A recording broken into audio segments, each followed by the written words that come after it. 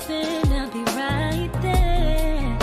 It's a routine, like a fool I followed you and you just used me, yeah. It's criminal how you take advantage, saying all the right things that would hurt me instead. And it won't change, it's up to me, I'll leave you to it, play your own games.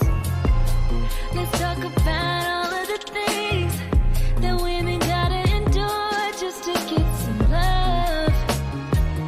Go beyond and above. Oh yeah, oh yeah, oh yeah. Let's talk about all of the things, like giving time, money, and our energy. What for? To feel like we ain't even enough. Oh yeah, oh yeah, oh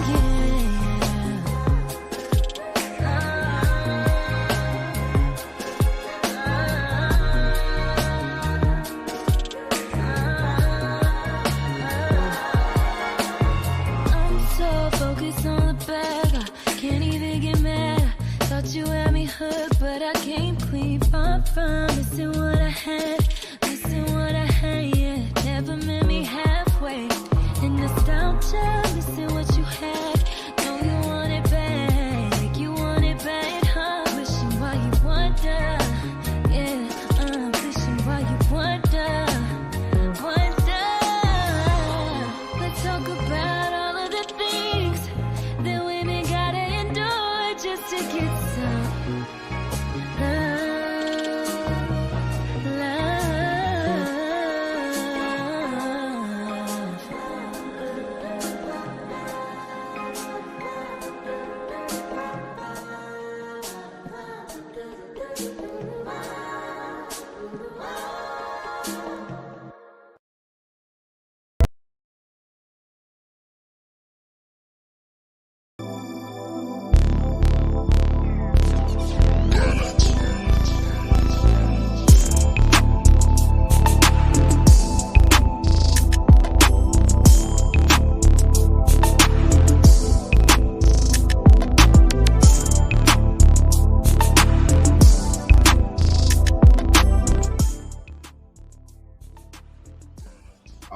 What's going on? Shout outs to everybody in the building. I am your gracious host, right back at the helm of today's show. Shout outs to everybody in the building. It's Player Talk Radio. We are back. I am here. I am out here recording in the rain. Nothing more relaxing than smoking in the rain and recording a fire ass show. Make sure you guys hit the like button on the way in and hit the Cash App. Share the show. He said hurricane season coming right on schedule. Yeah, man, I know Florida finna be mizzad. Florida finna be mizzad. You did? Shout outs to everybody in the building. Let me give you guys your shout outs. Shout outs to Aaron B in the building, always number one. Shout outs to Don Philly in the building. What's going on, player? David, man, I threw on that Lee Bianca for you, bro. Shout outs to Bullets Gotti, bro. I saw your interviews, man. I gotta sit down and binge watch them, man. Homie putting them shits out in spurts, man. What's going on, LaShawn? Shout outs to LaShawn in the building. What's going on? My brother Curlin in the building. Shout outs to Chris G in the building. Man, we gotta do a music show soon, Curlin. Shout outs to Curlin in the building. Yes, sir. Ski. Shout outs to Untitled in the building. You dig? Shout outs to Les Troll in the building. How you doing, love? Shout outs to my girl Lolita. What's going on, Lolita? Hope all is well. I hope you are doing well. Hope you are in well spirits today. Shout outs to Lolita in the building. Shout outs to my broski, player partner. You dig? Prince P in the building. Yeah, man, we're going to talk about some stuff on today's show. You dig? We're going to talk about that stuff on today's show. We got a great show lined up. Are you guys tired of this Diddy content? It's like, bro, we get it, bro. We get it, bro. Like we get it. Diddy need to go to jail. Diddy. Go to jail. And he's like, bro. Okay. Hey, yo, hold on. Look, I didn't tell y'all. I'll be having a lot of stuff. Sometimes I gotta not tell y'all stuff. Sometimes I forget to tell y'all. But sometimes I gotta learn to not tell y'all shit because I don't know. For some reason, I don't be doing shit to nobody. I be having enemies for some weird reason, right? Actually, too, there might be some new people in the building later on tonight or right now. Because shout outs to my boy. What's going on with John? He's a streamer out here in Lao, and I had to give him some game. He was running. He caught me at the club earlier. I was sitting down editing some videos, and I was just in the corner. You know what I'm saying? Buzzed up. Just had a couple of drinks. Just relaxing and just editing videos, right? And he pulled up on me, and he was live because he live streams. He does like a travel channel and shit like that. You know what I'm saying? If you guys were around last summer, you kind of know who I'm talking about. But man, so he does travel. He does travel content, and I was sitting down with him for a little bit, and I said, you know what, let me spark up a cigar. So I went outside with him. It's raining and shit out here. Sparked up a cigar, and like it was just a bunch of weirdo people in his chat. You know what I'm saying? So I said, "Oh, John, you don't know?" And he was like, "What?" I was like, "Cause I just kind of know his personality and I know his chat." I'm like, "Oh, it was in a dark club, but he saw me though, cause I be sitting.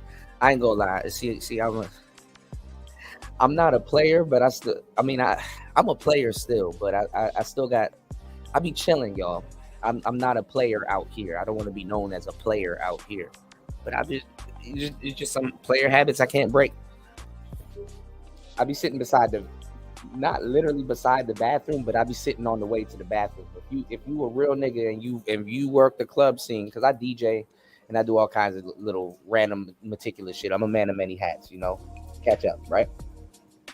So if you know anything about some game, I sit close by the bathroom, like a couple of seats, not exactly by the bathroom, but on the way to the bathroom. Because guess what?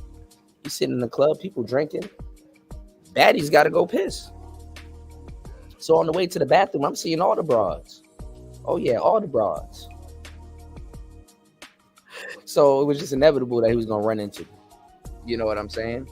I wasn't DJing. I'm sitting in the club, just relaxing. I kind of, I don't know. I'm weird. Like I like to sit in quiet for a long time, and then sometimes I like to sit around a lot of noise. But I got my headphones in, and I'm in my own world, either editing videos, studying, or doing something.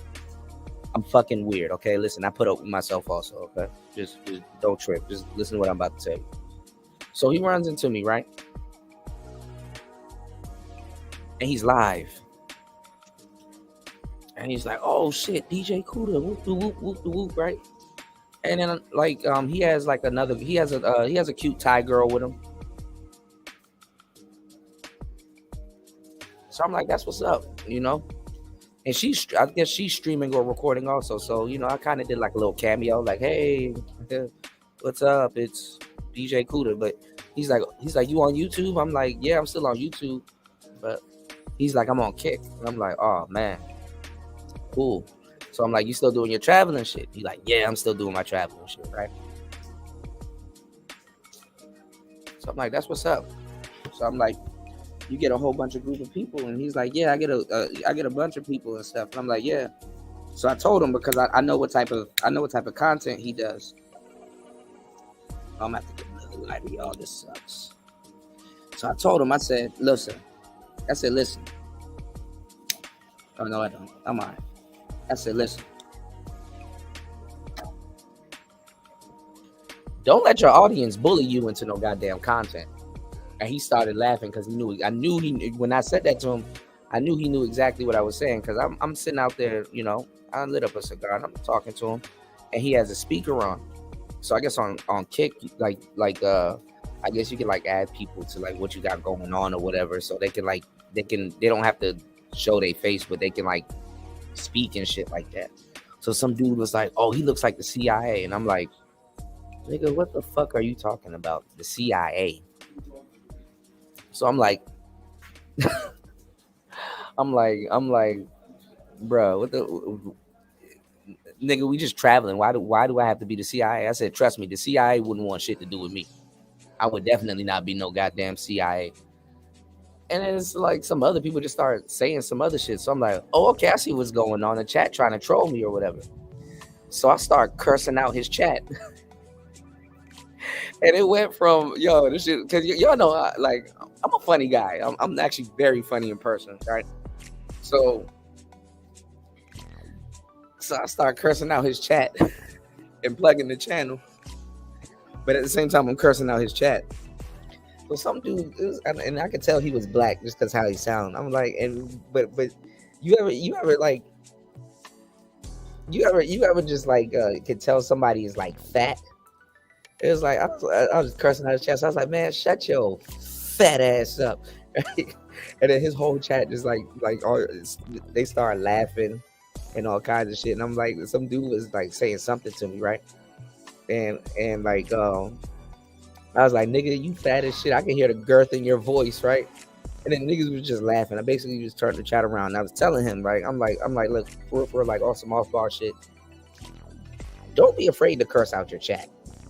Because niggas on YouTube afraid to curse out their chat. You know, I said that shit in the chat just now too. And I guess that's the topic of the night. One of the topics of the night.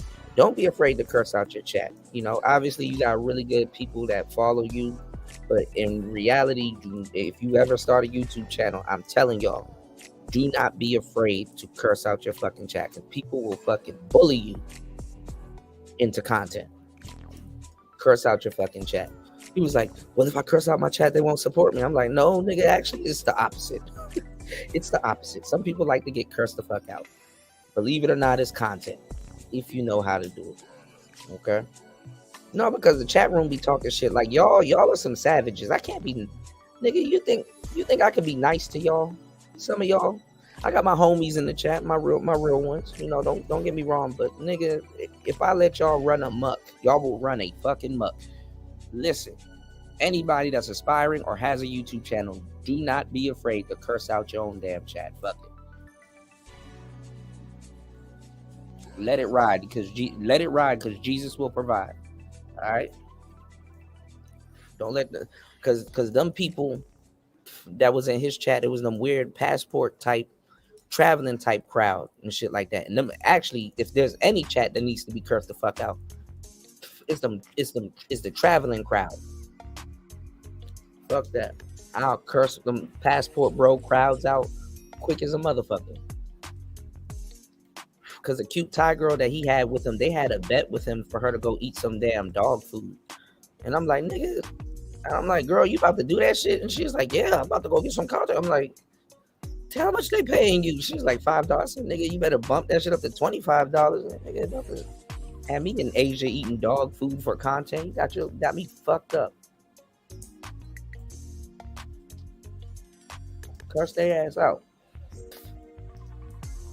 Sitting up there having you do all kinds of weird shit on the internet like they would do it. And when your ass get locked up doing weird shit on the internet, they won't even take care of your bail. So that's another thing you got to do when you live streaming, y'all. Listen, I'm giving y'all some good game. Don't be afraid to curse out your chat. Shout outs to everybody in the building. I am your gracious host, DJ Kuda. I am in the building. Right back at the helm of today's show. I'm about to get it in. You said I haven't traveled since my mom retired from the army, but I'm going to travel next year. Do what you got to do, man. Do what you got to do. You dig what I'm trying to say? Go have some fucking fun, man. Clear your mind. Untitled says, Super Slide been going at me. I'm like, bro, y'all niggas are getting fucking weird, bro. If you got a problem with me, just say you got a problem with me. I don't got a problem with nobody. I don't have no ops. I don't have no ops, y'all.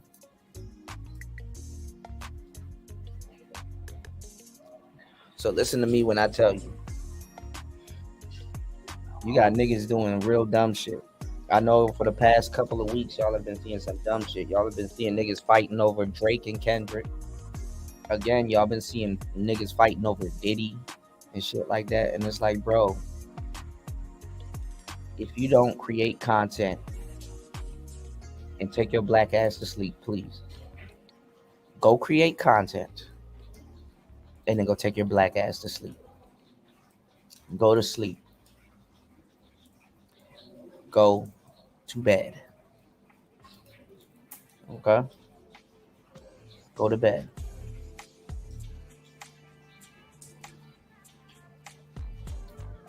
You don't know Diddy. I don't know Diddy. And please don't try to beef with me because you're not that witty. I'm chilling, okay?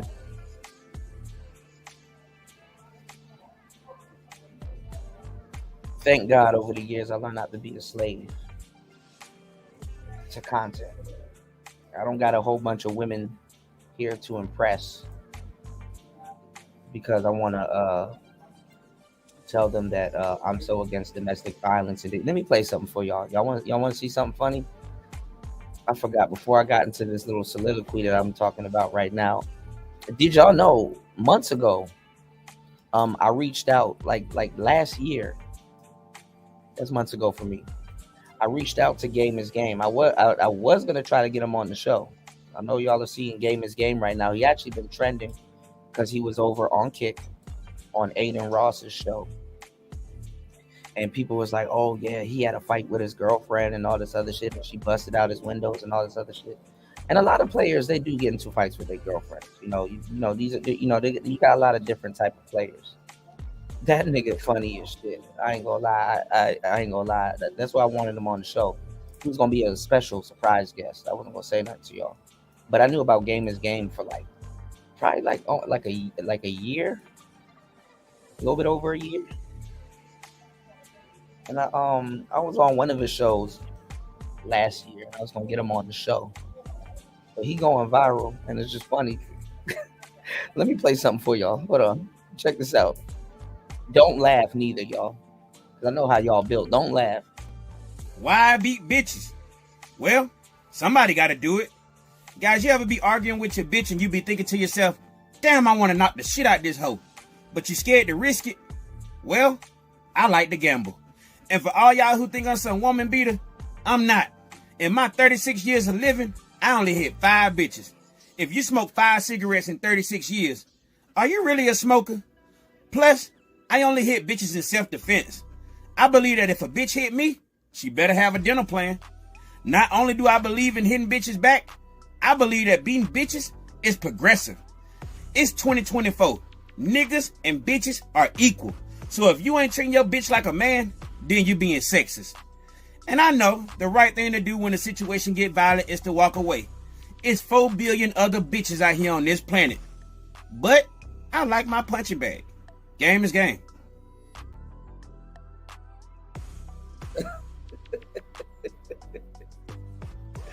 What's going on, Royce J? Royce J, you got me back on these cigars, bro. I'm up here and before the show starts, I'm up here enjoying a nice coffee. Torching up a Villager number 7 premium. About to give y'all a great show. This is like my third cigar tonight. Usually I smoke 2 cigars a day when I was at my height. But now, these are a little bit smaller. But shout outs to Royce, man. You dig?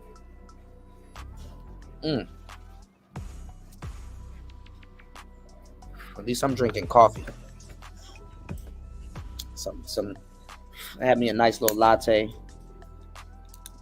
Smoke me up a nice little cigar. You gotta, it's my yoga, y'all. So be happy. I'm practicing yoga with y'all. You said Life in Scars is a wild dude. I gotta check him out.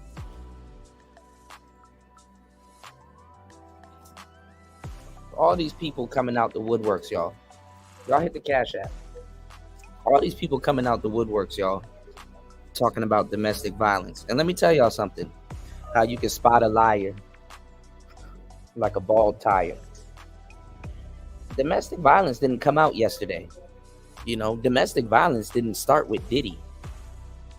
You know what I'm saying? So A lot of these people, they're not even worried about fucking domestic violence. They're worried about Diddy.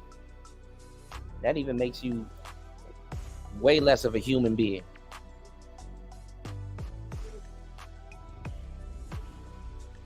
Don't let nobody. Okay, life and scars. Okay. Yeah, I know him as Game is Game. Yeah, I like him because he's a player. Game recognized Game. He's a player. When I heard him talk, I'm like, bro, I didn't even. That's the thing. It wasn't even a second thought. I'm like, yeah, he a player. You know. Now, see, I don't really watch players like that because I'm a player. You know what I'm saying? But when I run into a player, it's like a salute. I hear you dropping good game. Hey, bro, I see you on the other side type shit. You know what I'm saying? He a different type of player though. He a straightforward player. Me, I'm more smooth. Me, I'm more low key. Me, I'm more, you know what I'm saying? I'm more trapdoor spider type player. You know what I'm saying? I talk to you or I'll be straight up quiet,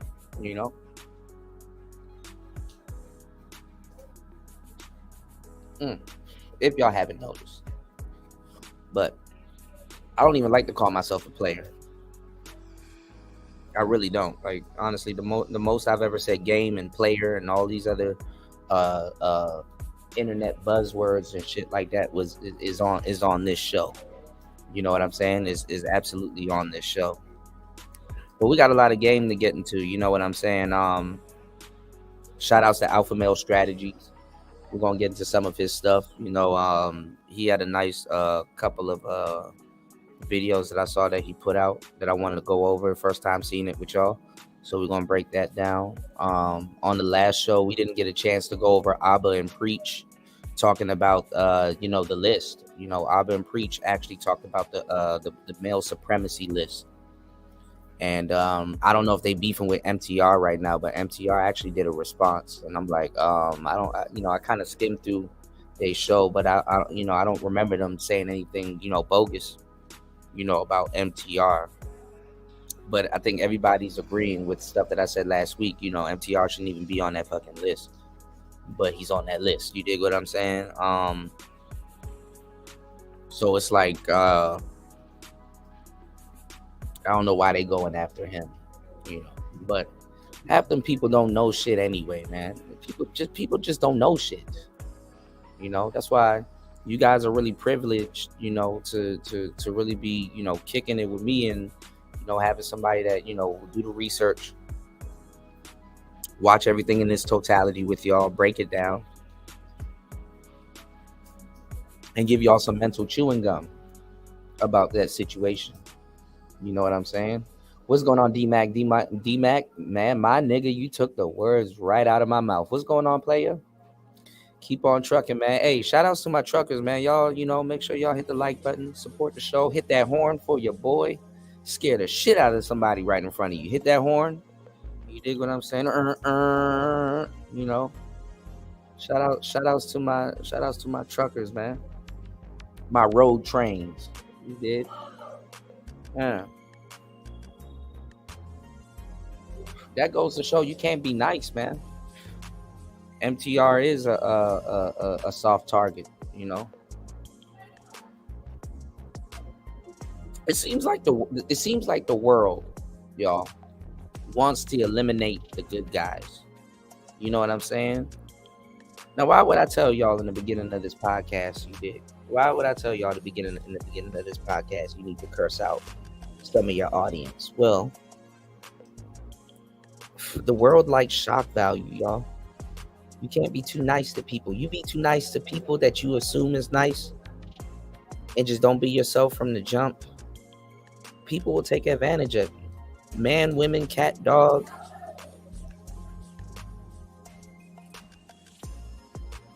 They'll take advantage of you.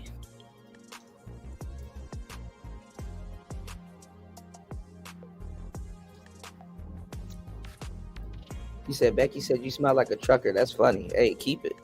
You did. Man, gotta be a little bit more assertive nowadays, man. You gotta be a little bit more assertive nowadays, man.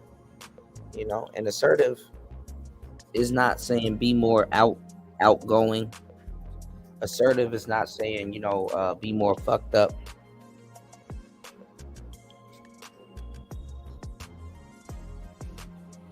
But everybody can speak their truths and all this other goofball shit except for you.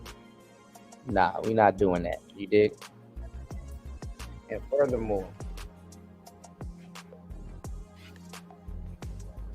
the game is to be more tactful. You know what I'm saying? Be more tactful.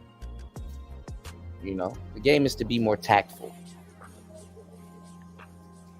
Be a thinking man. Have a mind where people be like, damn, I never thought about that. Yeah, I know you didn't. And then, being tactful also is being preemptive. You know what I'm saying? It's like Batman prep time. It's like anticipate shit. You know what I'm saying? I saw this feminist woman on this damn podcast cursing this dude out, and she's still using talking points from the fucking Color Purple. It's like, shorty,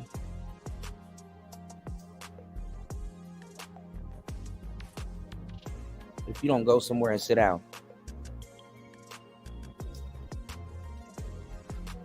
Then I'm seeing people doing weird ass content on here talking about some restore the image of the black man because allegedly Cameron made black man look bad. No, the fuck he didn't. And look bad to who? Look bad to who? Nigga, you got niggas demonizing the black male image and you got women demonizing it. Look bad to who? Give me 1 second. I'm gonna run this again. Why beat bitches? Well, somebody got to do it.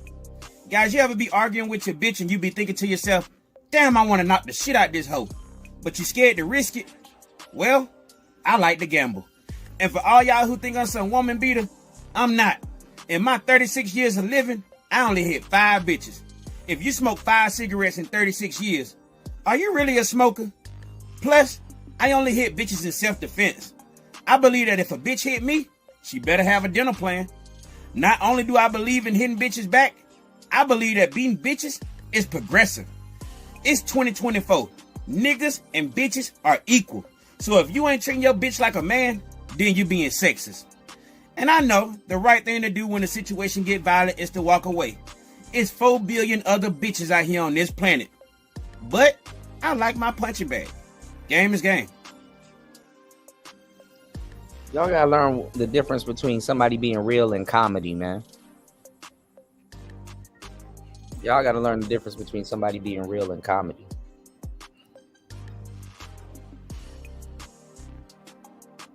Shout outs to Royce J. He said the list is nothing more than electioneering tactic to rally feminist voters, the feminist voter base for the Democrat. Raven said that shit ain't funny. Nah, if you know him, that shit is funny as hell. Like if y'all are abreast of who he is. But it's funny, women go after dudes that beat them. Women like to fight. Yeah, y'all get mad, but I give y'all the game. If you wanna get a black woman, y'all, because y'all gotta come back to the table anyway. I'm gonna tell y'all, if y'all haven't been keeping up with the conversation, I'm gonna tell you where we at. If you want to get a ton of black women, if you want to get some fine black women, right? Yeah, he in jail right now, Raven. He about to get out.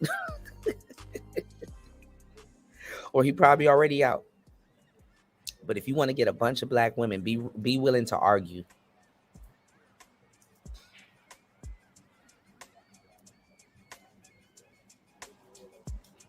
Be willing to argue. Yeah, he's a comedian.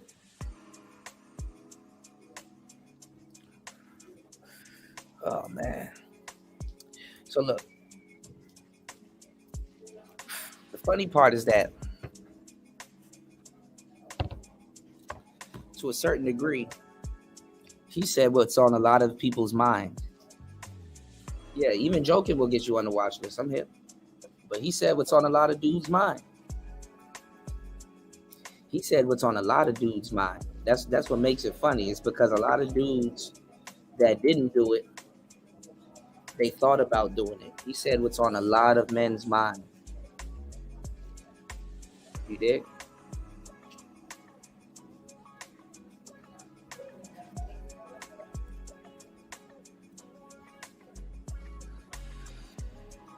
So this is more incentive for you guys to entertain functional relationships. So look at where we are right now on the timeline, y'all. You had the manosphere, right? Bunch of dudes getting together, giving guys knowledge, game, information, saying what's on a lot of dudes' minds, entertainment. One of the problems that the manosphere did, and we've talked about it a bunch of times, was going mainstream. Wasn't supposed to go mainstream in the way that we wanted to go mainstream. Also, too, we got to clean up the mess that Kevin Samuels put out there. No one talks about that part. Then you got the nerdy sector of dudes that claim to be educated lames. They're just stopped. They know damn well they have no chance of getting Keisha to behave right, which is like the dumbest thing, trying to go into a relationship, trying to get somebody to behave right that don't even fucking know you. Now they're talking about legalizing prostitution, thinking that every guy and their homeboys are gonna get a girl if they legalize prostitution, which is not their fucking choice. That's up to women. The government is duping women, so you got this male supremacy list, and you don't have a female supremacy list because they're doing the government's bidding. You have a lot of dudes that tried to run this weirdo passport bro game, and only a handful of brothers really actually left the country to really do this whole passport bro shit. Low key, whatever table that was left of the black community, Keisha's actually sitting at that table. She got no choice to sit at that table. She's sitting at that table. She's home and the lights are on. And I'm using this as a metaphor if y'all catch what I'm saying. And you know what niggas are doing? You ever drove home and you see the lights on and it's like, damn, this bitch up. Let me go around the block real quick, or let me stop somewhere to go get a drink or smoke something. That's what niggas are doing. That's what niggas are doing. Figuratively, if you think about it. See, if you look at the micro, you'll see all of these shows, but if you look at like the bigger picture, this is what's going on. This is where the black community at. So the reason why I say black community, because the question is there. What's going on, Star P? The question is there. What the fuck is the black community? You understand what I'm saying? Niggas can sit up here and blind y'all all fucking day and talk about Diddy, but they're not worried about no domestic violence. They're not worried about Drake and Kendrick.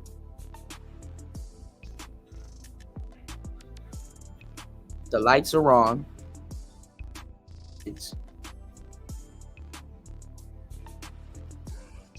She's failing to divest because she getting murked on that side of the game, and she's failing to deal with lesbians because she getting murked on that side of the game.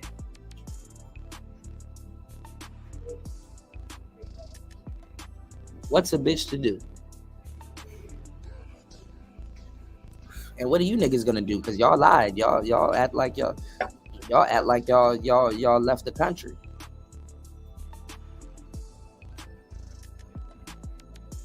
That shit was like a epic pump fake. Niggas ain't no passport bros. Niggas call themselves passport bros with a return ticket.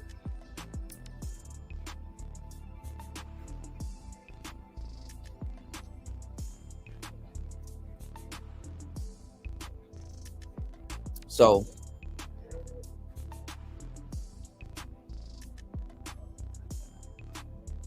where's the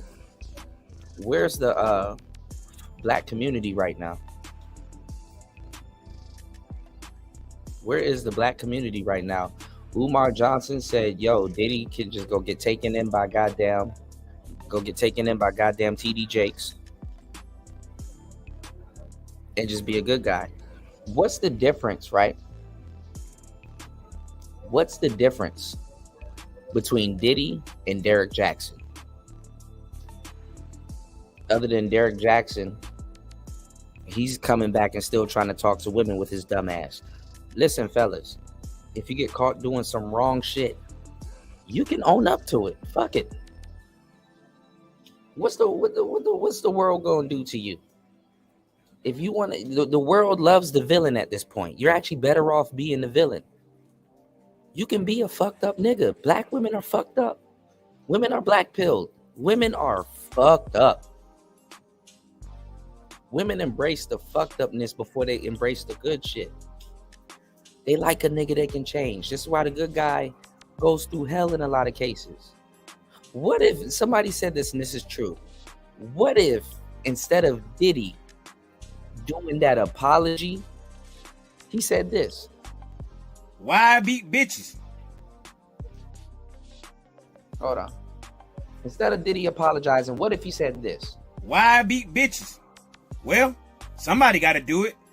Guys, you ever be arguing with your bitch and you be thinking to yourself, damn, I want to knock the shit out this hoe, but you scared to risk it? Well, I like to gamble. And for all y'all who think I'm some woman beater, I'm not. In my 36 years of living, I only hit 5 bitches. If you smoke 5 cigarettes in 36 years, are you really a smoker? Plus, I only hit bitches in self-defense. I believe that if a bitch hit me, she better have a dinner plan. Not only do I believe in hitting bitches back, I believe that beating bitches is progressive. It's 2024. Niggas and bitches are equal. So if you ain't treating your bitch like a man, then you being sexist. And I know the right thing to do when the situation get violent is to walk away. It's 4 billion other bitches out here on this planet. But I like my punching bag. Game is game. Now, what if I did some clickbait ass shit and I uploaded that audio with Diddy's face on it and say Diddy responds to Cassie? Because that's the type of content y'all like. I know exactly how to get a bunch of listeners and subscribers.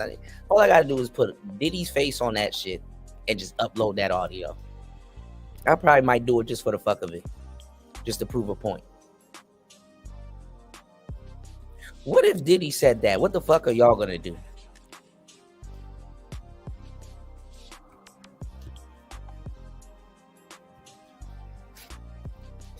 If Diddy came back and said that shit, what the fuck are y'all gonna do? Oh my God, look at, oh my God. Oh my God. Oh my God.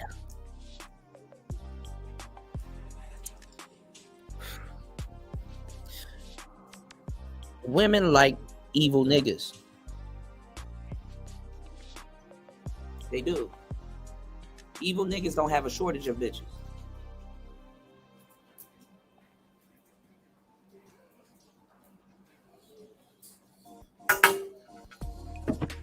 That's why I was laughing at my analogy with Jafar. They're like evil niggas. You want to know why they like evil niggas? Because they want to change him. He got something to change. But if that evil nigga observed that same woman being fucked up to a good nigga, why do you think he gonna change? You gotta get off on it. Absolutely. Yeah, the first woman on earth was evil. They said it was Lilith. But women like evil niggas.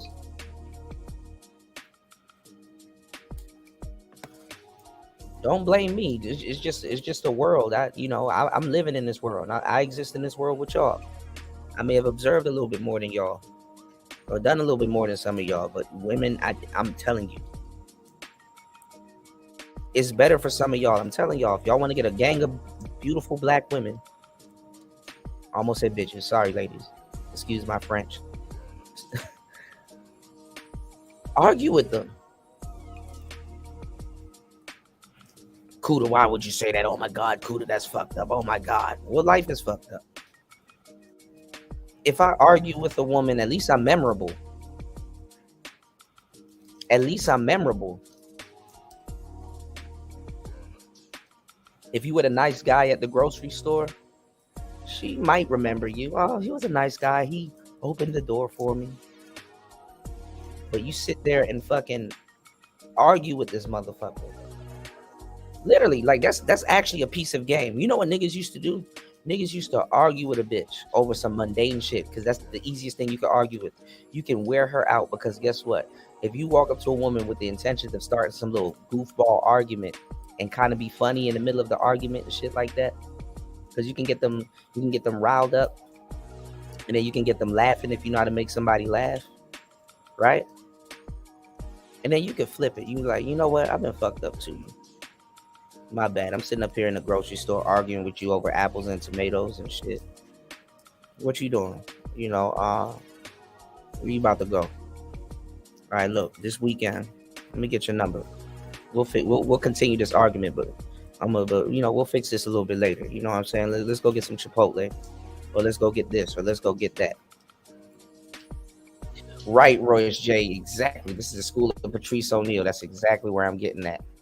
You know what Patrice O'Neal said? He said he don't sit up there and fucking play with a girl. He goes out with his bat and his and his bear trap. Shout outs to Raven. He said that's toxicity love. People enjoy and honor toxic relationships. Some of y'all that's critiquing Diddy is in a toxic relationship right now. You said, nah, fellas, don't listen to him. He crazy. He trying to give toxic game. Toxic game works.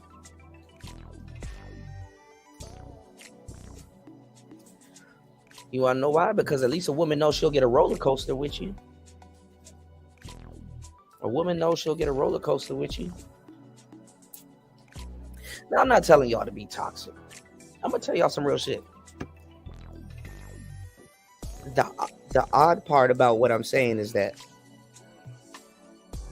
you can start off toxic and ending up riding off into the sunset, ended up being good. Because both of y'all can share a laugh. It's like, remember when I met you, we were arguing in the grocery store? Yeah, you such a dummy, but you cool. You my dummy though. Nobody knows how dumb you are but me. We'll be dumb together. Oh, they'll melt. Yeah, toxic. Y'all niggas love toxicity too. I can't even put it on the women. Niggas like that toxic shit too.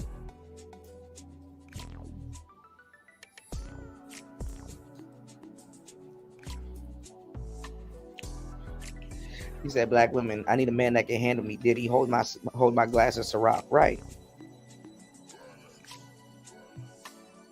You know, I hate to say it like this. If you're a nice guy to a certain degree, you got a timer on you, man. You got a timer on you. The fucked up part about toxic people, right? The fucked up part about toxic people, but women love it. At the end of the day, at least she can say my nigga got a backbone. At least she can say my nigga got a backbone. Do you know there's a bunch of videos of a nigga being toxic to his girl and some nice guy stepping in, and halfway through a fight, the girl start jumping the nice guy with her man.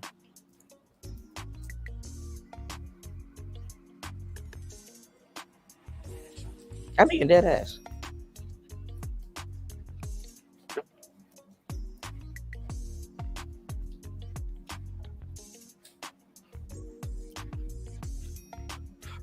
And she gets drawn more to the toxic guy because they really think that they did something. Yeah, baby, remember when we were fighting together? This bitch started jumping the nigga right along with the toxic nigga, like she's fucking Gohan and shit. Like Gohan fighting with Goku and shit. She thinks she's engaging in something. She done forgot she you know what I'm saying? She done forgot she was fighting him at first.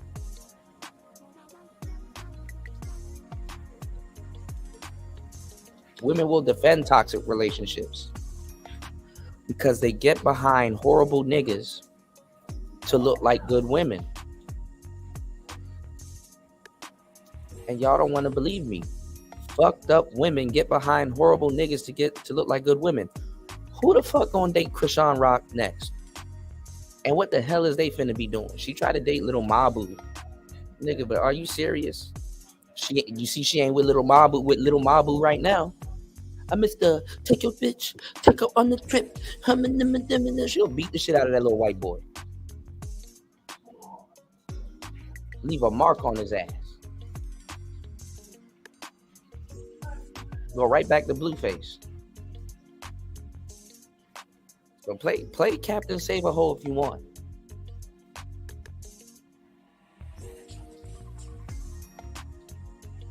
You can literally tell a woman for real on a date, even in a joking manner, nah, I can't be with you.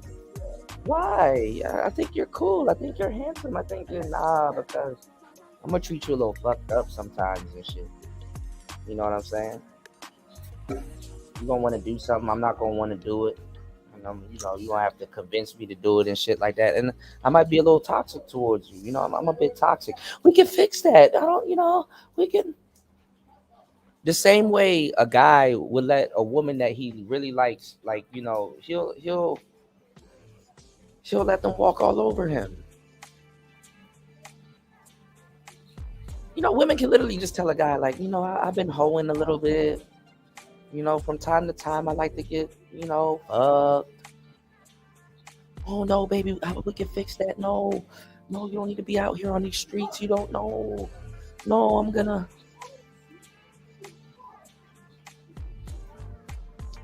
All these fake niggas. That's why I took the position that I took. Y'all niggas ain't worried about no fucking domestic violence. Y'all are worried about Diddy. That even makes you more of a fuckboy. Because guess what? You can get on the internet and see a whole bunch of other niggas worried about the same shit. But you personalizing it.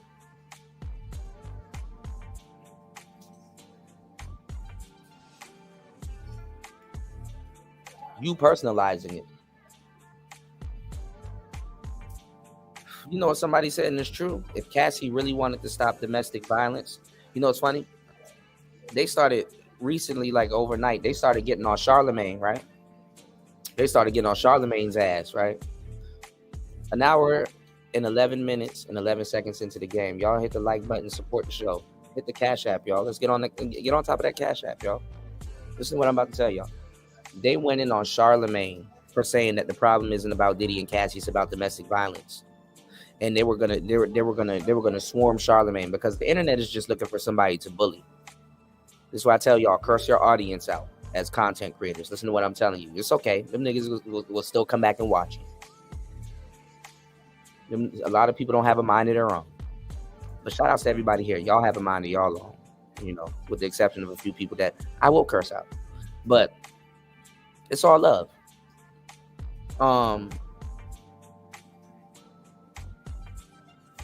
They were going to get on Charlemagne for saying that it's about domestic violence when that's what it should be about, not about Diddy and Cassie. You could cover Diddy and Cassie, but the real problem is domestic violence. And right after they were going in on Charlemagne, Cassie put out a statement and Cassie said the same thing. Them niggas quiet.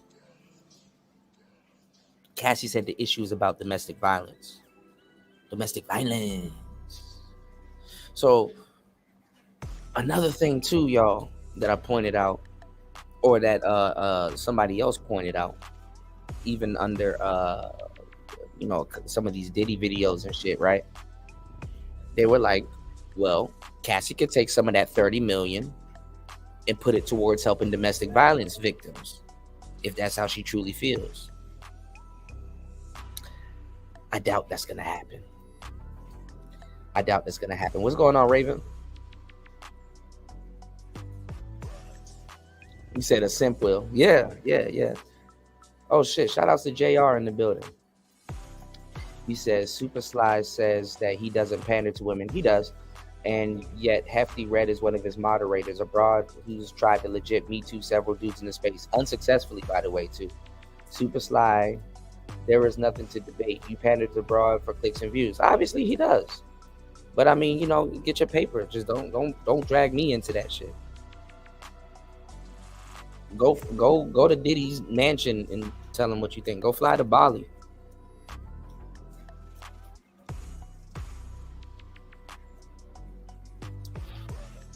When niggas was still like Diddy, but like Gucci Mane and shit, and Snoop and all these other people that beat up their wives, and football players and all this other shit. It's like, bro, just say you have a personal problem with Diddy and then move on.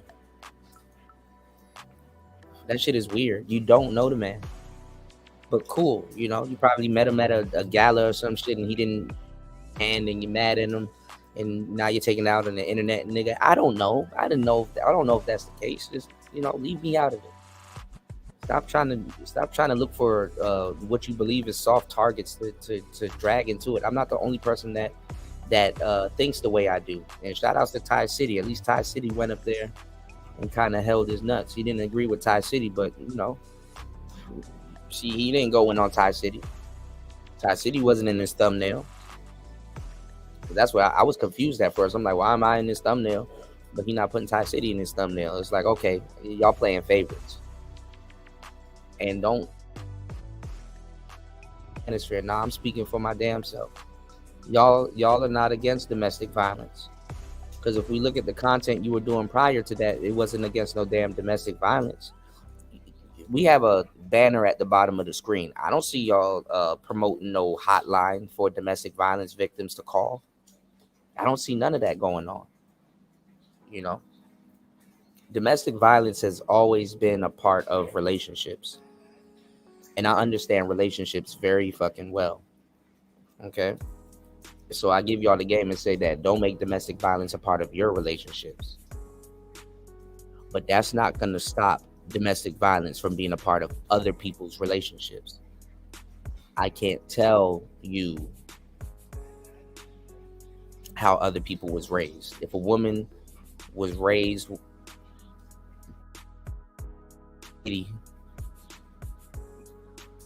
and I said it like that because like daddy, she was raised getting her ass whipped by her deity, and she comes from like a family of 6, and that's the only way that nigga felt that he can keep his kids in check, by whipping one of them or a couple of them to make examples for the other ones or whatever the hell they got going on. Hey bro, you gotta to a certain degree, it's not even you're gonna meet people where you find them. Stay away from that.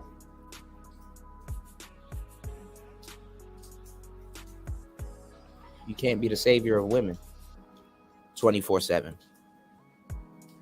All you can do is do what you can do and step away from it. If she's not going to step away from it, that same girl that you're trying to save is going to bat your hand. That same girl that you're going to try to save is going to line you up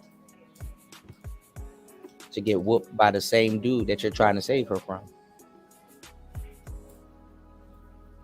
So if Cassie ain't called the police on him, hey, I don't know what to tell you. You said I cuss my baby mama out every other day. Yeah, and some of them would rather that. Some of them would rather that because they'll get with the next nigga and be like, well, why ain't you doing this? Why ain't you doing? Some women know when guys are pandering to them. It's like, okay, my baby daddy cusses me out. My ex nigga cussed me out. And some nigga that I'm into that really ain't giving me the time, he cusses me out. But this new nigga that came out of nowhere that likes me, he's trying to accommodate me. And I'm not gonna lie, I like to get cussed out a little bit because guess what? I be doing shit also. And over the years, I've used that as a shit test to see if guys really care about me. Some women view getting cursed the fuck out care. You know? They look at that as care. So they're not really ready to deal with a nigga not cursing them out. And then the nigga be like, whoa, she needs to go get therapy. You gonna pay for it, Mr. Savior Man? Go pay for it then. Well, she a grown woman. She can afford. Oh, you don't want to pay for it? Okay, gotcha. Ain't no broad about to go. Think about if a nigga talk about on the first date, hey, before you get with me, you need to go to therapy because I'm not about to do fuck out of here. She'll rather look for the next nigga before she'll go to therapy to deal with your weird ass. My bad. She'd rather not go to therapy. She'd rather go to the next nigga than to go to therapy than to deal with your weird ass. She don't fucking know you.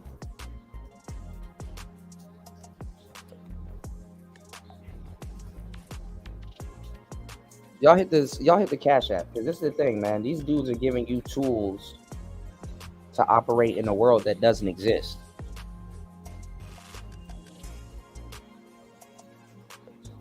Would it be nice to deal with a woman that doesn't have these issues going on? Of course. A Ferrari would be nice too, but realistically, some of y'all don't live where y'all could drive a Ferrari. Some of y'all don't have a garage to house that Ferrari. Some of y'all don't even know how to get it out of park, much less turn one on.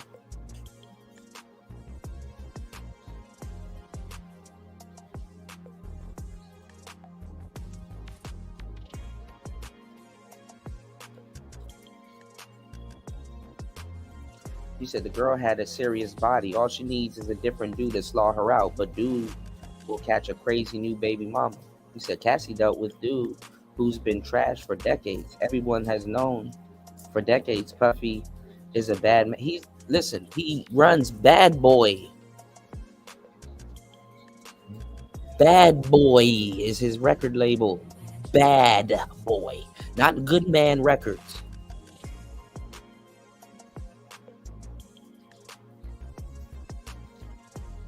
Good Man Records, no, Bad Boy. Y'all treating J. Cole like shit. Don't nobody want to listen to no nigga rap about being good to his girl. You know it's a song from J. Cole you'll never hear get played in the club. I want to fold clothes with you. I want to make you feel good. Baby, I want to do the right thing. It's so much better than the wrong thing.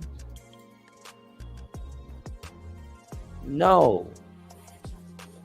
Don't, nigga, I'm up here drinking Ciroc, getting faded. It's Friday. I don't want to hear how nice I look and how you want to treat me right. Nigga, treat me fucked up. Slaw me out. That's what women want to listen to.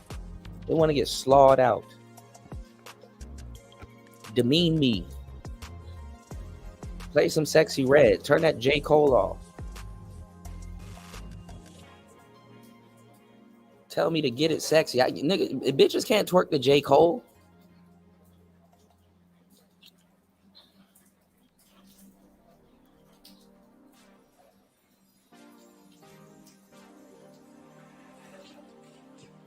And I ain't never did this before, no.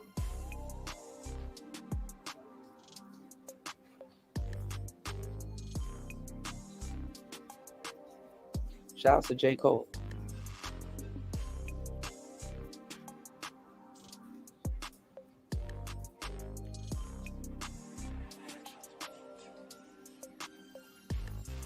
Now, where can you find good women? Well, it depends. Can you find women that you can treat well? Of course. But you have to have a couple of gambits laying around just in case, she kind of want to, get a little saucy. And it's not a bad thing, fellas. I don't want y'all to look at women and be like, oh, okay, cool. You got to treat them like shit. No, you don't have to treat them like shit. But women do operate like that because it's really, I won't even say it's really, depending on the nature of it, I'll give you that. Depending on the nature of it, it's really an evolutionary thing.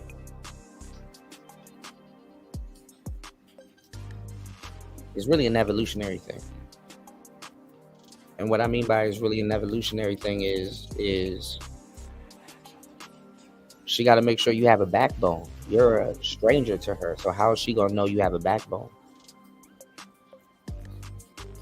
In a lot of cases, women are like, okay, if he can't stand up to me,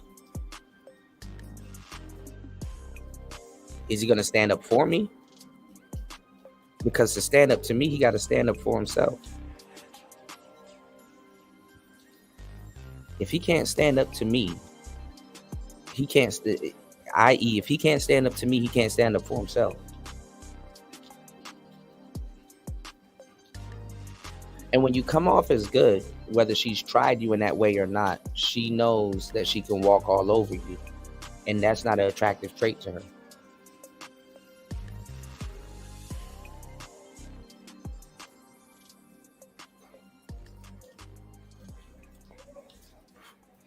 You have a lot of damaged people out here, right?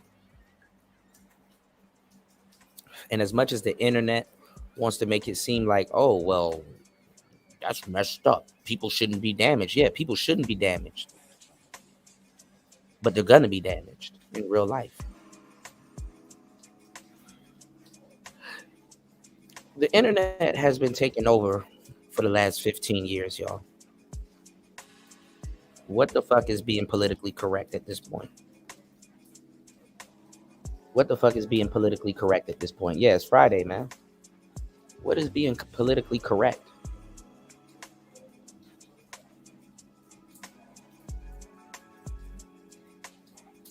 Be nice to her. What does that mean? Don't do that. What does that mean? Don't yell at her. Don't raise your voice.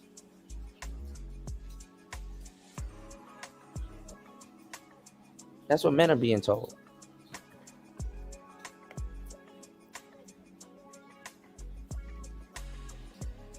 What are women being told? Are they saying be nice to him? Figure out what's wrong with him? Accommodate him? What the fuck does that mean? What does that mean?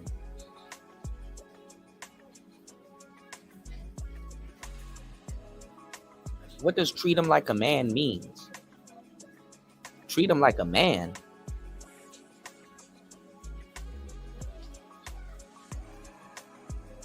And see, it's a double-edged sword because, see, if a woman is attracted to you, she's attracted to you.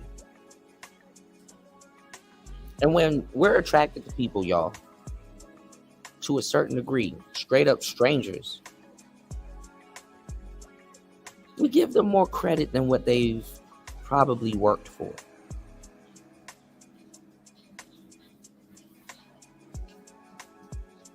You did? We give them a little bit more credit than what they probably worked for. This is called projection. So when you meet a woman, you have a window to get with said women, and some windows are better than others. And sometimes when a window closes, a door opens, even with the same woman, depending on what you do, how you do it, what you understand, situational, where the storyline is leading y'all. You know, if it's like some main character energy, or she like a little broad that's like, yeah, I went to the market and I just, you know, hit a little joint on the side, you know. Last year you was my bitch, now you my baby girl. You know, sometimes that happens. Last year she was your bitch, now she your baby girl. That can happen too. So one thing I learned when I was, you know, learning the game was how to be situational. And you know what helped me learning how to be situational? Having because I'm an introvert, but being like a bit of a character, having character to myself, and just know how to adapt to certain situations and stuff like that. So when something happens that's unplanned or unanticipated, I can turn it into something and take the air out of the tires. Y'all like to talk to women on the internet, but when y'all meet them in person, they like to be weird. You ever had that happen? You ever had that happen? Like, it's like, she talking all this freaky shit on the internet. I got her on the phone. We about to meet up.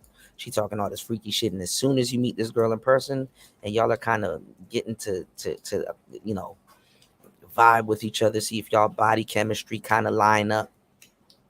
You know, you kind of say, okay, she kind of look a little bit older in person. A little bit more pounds, but that's cool. She got a nice smile. Yeah, she cute. Okay. We're going to do our thing. She looking at you the same way. No matter how much freaky shit y'all done said to each other. Right? And you got to be able to make that situation seem less awkward. Because what she projected onto you and what you projected onto her rides on one of y'all, making that situation seem less awkward. You understand what I'm saying? You don't want to have the girl take the air out of the room and shit like that. You know what I'm saying? No matter how much air she's trying to put in the room, you can be like, look, it's cool. I got that. I'll take the air out of the room, you know? So to a certain degree, you're going to have to be preemptive. You're going to have to anticipate these things happening. And then you're going to have to, you know, do that for the sake of her and whatever she projected onto you. You know, if she's going to go back and tell her friend, oh, I met this nice guy that he just wows me. It rests on your shoulder to be the nice guy that just wows her. Oh, he knows all the right things to say. Bitch, I really don't know all the right things to say, but I'm a decent human being and I know how to speak. But cool, if that's what, hey, give me the credit. When a woman gives you credit, take that credit. See, this is why a lot of guys talk themselves out of the pussy, because she will project certain things onto you. She's like, you're so good and you know your things and you know how to dress. Like if a woman compliments some of y'all niggas and she be like, you know how to dress, you could be like, nah, you know what? Actually, I told my mom I was going on a date and my mom picked out this outfit for me because I really don't know how to dress. Like y'all niggas be talking yourselves out of the shit. That let her talk herself into your drawers, nigga. Y'all niggas be telling these bitches your credit score on the first date and shit. Like, why does she need to know that?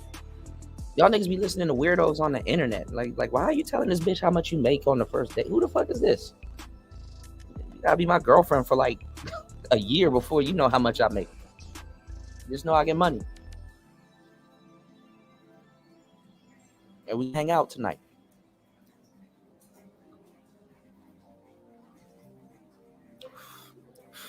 I could never date a girl like you. Only make $40K a year. Like, nigga, what are you doing? Y'all niggas be going on dates like y'all doing y'all taxes and shit. Why you want to know how much I make? You finna do my taxes, bitch? You got TurboTax on your phone?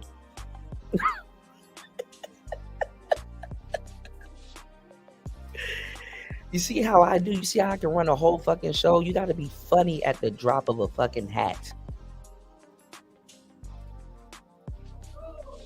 You got to be funny at the drop of a hat. And if you tell her what you do, and she wants to kind of guesstimate how much you make, so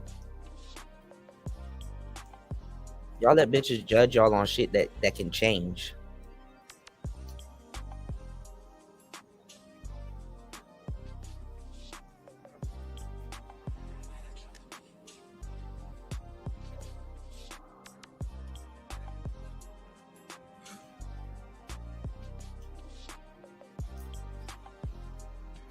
You said, fuck bitches, look at your gear scheming, child support hustles, and a nice shirt now, right?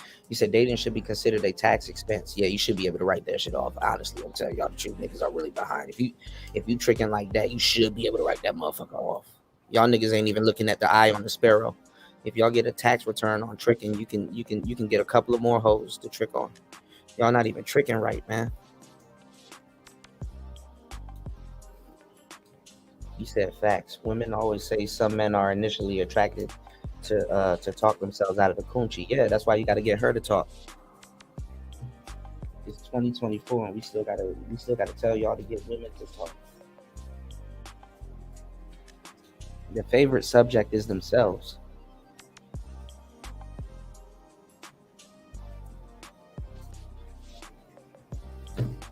But see, dudes don't know about the strip club, Raven. Like I said, I've dated a couple of strippers, and dudes here try to make fun of me for it. I'm like, nigga, what you talking about? Nigga, you want to date an active stripper?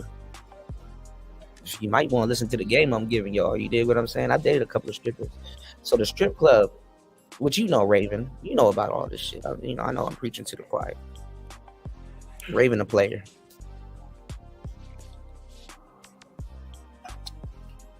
For y'all squares that don't know how strip clubs work, it's an establishment. Those women are freelancers. They gotta pay tip in and tip out. So tip in probably like $60. And after she done had like $60 versus worth of lap dances in VIP room specials and stuff like that, that's when she starts making her money. No different than Uber if you're renting one of their cars. No different than, a lot of other different things. You know what I'm saying? So it's a game that she got to play at the strip club also. You said, oh, here he go with the square language. Well, no. You got to understand that I'm not just talking to you. Reasonably, a good piece of my work is to preach to the choir, bro. If you guys get what I'm talking about, yeah, you get what I'm talking about, but you understand that there's a lot of guys that don't know what the fuck I'm talking about, and they want to get themselves into some shit. Like, y'all be telling me shit that I already know. Like, the other day, I was telling y'all some player shit, and I think you and Tony and a couple other people were in the chat room. Y'all were telling me, but Kuda, guys already know this.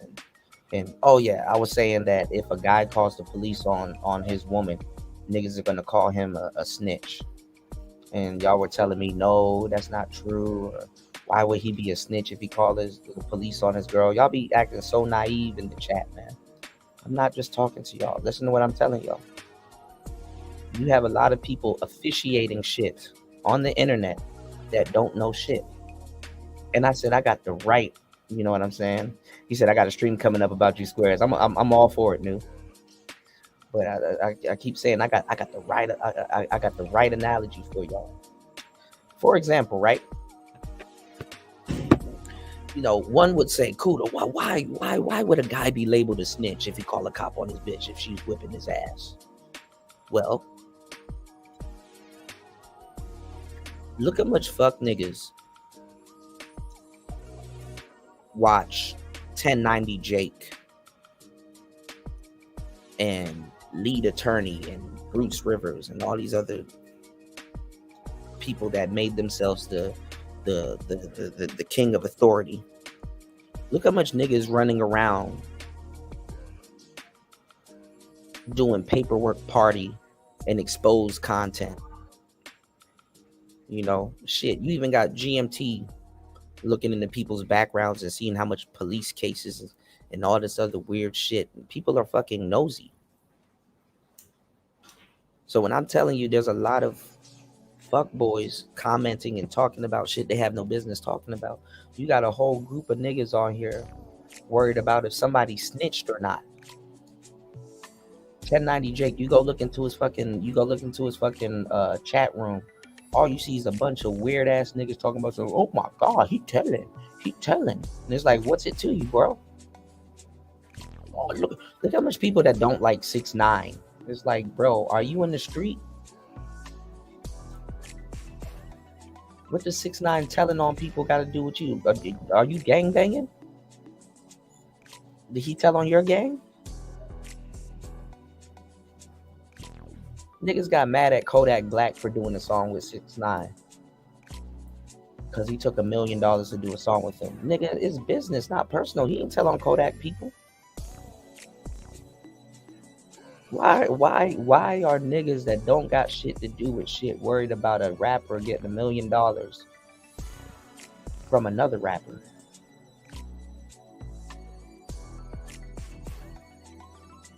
Just as much as you got a lot of weird ass niggas here that's worried about tricking. You're a square. I don't give a fuck how much Red Pill videos you listening to. You sniffing pixie dust. You're a square. Why are you worried about tricking?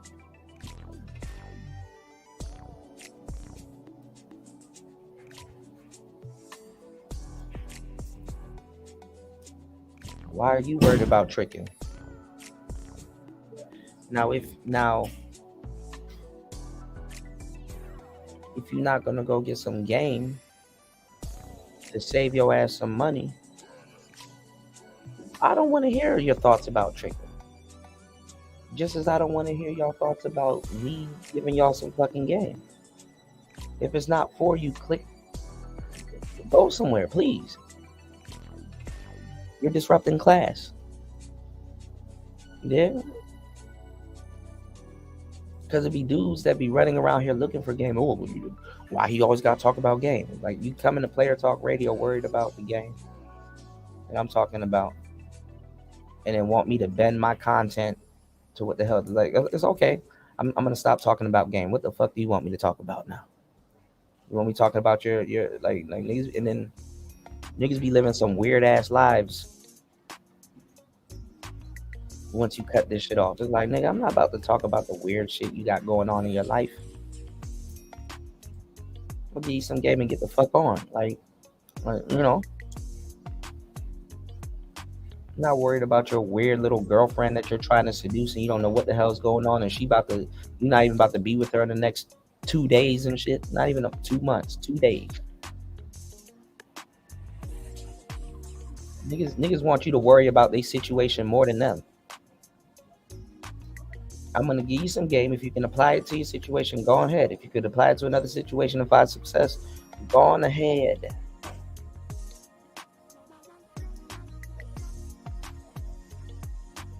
Niggas telling me that you don't need no fucking game, but want to talk to strippers and shit like that. Why she played me cooler, man? I told her I could take her out this lifestyle. I could trick all day. Because you don't know what a trick is in her world. She don't respect that, no matter how much money she clocking from you. She don't see herself settling down with that, you know? Shout outs to New. He said, I'm gonna see y'all squares later. I'll be looking down on you. I got you, New. Tag me in that shit. I want to check it out, man. Because if I sit here and just you know, go off of what some of the dudes in the space want me to talk about, that shit ain't about to get us nowhere. Niggas are still talking about day one shit. Dudes are still trying to figure out how to get into some draws. You know, and that's the problem with a lot of guys. I'm like, you know, people don't get it. They're like, Kuda, why are you bragging? Why are you talking about this? It's like, I'm not bragging. You know, I've lived a lot of different lifestyles. And I'm like, okay, well, I'm giving y'all the game how to conduct yourself.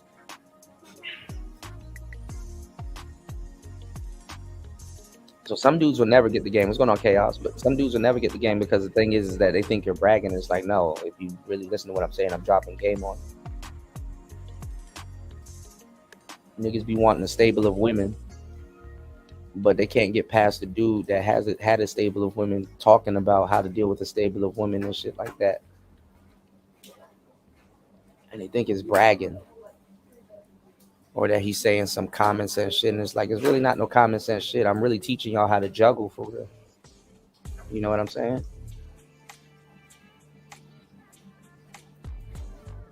Dudes be like, yo, Kuda, I want to live the poly lifestyle. I want to have 2 girls. How can I make that happen? And they interested in each other. And they're interested in me. And I just got a party of 3. You know what I'm saying? Niggas want to be 20 toes. But if I'm trying to teach him, like, okay, well, look, if you want to be 20 toes, you're going to have to set it up right in the beginning, or, you know, learn how to read certain women, know which one to talk to. So if you're having a trouble with them and you got 2 doors to go through, you got to be perceptive enough to be like, okay, I'm just going to go through door number 1. Because she going to open up door number 2. I ain't got to open up no goddamn door number 2. I just got to see door number 1. She opens up door number 2. And we all 3 of us do what it do at the end of the day.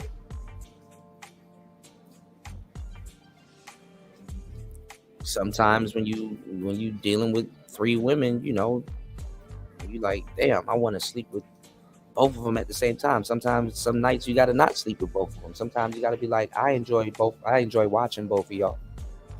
I'm going to sit this one out. I'm going to sit over here in this corner and smoke the cigar, and I'm going to let y'all do y'all thing right in front of me with the lights on, and I'm just going to sit here and watch.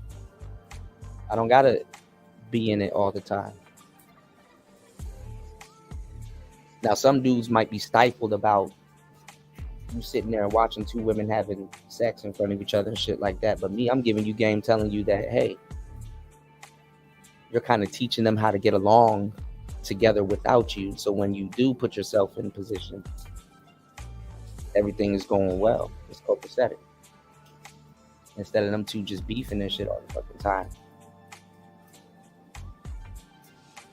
So it's like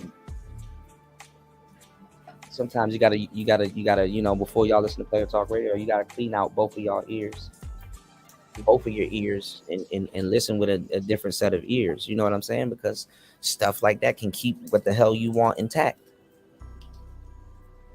Oh, but it's about the sex. No, it's not about the sex. It's about the two broads getting along outside of sex, so that they're not so that you don't have two headaches, so that you don't have to play favorites.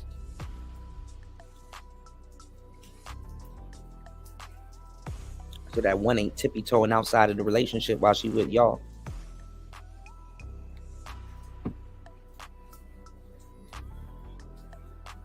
Certain people don't see that though. So it's a lot of dudes that need information on the things that they're trying to do, whether it applies to me or whether it applies to you.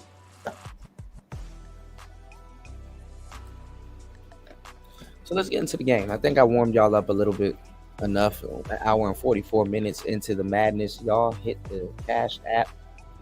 Let's at least get, you know, 2 to 3 people on this Cash app. I'm dropping some gems, man. All right. Let's keep going, all right? So look. Let's talk about some bullshit other than Diddy for once. Let's talk about some shit other than Diddy for once. I just want to sit up here and hear about fucking P. Diddy all damn day. Get a life. All right. So,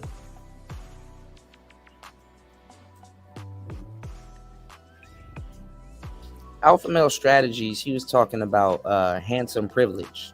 You know, getting back to this game. He was talking about handsome privilege.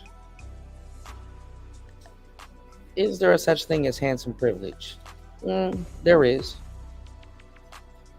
But it's a topic that's not really explored and not. Even if you're an average guy.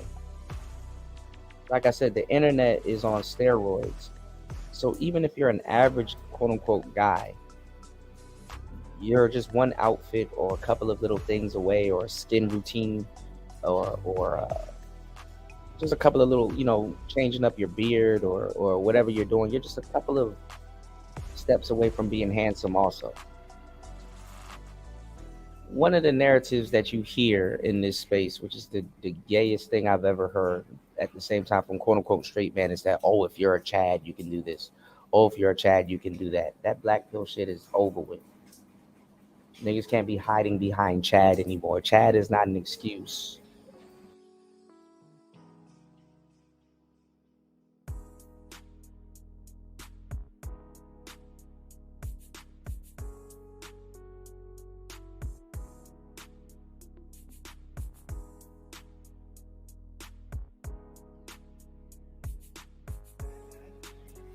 You know what I'm saying? Y'all just glorifying niggas that can get their foot in the door. Being handsome is not going to guarantee a broad's going to pay your ransom. Being handsome does not guarantee a broad is going to pay your ransom. Right, Star P, you got to have the personality. If you're not congruent with your looks and the stuff that you can pull off, if your demeanor doesn't match, if certain things don't match, you're not a catch. Okay, if certain things don't match, you're not a catch. Actually, the game that I know is kind of, you know, I'm kind of better off being ugly. So I don't care if it's too abroad that I'm not handsome. I kind of cover more ground being ugly because I can stack.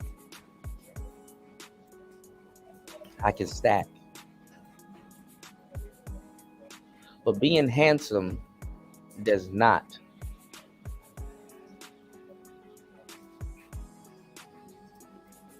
mean somebody's going to pay your ransom. There's other little things that come into play, like your voice, your personality, blah, blah, blah. As a matter of fact, let me show y'all something. there's a influencer slash rapper named DDG. He uses a different voice. Like me, I don't use my quote unquote deep voice. Me, I use more of a nasally throat voice. The same voice I use when I rap. But check this out. Look at how he's better off actually using his weird ass voice, but look at how his looks change, even for a guy. Pause. Look at how his looks change when he uses a different voice. Let me show y'all something that nobody in these spaces is showing y'all. All right. Almost 2 hours into the game. Give me 1 second while I look for this clip. This gives y'all a chance to support the show. Give me 1 second.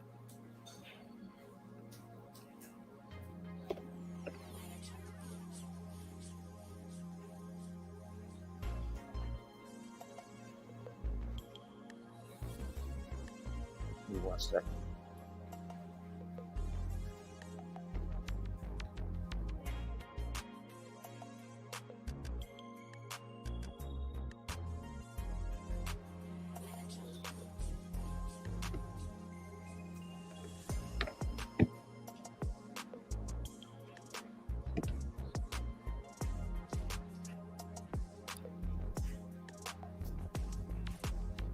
Look at this.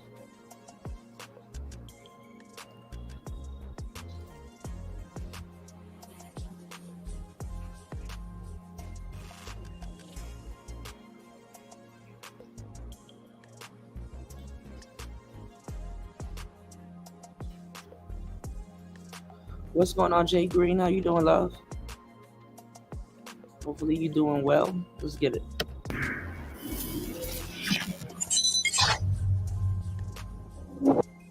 The whole thing with your voice. What about it? Now look at that. This nigga sound like goddamn, like a villain. Look at this. I feel like you're trolling right now. Nah, this is my real voice. I just don't use that motherfucker. He'll get further with this voice. Listen. I mean, you and I were talking before the interview and you were not using this voice. I know. I just don't like using it because it's kind of embarrassing. And see me, I can teach you guys how to do voice acting, and I can teach you guys how to do book narration. He can have a whole career with using his voice for narration. Let's go. So you actually shift your voice, not only in your music, but in your talking conversations. Yeah, because it's more marketable. But when we're just talking off camera, there's no marketing. We're just talking. I know. I just didn't want to use it. I just feel like it's,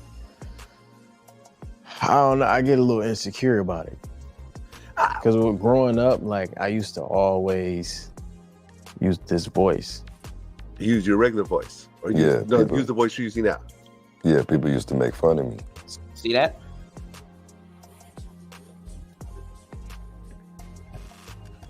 See that?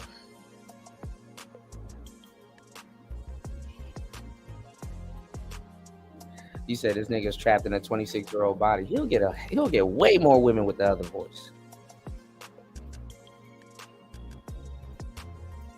Listen to what I'm showing y'all. Listen to his voice in the beginning versus now. Don't like using it because it's kind of embarrassing. So you actually shift your voice, not only in your music, but in your talking conversations. Yeah, because it's more marketable. See that? So if y'all never had a example about demeanor,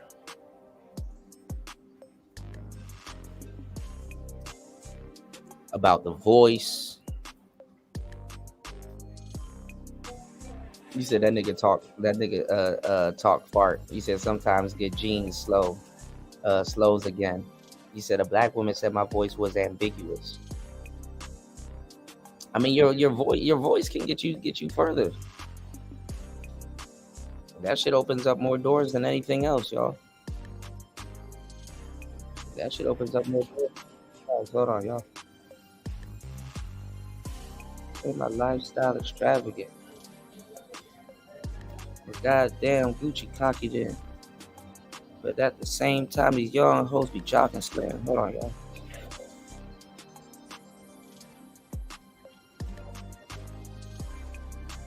Let's get into this real quick.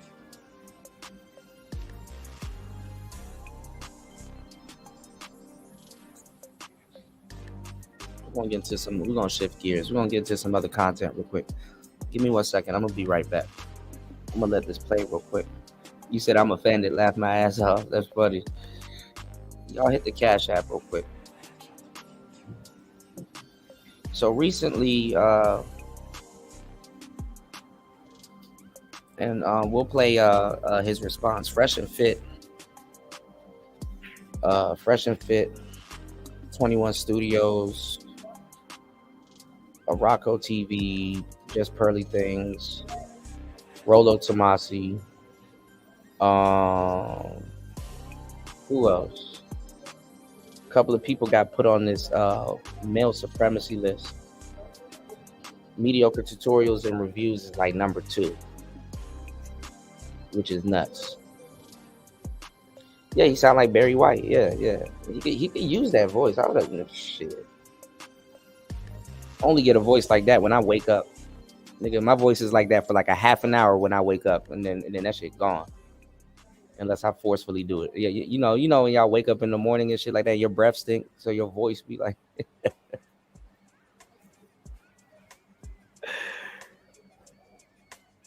Y'all niggas knows what's up, man. Shout outs to Nicer. Me and Nicer was talking about Bernie Mac not too long ago. And he was like, he did this joke where he's like, when you he was like, when you hitting it and then somebody calls on the phone and the phone rings and it's like you hitting it and you like it rings and he's like, you get that bass in your voice and baby don't answer. Baby don't answer. It's like you get that nigga voice. You said my voice be deep for like 12 minutes. Yeah, man, nigga, as soon as I wake up, that shit be gone. But you put a little baritone in your voice when you whisper it in a girl's ear, like, nah, don't do that.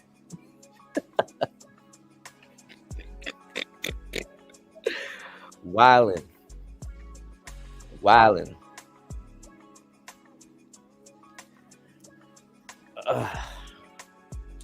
Anyway, y'all, we'll get back to that topic. Yeah, ribbit. That ass. All right, let's switch gears real quick. Give me 1 second. I'll be right back.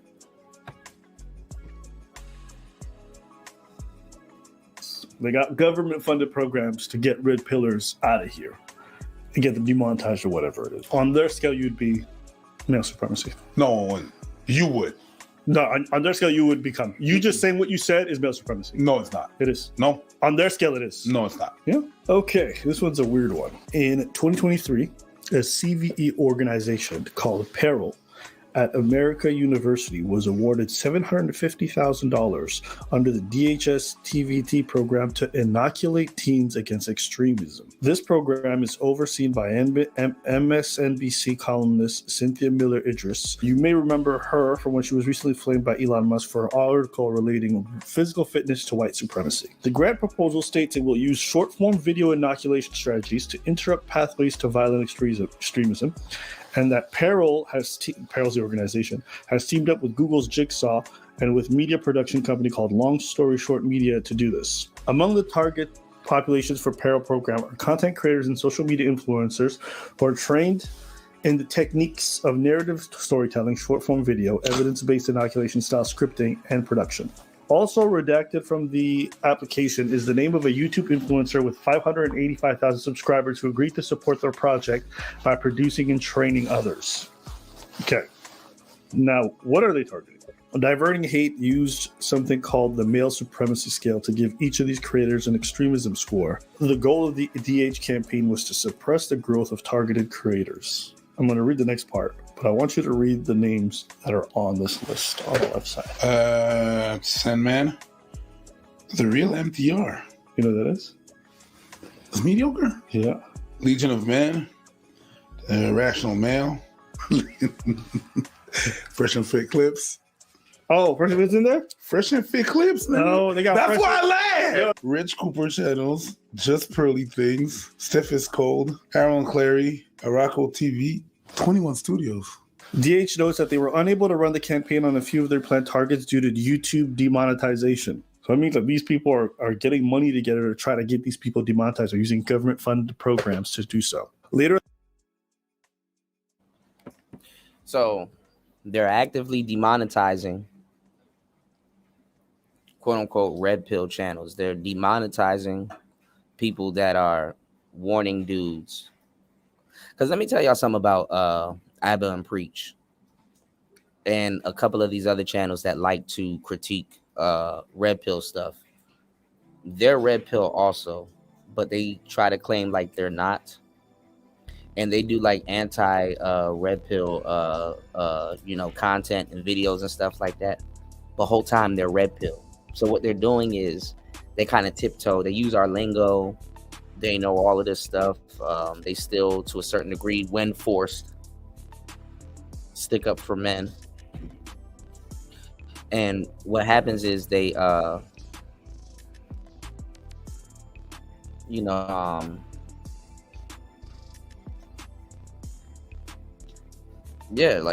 it's fucked up. Like, they stick up for men, but they pretend like they're not red pill when in actuality they really are. And then the funny thing is too, people that, I'm not gonna lie, I'm gonna tell you the truth, because they've done it several times. But Abba and Preach, the LTTV cat, and Duke and Don, and all them other cats that like to talk shit about the red pill, they're only one show away. These are the people that they chose to entertain. They're one show away from them same people that they've entertained this whole time, calling them red pill. Real talk. Look at how Taz nowadays, Taz's weird ass, is basically doing red pill content because them hoes done turned against them.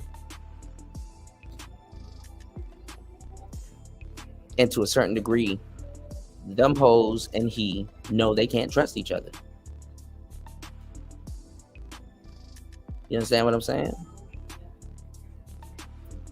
And the fucked up part is that the elephant in the room is that, those hoes will talk about, oh, Pookie and Ray Ray this, but then follow somebody like Taz. And I'm not,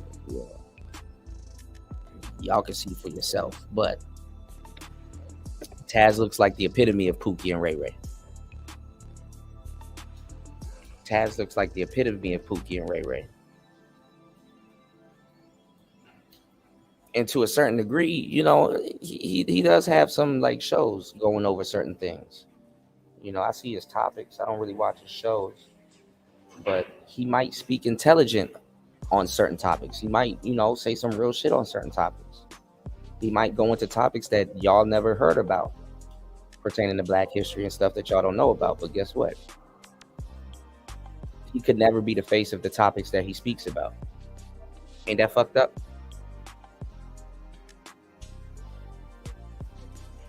And those women would never make him the face of it, no matter how much they rock with him.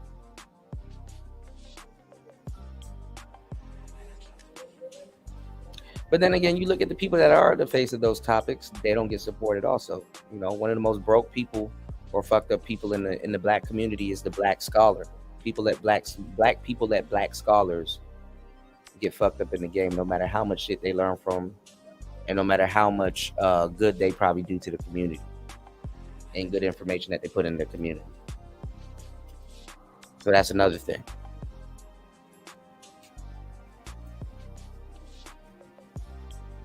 So you have a lot of people, even in these spaces, if they stick around for the long time, that goes into, I guess, what's called the Batman effect.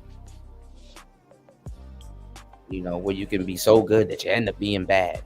And then you can be so bad that you end up sometimes doing good. Yin yang, right? So pay attention to that. Look how diligently Cynthia G, even though she's an evil biatch, She worked very hard. You know, I don't like Cynthia G. I've argued with her. If y'all, you know, dig up some of them old podcasts back in the day, I've argued with her also. Manosphere Mania. She worked hard. I don't think she should have got demonetized. She worked hard. But guess what? Her audience then turned their back on her.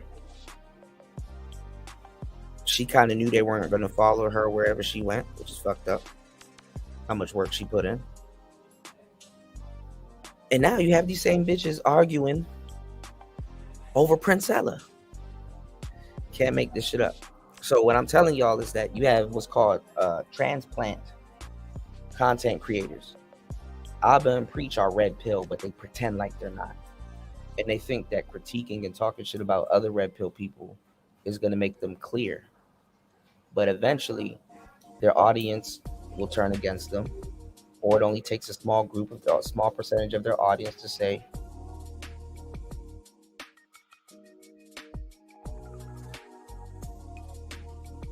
hey, y'all are not fooling nobody. Y'all are red pill too.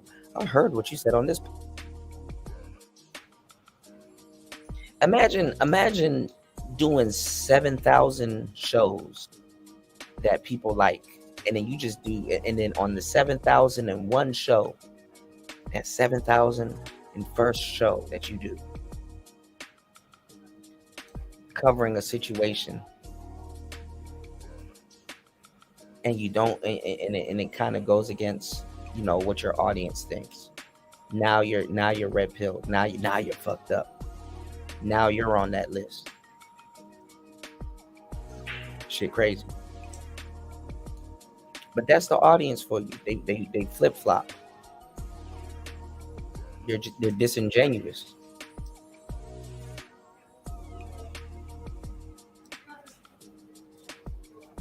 They're disingenuous. And you don't really got to do nothing. I mean, all you got to do is just know what space you're in. YouTube, I'm gonna tell y'all the truth too. YouTube snitches on all of y'all. Usually and manually, I can do this by myself. I'm the white talent. I see y'all in other chat rooms, right? I see y'all in other chat rooms. I see the shit y'all say. Y'all be contradicting yourselves like a motherfucker because y'all don't even be applying none of this knowledge. Y'all just treat this shit like a soap opera. But YouTube, if you check your analytics, YouTube shows what videos y'all actually watched within the last 24 hours. YouTube be snitching on y'all. So if I happen to go to that show, what's going on, Ern? If I happen to go to that show, I can see some of y'all in the chat and everything you said. I can see what you said at 6 p.m. yesterday. You did? And it could be a show that's like completely the opposite of a show that I ran or somebody else ran.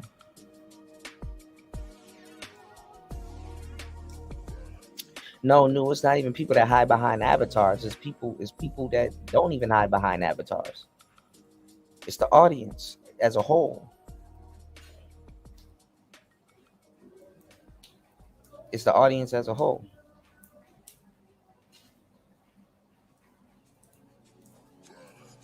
See, as a content creator, if I do a show and then I do another show completely contradicting myself,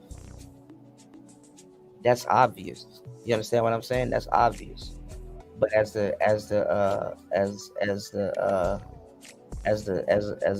audience member, though, you know what I'm saying? It's similar to a content creator, even though a content creator oversees the audience. You know what I'm saying? We oversee y'all. We're kind of like a step above y'all, whether y'all like it or not. Like we like literally, I can tell y'all what video y'all watched last. I can tell y'all how long y'all watched that video. I can tell y'all. I can pinpoint it to the comments. Like YouTube be really snitching on y'all for real. You know what I'm saying? So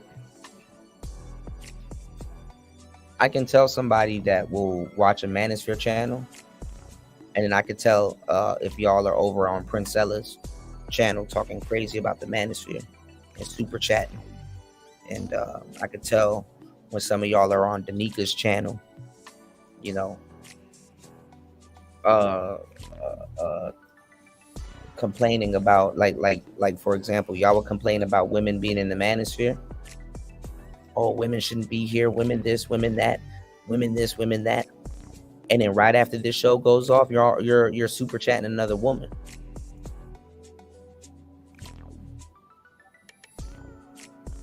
Y'all are encouraging other women. You did. What's going on, Larry? You said like niggas would say women need to be gone. Yeah, and then be on women's channel. Absolutely. Yeah, I was just talking about that. Niggas absolutely be on hoes channels. Yep. He said I'm a 5%er making paths in the universe, star platinum. He did. So we see all of that stuff, you know, because the audience, you know, as much as y'all want to blame it on the manosphere, no, the audience is to blame also. So this is why I tell dudes, hey, don't be afraid to curse your audience out, because you will be fucking surprised. Do not be afraid. If you become a content creator, if you got a crazy audience, do not be afraid to curse their ass out. Y'all niggas be worse than the content creator. And that's what like shout outs to Truism. I said some guy, y'all, I'll be dropping some gems. I said some cold shit the other day on the show. I always say cold shit, but this shit was cold. I was watching him critique my video, and he was like, what is Kuda talking about and stuff like that. And shout outs to Spawn. Spawn was here, and Spawn was like, oh, you know, nah, we expect content creators to be truthful. And me and Spawn was going back and forth, and I'm like, yeah, I know y'all expect content creators to be truthful, but I was giving him some game, and I said, I agree with you. Y'all expect content creators to be truthful, but y'all don't respect when content creators are being truthful. Shit, even Truism had to stop and was like, never thought about it that way. So a lot of these content creators, because it's a niche in and of itself, you know, you got to understand that, you know, it's a niche. So another new niches come out of everywhere. So another new niche is to say you're not red pill when your content and what comes out of your mouth really is red pill, but you don't, you know what I'm saying? But you don't claim it. For example, Sneeko ran away from the red pill, but he's still gonna say some red pill shit. Andrew Tate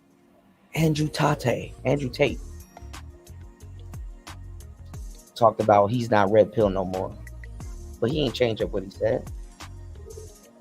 So a lot of these people, they'll listen to you denounce the red pill, quote unquote, but you're still red pill. So this ain't gonna stop some of y'all from getting on a bigger list. All right, let's get it. In the report, they claim that demonetization doesn't slow the growth of large channels, and they use this to advocate for demonetizing creators when they're still small and unable to fight back. Okay, I can tell you this right now. Demonetization absolutely hurts the growth of channels. Look at all the channels that got demonetized, and I can assure you they've lost a lot of their luster, a lot of their will to even upload, and their reach.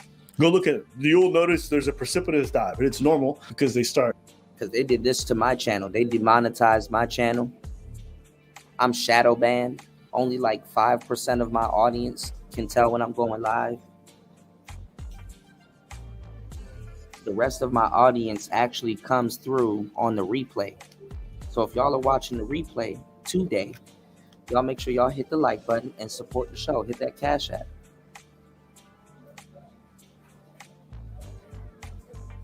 I'm demonetized, giving y'all some good game.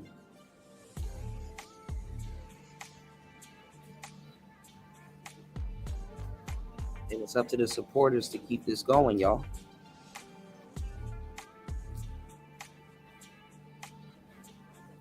So I'm shadow banned. I'm demonetized. YouTube is not going to really push my content unless you guys share and push the content. Support the content, comment on the content.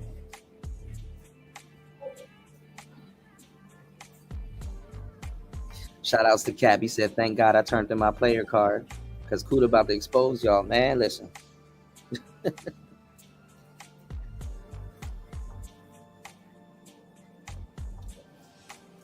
We got a government funded group that received $750K to suppress my voice. Crazy work, y'all. Look at what they're doing with y'all money. Spreading to other platforms, and then their viewership also doesn't get recommended as often because YouTube doesn't make money. So they're not incentivized to pay these people or to advertise them to as many people as possible for reach because it doesn't make YouTube as much money. Now, the gist of it is this. They got government funded programs to get red pillars out of here and get them demonetized or whatever it is. That is what is essentially claimed in here. That's crazy. Did you look at the scale too? On the right side of the scale, it says subscriber count increase in percentage. So they're like tracking just how much they're growing. But they're just looking at subscriber count. They don't have any idea of viewership or how it works. Like if you look at just Pearly Things, her channel's like almost dead. She still makes growth because some of her shorts go viral, but her regular videos no longer get views. She's demonetized. Yeah, she gets. That's why she was complaining recently about it because she's just. Now they're wrong about Just Pearly Things. Just Pearly Things is actually doing okay. She gets her support on the back end because her audience is shadow banned also. So the only thing that we can rely on is the support from the crowd, and not even just the support for the crowd, people going to go look for the content. I got to be live or on at a certain time of the day and be super consistent with my content so that the people that keeps getting unsubscribed from the channel, shadow banned, or it not coming up in your algorithm with all this Diddy content coming up in your algorithm, you guys got to go look for me. You guys really got to, I will be live, and you guys really got to,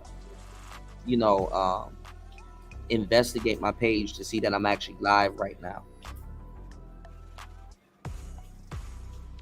Y'all may see an old video, but it won't tell you that I'm live right now. Unless I got a schedule and you guys know where I'm live. You said if niggas are demonetized, they get mad. Yeah, because it's supposed to incentivize you not to go live, not to give your audience content. This is work, new. This shit is fucking work, man. They have every single right to get mad. This is fucking work. This is work. It's work, you know? It might not be the work that you or a couple other people are used to, but you edit a couple hundred videos and have to fix audio and brainstorm and come up with topics and being able to speak about things for a good amount of time. This shit is work. Mad than a motherfucker, rightfully. It's work. So that's why I said that, you know, even though I didn't like Cynthia G, that motherfucker worked her ass off. I can't take that from her. Cynthia G was fucking working. You know when they say the devil is at work and is at play, man, Cynthia G was working her ass off. No cap. Just like, yo, I feel like I'm dying. The people don't pay attention to Just Pearly. She was hitting 100,000 to 200,000 per video minimum. Anymore. Okay. Not anymore. 20 now she hits a 10K. She's lucky. And she's dropping like 4. Obsidian was working his ass off. Especially when you take the time to go full in on your content. You know, y'all just see people when they go live and shit like that. Y'all don't. You said if you helping bros, you helping bros. Miss me with that. And you don't think helping bros is work, bro? That's crazy right there. If you don't think helping dudes is is work. It's easier to help women than dudes.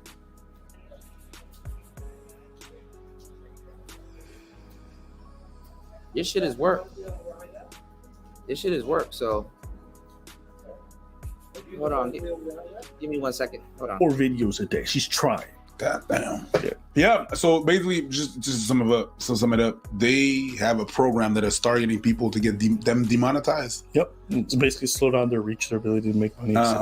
You have the potential of creating martyrs. Like that's what the potential of the potential you have of doing. It's not happening. So I'm not really. Yeah, this shit is work because as soon shit. Imagine having to do live streams. Imagine having to do YouTube shorts. Imagine having to do pre-records. Man, this shit work. Imagine having to edit. Dealing with copyright, YouTube guidelines. Getting your videos demonetized, 18 and up. Imagine the shit you have to go through just to deliver y'all content. Is absolutely work. Really a fan of that practice. I mean, if you get demonetized because you don't follow certain rules and regulation of the channel that you are on, I can understand that. Target. But that's the thing, Larry Legend. You don't have to violate their guidelines to get booted. That's the crazy thing. And stuff. I'm not necessarily for it, but I do understand. Shout outs to life. Yeah, black men in particular. Black men are some of the hardest niggas to ever even deal with.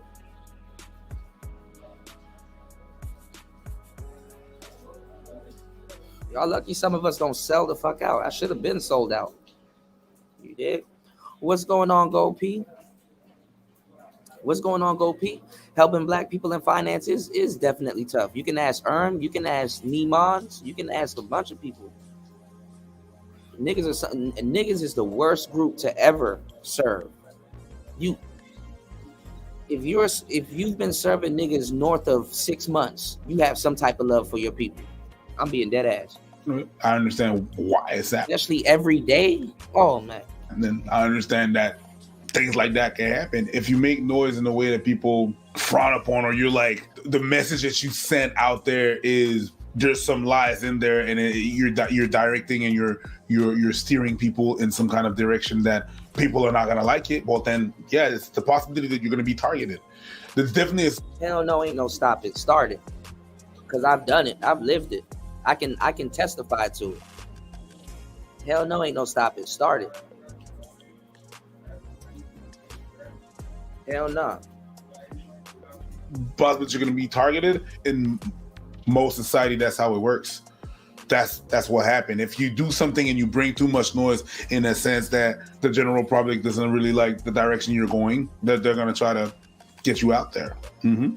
I'm not surprised at all that this is happening. Yeah, I would see that happening. I think it's not the first time that stuff like that happens. If there's a message that they don't want out there, they're gonna try to suppress it. They claim free speech, but when you deal with the government, Yeah. Now, to be fair, I haven't triple checked all of these sources, so some of our information may be off on this. So I recommend you guys do go check it out yourselves. But I have never heard the term male supremacy. Is that a first for you? Male supremacy? Yes. They got. What do you think we getting on the male supremacy score? We? Yeah. Hold on. See, that's the problem. Y'all are inserting your bias into it. Who said love only comes from donations? Who said love only comes from donations?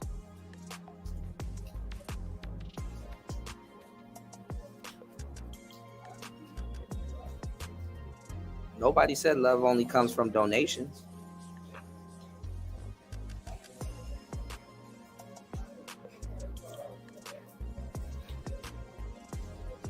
See, that's the narrative that y'all get. Love don't only come from donations. Y'all could support the show. I'm actually work. This is work. This is fucking work, bro. It's not love, and it's not just donations. I'm entertaining people. I'm not just entertaining people. I'm putting my livelihood on the fucking line. I'm not just putting my livelihood on the fucking line. I'm actually saying stuff that a lot of dudes are afraid to say. I'm not just saying shit that dudes are afraid to say. I'm actually putting in work with time, with energy, intellectual property. We do a lot more than just get on here and talk. Y'all might listen to people that get on here and talk. It might say certain things. Like, there's a lot of shit that we got to deal with behind the scenes. When this shit cuts off, sometimes you got to go through shit that you shouldn't even have to be going through. And then at the same time, on the platform and stuff like that, money swims out of my pocket to keep this show going.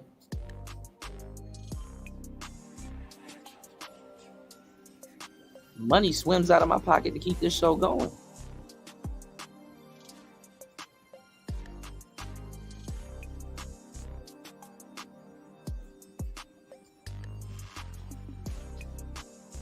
You there?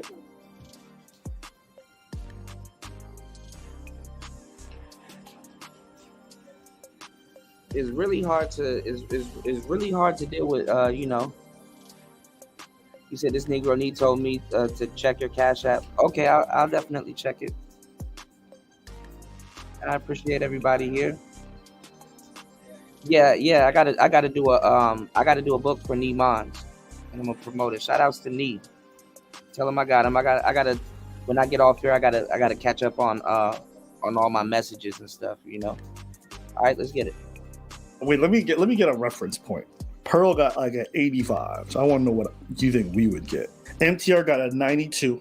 God damn.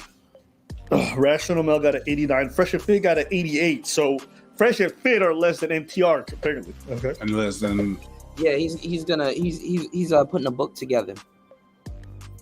And shout outs to Nee Mons because he could have used AI. Like a lot of dudes, they use AI. But guess what? In the world of everybody using AI, when you actually write a book, it feels a lot more better. You feel a lot more accomplished, and you know, I can't wait to congratulate him. You know, he's an author now.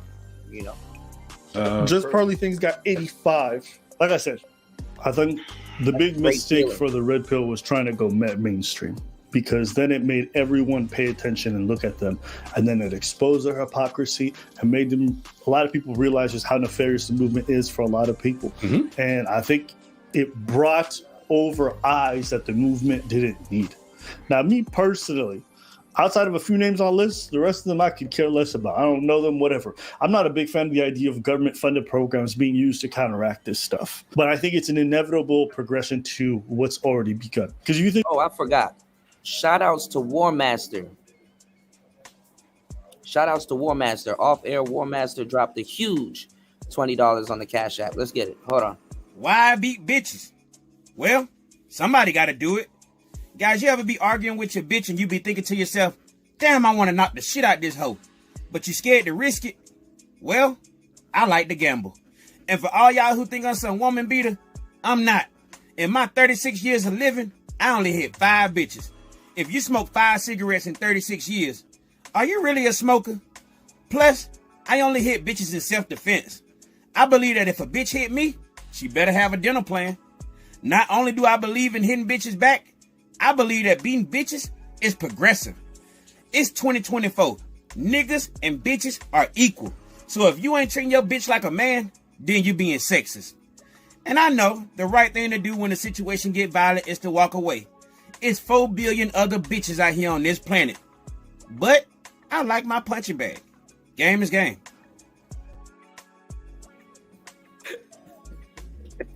That nigga funny as shit. Shout outs to War Master. Shout outs to G Mars in the building. You dig? Shout outs to G Mars in the building. All right, let's keep it going. Let's go, y'all. Me giving y'all some game shouldn't land me on no goddamn list. And half the shit I gotta go through. I gotta go through twice as much as I gotta go through twice the bullshit than an average YouTuber. Okay, it's not like I'm sitting up here doing gear reviews and getting sponsorships and all kinds of shit. I gotta go through twice as hell than an average YouTuber. I'm not an average YouTuber. All right. or streamer at that. So let's go. Think about any movement. Yeah, you take the Tiki Torch stuff that we had back in the day, or a lot of like anti-hate groups or whatever it is. They all were born from the fact that an uprising was happening. And the same thing with this red pill stuff. The more mainstream became, the more scrutiny involved to start showing up in news clips. You see, I take teach to the chest, to the face, all kinds of shit here. You see just pearly things on Pierce Morgan, and she's saying all this stuff. It's naturally going to catch on that when young people are presenting this stuff as an issue at school, or their parents are, or the teachers are, now the government's going to get involved. Right? That's right. You want to influence, come to find out that comes with responsibilities. And when those responsibilities come, there's going to be people who are going to hold you to account. The bigger you get, it's like making money. You want to make a certain amount of money, but once you get to that billionaire status or whatever the fuck it is, you have to understand you have a different relationship with the government. You guys pay your taxes every year in April. They pay their taxes every month. Some of them every 2 weeks. Why? Because the government's not waiting. You guys can look this up. If your business makes over a certain amount of money, you're paying taxes all the time. So your relationship with authority is completely different. Oh, and they check on your ass. That's it. There's no slippage. Yes. You can't slip. No. They will catch you. Right. And the same thing goes with influence. Once you get big enough, obviously it's going to attract all kinds of eyes. If Andrew Tate was never as big as he was, do you honestly think the sex trafficking case would have come from him? Probably not. No. But he invited the eyes on him. He wanted the influence, didn't show any of the responsibility to protect himself, had a whole course online self-snitching about what he's done in the past, and that brought upon this thing. Look at Diddy. Diddy got to skate by, played with too many people.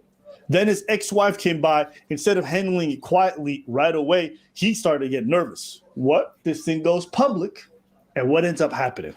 Now the FBI is like, hey, what's this about? Think about that. They didn't look at this at all. But if it became public enough and enough eyes look at it, then they're like, hey, let's take a look. And now Diddy's facing life in prison. For years, they didn't look at it. So you just got to understand, if you're going to be somebody in the public eye, one, make sure your closet's clean. And two, make sure your shit's bulletproof. And if you're not going to do that, understand that you're not just an entertainer, okay? These people are not just out here telling jokes and then being innocuous. No. These guys are spreading an ideology, a movement, right? And they are trying to exert influence in a certain type of way in terms of like really pushing their audiences to think a certain type of thing or whatever it is. And as a result of that, with that influence, it's going to come a lot of scrutiny. It's always been like that.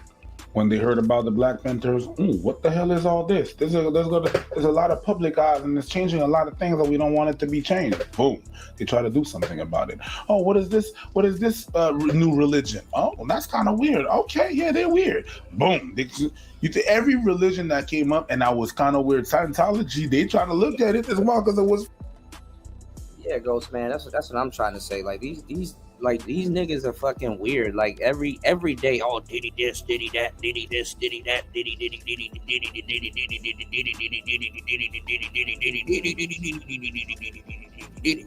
Every day is the goddamn Diddy. What is wrong with these niggas, bro? These niggas can't go one day without saying Diddy. Go listen to some of these niggas. They can't go one day without saying Diddy. Every day, Diddy. Y'all niggas are sick. Fucking sick. Y'all say Diddy more than Cassie. Diddy, Diddy, Diddy, Diddy, Diddy, Diddy, Diddy, Diddy, Diddy, Diddy, Diddy, Diddy, Diddy, Diddy, Diddy, Diddy, Diddy, Diddy, Diddy, Diddy. It's funny, they were under investigation. Every time you make noise and there's someone comes out with like a special or a Netflix special or something like escaping Diddy, leaving Neverland, or someone's gonna look at it. It's like you said, whenever there's it's been like that. Whenever there's a public eye, they're gonna be like, what's that noise over there? And then they're gonna come looking. What do you think? Which did we get? Niggas then turned into fucking Selena. Diddy diddy bum bum. Diddy diddy diddy diddy diddy bum bum. Diddy. If we're fair, come on, don't do that. Tell the truth. I'm gonna be fair. Yeah. If we're fair, say 55. 55? 55. 55? 55. I want to say a cold 41. Same as your age. Yeah. 41. And less than a month is going to be.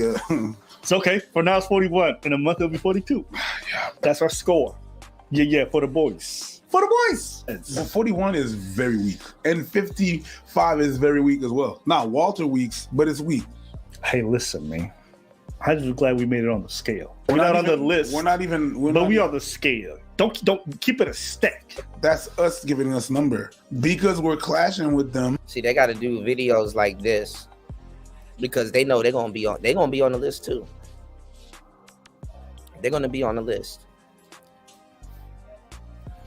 See, this is why a lot of these content creators like Duke and Don, Abba and Preach, LTTV, and even some of you wayward ass hoes in this space talking crazy about the red pill. It's not that you're red pill, it's the fact that you're getting on the internet and speaking what's on your mind. That's what's gonna get you jammed up. These are two guys speaking what's on their mind. Women will look at Abba and Preach and be like, okay, if there's no woman here on their podcast that they've been doing for a long time, if there's no women vibe there, they're red pill also. You're just a guy with a mic. And if there is a woman on there, guess what? They start calling you guys they start calling women male identified. So now y'all gonna start hearing this weird ass term going around the manosphere called rims. Have y'all heard that term yet? The RIM? Y'all heard that term? You know how like if you're black and you believe in your people and you want the betterment for your people, they call you a BIE, a black identity extremist. Now they got this term called rims. Some weird nigga made up this term called rims. You know what rims is supposed to be short for? Red pill incel manosphere. So you got people in the space calling people rims, red pill incel manosphere. And it's basically about the people that believe in some of the talking points and in these ideologies. That's how they identify you. If you believe in some of these talking points or in some of these ideologies, they're going to call you a rim, red pill, incel, manosphere. Can't make this shit up, y'all. Maybe do you think they lowered their score? Maybe they think maybe what they did that's how we don't end up on the list. Secretly, we know what we're doing. Like maybe publicly because we're clashing with our boys and all them people, and we're vocal about it, and we've been doing so for a while. You know what I mean? Maybe they're gonna be like, oh well, maybe Abba is at 10 and Preacher's at 9, so 21. You got a higher score than me nowadays. No, I don't. Yeah, you do. You know what? I be looking at you sometimes. I be like, yo, I didn't know Preach was so red pill. No. And I said that a few times. You know exactly what I'm talking about. No. Yeah. Because I used to be more. I used to be a 5. Yes. And then now I'm a 9. You're still a 10 though. Cap. Where's my hat at? I don't have any hats. But if I found one, I'm cold up. That's cap. Capity cap. It's a cap. That's not a cap. Yeah, it don't matter. Let's pretend. Okay. It used to be you was down here and I was up here. Now I came down a little bit light. You know what I mean? Because your influence, you brought me down. You was a 20. No. Down to 10. No, 10's the maximum. It's not. It's 100. I used to be hovering around like an 8 or a 9. Okay. No. Oh, hell no. Out of 100. Out of 10. I was a 30. You was at 65. I'll take that. Let's just use out of 10, bro. This is too complicated. Okay? So you were closer to a 3 or 4 back in the day. I was closer to 7, 6, okay? Sure. Okay. But now, boy, you done changed. No, we be starting videos and be like, yo, see, if it was a lady, and you be doing that a lot, bro. No, but that's just... and you be like, that's female privilege. You be saying that all the time. But that's a fact, though. There is that. Okay, but I'm trying to say, as you try to, bring the ladies down with your male supremacy, you've gone up to like a 6 or 7, and I, because of your feminist influence on me, I've chilled out. It's That's a fact. It's Yeah. Take them glasses off. Get that point across. Let them see your eyes. You can't see them. This shit is see-through, man. It's see-through, but there's a little bit of a magnifying effect, so you look a little bit bug-eyed and shit. No, I don't. Yeah, just a little bit. Just a little bit. I be looking through your glasses like, damn, this nigga got globulous eyes. No, I don't. It's okay. You talking shit. Okay, yeah. You talking Don't be back. insecure. You talking back. Don't be insecure. This ain't the set of Issa Rae. No. Don't be calling me no Amanda Seals. Okay, all right. I ain't no revolutionary nigga either. No, it's not. It's not male supremacy. It's male equality. On their scale, you'd be. What do you guys think? What do you guys think about seeing some of these creators? Do you think it's good? Do you think it's bad? We want to hear from you guys and your opinions on this. But so basically, if you sitting up here and you do all this anti-manosphere content, you're not even safe. And it's fucked up because your audience will turn on you. You're not even safe. Oh yeah, you're not even safe. So you got people running around here, they mad at Cameron. These new Dipset fans. They're not even Dipset fans, these new Cameron fans. Oh, I only like Cameron when he's talking about sports. The funny thing is that you have black people that think that they can cancel people. Black people be thinking that they're they're the end all be all. Black people ain't even gonna buy Cameron's pink horsepower. White people will. White people will buy that shit. White people in suburb. If a black person buys his shit, they're usually in the suburb. They're usually middle class black people that'll buy. Black people didn't make XXX Tentacion big, even though they like him and they bootleg his music and they make anime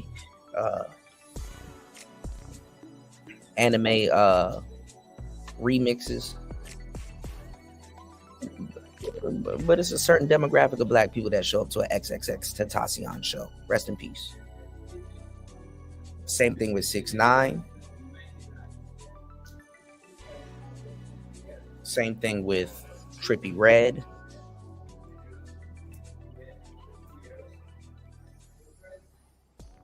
Oh, and the same thing with Diddy. The only thing that Diddy did that black people purchased is Ciroc, Sean John, that's affordable.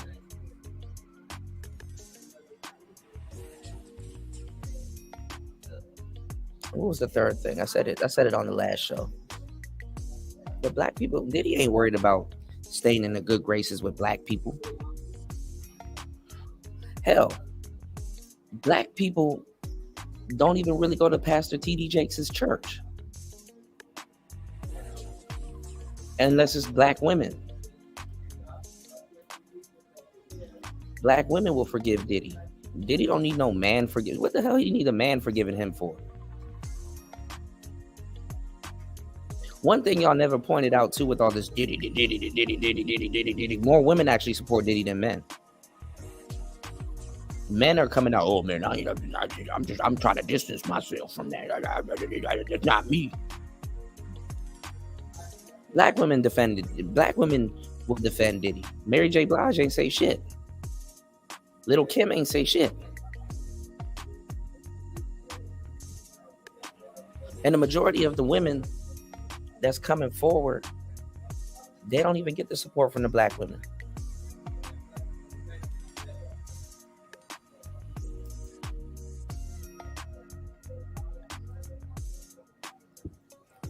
Pay attention, y'all. Black people didn't make Chief Keef who he is. White people did that. Suburb people did that. Why do you think he went to California?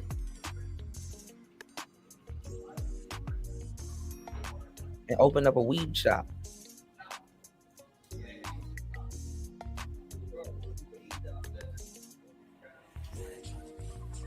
Black people not supporting them people like that. They're not really trying to get back in black people's graces, no matter how much podcasts Joe Budden does and all these other people do. Man, I ain't worried about y'all. They want that white crowd or that suburb crowd.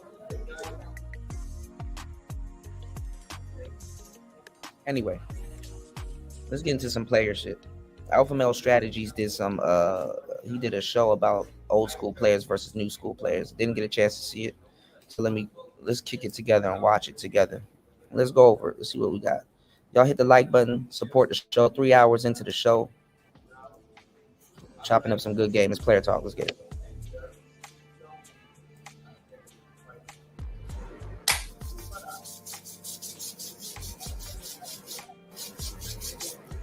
What's up, fellas? So my camera, I couldn't get the audio to work for some reason today. I don't know what the hell going on with it. So I'm gonna take it to Best Buy tomorrow and see why the audio. So I actually had to go to my old school phone, the OG phone that I had in New York. I had to get it out the drawer. Dry ass. I had like 3 upgrades since then, but my other phones, I had to turn them in, and I just got the new 15 Pro, and so the microphone, the old school microphone, wouldn't fit on it, so I had to go in my drawer to get the OG phone to film this phone, because I got to upload the video for my boys on Patreon tomorrow. I probably could have told them, hey guys, I'm going to do it on another day. I'll do it a day late so I can go get the microphone checked out. But y'all guys know AMS got to deliver, unless I just got a medical emergency or something. I got to deliver, OG phone or not. So I know that it might not look as good or whatever, but this is what we're dealing with today. Hey guys, so I had a loyal patron. I ain't gonna lie, since I got this old phone, they're like an OG old AMS. I don't know. Let's keep that dirty hound locked away. You know, we're trying to be more positive. You know, we don't want to go back to 2017 AMS where we kicking their ass to the side of the road. We trying to be. I'm rated R AMS now. I ain't rated X AMS anymore. But anyway, had a guy ask me about modern players versus old he's not on the players. list. And I thought this would be a good video idea. And once I was making the list, I was kind of getting depressed. Now let me tell y'all something. A weird way not to get on that list is to model yourself as a dating coach.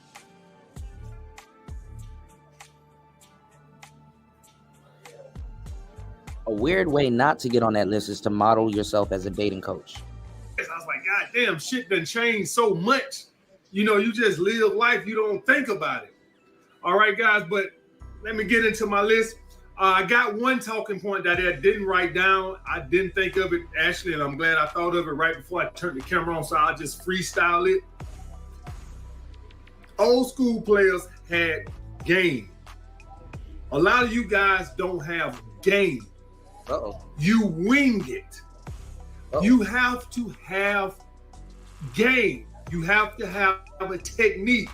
When a football coach shows up to play his opponent on the football field, he don't just show up and let's just wing it and let's just play it by. No. When I used to train my clients, I had a game plan. You guys don't have a game plan. Y'all guys think conversation and all this is game. That's personality. What's your game? What I mean by game, like when I used to go up to clients at the gym, I had a game.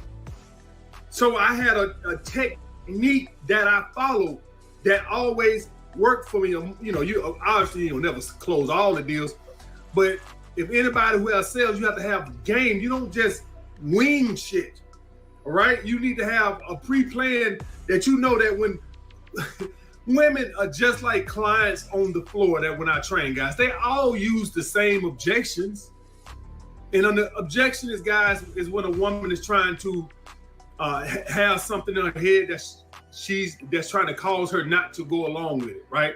So you say on the first date, hey, come back to my crib, such and such. And she's like, oh, it's too soon. Well, what's your game plan when you should know this objection? What you gonna say? Okay, she calls you, okay, you said the right things, you got her back to your crib. That's true, Ghost Man. And now you're like, you know what, let's go in the bedroom and let's watch TV in the bedroom. What's your game plan when she says that? You need to have a game plan. What's your strategy? What you gonna say when she like, why we can't just sleep out here? Why we gotta go in your bedroom? What you gonna say? Or women got the same objections. Now, this is similar to what we were talking about. Shout outs to War Master. We were talking about LMR, which is called last minute resistance. So you definitely gonna have to have game, because you gotta tread lightly when it comes down to last minute resistance. Okay, but this is like the beginning of last minute resistance. Okay, so he's talking about a situation where you have a woman in your house, and hold on, y'all.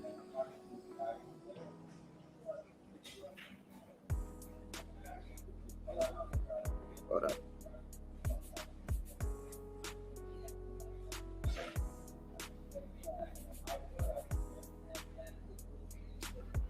Give me 1 second.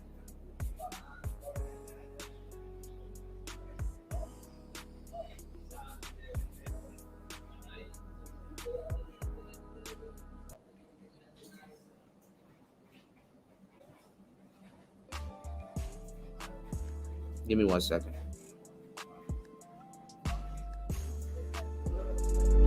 Y'all hit the Cash App. 2 hours and 49 minutes into it. Hold on, y'all.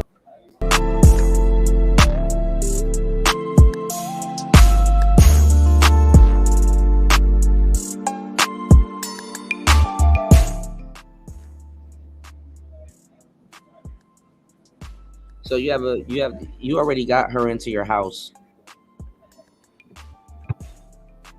And the thing is that you do have to have game. You know, some women are going to be faster than others, but basically what he's talking about is escalation. You know what I'm saying? He's talking about escalation. All right. So the woman's already over at your house and you're trying to escalate stuff to the bedroom, which is a change of setting. All right. He said, you're finally off, let the weekend begin. My smoke, here I come. That's what's up. Shout outs to Raven. Raven just got off of work. Shout outs to everybody that's getting off of work.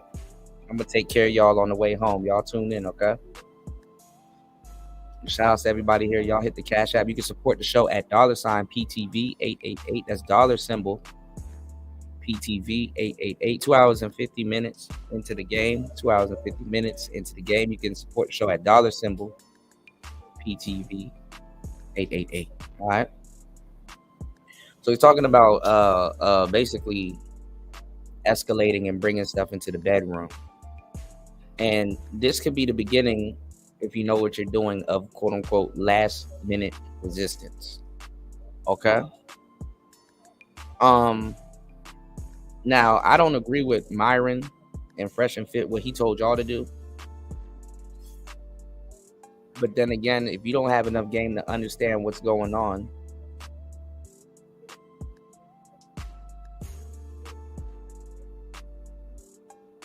it's better for y'all to do that than trying to navigate last minute resistance. You'll learn more about last minute resistance with a girlfriend than you would dating. Even though learning how to navigate last minute resistance is very valuable when you're dating. All right.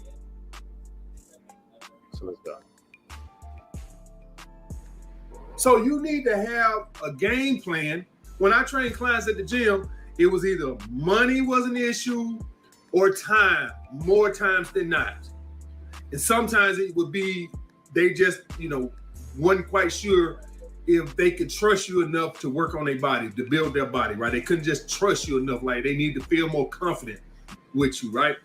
And so you have to overcome those objections. Women have the same objections. So you guys need to have a game plan.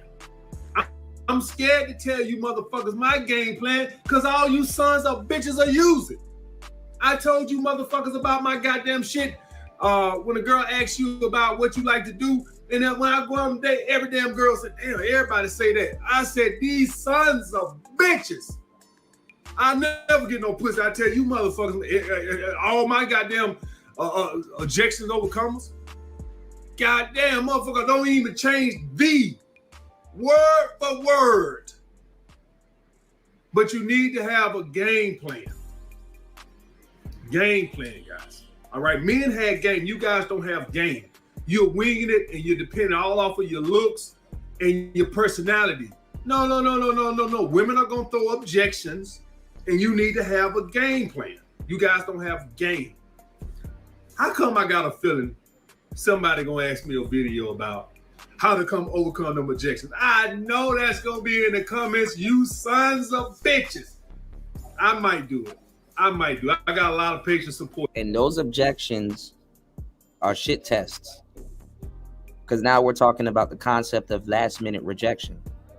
I mean, not last minute rejection. Last minute resistance, not rejection. Some of you guys do get last minute rejection though. But this is called last minute resistance. With me, I might do that. If you say pretty please. All right, now let's get into the talking points of the video. It's to be expected. All right, old school player, guys. You didn't really do dates.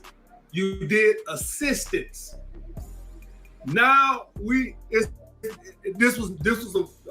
first was number one, and then I changed it to that one while I was fresh on my head, so I have to write it down. But this right here is the coup de grace to why the red pill is where it's at, guys. While a lot of you guys MGTOW and all this other shit, let me just be frank with this. Now he capping right here because a lot of the red pill guys can't get women in this position. But it's good that you guys have questions about this type of stuff because that means you guys are escalating and getting women at least to the crib. So you know, and I had to work on this too when I was younger. I really didn't, but I did have to work on this with a couple of women. Sometimes my conversation was good, but my keynote escalation wasn't. Sometimes my small talk to transition into a normal conversation and raising the chick up was good, but me closing wasn't good, you know. So these are different things that you got to work on. So sometimes you can get people to a certain point and then you'll hit a wall because like, damn, I got to work on that. Damn, I might have to switch up how I do this. Damn, I might have to take her one more place before I take her back home and then she ready or whatever. So get it. We associate a lot of the shit that goes on bad in the dating game with social media and dating apps. But I'm telling you right now, in my opinion, women making their own money is just a bigger hindrance. Guys, when I came up, of course, guys, you always had your women who were self-sufficient, right? You always had your women. So let me explain something to you guys. With women, you're going to pay one way or another. Fuck all these lying-ass dating coaches. That's cap, but okay. What they say, all these alpha male dating coaches who never been rejected, who never got broken up with, never had their heart broke, all these Superman alpha male dating coaches on YouTube, fuck that bullshit what they telling you. You're going to pay one way or another. So if the woman is financially self-sufficient, you're going to pay for some dates. If she's not financially self-sufficient, she going to want some financial assistance. The problem is, and why y'all guys are struggling so much now is, back in the day, looks meant a whole lot less than what they mean today. It was more about what you could provide for a woman, and I ain't talking about experiences. I'm talking about keeping the goddamn lights on. Now, there's a lot of cap in this because looks mean less today than they did back in the day. You know what I'm saying? A motherfucking bitch will sleep with a goddamn walrus today.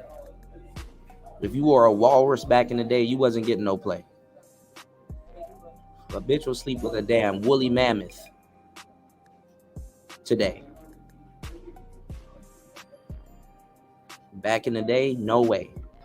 Guys, I'm not even talking about no gold diggers and Gucci bags, because those are wants, not needs. I'm talking about needs. I'm talking about women needing you to help them to keep the phone on, the light bill, the roof over their head, the car fixed, car insurance, needed real shit. So who the hell you think a woman gonna go with? A guy she don't find that attractive that can help her pay a light bill, or some pretty boy who ain't got shit. You use your goddamn head. It's different when we talking about dates. A woman don't need dates. That's a want.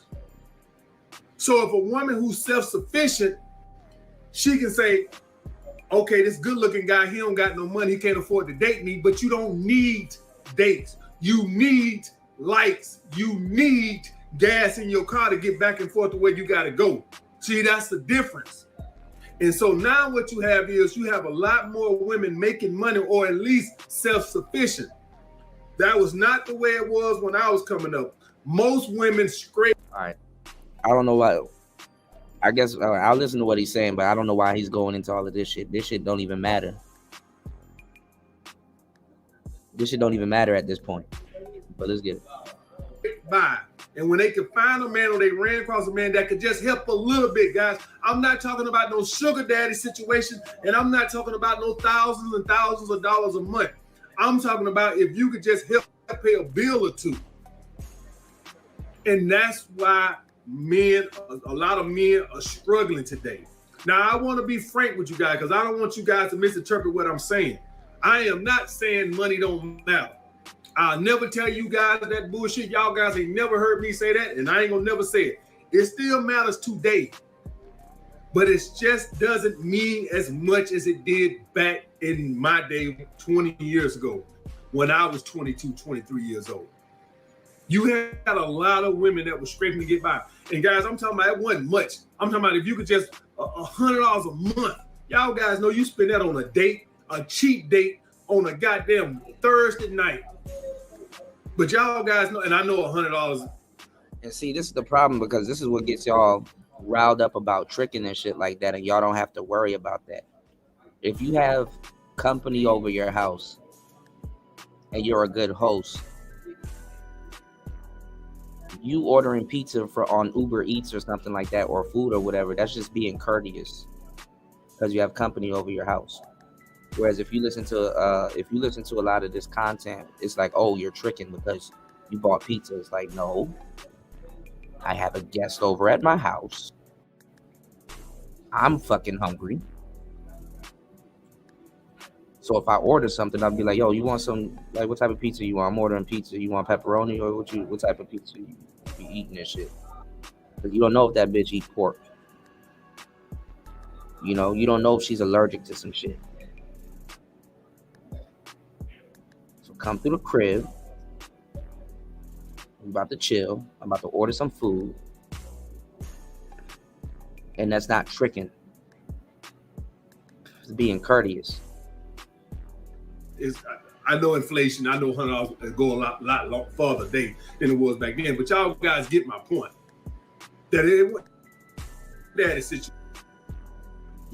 It wasn't about no old Gucci shoe, Gucci. No, this goddamn Alabama power, Georgia power, Con Ed.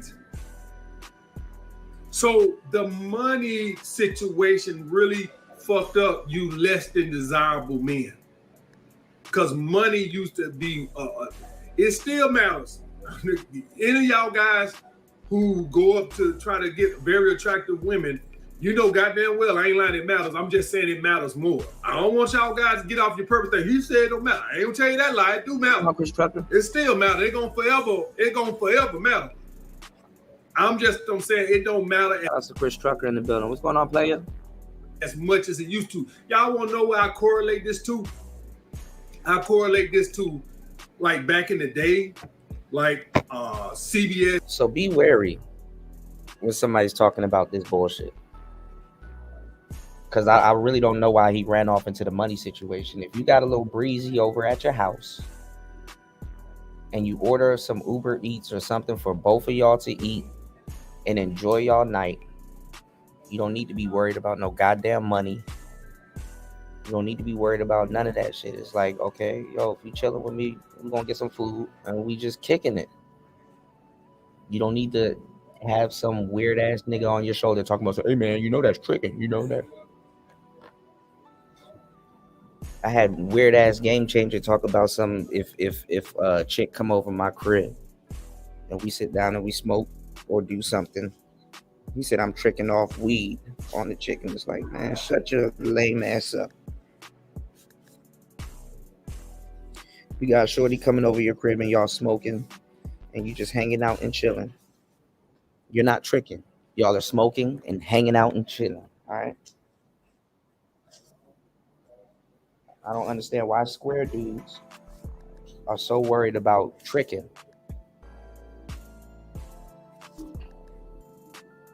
So definitely don't listen to Game Changer because he couldn't even decipher why a woman would choose a nigga with a bag of weed over a nigga with a degree. Like she gonna fuck your degree. Niggas really be in this space like, man, she about to have sex with my degree. Woman ain't fucking your degree, she's fucking you. And the funny part about listening to some of these niggas, it's like y'all are talking about women as if they never fucked a dude with a degree before. Yeah, she gonna like me because I'm educated. All right, let's get it. It's NBC and Fox and ABC, those 4 channels. 20 years ago, they were the lifeline for TV. Now, they still matter, but they don't matter like they did back in the day when most people didn't have cable and that's the channels you had. Now, them still the big dogs on TV, CBS, NBC, Fox. They just don't matter with the options you have. So it still matters, and so money still matters. All right, guys? But that is the main thing I've seen, guys, is that you did assistance, which assistance also carry more of an emotional attachment, right? It means more when you are keeping the lights on. A person becomes more dependent on you, right? A woman becomes more dependent on you. Dates, they don't carry. Listen, if you was helping a woman financially back in the day, 20 years ago, and you was able to afford to give her $150 a month, right? $150 a month. That meant more to her as far as an attachment, emotional attachment dependency, than you going spending $300 on a 5-star, 4-star dinner date. It just don't carry the same weight. It don't matter as much. Now, don't get me wrong. The same way women use men for free dates, it's the same. Some women used to play men to pay bills and still wouldn't get them. Women always have played men. I don't want y'all guys to think that if you gave women financial assistance that they ain't play you. Yeah, you still have women play you. But I'm just saying that it even the playing field a lot more with less desirable men. Okay, guys? So, that's number 1. Number 2, guys. Well, actually, that was number. Y'all guys know what's that. Next, guys, the mouthpiece. Men, old school players rely more on a mouthpiece. And before I go any further, guys, I just want to make this abundantly clear. I understand it's out of y'all hands with some of the way shit is. Because times change, technology changed, so things just change, right? But the mouthpiece used to be the cornerstone. You didn't waste money on dates because you still went on dates, but you didn't waste money on dates because you found out on the phone if this woman was even worth taking on a date. Now guys don't even know till they get on a date that the woman was trash or not interested. You could have found that out on the phone. See, back in the day, guys, if a woman couldn't make time to talk to you on the phone, and I ain't talking about no little 2-minute date confirmation phone, I'm talking about talk on the phone, you didn't take her out.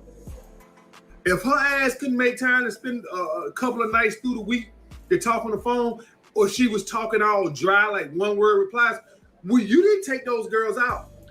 Men do not rely on that phone conversation, that mouthpiece anymore to filter out these badass, uninterested women. Therefore, you're going on these dates that are frivolous with women who are not even interested because you don't try to rely on your mouthpiece. Another thing the mouthpiece does is it built a connection before the date or in between the dates. And therefore, it took less dates or less time to get with the women sexually. But now, since everything is done on the date, and like, listen, guys, I'm not blaming you guys. I'm not blaming you guys because I understand this is the time we're in. We're in a time now of everybody has to act a certain way, right? And so now everybody has short attention span. Therefore, guys don't want to talk on the phone and get to know women, and women don't want to talk on the phone. Everything now is about get to the date. So I'm not blaming you guys. I know y'all guys are a byproduct of your environment and the times. What time we're in. The time is in now. Everybody got short attention. Nowadays, I don't know. He's kind of all over the place. Nowadays, it's more easier to get that same day laid in that one night stand. What's going on, Truth? Nowadays, it's more easier to get that one night stand. Women put you through last minute resistance. Some women, their last minute resistance is when they meet you. Some women is on the phone. Women are quicker and easier to jump in bed with you now than then. Because women would test you on your foreplay. Women would test you on your Kino escalation. Women will test you on certain things. Nowadays, they don't test you also. A woman will damn near fuck you faster than you trying to fuck her. I remember one time I thought I remember one time, because it used to be, I remember one time I thought I seduced this girl real quick. Until the day after, I went to work one time. And I thought about it. I'm like, damn, her bra was matching her drawers.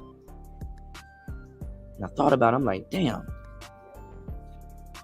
I thought my game was immaculate. I was like, I swooped down on that bra like Batman. And it was like, nope. She made the decision she was fucking that night. Not me.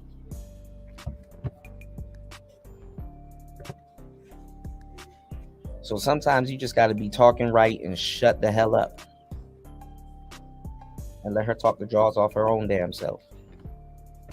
So I don't know what you're talking about. Let's do it. This man, anybody got time for a 2-hour phone conversation? I understand that. So I'm not blaming you guys per se. But some of the times is on y'all that y'all don't try to make conversation before the dates to build up more of a connection. That way, when you get to the date, the woman feels. So imagine this. You got a girl's number Saturday. You called her on Tuesday. You talked to her for an hour and a half, just talking, getting to know her. And then you set up the date for Friday. And then you called again Thursday and talked to her. Half the time, you're not even talking to broads on the phone. You texting them. Y'all talk an hour, just talking about random shit, TV, what's going on, this, that, and the other, whatever, right? And I understand you really can't do too much of that now because you're too available and she gonna lose interest. He likes me too much. I understand, guys. I'm like I said, y'all a byproduct of y'all time and the social media time and being too available. We had none of that. You did none of that. You built connections with your mouthpiece on the phone. You developed your little sexy tonality voice. Your laid back tonality voice, you kick back and you talk to the girl and you seduced her over the phone. Come date day, it wasn't no flakes. We ain't have flakes. You know why we didn't have flakes? Because we built connections over the phone. And if a girl didn't show you, couldn't take time out to talk to you on the phone, wasn't gonna be no date. A lot of the time, guys, due to you being able to build that connection over the phone and stuff, a lot of times you could just invite the girl over. And I'm talking about these be quality women. I know y'all guys can invite Keisha over tonight. You won't smoke up everybody goddamn weed and drink up everybody goddamn Seagram's gin. I understand y'all still fucking with them scallywags. I'm talking about quality women. Right, Raven. Women worth something. Yeah, I already know that little purple head bitch in the projects gonna come over and suck your dry for a dime bag of weed. I know. Don't tell me. Ain't nobody trying to fuck with Boquisha with the pink and purple hair. Nah, that's cap, because that's exactly who y'all trying to fuck with. And that's who y'all having a hard time getting.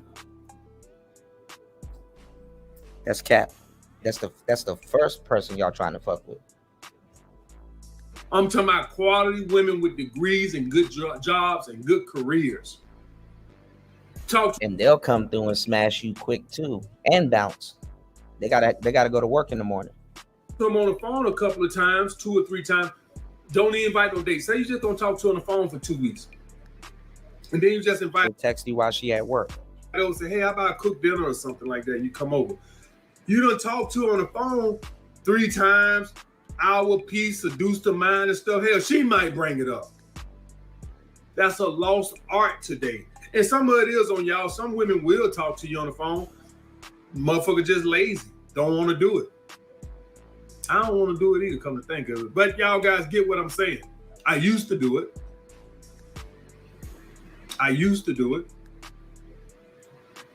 So the mouthpiece, OGs back in the, and when I talk about the mouthpiece, I'm not talking about face-to-face, not that per se. I'm talking about the phone conversation. You seduce women over the phone. By the time the date got here, they was comfortable with you. Now, the reason for the phone in 2024, the reason why you would use the phone in 2024 is to confirm both of you guys are on the same page. Why would a woman want to talk to you on the phone in 2024? Well, similar to the same day, similar to the reason why they wanted to talk to you guys yesterday on the phone. Hear your voice, hear what you're saying,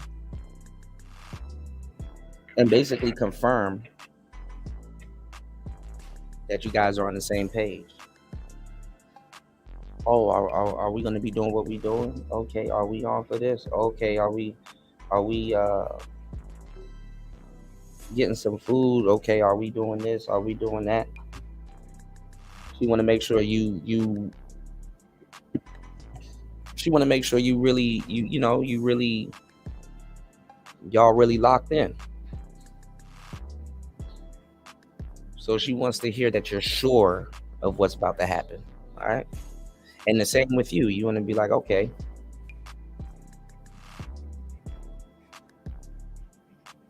You want to hear the sincerity in her voice also. Next, guys, old school players didn't have to play so many games. Once again, I'm not talking about you guys. I know y'all are byproduct of women. So what happened was, this is what happened. The rules book, I think, is responsible for a lot of this shit, right? And I know Dr. Love came out a long time ago too.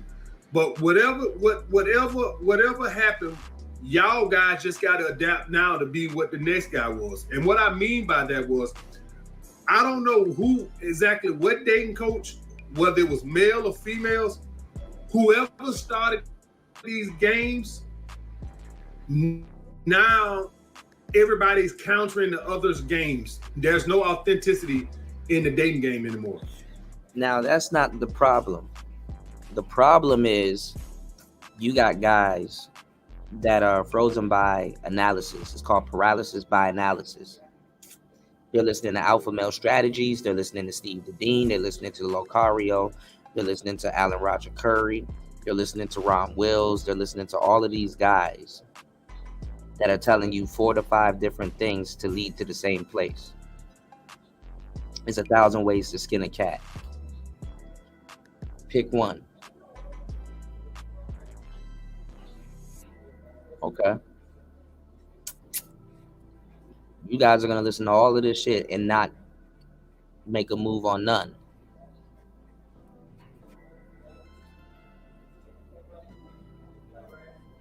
Because you don't know what to do.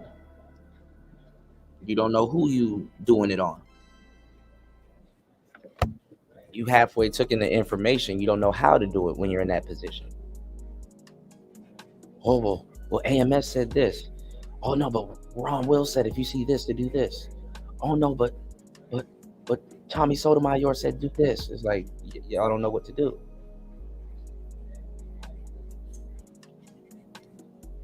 And while your eyes are swimming around in your head like fish, you done lost the girl's attention and she back on her phone. So let's get it. Everybody's aloof. Everybody's indifferent. Everybody's high value. Everybody got to wait 5 hours to return a text or a call. I don't know who started that, but once one started, then you got to do it. Because if you don't do it, you're going to look like the loser that's boring. But this is not the way it's always been, guys. Believe it or not, it was actually a time where you actually could show a woman you liked her. And that's what the OGs, that's what we used to do. Old school players, y'all guys want to know, and I know this shit sound crazy, y'all guys not going to believe this. Y'all want to know one of the oldest player moves to do back in the day? I know y'all going to find this crazy, it's hard to believe. You told a woman you love her. That's funny. You got the panties off by telling the woman you loved her.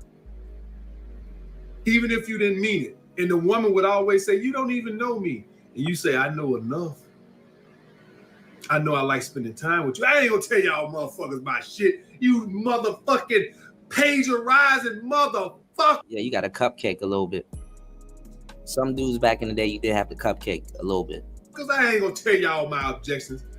I might make a video. I like you guys. I might make a video for objections. I'll think about it. You fucking no changing words, sons of bitches. But believe it or not, guys, that's like taboo right now. Like, oh, you tell a girl you love her, she's gonna run for the hills. Back in the day, a strategy we would use is you would try to wait like not too soon because she know it's fake. So you try to wait like 3 weeks and be like, I love you.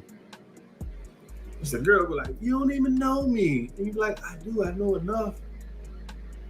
I know I like spending time with you. Y'all hear that tonality? Woo, boy, you hear that tonality? Woo, woo. You hear that low pitch tonality?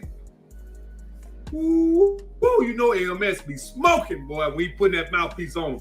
Look at that, use all that tonality. Just hit that low pitch on him. Shit, any girl panties gonna drop. She hear that tonality like that. But that was the thing. Now it's totally flipped. Back in the day, the thing was you wanted to show a girl you liked her. Now, obviously, none of this means shit if she don't like you back. So I don't want y'all guys to get misconstrued that you go try to get a girl, tell a girl you like her, she don't like you or find you attractive. It don't mean the hell of beans. It was like that back in my day, right? I told the girls who had me in the friend zone I loved them. I stayed in the friend zone like 5 more years. Now, I mean, this is wrapping a girl up. A girl be like, oh, he just talking. Let me hear. All right, confess how much you like me. Oh, he just rapping. And you gonna do what? Oh, you like me? Oh, really? Oh, you just talking. And then she gonna hit you with you must tell all the girls that.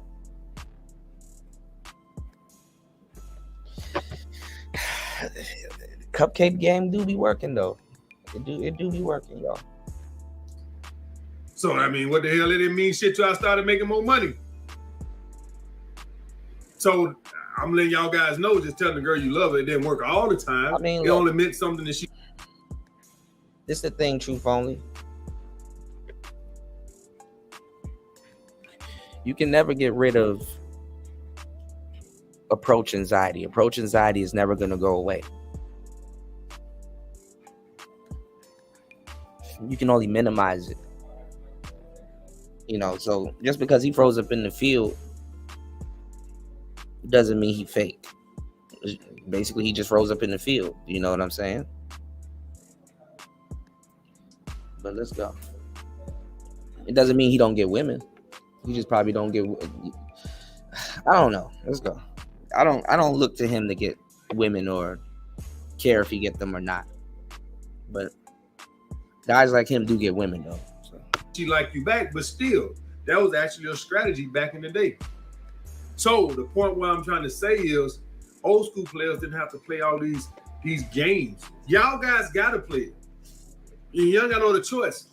Because once somebody starts the game, it's like I made this analogy once before. Once America developed a nuclear bomb, then Russia and China and all these motherfuckers got to develop it too. Is the way it goes. So once a few guys start acting indifferent And then the woman gonna be sitting over here wondering, damn, why he so indifferent? Why all these other dudes showing me they like me, but he over here acting like he don't care? Once one dude start acting like that, then you got to do it. That's the way it works. Once somebody change the game, that's the way it works. Ain't nothing else you can do about it. So y'all guys just stuck. Y'all guys have to act indifferent. Y'all guys have to hide your feelings. If you really like a girl, you have to just act like, you know, you all right. We ain't have to do that. We wanted her to know we liked her. That was the game. And the man who she liked that could show her he liked her the most, without, obviously you guys know you can go overboard, right? I have to make sure I put that in there. Obviously, even back in the day, if you went overboard with it, you know, showing up with a bouquet of flowers and all, you know, if you going on the second date, so of course you can overdo it. But y'all guys get what I'm saying, within reason. Next, guys, old school players approached women. Now, that might seem like something just small, like AMS, what the hell? Guys, I'm gonna tell y'all guys something about the approach. The approach lets a woman know your confidence right off the bat. I'm not talking about a punk ass cat call from down the block, hiding behind a goddamn tree. Hey, babe, where you going? Way down the goddamn street, like a little coward hiding behind the stop sign. I'm talking about a manly approach where you walk up to a woman, rejection in the mall, rejection in the store, be damned, and ask a woman what's her name and try to get to know her. There ain't nothing you pretty much can do to show that has been taken out of the game. So the approach, another thing about the approach, if I'm doing an approach, where am I doing an approach? I'm out in public, living life, more than likely. So it's a more genuine approach. What happens when you meet women that's out in public and not on dating apps? These are typically women who kind of just like not being swamped by men. So if you meet a woman in Whole Foods, probably not even a date because she's probably gonna have a dating profile, right? But back in those days, if you met a woman in Whole Foods, it was very likely that she probably was talking to nobody unless she went to clubs. Because more than likely, most men were afraid to approach women. Yeah, they stand there and look. Just stand there and look. Do y'all guys know what pissed me off the most about when you be with a hot chick and guys try to disrespect? You want to know what pissed me off the most, why I check it so hard? Because I said, if I was not here and she was by herself, none of these dudes would say nothing to her. A look or say nothing, whisper there, sit over there like little scared chickens, like little cowards. If she was there by herself, that's why I check it so fast. I see any little slight disrespect. That's why I get on it so hard, because I say, now I say to myself, now that's a bad bitch right over there on the other side. Right over there on the other side. Standing by her goddamn self, standing with a girlfriend. Ain't nobody went over that goddamn way. And now you want to see my girl. Now you want to try to do that. That's why I check that shit so fast. You'll see it all the fucking time. If you think I'm lying, go in a club. And guys, it's really not about disrespect, it's about hate. And that's called it what it is. It's not about the disrespect. The disrespect comes through the hate. It's really a thing of jealousy. Right. That's what that is. It's a thing of jealousy. Right. That's what that is. But if y'all guys think I'm lying, go to the club this weekend. You'll see women standing by the bar all night with the girls. So like this, you won't see now dude come up to them all night long. All night long. Because men don't have no fucking balls to approach. Period. And it's always been that way. You stood out back in the day, even before dating apps. You just had men who could not approach women. Scared. what y'all call it? What my millennial boys call it? Approach anxiety. Oh man, boy, we said this old the pussification of America. Approach anxiety. Oh man, so anytime you have a fear now, just put anxiety behind it and you're exempt from scrutiny because you got anxiety behind it. It's a medical condition. Yeah. More like pussy anxiety. Yeah, anytime you fear something, just put anxiety behind it. And now we can't say anything because he has anxiety and it's a mental health Yeah, I just told y'all about it. Goddamn mental. I told y'all never gonna get rid of approach anxiety. You can only minimize it. Health issue, grow some goddamn balls. The pussification of America. And lastly, guys, old school OGs had wives or girlfriends. The old school players found nothing. First of all, guys, only the dope boys and a few professional men even had the resources to afford multiple women. So that was like a luxury. That was something that most guys just couldn't afford to date. I'm not talking about when you getting phone numbers and you trying to court women and this. This how it worked, guys. Back in the day, you get a whole bunch of numbers and you talking to women. Then once you talking to them over the course, what happened is you find one you like and you zeroed in on her and you ditched the other ones. That's the way it works. So you might be on the phone talking to 7 women, right? Trying to, blah, blah. Then one of them you'll really like. Then you'll just ditch the other women and zero in on her. That's the way it was. We value girlfriends. We didn't value rotations and things like that. And that's why I say you guys are a byproduct of your environment because women are so fickle now. They drop. You gotta have a rotation. Right, you just gotta have you better have a rotation. They so fickle and shit. So yeah, you make guys don't want to commit. But back in those times, guys found the girl they like and they zeroed in on. Of course, guys, we went through our courting phase and stuff like this. So yeah, you have dating multiple women, you'll sleep with multiple women. But as soon as you found one, you zeroed in on her. You didn't want to like, okay, she's in my rotation. I want to get 2 more like her. You didn't think like that. Once you found one you really like, you just ditched the other ones and you zeroed in on. You couldn't afford to do that. Except, like I said, except the dope boys, the drug boys.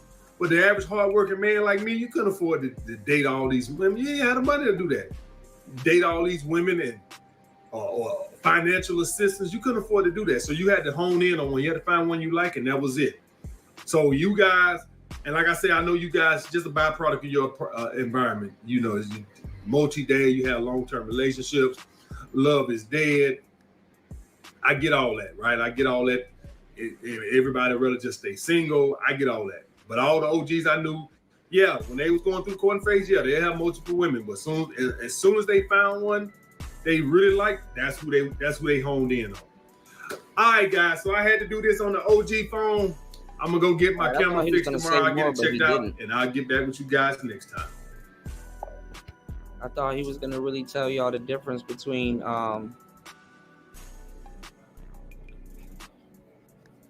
old school players and the new school players, but he kind of really didn't get into it.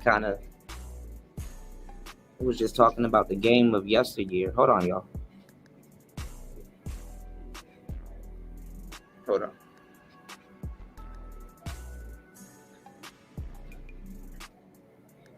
Give me 1 second, y'all. I'm kind of multitasking right now. Hold on, y'all. Hold on.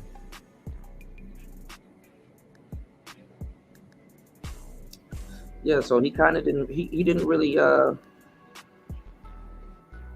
He kind of really didn't get into the difference between the old school cats. I mean,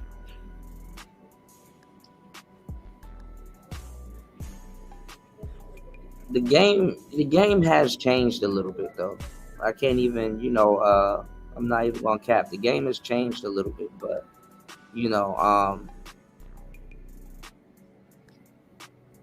it's not really different.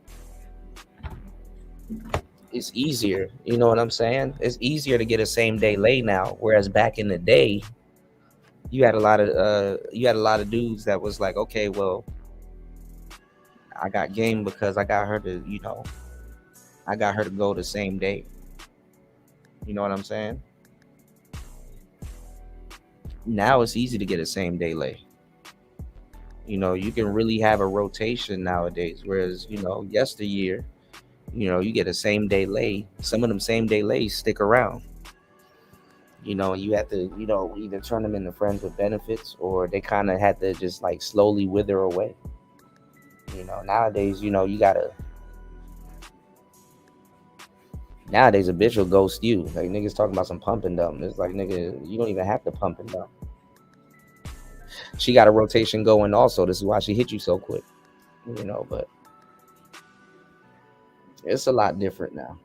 You can still do a lot of what he's talking about, but you just gotta know what you're doing. And like I said, the woman, she'll kind of, take the cue also.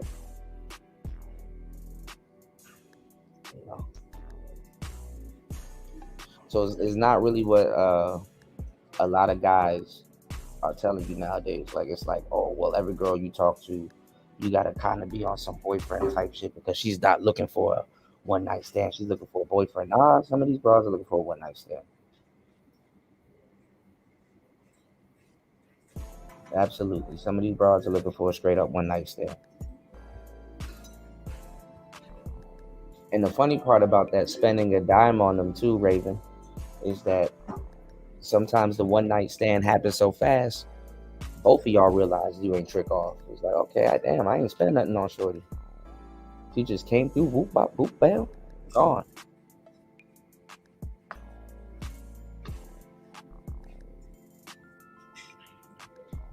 Shit be happening so fast. Some of y'all, though, you got to have somebody on the internet tell y'all, it's like, look, you're trying to turn a woman that's like literally like, yo, I'm trying to have like a one night stand. You're trying to turn her into a girlfriend. And a lot of y'all are blowing one night stand situations. Whereas some of them, if you hit them a certain way, they would have turned into your girlfriend. So it's like, it's a weird flex. The flex is weird nowadays,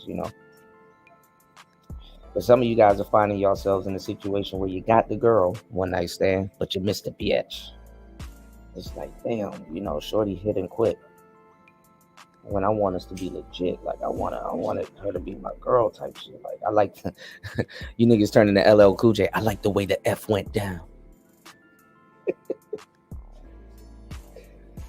Doing it well. That ass. Hold on, y'all. I'm up here multitasking. Hold on. Forever in a date. Forever in a... Okay.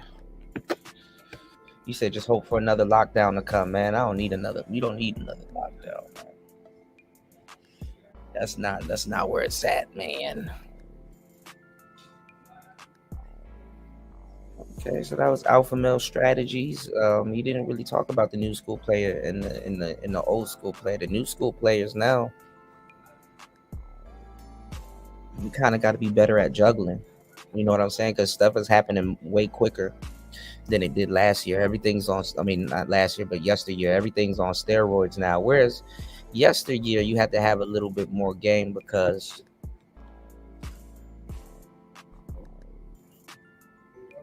you could pace it a little bit more easier. And the quality of women was a little bit better. You know what I'm saying? Women wasn't, depending on who you are, women wasn't like going as quick as they would now. You know what I'm saying? Women wasn't going as fast as they are now. You said that shit was funny. You know it, Kuda. We made it fun as fuck. Yeah, the women of yesterday, they were just more quality. Even if it was a one night stand, it was like, it was way more quality. Like nowadays, you gotta be like, you know what? I do like shorty. I kind of would hit her up, but gonna wait till she hit me back. She kind of fucked with your boy a little too quick, you know. Whereas women of yesteryear, shit, your one night stand will be cooking for you. She run to the nigga, she screw your ass to sleep and run to the store and come back with food and shit like that. Spent her money. Went to 7-Eleven, came back with a blunt and a beef patty for your ass. We like, God damn. These girls don't want to do shit but eat hot chip, ask you for a charger, and use your Wi-Fi. I ain't lying.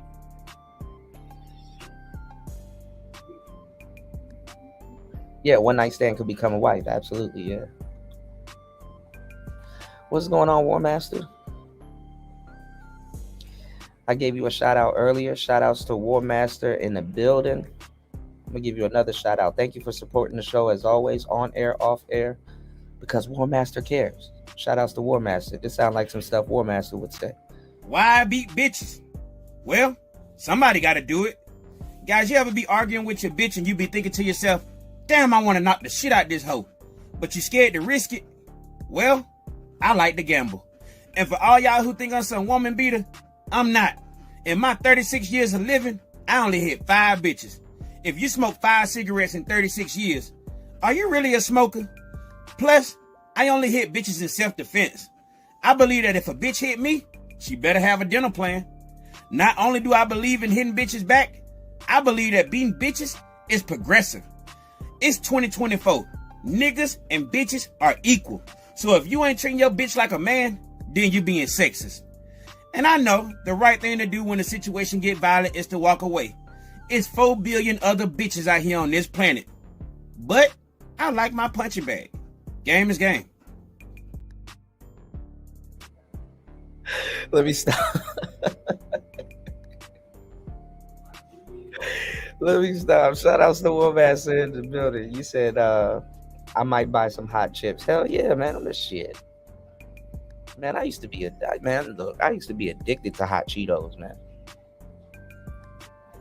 I used to be addicted to hot Cheetos. Hot Cheetos was my flex.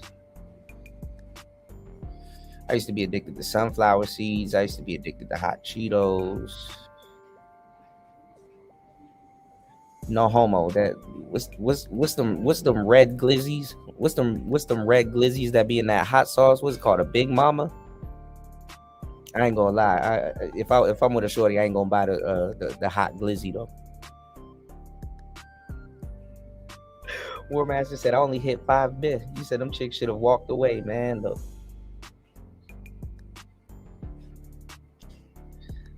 We're gonna see what these niggas talk about with the when this Diddy shit died down. I'm tired of these Diddy screams. Diddy. Diddy. You said Dorito flavored popcorn is fire. Yeah.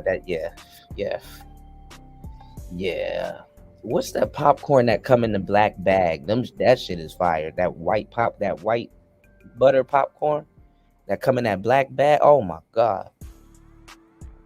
Nigga, I used to buy the ice cream truck out and 7-Eleven. The popcorn that come in that black bag. I forgot the name of it. What's the name of it? Fuck. Is it Smart Food? I totally forgot the name of it. Okay.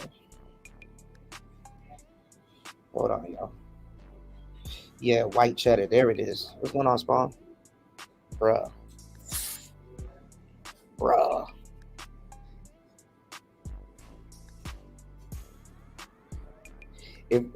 If they ever had a big bag of that shit, oh my god.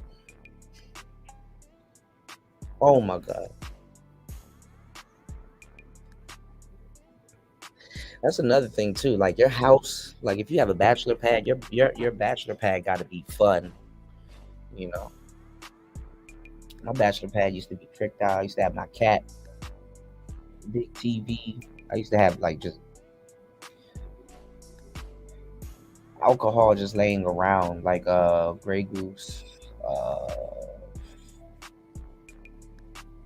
Hennessy and stuff like that. Broads are weird too. Like Grey Goose would be just kind of like sitting on the table or on the dining room table and shit.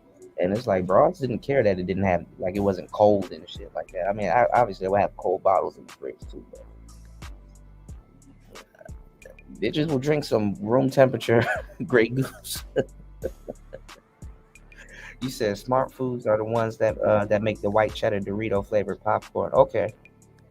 Smart food. Okay. Yeah, everywhere is different, but white cheddar popcorn, oh my goodness. Or if you do the popcorn flex, you got to have like the Orville Redenbachers. I forgot the popcorn that had the lady on it though. But yeah.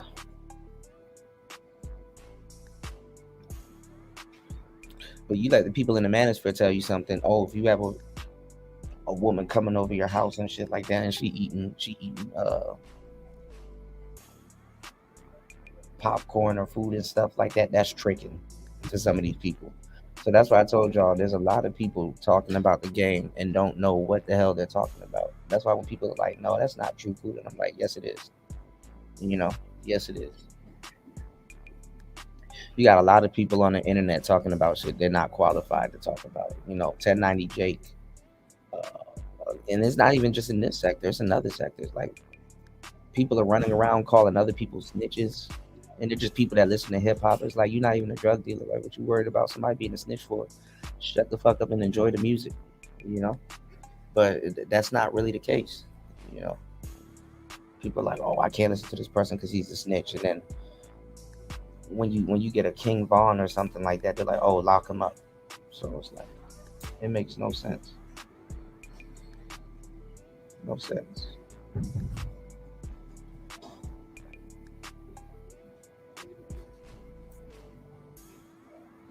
So this is why you step away from niggas, man.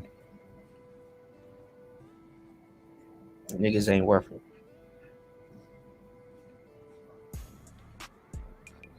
Shit, don't let you have them honey buns. Don't let you have them what's the other joints that they be having? Them little wafers, the peanut butter chocolate wafers that be in that yellow box. Oh my god. This is all stoner food, y'all, by the way. But if you got a full pantry and you got a little breezy at your crib and y'all chilling and say y'all smoking or doing whatever y'all doing, man, when she see that shit, oh my god, she ain't never gonna go home. Like, shorty, don't you gotta go to work? Oh yeah, you put that honey bun in the microwave for like 10 seconds. You golden. You golden, man. Golden. You golden. You golden. You living your life like it's golden at that point.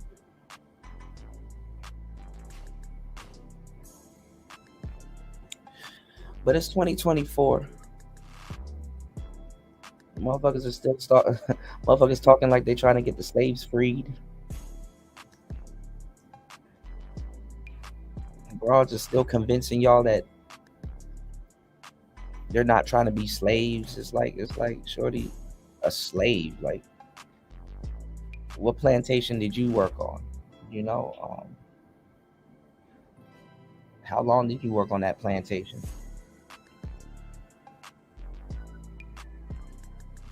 People still running that slave feminism game on y'all. Like, it's like, bruh, like, grow up. I saw this one shorty. Let me see if I can find that podcast. This girl was, I didn't like the, you know what? You got to start calling women out on their toxic masculinity.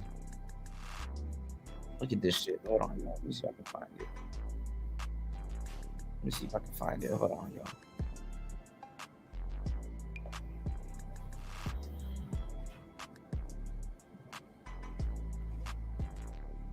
Hold on.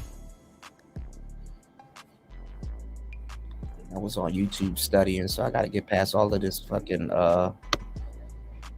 bookkeeping. Listen to this chick. This girl she got some fucking problems. Listen to this. Y'all hit the like button, y'all. 3 hours and 47 minutes into the madness. Y'all support the show. Hit the Cash App. Let's get it. I'm an empowered woman. You're not gonna sit up here and talk condescending to me either, because yes, I am a strong woman. I'm an empowered woman. I tell you, first of all, I'm not a woman that hang in packs. I'm saying, but most of we talk about most of I don't even need a pack. Believe in you. You don't believe in your dreams. He'll make you late for your shit. Just want freedom. You want your woman to stay home, hidden in the closet from any other man getting her attention. Are you willing to listen to what a man say he wants and comply to those things without any, like, you got to rebuttal? Exactly. Rebuttal. Hell no. That's bullshit. Hell no. Oh, brother. Why? Because I know. I'm saying if he take care of you, he take care of your I'm necessary an needs. empowered woman.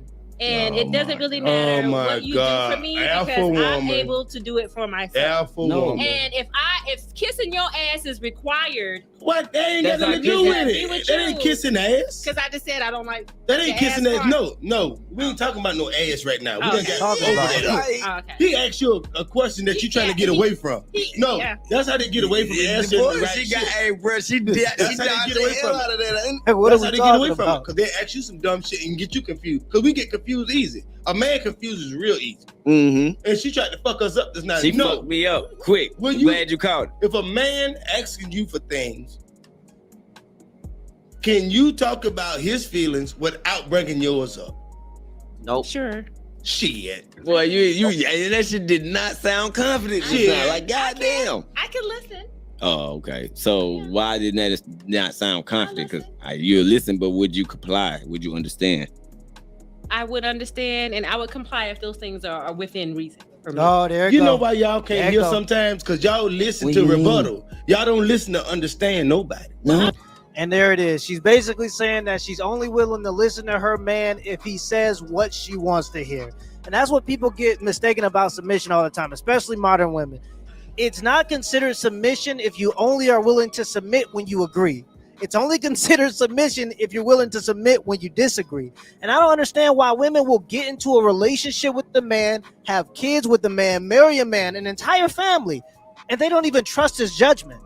Like, you're the one that picked this man to lead your relationship and you don't even trust that he has your best interest in mind? How are y'all ever going to work together on anything? You're supposed to pick a man that has good leadership qualities. How do you understand if he has good leadership qualities? You look at the results that he has in his own life. And that don't necessarily mean money. Sometimes that means morals. Usually it means integrity and the intangible things that money can't buy. Those are the men that you want to be with, so you can at least trust his judgment and be willing to follow what he's saying because you understand that he has your best interest in mind. If you're with a woman, if you're with a woman that believes that listening to you is kissing your ass, she's cooked, brother. That's diabolical work. That's egregious work. There's nothing you can do with that relationship. It's over with. I'm gonna tell you, y'all listen, and while y'all listening, y'all feel the case at the same time. We're not in the 60s, baby. We are in 2024, which is really equivalent to 2054. We're in a new age now. The future is feminine. Why the fuck do you think I must cater to what your needs are? Nobody ain't say that. Let me tell you what we're gonna do first of all. First of all, what we're gonna do is talk about my motherfucking needs. Look at this. Now, let me ask y'all a question. Put in the chat who you think she's been listening to. Who do you think she's been listening to? Oh, and there it once is. my needs are met, then I'll think about meeting your goddamn She's a needs. groomer. I'm gonna This tell what you y'all, call a grooming woman. She's a groomer. She want to groom a man. That's right. I do. This is why. I do. I build a man and I make him into what I want him to be. That's what I do. God damn. How long you been in your relationship now? 90 days. This woman, 30 years old, talk about she builds men and her current relationship is 90 days. She ain't that good at it. And this, look, this is what people have to understand. Your needs are being met. Your needs are being met when that man goes to work every day to make sure that you're okay. Okay, that's what men go to work for. I don't know what fantasy world women think that men are in, where we just are, everybody's following their dreams and following their passions, and guys love the jobs that they do. Most of the guys hate the jobs that they do, but they do them for the purpose of making sure your needs are met. So in return, as a woman, what used to be expected was you would give him a family, you would take care of the kids, and make sure that some of his needs are met so that he can go to work to make sure all of y'all's needs are met. That was the whole point. Guys aren't just, woo, let's go to work. This is a nice day. Like, most guys are miserable every single day they go to work, and the only fulfillment they get and the only reason they do it is to make sure that their woman and their kids. So speaking of it being 2024, y'all, we're still talking about day one shit. We're still talking about day one shit. Can have a smile on their face. Guys are not happy to go to work. Most people don't follow their passions or their dreams when they do go to work. Life is not a fantasy world for men. It's a lot of egregious, crazy, laborious work that we don't want to do. Trust me. Like that. 90 days. Yes. Boy, that's a rough one. That's a rough 90, but I'm going to tell you this right here. Don't tell her about your this feelings. Is the reason that old civil rights bullshit and all that old woman bullshit, this is the reason why shit fucked up right now. You know, y'all talk about the ladies in the 60s and the 50s and shit like that, but they had real families and had real wealth and had land and everything. That's facts. Yeah, because my great aunt, shit, called me when I was damn near, 40 something, talking about selling some land they had for years. Yeah, but those women were severely suppressed. You say that, Those but women they were had severely. shit. I am my not. aunt, my we're aunt not sold suppressed anymore. Well, you say those they women suppressed. were severely suppressed. Okay, give me an example of one. Meaning That word listen, a lot triggers- of them were not triggers able to women. step out and use their creative gifts for what they want to. What do you mean? They were only able to use them to build a home. Okay, how many? Nobody, and that's the fantasy dream. That's the pipe dream where women think they want to be men because men are just going out using their creative gifts to make the world a better. Most men aren't doing that. Men are digging ditches. Men are pouring concrete. Men are going to factories. They're not going to follow their dreams and use their creative powers in the workplace. They do that to provide for their families. And now what she wants to do is take the provision of the man, but then go follow her own dreams while he's just funding her lifestyle and give nothing in return, which is crazy. And I'm tired of this narrative that the women in the 60s were just these sad women that had no understanding of the world and they were just tied to a stove. No, these women were very intelligent, very spiritual. They understood that the biggest priority a woman can have on this planet is to raise children. And if she is a very smart woman, like a lot of women are, she can give birth to 5 different kids and make them all smart. That's a big purpose. Now, I'm not saying being a mom is the hardest job in the world, but it's certainly the most important, and it was always respected as that. Women disrespected motherhood. Men never disrespected motherhood. You ain't never heard a crowd of men saying, oh, she's just a stay-at-home mom. No men say that. Women make fun of women who are stay-at-home moms. I believe it's one of the most important jobs on the planet. The women in the 60s, they were smart. They kept their families intact. And the only suggestions, the only thing you're going to be able to refer to when you say that women in the 60s were these sad, depressed people is propaganda, movies, and TV shows. All right? We have quantitative data that the women now that are wage slaves folding pants at the Banana Republic, because that's what most of them are doing. Most of them are not these fancy business owners wearing these girl suits, girl power. They're folding pants at the Banana Republic, or they're making my caramel frappuccino at Starbucks. That's what most people are doing, because that's what you're not going to most likely follow your past.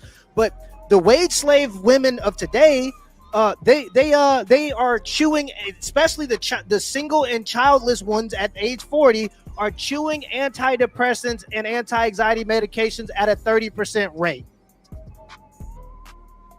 So your information right now, what you're telling me to reference that women in the 60s were miserable is movies, propaganda, and television. We have quantitative data that shows that modern women in their 40s that are single and childless are absolutely miserable. They're chewing antidepressants like M&Ms, and the older they get, the worse it gets. Creative gifts. A lot of women have creative gifts. A lot of women are running successful businesses Right. nowadays. Right. And it ain't just about me building a home or cooking your food or ironing your clothes. It's Mhm. not just about that anymore. Women are using their energies and their... I wouldn't eat anything this woman cooks. What's going on, Tony? I would not eat a goddamn thing this woman here cooks. Women be like, I make a good green beans. I make a good spinach. I make a good green beans. Get the fuck out of here. Chicken and rice.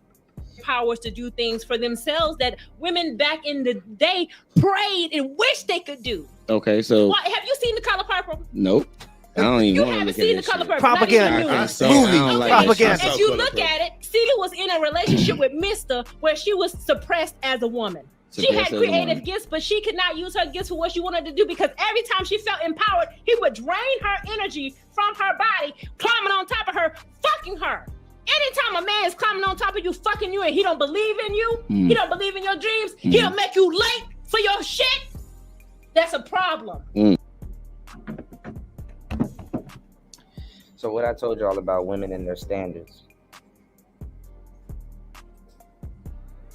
What have I told y'all about women and their standards? They always create their standards off of some shit that they did, that they went through. It's one thing if you tell somebody, hey, this is what I want, this is what I expect. But when you start getting into details, it's like, whoa, that's what happened to you. I don't know what nigga you chose to sleep with that's draining your energy and shit like that, but you certainly have a lot of energy to drain, bitch. You spitting all over my roadcaster. Yo, move the roadcaster away from her, nigga. I would have been moved all that equipment away from this woman. Look at this. That is a problem. Damn. A woman needs a man that makes her feel empowered. Meaning, if I tell you I got something important I want to do in my life, you are helping me get there to my goal because that's what she's supposed to be doing with him. Correct? So, when Celie left Mr., when Suge Avery came and helped Celie feel empowered as a woman, Celie opened her own business. Her own business. And a lot of women are feeling trapped in relationships with men because we give so much of our energy from our sacral chakra, our sexual chakra. We're giving away our power and our energy to men who don't even believe in us. Why are you sleeping with him? If he don't believe in you and he's all these bad things that you put out there, he's just taking away from you, then why are you sleeping with him? That's your choice. To continue to sleep with him just shows your type of ignorance. I don't understand why women complain about men that they pick and don't think that it's going to reflect on their poor decisions. That's insane to me. And also, like, why are you referencing movies from the 60s? You're Bruh, she don't even know what she's talking about. Sacral chakra.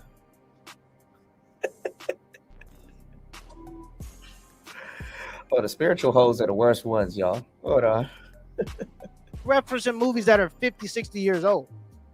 Have you seen the movie about the kid that got bit by the spider and then he started shooting webs out of his hands? It's irrelevant. It's a movie. That's the whole point. You're basing your entire life and how you want to live your life and the choices you're going to make in your life on a movie that was made for drama. It's to dramatize situations. That's the whole point of it. I can't understand. Men who won't even get us there on time. Okay, who picked them? That's a problem. But I'm going to go back a little bit. Energy from our sacral chakra, our sexual chakra. We're giving away our power and our energy to men who don't even believe in us. Spiritualism. Men who won't even get us there on time. Okay, who picked them? That's a problem. Astrology. Who picked them? Stones. Stars. It ain't about that. No. It ain't about who picked who. It is about that. Did you pick them? We picked each other. What do you mean? Well, you saying he's sorry and all this old bullshit, but you were nobody magnificent. said anything about anybody being sorry. I'm saying, What but you saying he don't talking believe in about you. is You said he didn't believe in you. women, when you feel empowered as a woman more without a man, you're not gonna really want But this is one. what I don't understand. Hold on. Then go lick some cat. Go lick some coochie.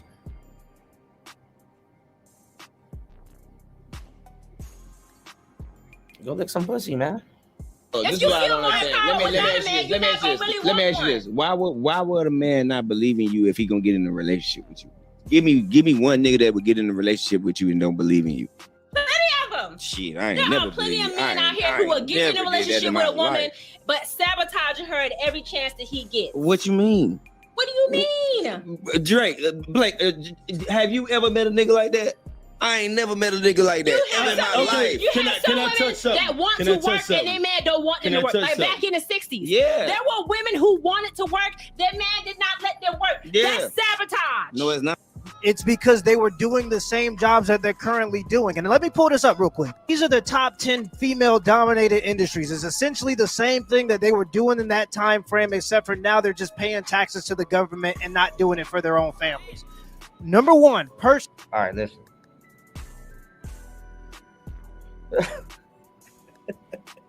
Lickety split, bitch. Right. Women aren't the best recorders of history. His story. So the fact that these dudes are sitting there listening to this broad about history is crazy. Yeah, she's venting to him.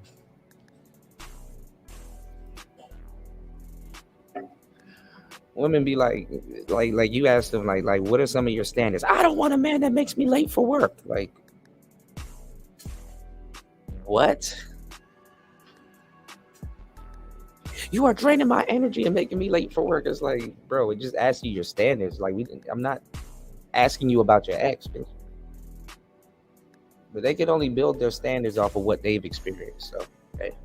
Personal care. Personal care workers provide healthcare services for older adults and people with disabilities. Well, before you had social services, before older people got Social Security, you had to have big families so that somebody could take care of the older people. That was, generally speaking, the women that stayed home. So what he's talking about is something that I've talked about on the show anyway.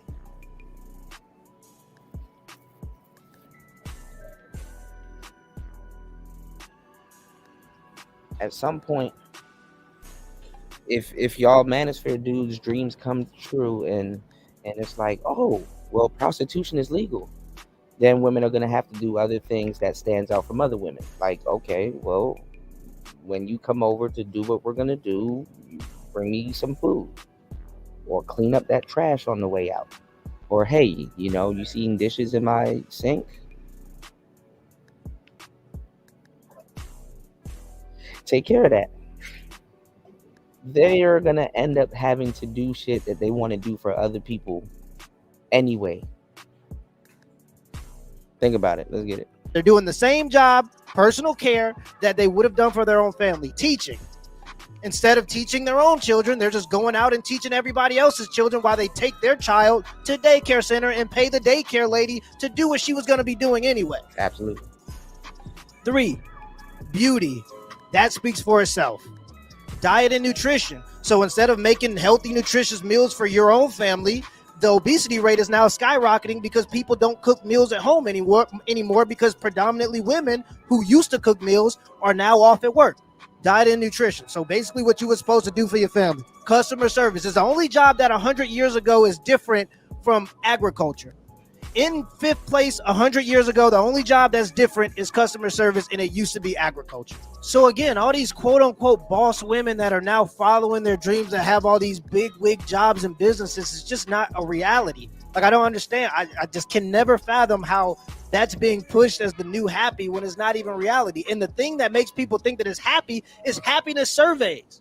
Not even understanding that surveys are the worst quality of data you could ever get, because guess what? People lie all the time. But what they can't lie about is the fact that women above 40, childless and single, are chewing antidepressants and anti-anxiety medications at a 30% rate, and it keeps going up as they get older. You can't lie about that. You can say you're happy all the time, all you want, but when you're chewing on antidepressants and anti-anxiety medications, it shows that you're probably not happy.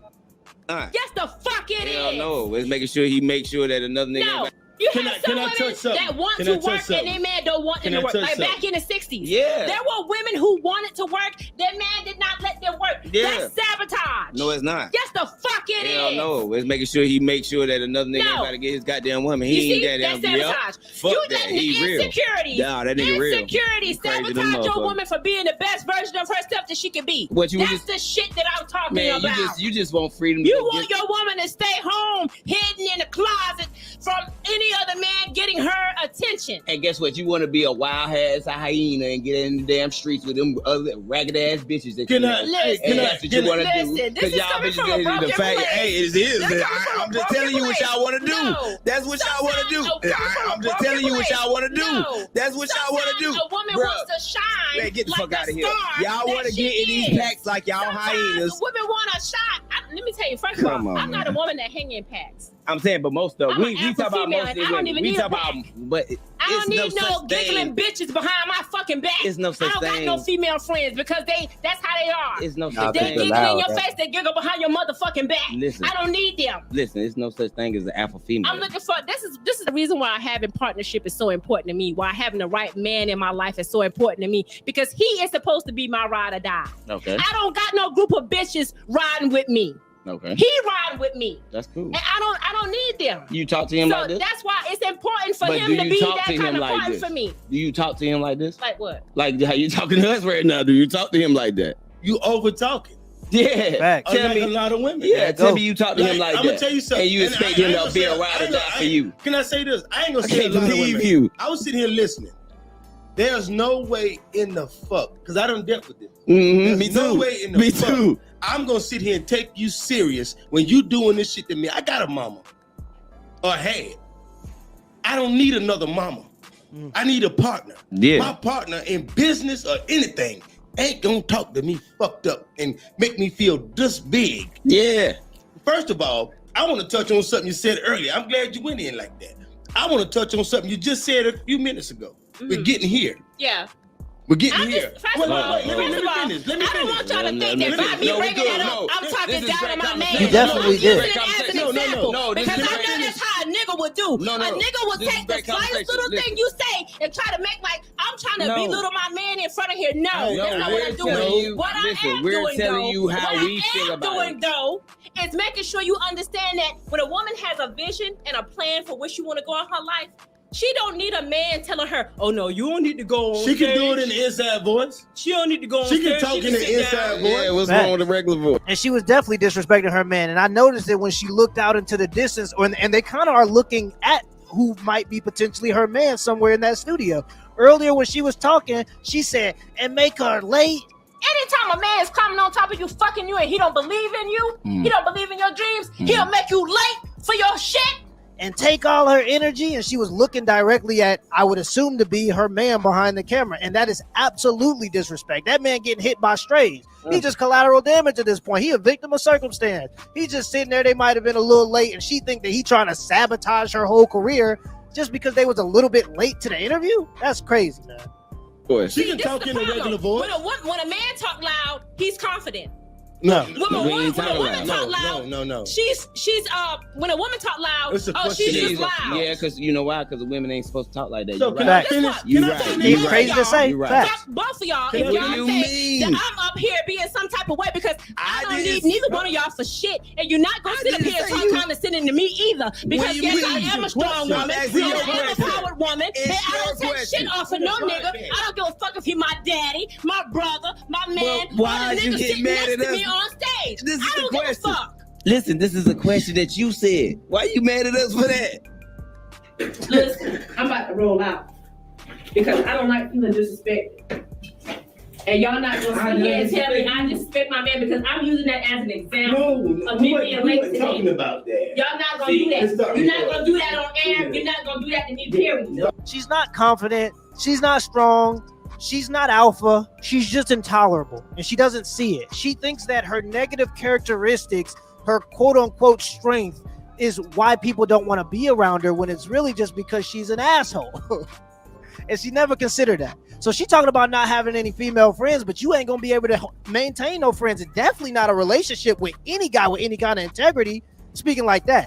That's crazy. And when she says, oh, she's just trying to emulate what she believes to be masculinity, because no man is going to respect a man that's yelling like that and pointing in people's faces. Men who do that get beat up. She doesn't understand that though, because she's looking at movies to get her perspective of what masculinity, what she needs to be is. That makes absolutely no sense. There are literally quotes like all bark, no bite.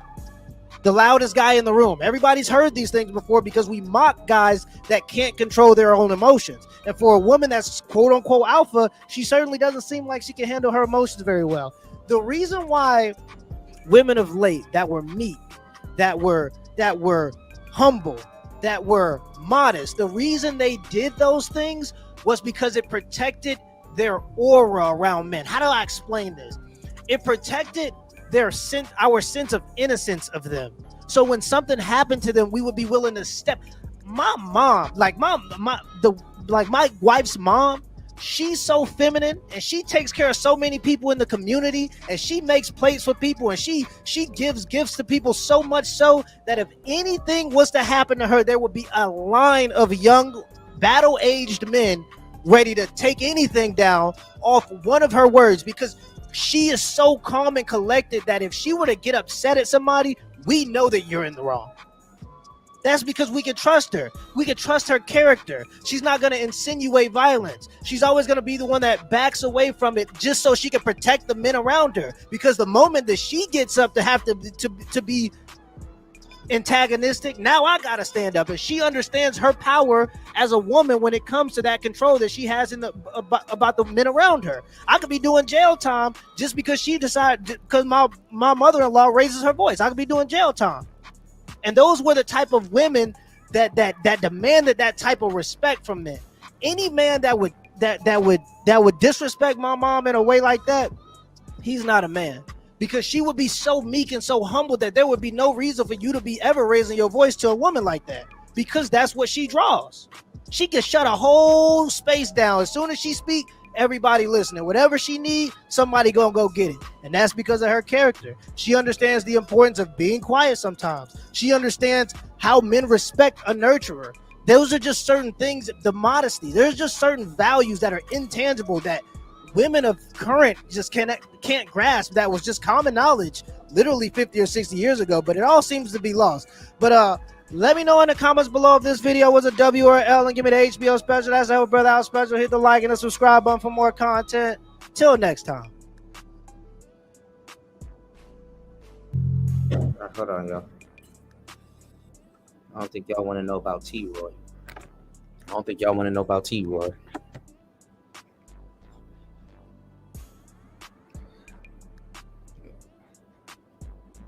All right. She had the rage quit. All right. 4 hours and 14 minutes into the madness. What are y'all thoughts?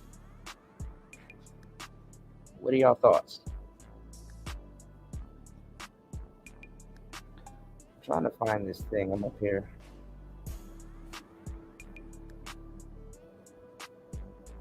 Doing some work in the background and multitasking. Hold on, y'all.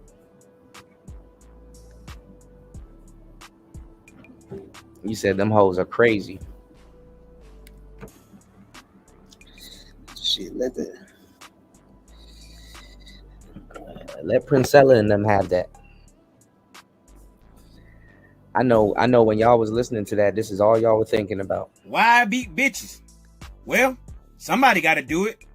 Guys, you ever be arguing with your bitch and you be thinking to yourself, damn, I want to knock the shit out this hoe, but you scared to risk it? Well, I like to gamble.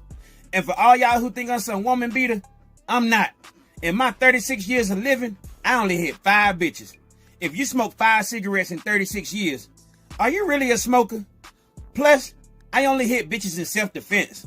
I believe that if a bitch hit me, she better have a dinner plan. Not only do I believe in hitting bitches back, I believe that beating bitches is progressive. It's 2024. Niggas and bitches are equal. So if you ain't treating your bitch like a man, then you being sexist. And I know the right thing to do when the situation get violent is to walk away. It's 4 billion other bitches out here on this planet. But I like my punching bag. Game is game.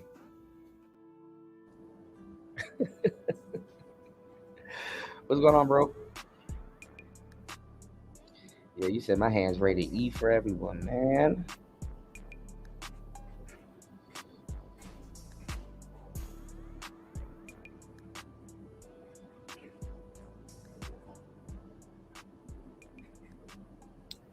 We're gonna see who's still talking about this domestic violence shit after this whole Diddy thing blow over. We're gonna see who was really about that domestic violence shit.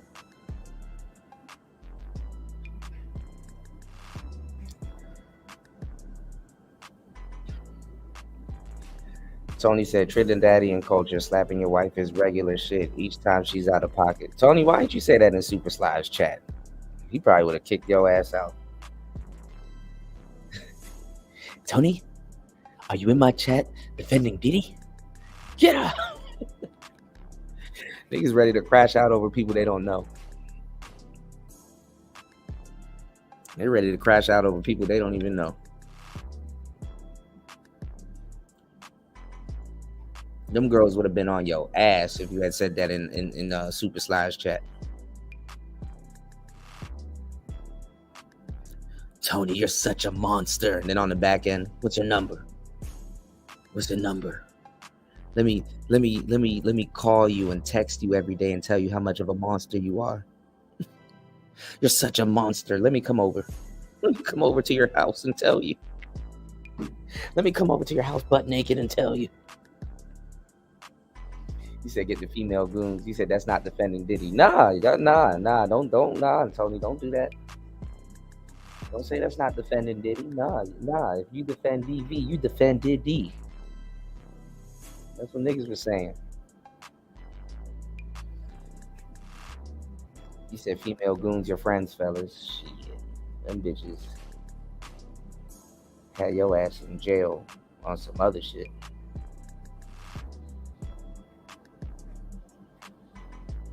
I'm glad they ain't in my audience. I'm glad I got some beautiful, decent, honorable women over here at Player Talk Radio. I don't got to sit up here and pander.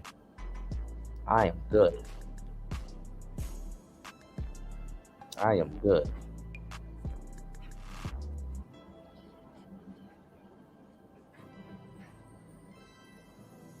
Listen up there listening to them weird ass women. Them women will sit up there and date a whole punching a whole. There'll be a whole punching bag for like a whole year. You know, you said you're a DV apologizer. That's funny. That's a funny term.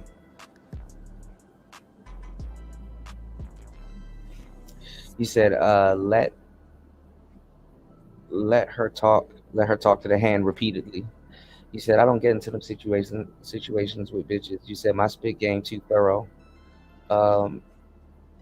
My shit is mind control. That's being manipulative, man. You said nope. The only thing they're on is my payroll. You said perk roll for being backup.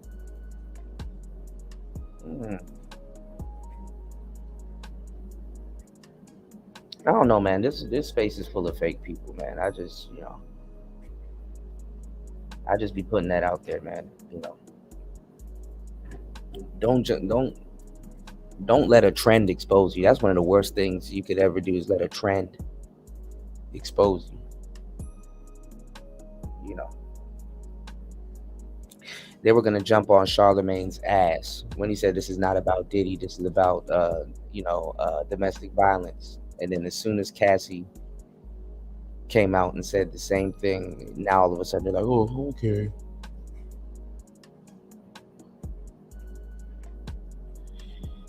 You know,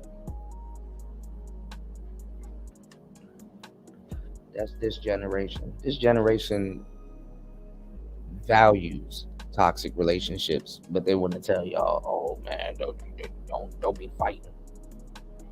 Fuck out of here. I am looking for this damn thing and I can't find it. You said it works with Keisha's like a weave helmet. Yeah.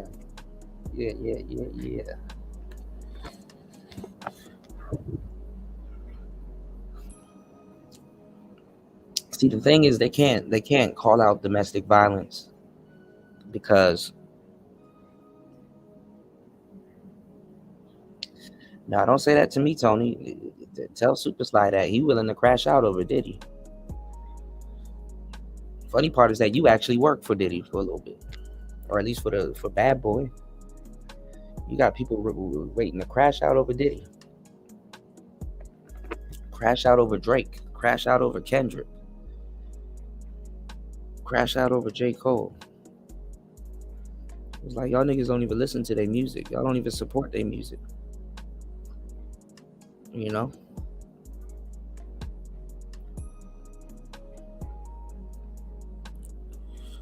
But the reason why they can't go into domestic violence right now, because, I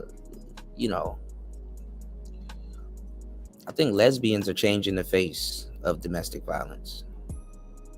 You know, I think lesbians are absolutely changing the face of domestic violence, and you don't want to get into that. You know what I'm saying? Because then now you're getting into LGBT territory, and that's not a good look. You know, for women at least. You know, that's not a good look. You know, so shout outs to the Doms. You know, that's beating out the literally beating out the dudes in domestic violence. Domestic violence. Yeah.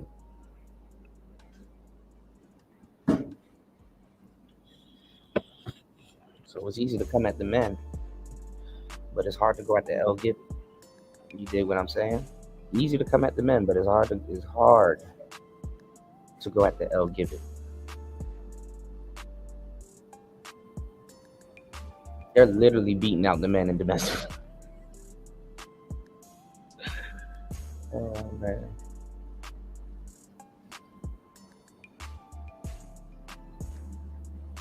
Domestic violence.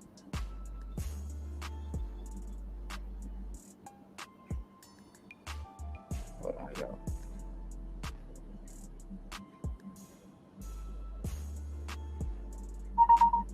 They're beating out the men in manipulation too.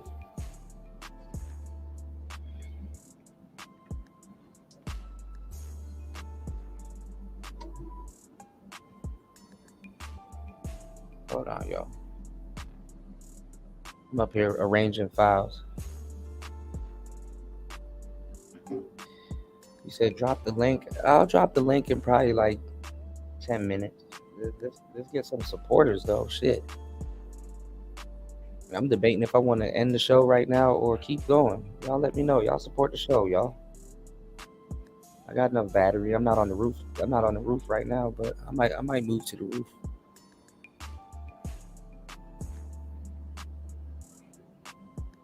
Hold on. You said, yeah, man, them broads are beating up bitches. Yeah, they sending women to the ICU. They putting bitches in the hospital like heavy.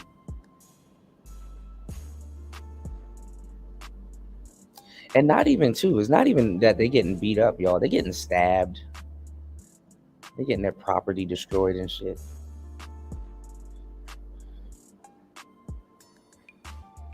Good for them. Yeah, Ryan Leslie kind of did come out better and shit like that. You think? Let me ask y'all a question. Do you think Ryan Leslie would have put his hands on Cassie? I don't think so. You know, I don't think so.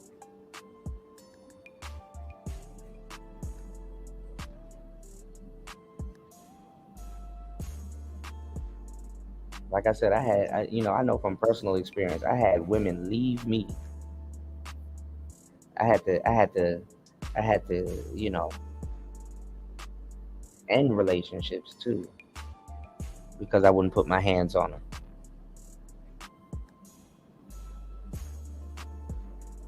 Not about to have me in jail.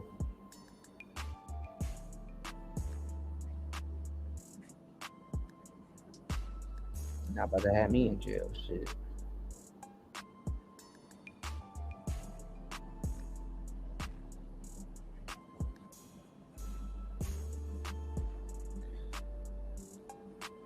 What narrative am I spinning? I'm not spinning a narrative. What narrative am I spinning?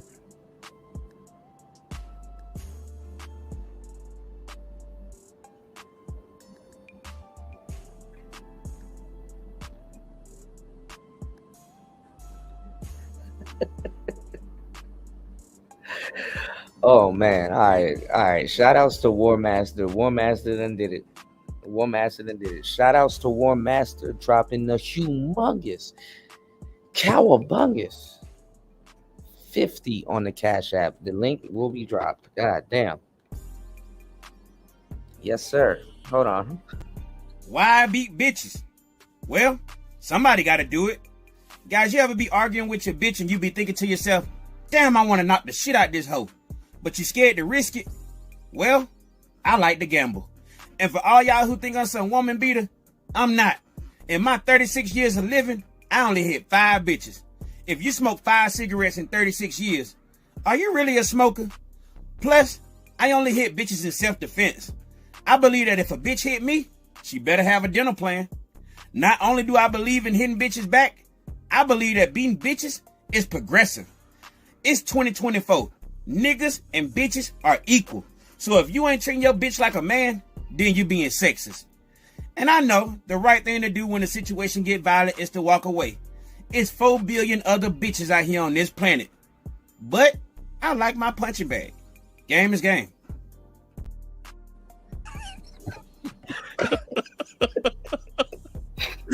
That dude is fucking fire, man. Shout outs to War Master dropping the huge 50 on the Cash App. Thank you, bro, for supporting the show. You say he's fired? Yeah, man. I think he's in jail right now, or he probably just bailed out. Hold on, give me 1 second. I'm gonna bring up Chaos also. Run the show for a second. Give me 1 second. 1 second. How you just gonna be telling me to run this show? Anyway, What's good? What's good, Kuda? DJ. What on, y'all? What's going on? Yes. Yo, man. It's interesting you mentioned about domestic violence. I've noticed, if they're not talking about it, then they might be putting these women that are eating pussy and beating each other's ass to be up in the list that they try to keep quiet in lines of domestic violence. I would totally agree with that. That's why they're not really going, tack it like that, because we look at domestic violence as a whole, and they're not ready for that conversation, bro. Yeah. I mean, the dudes in the space are fake as fuck about domestic violence. Yeah, you're right. Yeah. I put my video on the member side. You gotta become a member to hear my side of the Diddy thing, man.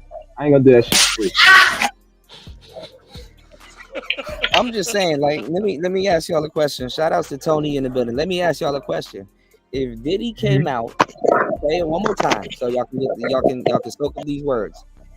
If Diddy didn't apologize, and he came out and literally said this, why beat bitches? Well, somebody got to do it. Guys, you ever be arguing with your bitch and you be thinking to yourself, damn, I want to knock the shit out this hoe, but you scared to risk it? Well, I like to gamble. And for all y'all who think I'm some woman beater, I'm not. In my 36 years of living, I only hit 5 bitches. If you smoke 5 cigarettes in 36 years, are you really a smoker? Plus, I only hit bitches in self-defense. I believe that if a bitch hit me, she better have a dinner plan. Not only do I believe in hitting bitches back, I believe that beating bitches is progressive. It's 2024. Niggas and bitches are equal. So if you ain't treating your bitch like a man, then you being sexist. And I know the right thing to do when the situation get violent is to walk away. It's 4 billion other bitches out here on this planet. But I like my punching bag. Game is game. So if Diddy came out and literally said that word for word, and y'all can't do shit about it. Exactly. So is it better for men to own? Or hold on, Tony, you gotta echo. You gotta echo. Is it better for men to own their villainy? Own being a villain, or like, talk to me. Is it better for men to own? Well, I'll say this. It's better that a man be the bad guy at the end of the day. You know what I'm saying? Because you're gonna be a bad guy regardless. You know what I'm saying? So yeah, I mean, eventually, yeah. That's what Uncle D said. You gotta be a bad guy. Shit. Like when Derek Jackson got busted out, I'm like, he's kind of better off being a villain right now. Like, people like the villain. Like, we live in a day and age where people like the Joker. What do you think, World Master? I think, well, I don't know if he can say anything, if Diddy can say anything about it, but he can't really talk about the situation, I'm assuming, because there was a settlement. But my whole thing, man, if he'd have came out and said, yeah, that bitch stole something from me, and I went to go get it. Yeah, what else you gonna do? That I can respect. Right. But then see, people are fucking nosy, so it's like, what was in that bag? I need a motherfucking business. Yeah, like a whole bunch of mind your business. That's what's in there. That's ass people. People are like, he's rich. He shouldn't be whipping ass. Like, man, there's a lot of reasons. Yo, you hear echo? Do you still hear echo? Yeah, we still have an echo. Do you still hear echo? Yeah, we still got an echo. We still have an echo. There's a lot of reasons for. I'm on my cell phone. I think rich people got more reasons to whip ass. Rich people got more reasons to whip ass. Nah, they to be honest, they got something to look. Because you get caught up in getting caught up. Wait, hold on. You got to echo, Tony. Hold on. I have to mute you real quick. What'd you say, War Master? I said rich people have a whole lot to lose because you get caught up in a civil suit with somebody who put their hands on you, decide to go ahead and break your foot off in their ass for it, and then you get sued later. Right. But I mean, that shit is expensive. I mean, think about it. I mean, a bitch spilling jelly in a Civic is different than a motherfucker spilling jelly in a Phantom. Yeah. You can't just take that Phantom to go get detailed. It's like if they spray that cheap shit on your cow skin seats, it's over with. Like you got to get a new seat that's probably like $30K. Tony tripping. He said, "Fuck this."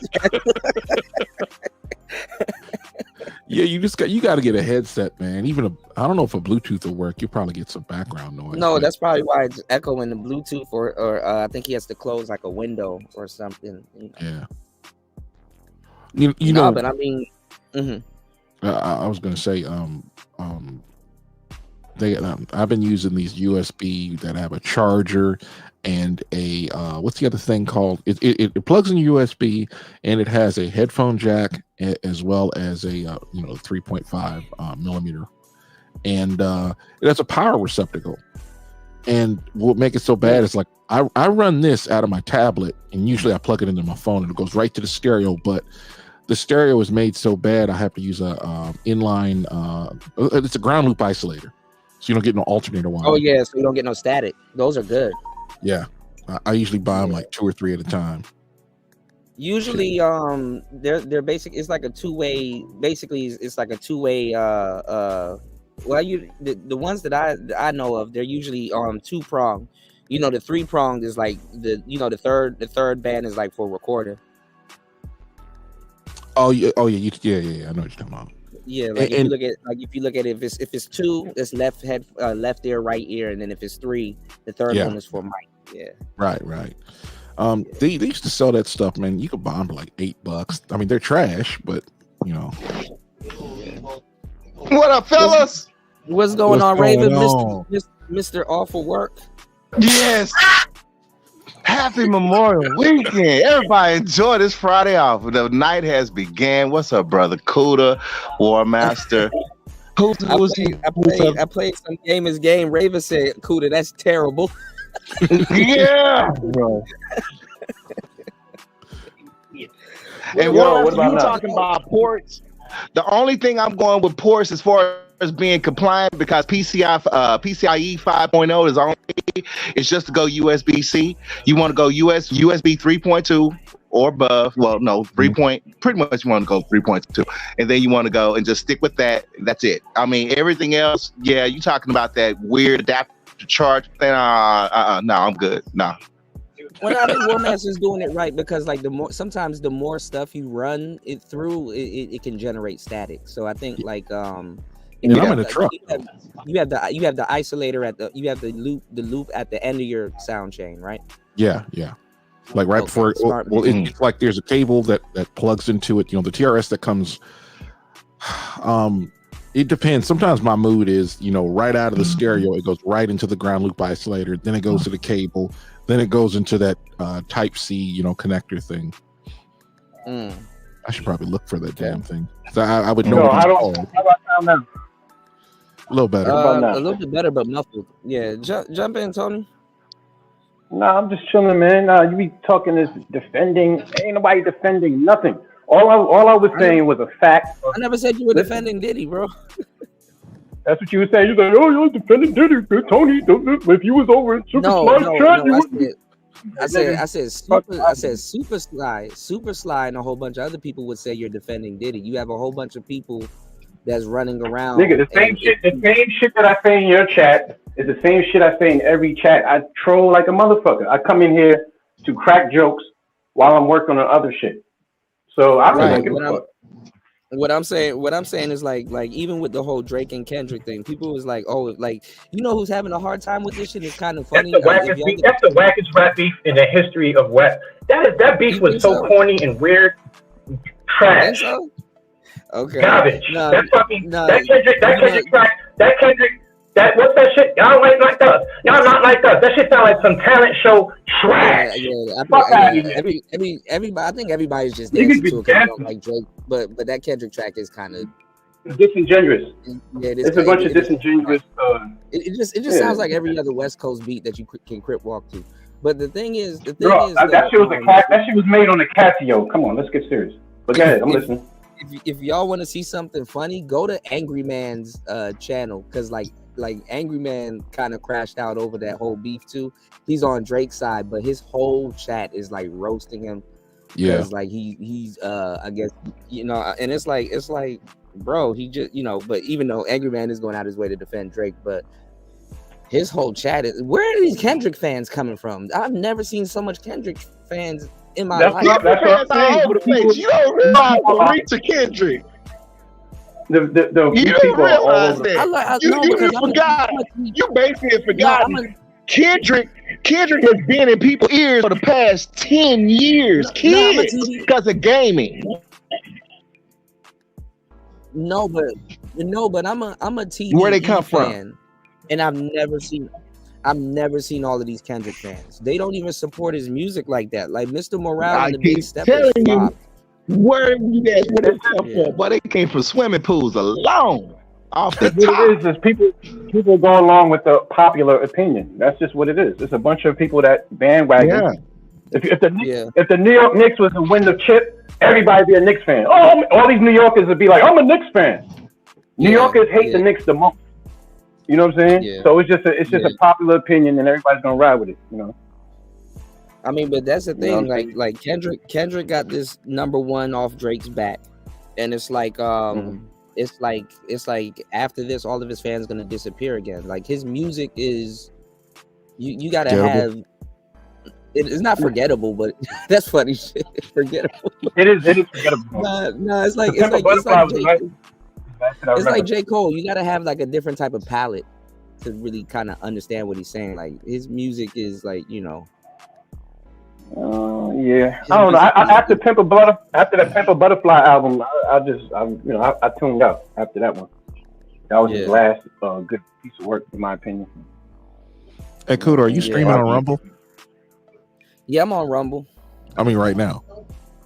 Yeah, I'm on Rumble also. I don't even see you on the live stream. Hustling, man. Who's hustling? He probably got this shit on Spotify somewhere. You don't know what this. Nah, man, I'm trying to get on Kick. I was cursing out John Was Going On's audience in Kick earlier today. That shit was fun. Yeah, but every so often you gotta curse out the audience, man. That shit is fun. Like that shit is like now going into the future. That shit is mandatory. Yeah, you be cussing me out. But yeah, no.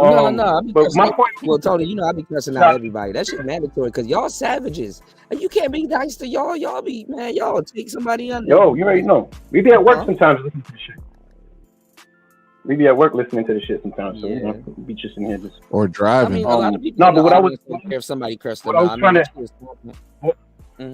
What I was trying to explain, Kuda, real quick, is when you said, "Oh, you used to work for him," and no.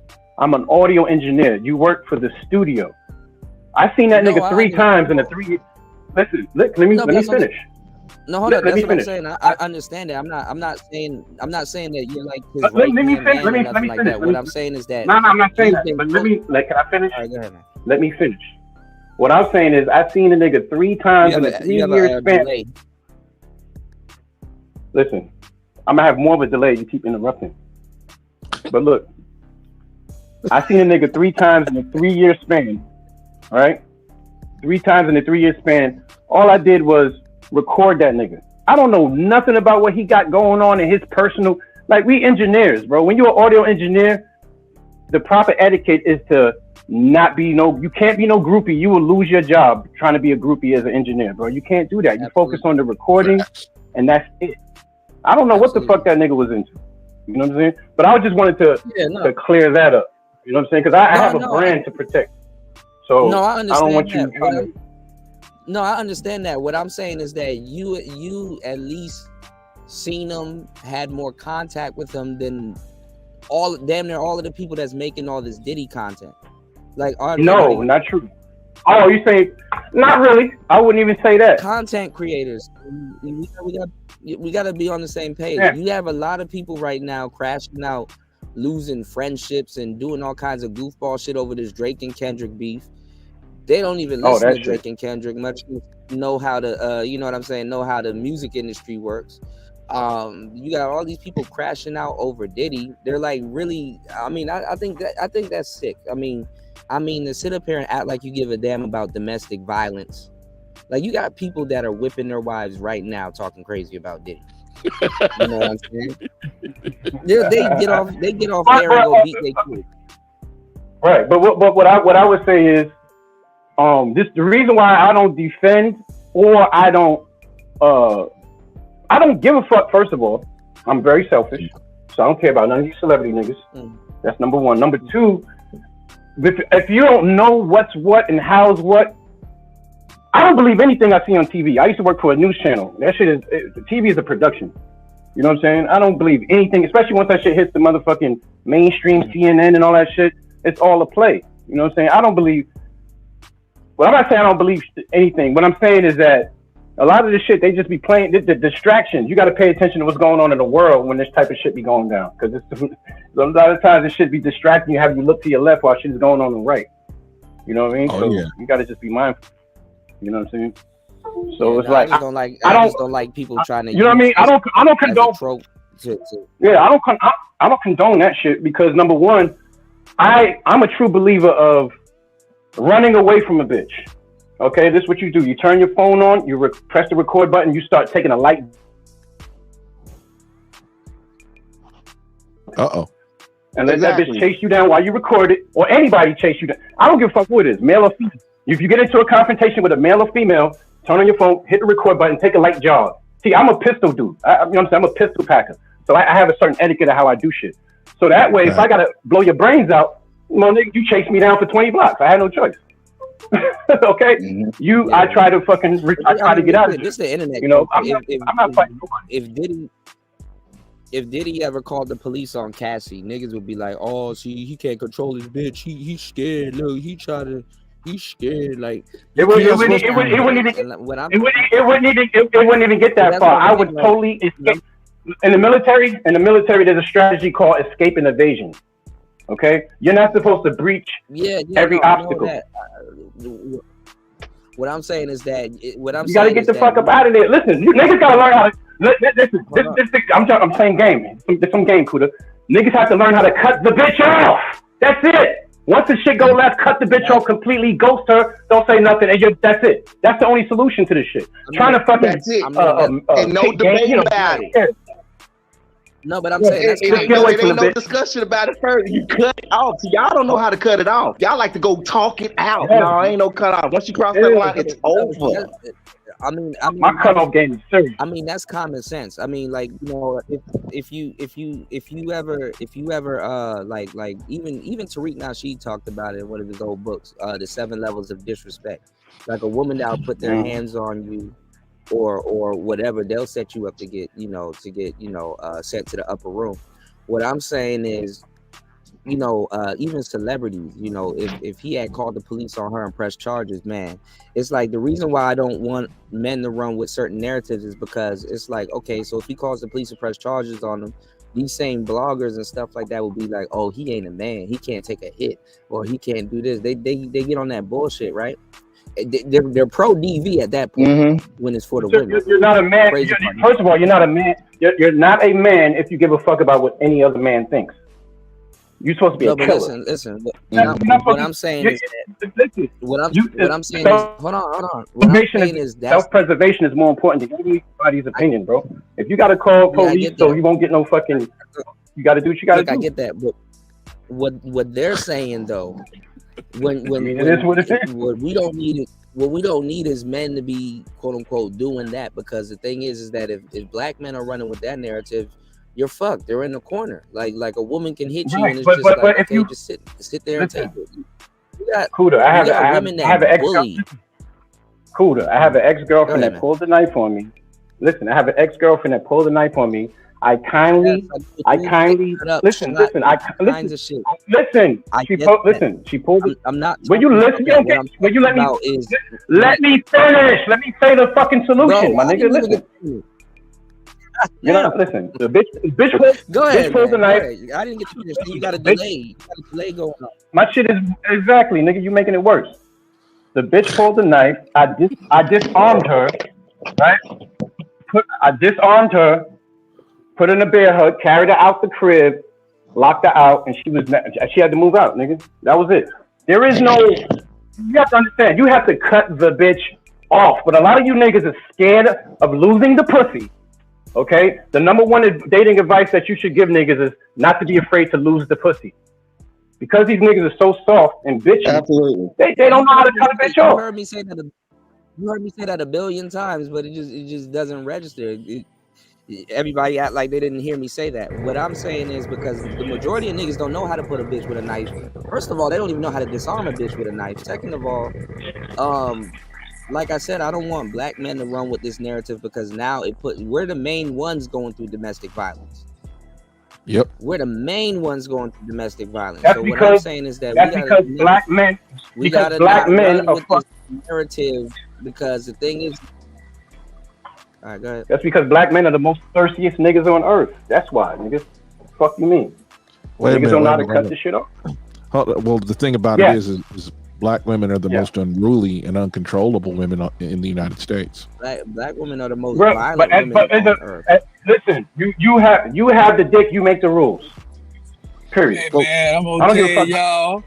y'all. When I was a young man in the game, yeah, man, I had to use the fire hand of the law on a bitch. Had no choice. Uh-oh. Now I'm gonna tell you the one time I had to use it, man. Hold up. So yeah, this woman was over here trying to abuse a kid that wasn't even hers in front of me, fool. Yeah. She was watching this kid. This wasn't even a kid, man. And I told the kid, said he didn't want the food or something. I said, boy, you ain't hungry. Hey, man, tell you to go to bed. He was getting ready to go to bed. She tried to grab him and whoop him. I said, you ain't gonna whoop that boy. What you gonna do? So she tried to whoop the boy. So I had to run over that man and move on out the way. Then she gonna hit me. I had to slap her, man. So you're not gonna abuse no kid in front of me and ain't even yours. Man, that's wild. See, man, that's why we talking. That's something that's not even talked about too, because the thing is that like men damn near have to, if you become a stepfather, you damn near have to ask permission to discipline a woman's kid, rightfully so. Right. But that's a situation. Women be beating the shit out of other people's kids. Yeah, she was trying to beat the They mess don't out talk of about another that. person's Women kid. be, them stepmothers be whipping ass. Yeah. Damn, that's crazy. Yeah, I was 21 in the game, and I had to slap that woman, man. I had no choice. That's what I'm talking about. What about kids, man? I'm just putting in a scenario. When I make my own money, so I don't rely on YouTube. No diss. I'm an independent guy, so yeah, hey, nobody gonna come call my phone up. What you say? Yeah, I can tell the story. But yeah, man, listen up, man. I ain't gonna lie. That ass whipping got to come from the top of the food chain all the way down. No, I said that ass whipping sometimes got to come from the top of the food chain all the way down. Yeah, you got to use. I don't know, the end of the law. But I'm just saying, calling the police ain't gonna help a nigga that's kicking the bitch in the back or the head or whatever the fuck. That's not gonna help. You know what I'm saying? That's too I'm much. not gonna lie. I'm not gonna lie. I think the Ray Rice video was worse. Like Cassie just got yanked in 2 kicks to the ass and a little bit of dragging. I mean, I'm not gonna say that's a good thing, but like, oh no, because we don't know what happened in the Ray Rice situation. That woman slapped him. We don't know what happened. What else happened after that? Right, we don't know what happened in the Diddy situation because the shit I'm talking about the Ray Rice situation. Yeah, he's seen everything in that one, but just remember Stephen A. Smith. Stephen A. Smith got suspended from ESPN for basically because you remember in the Ray Rice situation, the NFL didn't do nothing. They just gave him a 2-game suspension. But when TMZ got a hold of that tape, that's when they kicked him out. And then Stephen A. Smith came on there, said that ladies, y'all know y'all can't be running on women. Then he got suspended. TMZ was only TMZ. The media being on the bullshit too because TMZ was only showing the second half of the tape. They didn't show the first half, which slapped him. Yeah, spit in his face. She backhanded the shit out of Ray Rice, and spit on him. And then everybody in these cases, I'm not trying to say blame it on the alcohol. I'm not trying to be on some Jamie Foxx type shit, but these are young people that's drinking and they got money. Yeah, that was at the casino. It's like. Oh yeah, see that's even worse. Like the bitch probably lost like 50 grand on the crap table. And he probably told her to fold it. Leave. Bang. Take it. Yeah, he ended up marrying that was his girlfriend. He ended up marrying that woman though. He ended up marrying that woman after that. Yeah, they were trying to talk her out of they were trying to talk her out of it. And she's like, some women know they get like that. You know what I'm saying? Some women know they get like that. And I'm not gonna lie, I've seen women that actually depend on that type of reset button here. I've seen women that like their clock. Some women cleaned a couple times. I don't. Them toxic ones. Them toxic ones are deadly. Them toxic ones are deadly. I don't play around with that. Hey man, I remember it was a long time. It's a long time ago. I was in my teenage years and I was working over here at the little grocery store, right? And a homeboy over there came to me and said, "Hey man, you know that chick over there, the cashier?" I said, "Yeah." Asked her, "Hey man," she said she like to get whooped on. I said, "You lying." I said, "Go ask her." Man, I'm not finna go ask her that. She said, "No, she ain't gonna say nothing. Just ask her." I walked up there and said, "That's how I did it." I said, "Hey, how you doing?" Hey, that dude who said over there, homeboy, I forgot his name. He told me that you told him that you like when a man whoop you. That woman said, "Yes, I do." I said, I said, "Okay." Because you know how you don't believe that, you know what I'm saying? But heck, it's like that old thing on Different Worlds. You said that woman, he had a woman said, only way she knew her man loved her, he whooped her once a week. Well, one day he whooped her to death. Yeah, she need help. Yeah, but sexually, women like to get slapped and choked in the bedroom and stuff like that. I'm trying to tell you. Go ahead. Mm-hmm. Well, I'm telling you, this is a fact. I know this from personal experience. No, but see, that's how you got to switch it up. You got to that's where you whip their ass. Don't whip their ass outside of the bedroom. You got to whole team. Yeah, that's where the ass should go down. That's where you supposed to do it at. Like he's not making love to me. He whipping my ass. They like to put that choker. They like to get. They got the thing where you got the choker around the neck, got a handcuff with the little velvet handcuff, and you hit them, and they taking them back shots just like that. It is what it is, man. These women are dark when it comes to that sexual shit. Yeah, I don't put no hands on them. That's why certain women cheat, because a man doesn't know how to get to the dark areas of her mind good enough. So well, most dudes ain't even trying to do that with their wife. You know what I'm saying? Like after a while, when you get to that point, doing some shit like that with your wife is spicing up the relationship. But you know shit. You can't even whip your own property. Yeah, but I don't know. I would say that in these days and times, bro, you just got to be very leery about certain things. You know what I'm saying? One bitch is double back on your ass. But yeah, I just say overall, man, men got to learn how to say no, bro. Seriously, men got to know how to. I mean, early in the game, the first red flag that you see, you got to be like, all right, you know what, shorty, I'm good. And sometimes you got to ghost a bitch with no explanation. You know. We in the West, they take all the authority from a man, and then the women wonder why guys ghost them. It's like you women are whores and you're really bad people, and we can't actually talk it out to you because you don't want to talk because logic don't work. You want to fight. You want to jump all in a man's face and scream like that ugly harlot. That was just yelling in front because I don't know, man. I don't know if them dudes. I don't know how them dudes kept themselves under control. I couldn't do it. Yeah, they want that pimp hand, man. Yeah, I mean, they respect it. I mean, I hate to say, at least they looking at it as at least if a guy does that with them, he has a backbone. Yeah, and at the same time, they're on the internet, and that's internet drama that gets them views. I can respect that. Yeah. And at the same time, somebody will come at them 10, 15 years later and try to throw some charges at them. Hey, you hit this chick's reset button in 4K. We got it right here. You going to jail. Yeah. Wow. Well, I mean, that's why you got all these. Now you got all these. But I mean, now you got all these new girls coming forward, which that was gonna happen. Like, oh yeah, they smell the money. It's just shout out. Yeah, it was like shout out to Gold Pete. This new girl came like what you did earlier. Girl, it was like what you did earlier, Kuda. Like, what happened? I was gonna say, what happened if Diddy had stood on it? Like, yeah, man. I had to do her like that, man. She was unruly, man. She liked that type of shit, man. He could have done that. He was already up shit creek. What man gonna stand on certain things? You done slapped this woman down. You got this new girl that's coming out of nowhere. She said the clothes. She said that she still got the clothes on the night that she partied with Diddy, and she like put them in a bag, and put it in her closet. So she been sitting on clothes for like 20 years that she about to hand over to the authorities, and I don't know what the hell they from them.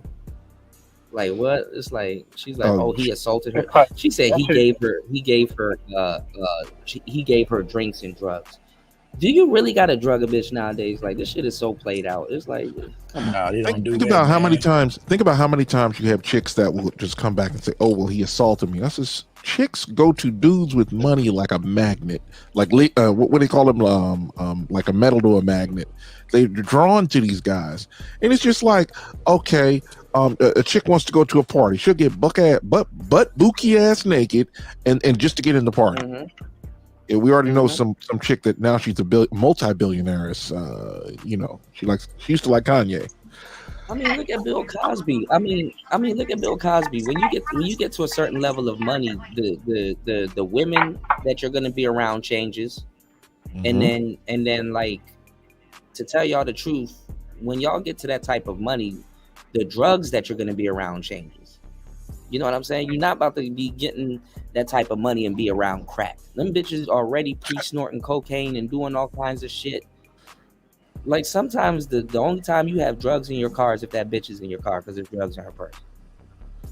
This is why you gotta learn to say no. You gotta learn to say no to a bitch. Yeah, you gotta say no to dope, hug the drugs. You gotta say no to a Diddy party. Nowadays you gotta pat down a bitch. Like, bitch, you have a grenade on you? Do you have any firearms or explosives? Shit. Shout outs to D-Mac. They are drug addicts. What's on, Parsival? My after parties, I was always smart by checking. I'm sorry, I was always smart by checking my guests. I knew my guests, but the girls from the club, those ones we had to definitely check because they was the ones that was usually carrying the treats. So we had to make sure they didn't have them on them. Them white girls be having white girl on them. Party drugs. Cocaine on them. Yeah, I didn't know too many. I mean, I ran into some sisters that are pretty as hell that did cocaine, but I ain't gonna lie, bro. When you get to a certain level, I said, when y'all really start. When I found out what goes on in the ladies' room, at the club. When I found out what was going on at the ladies' room at the club, I'm like, oh, are you fucking serious? Yeah. Star P, I don't know if you want your camera on. Hold on, bro. So they can't roll like, oh, they're in shock and awe about him doing the drug because they were part of the drug. They did the drug right along with him. A lot of these dudes in the space, But that don't matter in this case because it's a DV case. No, but I'm gonna tell you the truth. All that. She's immune for that. Yeah. No, but you got dudes in the space that got mad at Diddy. If Ruby Rose handed you a glass plate, oh my God, here we go. Yeah, with a rolled up dollar on it, you niggas going. She said, nah. She tell you Fuck hit that outta powder here. and then come hit me. Y'all going? Fuck yeah. out of here. Yeah. Fuck out of here, B. She said, hit that powder and come hit me. 99% of the dudes in this space is going. Hit that powder and then come hit Wait me. a minute. The bat chick? No, seriously. I mean, when she was skinny, I liked her. Wait a minute. I'm looking at Ruby Rose, the chick that played Batgirl or Batwoman or whatever the hell she called herself, and she looked like a little boy. No, don't get her confused with the other Ruby Rose. No, the black rapper. No, not that one. He talking about the light. He talking about the light skinned bitch with the heavy makeup and the wig on. That's what he talking about. Yeah. She with Drewski. She a light skinned. She a light skinned bitch with head up and a wig on. Nothing special, bro. Yeah, she about a 6. Yeah, California 6. She's regular, bro. She's regular. Yeah, Wait, don't get me wrong. Mess around, they're gonna get their a on. They're gonna snort it off her titty. Nah, I'm good. Yes. Yeah, I'm good. If she said hit that powder, then come hit me. Yeah, you're gonna be like Bill Bellamy, LL Cool J on any given Sunday. Yeah, y'all gonna get down, man. A bad woman over there. Yeah. No. I ain't about to be. Nah, I ain't about to be no cokehead behind no bitch. I ain't doing. I ain't never. I know a woman like to do that. I done met some women, man. Yeah, for real. I'd be like, well, one time. Well, you gotta one stay away time from a won't coke. A cokehead bitch is unpredictable. Yeah, I mean, I tried coke. I tried coke one time in 1998 at a party, and I was high. I was beyond my head for 15 minutes, and then after, it just went away. And I was just like, "Are you kidding me? Can you please pass me a joint? At least on weed, I can actually stay high for 8 hours." I didn't see no point. Yeah, I still don't see the point while people tired. Yeah, and I mean now in the scene, yeah, there was a lot, but also the dudes that did it. When you do a lot of coke, believe it or not, white dudes, they have ED problems. They have massive ED problems. Hence, they're in the lifestyle because they want to see, because their girl want to get off, because she's the party girl. She wants to get off. So, you know, that's why they're mostly voyeurs and whatnot, because they can't perform because they done set up and done so much. Same thing. But that's why escorts say party friendly. Because yes, a party girl. Same thing with Yeah. ecstasy, Molly. Yeah, exactly. Yeah. Yeah, they be saying they 420 friendly and all that. Yeah. Don't let these people in this space lie to you. If she say, "Yo," No, I mean, she was cute when she was a little bit younger, but now that she went on the stock, no, I'm not down with that. I ain't sniffing no coke. Yeah. She said, Yeah. She look like said, a "I'm coke. snorting off that titty." Yeah, that's a coke. That's a coke. Yeah, she real small too. You take off that coke for a month, she'll be plump. She'll blow up. I know that's right, Christian. Because when I made that example, dudes wasn't trying to. Dudes didn't even acknowledge that I said she snorted a whole hill. At first, when I made that example, y'all know what a party girl is. Hold on, Raven. If Samantha Irvin said, "Yo," hold on, stop.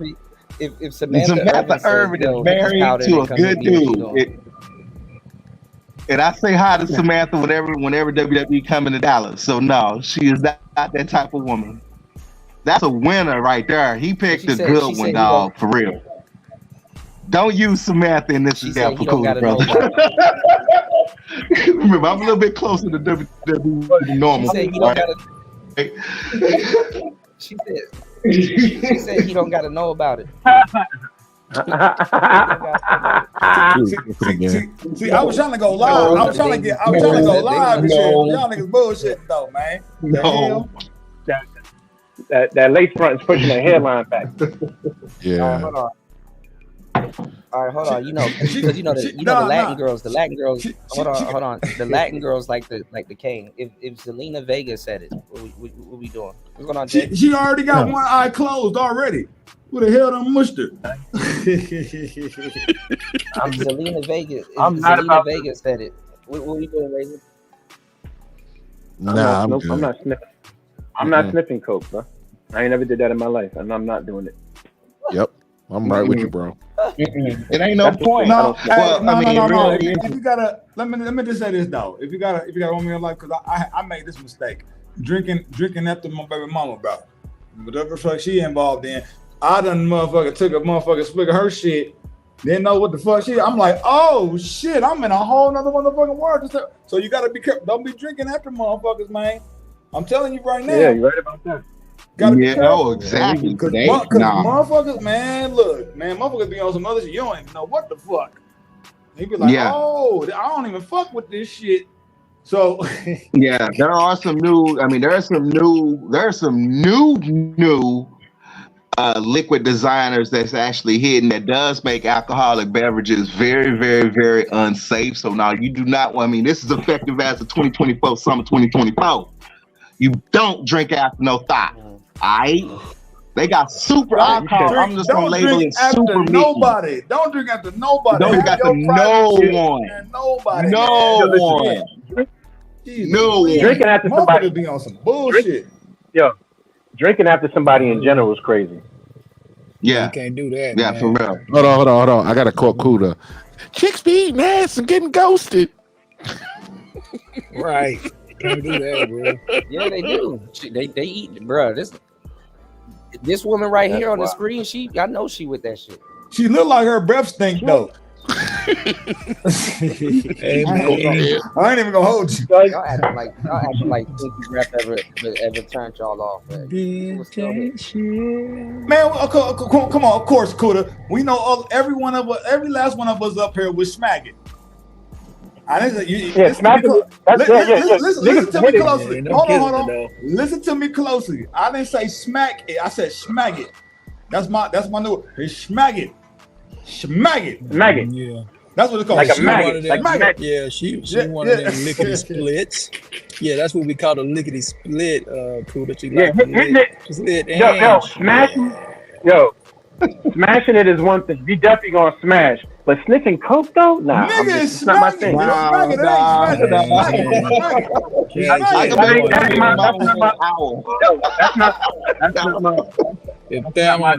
Let's get real. If Thelma in good times in her 70s prime and Pam Grier in her 70s prime, y'all snorting that day, boy. Y'all finna be Richard Pryor. But see, and then that's what happens. Now, see, if she becomes a long-term use, that beauty's gonna fade overnight.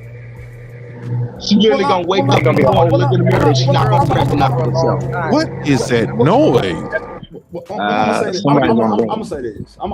I'm gonna be real though, because I done dibble and dabble, man, and motherfuckers done lace me with some stuff, man, and I know I'm in the danger zone, so I got to be more cautious, man. I just don't go off and drift off into certain realms, and I don't do all that, man. Them days over for me. I know you young boys, y'all can go do and drift off wherever fuck you. But man, look, I don't learn my lesson, man. Fuck all that shit, man. I don't judge. To each his own. To each his own. But that's not my jam. That's not my bag right there. Oh, absolutely not. I hate blowing my nose. I hate when I got to blow my nose with tissue, much less putting some shit in that motherfucker. No, I mean, literally, I mean, she ain't nothing but in her 20s, but she becomes long term. But once she gets a little bit over 30, she's still on that. That's when she gonna wake up one day that all that she got right there is gone. I mean, it's gone. It's really bad when you see these girls when they get on a down spiral, bro. Yeah. The problem with that, they fall fast. You talking about she might wake up one day, nigga. The day she might not ever wake up, nigga. Fucking around. Well, the first thing that'll happen. First thing she'll begin having dental problems. So she'll have teeth falling out. That's gonna be the first. It's always the teeth. So that's a red flag, right? Okay, I got you. Yeah. It's always the teeth. Always, because I mean she on that snow, so she's also intaking a lot of sugar, hot sugar, and when they on that little high, they don't necessarily want to brush their teeth a lot, so teeth gonna become pretty much fragile, and it's gonna end up falling out. She gonna end up raising a lot of dentist bills instead to the point she can't afford it, and then at that point, her whole skin is gonna start wrinkling up. And all that. I mean, it hits these girls hard. I don't know why they try to glamorize it, because I mean, when the way they fall compared to dudes, oh, it's bad, bro. It's bad. Yeah, because that's the original. That's the pretty woman's drug. That's what all the models was doing back in the 80s. Exactly, bro. Exactly, brother. Yep. It's the pretty woman. So I mean, on the scene, we always keep our eye on the hot ones, because it's the hot ones that got it. I don't know where the fuck they get it from, but they get it. Hey, Nas said it best. The prettiest girls be the nastiest. You know what I'm saying? Hit you on the sink, $100 drink popping. That Black Girl Lost, remember that song? That was a classic from Nas. Black Girl Lost was a classic. So he broke that shit. Yeah, and you mix that all in with all the prettiest girls be that lip. But see, that's the thing. Like people are judging millionaires. It's like, bro, you don't know what you're gonna do when you get around that type of paper. The niggas probably. I don't know. I don't know. I think what makes a man is what he won't do. That's your definition. Your definition of who you are as a man is what you won't do, and that's how people will know whether or not to fuck with you. You get what I'm saying? So to me, I ran into a couple. Uh-oh. Is that me? Nah, that's him. Okay. That's him. Yep. The white man holding them back. I need to go get myself a goddamn bagel. That'll never not stop being funny. White man got him. Huh? Hey, War Master. Yeah. Okay. War Master, I got a quick tech question for you. All right, brother. Okay, so I'm gonna load Windows 11. This is tech related also, but I don't trust Richard Fain because he'll have you invest in some weird shit and then won't tell you what to do next. He said Nvidia is taking off, so he said Nvidia alone is about to make a lot of people rich. Yeah. Yay or nay? Oh, yeah. I don't know. I invested. Everybody's buying into it. They're gonna buy into the hype. Yeah, we're moving for the 50-90. I mean, yeah, it's a market. It's a market success. We knew that was coming.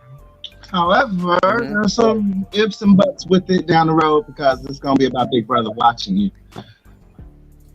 Oh, that Windows 11, man. I mean, yeah. it's pretty good, but I don't know if they got any I don't know if they got any new I don't know if they got anything new where it's like okay, this is about to take off or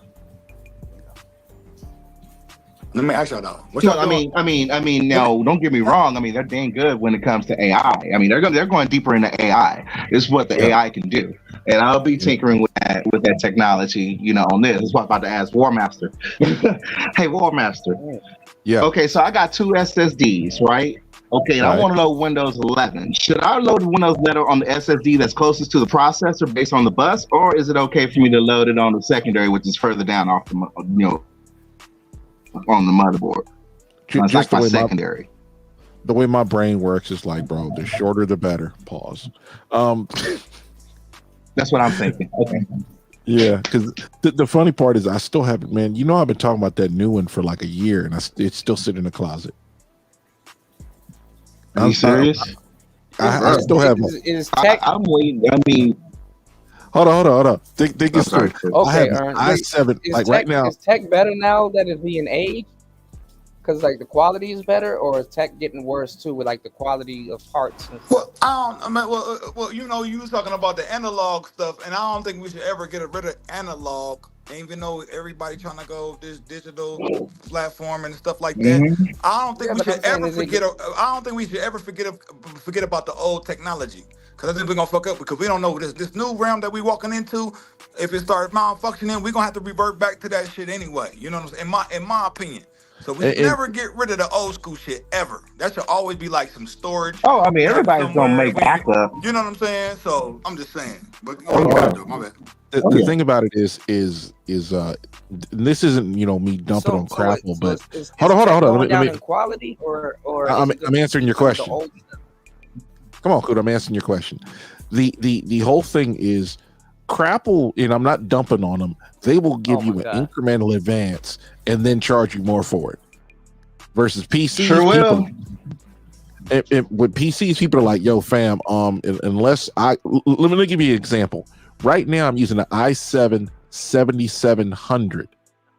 My new one is an i9. I think it's like a 140 or something like that. That's how long I'm still using a GTX 1070. Oh, you're on 14th gen. You talking about desktop? You talking about desktop? You using the desktop? Yeah. Okay. You're on 14th gen. You know what I was running? What I built my first machine on that I'm just now updating? I was running on the first generation Intel. That's how I built mine up to last 13 years, and it actually lasts about 13 years. Yeah. I'm now building a new one. I'm still on 10th gen. Yeah. And I'm about to go to the current gen. I'm running a 7950 X3D. I got an Noctua D15. I got two 990 SSDs. And I'm thinking about what else I'm gonna add on to it besides this Rodecaster and drone and all that shit. I just bought because I love hard drives. You can never have enough storage. I'm done with the hard drive. I'm looking at my hard drive on this machine right now, and I'm like, what should I do with you? Should I connect you to it? I'm like, or what? But I'm gonna pull my little shit. So speaking of hard drive, I'm about to go super old school. I'm about to get a couple of notebooks and just start writing all the information. God damn. Now the thing about it is, I'm about to go back to handwriting. God damn it. I'm about to. As soon as I saw how fast I can run Final Fantasy Rebirth off of SSD, I'm like, goodbye, hard drive. It's been nice dealing with you for the past 20 plus years. Hold on. I haven't had a computer with a hard drive in like 10 years. What I have is an SSD. I mean, that's what I'm running right now. But my new build is got that Samsung 970 Evolve Plus. That SSD is the fastest thing you can use. I got the 990s. I got 990s. Yeah, and I'm sitting there. I was about to get Crucial. The only one that beat them is Crucial. Crucial is the fastest. No, but you're gonna pay a premium for them. The only thing about the SSD, you can't swap out the hard. If the hard drive get bad, you can't swap it out. You can't get another one. You can't put the card into the to the computer. That's it. Once the solid state drive goes bad, that's it. Yeah. It's over. Like right now, I got a SSD, and then on the new build is going to be the NVMe that's faster than the SSD. These are the things that they used to stick in the PCIe slot. And I know we just lost Kudo a while ago, but it's like we're just talking about degrees of hard drives. Like as far as the base level, and I'm going to call it a hard drive, even though it's not, but it has data on it. Is the DVD / CD. CD's lower than the DVD. DVD can hold a lot more information. And you got the hard drive, which is the magnetic drive, and then above that you got the solid state drive, which is basically the drive I've been using for like 8 years now. And then there's the NVMe drive, which is one that's fast as hell, and that runs the whole system. That's putting a smile on my face. Yep. Pause. Yep. I was like, wait a minute, Windows will load in 13 seconds? The fuck? Hey, Raven, you got goggles that come with that smell? I think if the computer's too fast, sometimes it makes it a little clumsy because the cursor just moving like, you know what I'm saying? It takes some getting used to when you you can slow the cursor down, right? Settings, right? Yeah, you can. I don't know. Calibrate it. Okay, I didn't know that. Thanks for telling me that. But yeah, when I got a gaming, I got a power PC. When I got a gaming computer, You know, that's what I had noticed, the difference with that. You know what I mean? Because it was just souped up. Yeah, it's just the setting because gamers they want that cursor Now, moves fast. I'm glad you mentioned that, War Master. I'm glad you mentioned that because that's where I'm at an impasse right now. Because I'm like, okay, what do I do? Because reality. Sadly, everybody need to go ahead and start holding on to their physical media, such as DVDs, because we in the last days of that. Everything is gone digital. When it comes to the DVD player or CD-ROM or DVD RW, which is the only function that you would probably need an optical drive for, nowadays, if you go look for cases are coming out without the optical drive bay, meaning that it is now limited. Should I go ahead and keep this last bit of technology or not? I would keep I would. In my personal opinion, I would. Yeah. What I was going to say is you keep your optical stuff because once you copy your DVDs, they can't say, "Hey, you stole this," and then sue your ass. Like, no, I have a copy of this shit and I didn't buy a license, bitch. And then you can countersue, but that's another subject. The whole thing is smart. You keep your DVDs that keep out of lawsuits. You copy your DVDs. You burn them onto your onto your hard drives, and you do it in multiple copies. If you have an old PC, like I'm gonna do with my new one, I got to get another motherboard for it. I'll go ahead and use that as a server, and you get Plex on there. Now you can watch whatever on your hard drives on your phone, tablet, or another PC at a remote location. Xbox has been doing that for a while. Just saying. I think you're gonna put that in there. Burn. All right. That was sweet.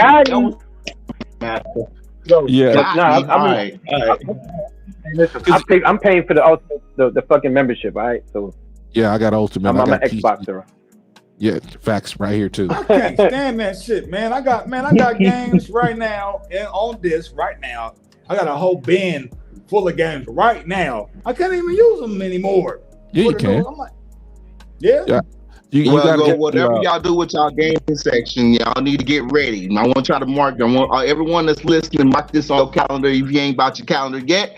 But I believe this is the true date, according to the shareholder meeting with Rockstar. No, the way they got it though, to where if you let's say you do have the game, but they want you to get updated to the recent version of what they have, to where you got to buy the new update of something, even though you still have you've been having the game all these damn years. Like Rainbow Six is a perfect example of this shit. I don't know how many times I bought this goddamn game. I still got the damn CD, and here it is. I have to, even though I got the game, I can only play like 2 characters. They give me the rookie character, and a character. I only get like 2 characters. And I'm like, man, I gotta buy all these goddamn motherfuckers here. I didn't pay for this shit hand over fist so many times. So there's a lot of games like that where you gotta get the update. You gotta get update, but you got the disc. You have the disc. Well, the microtransactions, that shit pissed me off, man. Go ahead, my bad. Go ahead, Warmaster. Well, you can always turn off your. Get ready for the microtransactions. I got a release date. Mark your calendars. And get your cash ready. September 17th, 2025 will be the anniversary date of Grand Theft Auto. More likely the Grand Theft Auto 6 release date. Now, you've been talking about that. That's September 17th, 2025. Yes, I am, because everybody's going to be taking vacations, getting divorces, doing all kinds of things just so they can have time to enjoy themselves in the new age. And it is only on PS5 as well as the Xbox X. I think that's it's the Xbox X series, War Master, they're calling it, this upcoming console. They'll be hitting shelves by Black Friday.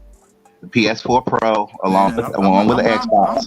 I'm not buying no more consoles, man. I'm gonna build my own thing, build my own build.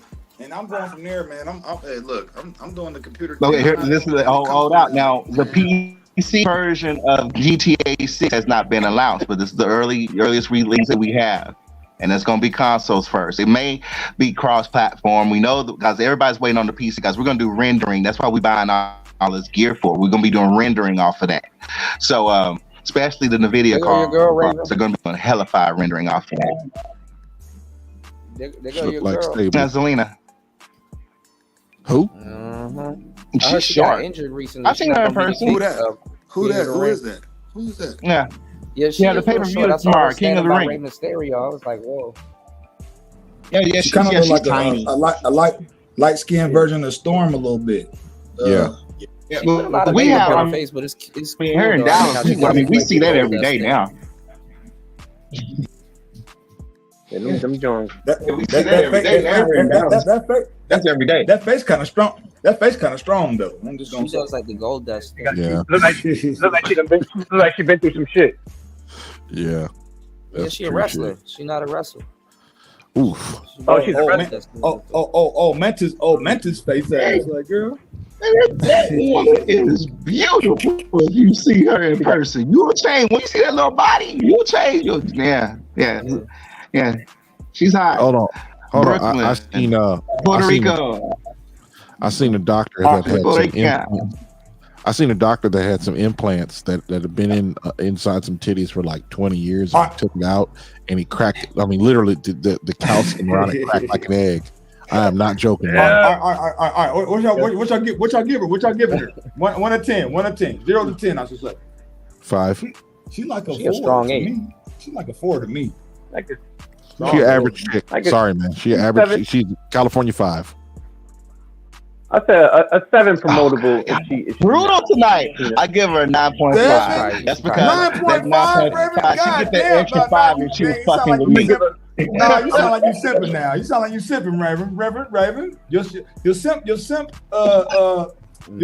radar gotta come down a little bit, bro. God, both y'all simping. That's a beautiful woman right there. You too. That's a beautiful woman right there. Damn, Kuda. I thought you was a player. All right, y'all. All right, hold on. All right, hold on. I like Puerto Rican. I ain't got nothing against Puerto Rican. All right, I ain't gonna say nothing about Puerto Rican. You crazy? All right, hold on, y'all. Hold on now. What about? No. Y'all like the little. I be wondering if she was born a woman. He said no. 3.5. She done lost a 0.5%. Yeah. 3.5. I'm done. I'm good, bro. Nah. She look like Like a 7. Yo, put on the plate. That's a lobster tail. Well, the thing about it, in that picture, she hiding that strong ass jaw. Because you can't get that ripped without losing a lot of the fat. She about to pull a ding-a-ding-ling out, man. What the hell? What is going on? She probably got a deep voice too with that motherfucking on the. She probably on that teeth. How you doing? Let me hit you from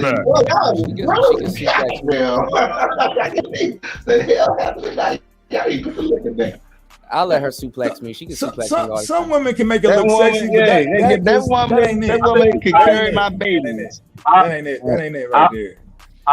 I'll play her one-on-one in basketball. We can do that. We She'll whoop your ass. That woman is going to make healthy babies. She can very healthy and strong baby. Look at them jeans. Look at them abs. And see, I like big titties. She ain't got no titties. She ain't got nothing. What is it like? What the fuck? Like big titties. She's probably in competition mode. That's why. You know they have to dehydrate themselves for competition, right? On the off season, yeah, competition mode. Yeah, off season is different. I mean, then they put the water way back on. Next thing you know, she got curves. Got no titties, man. All right, hold on. What about my girl Suki? What y'all giving Suki? Damn. Hold on, we gotta see her face better. Nah, I like that one. Hold up. Now you talking. Now you speaking my language. Yeah, we gotta see her face. Now you speaking my language right there. Seen her face. She's on the cover of Her Loss. What? That's the girl that's on the Drake album cover. Yeah. Drake and 21 Savage album cover. She got a big face though. She got a big face, but that body. She has a huge face. Yeah, she got satellite face. Yeah. Oh, yes, head. She got pop face. She like she got a little mix of Asian. Yeah, who's this? Yeah. She got cute. Look like the same girl. Ain't that the same girl? That's the same girl, ain't it? Yeah. She got some nice food coolers too. There you go. She got to do that. You know. Those man said 8. Yeah. We was over there looking at Kuda's Twitter page. Oh man, that shit is horrible. Don't go over there. Twitter's wild. Underwater, knowing she can't swim. I had to teach nigga how to swim and shit. I think I'm gonna turn into a swim coach because I realized a lot of people that look like our people, they don't know how to swim, man. So I'm offering swim lessons. Whoever want to take swim courses, let me know. Because I used to be a lifeguard. You know what I'm saying? Whoever. I'm offering swim lessons to everybody. You know? Hey, I was a pool guard for a couple of years. Hey, it's summertime. Get that money. Shit. And I'm ready to take my shirt off. I was about to go live right now. Like, hey man, I already got my shirt off. It's a little chilly. I gotta go do the security thing tonight, but it's about to heat up here in a minute. Oh Chilly, my goodness. Where's the hottest place on Earth right now? I'm wondering. Where's the highest temperature right now? I'm wondering. I'd say the Middle East, maybe. The Middle East, yeah. Yeah, cool. Is it high season? Is it high season over there? It's hot as fuck out here, but it's raining like shit. Yeah. Yeah. Okay. Y'all got the humidity. Is there any beaches? Is there any beaches? Is there any beaches over there, Kuda? Where you at? They got beaches and shit, or just it's like one little one, but it's like one little one, but it's on the Mekong, so it's like not really a beach technically, but it's on the river. Yeah. Yeah, but where I'm at is landlocked. Yeah. Okay. Well, I know. At least I have to say this for America. Hold on, y'all were giving Zelina a 5. I don't know, bro, man. I gave her a 3.5, bro. Nah. I don't know, man. She be wearing Air Force. That's low. That's low for me. Hey, everybody different, man. That's y'all score, man. Hey, look. I don't know, man. I give it 7 promotable, bro. She is 7. I seen them ads like that. I'm like, oh, which one we talking about? Which one y'all talking about? Y'all talking about I thought y'all talking about the one with all them the brick stuff. I'm like, the brick. Yeah, I'm like, I'm good. I'll pass on that. Shout out to Jay. Is that she's biracial? She's biracial. Is that her hair or is that a wig? I'm pretty sure she got. That's her hair. I'm pretty sure she got long hair though, like her real hair. That's her hair. That's her hair. Raven. Stop being. That's her real hair. Stop simping out for her. I know, man. That's her favorite star. You could go to her Instagram and see right there because she does her hair right there on the Instagram. I like Jade Cargill though. Y'all non-WWE fans. She makes her own wrestling garb, which is cool.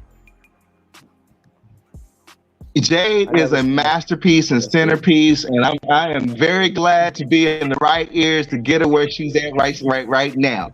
And they are going to take my money. And you got her. You got her wrestling. I can't wait to meet her and shake her hand. They were saying Zelina couldn't really wrestle like that. Hey, Raymond, you got her. I mean, they're not too right. These girls got to train, bro. They're not veterans yet. Hey, Raymond, I bet you got her. I bet you got her collectors. I bet you got her collectors wrestling. You got her wrestling card, don't you? You got her wrestling card, huh? You collecting her wrestling cards and shit, huh? No, but I did enjoy how she represented Puerto Rico in a big. I mean, this was like her career match in Puerto Rico, and they put Puerto Rico really on the map. You know, just showing the culture. And now, due to that, now Puerto Rico's getting money because guess what? Now people's going to Puerto Rico. These girls nowadays are they're not wrestlers. I mean, they got to train for that. Yeah, they doing like Rob Van Dam moves and all kinds of shit. Like this ain't like Trish Stratus and all that. Yeah, actually, Trish Stratus wrestle, but yeah, they know how to wrestle. Yeah, they wrestling like they wrestling. Yeah, better than the dudes. They competing with the dudes really. So what they do? They changed up. It's a whole new product. They changed up the whole women division. Like they have like women tag team, then they got women intercontinental, women heavyweight. Like they got more belts for the women. Yeah, and I mean, I don't even sound like it's all DEI, but I mean, basically it's about representation. That's why we wanted Jade alongside with Bianca and alongside Trinity for Black women because hey, when I took my niece to WrestleMania. Guess who she paid the most attention to? Guess who wrestlers. So they emphasize that. And they want to have positive role models. Oh, just you wait. We got Jay for a long time. Just you wait. So it's like, let's try, they want to get representation out there. And, what they're doing right now is keeping up with the modern times, man. Yeah, it's gonna be some good shit this era. Yeah. I like how this is. No, fuck yeah. Oh, fuck yeah. I mean, they done fought for this shit. Yes. And this time they got solid backing this time. So yeah. Sit back. King of the Ring is tomorrow night. Enjoy. Well, tomorrow day. I'm sorry, it's in Saudi Arabia. It's tomorrow day. Yeah. I got too many baddies on my social media. Bro, my Instagram. I can just dive in. I don't know. Is it me? I open my Instagram and run into this. Man, I run it. Hey, no, I seen something like that, bro, and I was on social media. Is that the same chick? Check this out. Completely different. Check this out. You're talking about Yeah. as soon as you cash at me $20, I'm like, bitch, I ain't sending. What the fuck is wrong with these hoes? Like, bitch, I ain't sending y'all nothing. If you don't get out my face, they just throwing shit at the wall. They just throwing shit at the wall, hoping that it sticks. That's all. It's like might as well try instead of not. In that case, send me somebody $20. Gonna do send me $20, nigga, please. Somebody gonna do it. It won't be me. That's all that matter. Well, see, that's the thing with the women of today. They taking their chances. They're not playing around. I mean, the simps are messing it up for a lot of people, even for other simps. Simps are simping themselves out of the game. To be honest, Raven, I'm actually looking for another motherboard because this computer I need to actually rebuild it. Which motherboard are you looking for? The X70? Raven, you echoing, bro. You echoing. Yeah, I know. It's my shit. Hold on. You said you were gonna swap your mother. You said swap it out 2 years ago, right, Warmaster? Well, it's like I'm probably just going to get like one that's just a little better than what I have now because, my main PC, I got to get that up and running. And I keep saying I'm going to do it today, bro. But I was going to, I have my gaming television on a stand sitting on a dresser. And I wanted to actually clamp it to the wall. But I've been BSing for like 2 weeks on that. And I should have done it a long time ago. Because it would be perfect. You got a cool box? What is it called? A something box? Cooling fan. You talking about a cooling fan? Yeah, I didn't use.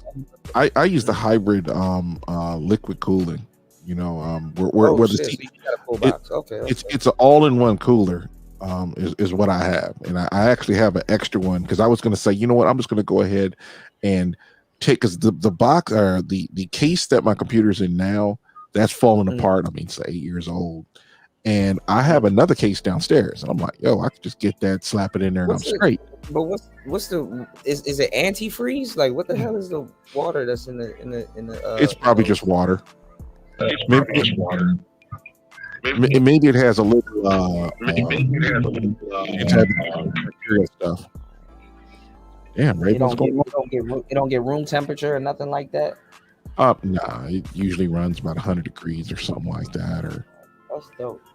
I got, like I said, I got a new one, and this one, like I say, it's probably water evaporates after a while, and it went 8 years, so it's cool. So I'm just go ahead and get another one on. And I said, you know what? If I'm going to pull it to another case, that means a new motherboard, a new CPU. I'm going to keep the same graphics card because all it has to do is all it has to do. Latest beat. My bad, Warmaster. All it has to do, man, is maybe run 480. I'm not looking for crazy graphics, so I'm gonna let it stay, even though it could do 1440. That's gonna be off to the side, and then the main PC is gonna be running. I'm gonna try to get it to that means it's gonna have multiple hard drives because I'll get extra ones, or if I have any ones left over, I'll throw it in there. But so why would you replace your motherboard? Like you're just gonna keep it on the side and then just get a new one, or like I'll recycle The old motherboard, I'll recycle that one because it has issues. You know, I got to leave the damn thing plugged in every night. It's not like a laptop where you can have it unplugged for months and then start it right back up. You know. Are you overclocking your motherboard? Let me stop. Nah, I don't do any of that. So what are you playing right now, War Master? What you playing, bro? What are you playing? I'm playing Starfield. Hold on, let me turn the sound up. Hold on. Yeah, Starfield. That's one of them games you can play for years. Man, yeah, I'm still into my fighting games. I'm mad. But Bethesda got a new game coming out. Man, they stole all my shit, man. I ain't got my arcade stick no more. I like my fighting games, man. And I've been wanting to play some Halo and shooters. Yeah, but I don't, man. It's been a little minute, man, and I don't have my arcade stick, man. Like, man, I gotta. Oh man, you gotta get that back. Man. That arcade stick is fire, man. Oh my goodness, man. I had two of them. I had a Marvel Capcom arcade stick, and I had a Toshi. I can't remember the name. It was Japanese arcade. I had two of them motherfuckers. Man, they took all my shit. I'm so fucking pissed about that shit, bro. Oh my goodness, man. But yeah. When I'm gonna give me an arcade stick, I'm gonna get back on my fighting there, but because I don't like man, by the time you get all that shit back, the new one is gonna be out. Yeah, exactly, and that's what I'm thinking too, man. I had some old school shit too, man. I don't know if you ever seen the PlayStation. You might want a 670 motherboard for your Intel. Well, I'm looking for another Asus, man. I don't know what it is about Asus but I really don't want to spend $400 on it because I don't see no value in that. Have you tried eBay or OfferUp? OfferUp, they have some good stuff on OfferUp. It just might be slightly used though. No. Uh-oh. Hey, ain't never doing no shit like that, man. No. Hell no. You don't want to use alternator. I don't want nothing used, man. You always have problems with used shit. Shit, my big machine right now, the Korg I got that I showed you, Kuda, man, like it works, but it's nothing like something just ripping it out the package where it's fresh, man. And you know, you're the first one that put your hands on it. You know, it's nothing like that, man. You know, it's really nothing like that, man. Yeah. Soon in the future, y'all gonna have to go to Best Buy to get your cars fixed.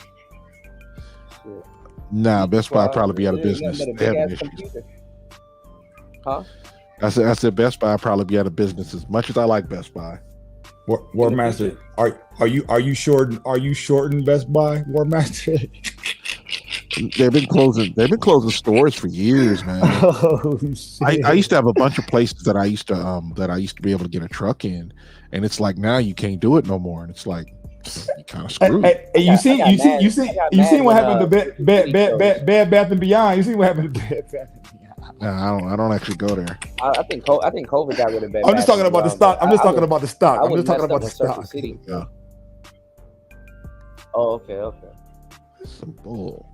They be shorting the fuck out of some of these companies, man. And look, man, oh my goodness. Like they tried Walmart going through it. I thought Walmart would be the last chain to go through it, but Walmart, man. It's just like they do a lot of stuff. I thought they were with Hathaway Brookshire. Well, that's just I would want to call them a holding company or an investment group or something like that. That's what is that guy's name? Warren Buffett. Yeah, Warren Buffett. Yeah. Spelled buffet, but okay. Buffett. I wonder if he's still driving his Park Avenue because he had a Buick. He's from my hometown, man. I hate to say it, man, but this dude, man, oh my goodness. I just got into his friend. He had a friend named Charlie Munger, and like as soon as I started getting into his stuff, like just kind of listening to what he's saying. Then there's one of his homeboys just passed. One of his homeboys just passed or something like that. Is that you talking about? Okay. Is there anybody in the chat? Sorry, I'm sorry, guys.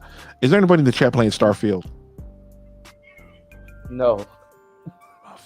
No. Nobody knows. You know what's funny? Nobody knows what that game is, and I'm like, y'all are tripping. Yeah, y'all have no idea. This game is fucking fire. People still haven't played Fallout 4. I'm to this day, I'm still recommending Fallout 4 to people. Wait a minute, what's Fallout 4? I mean, I know what it is. The newest one to come out. What is that? That's 76. They messed up on those games though. They even got one for the phone that's actually pretty good, but it's like they messed up on those games. See, they messed up when they tried to put it on the phone. We don't get down like that. No. The phone is like completely different. The phone is kind of like a different. It's like Fallout 4 is good, Raven. Yeah, Fallout 4 is pretty good. I mean, I keep telling people. Have y'all played Last of Us? Have y'all played Last of Us? The Last of Us? Oh my goodness, man, that's a fun ass game. The multiplayer. Oh my goodness, bro. Hey, Star. I tell you about Starfield. Just I'm saying this to you because you're a fellow Xbox owner. Because Cooter just he got issues. I got issues.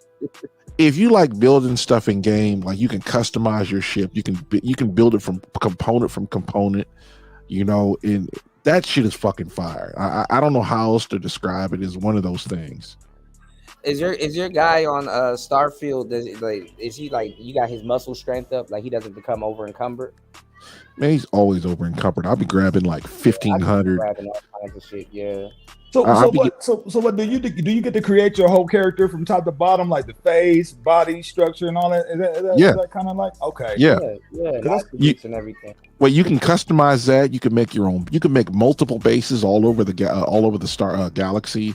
You can go ahead and customize your ship. Your ships are very unique. If you look at some of the builds they got, because you could download the Xbox app and then you could go look up Starfield and just start looking at their ships, or you could check them out on YouTube.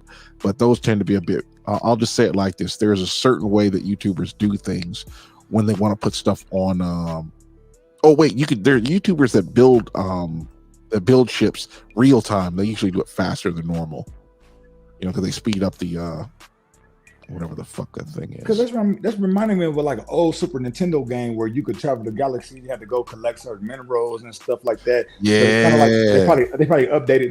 It's a more updated version of that same type of game. But, go ahead. My bad. What's going on, Sav? What's going on, man? Yo.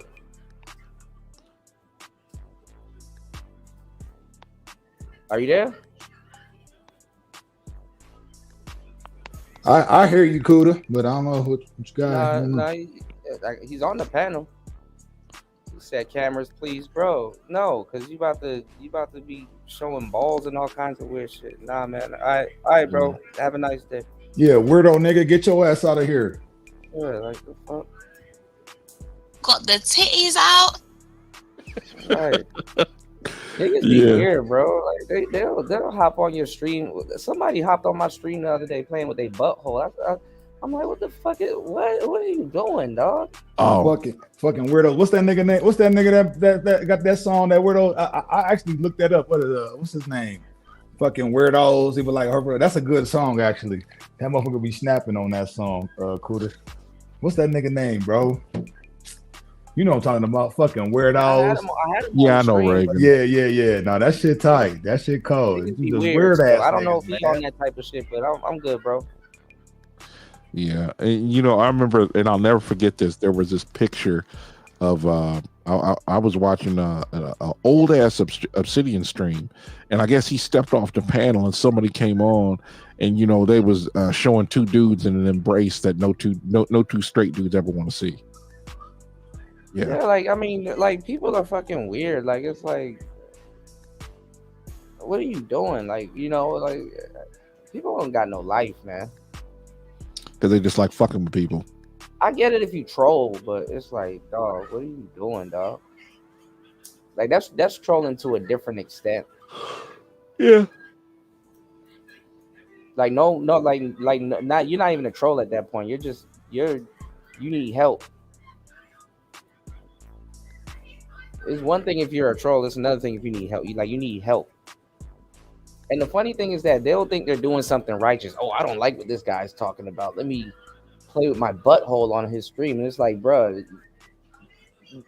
because they'll try to talk to you like you got a problem. It's like, no, nigga, you got a problem, bro.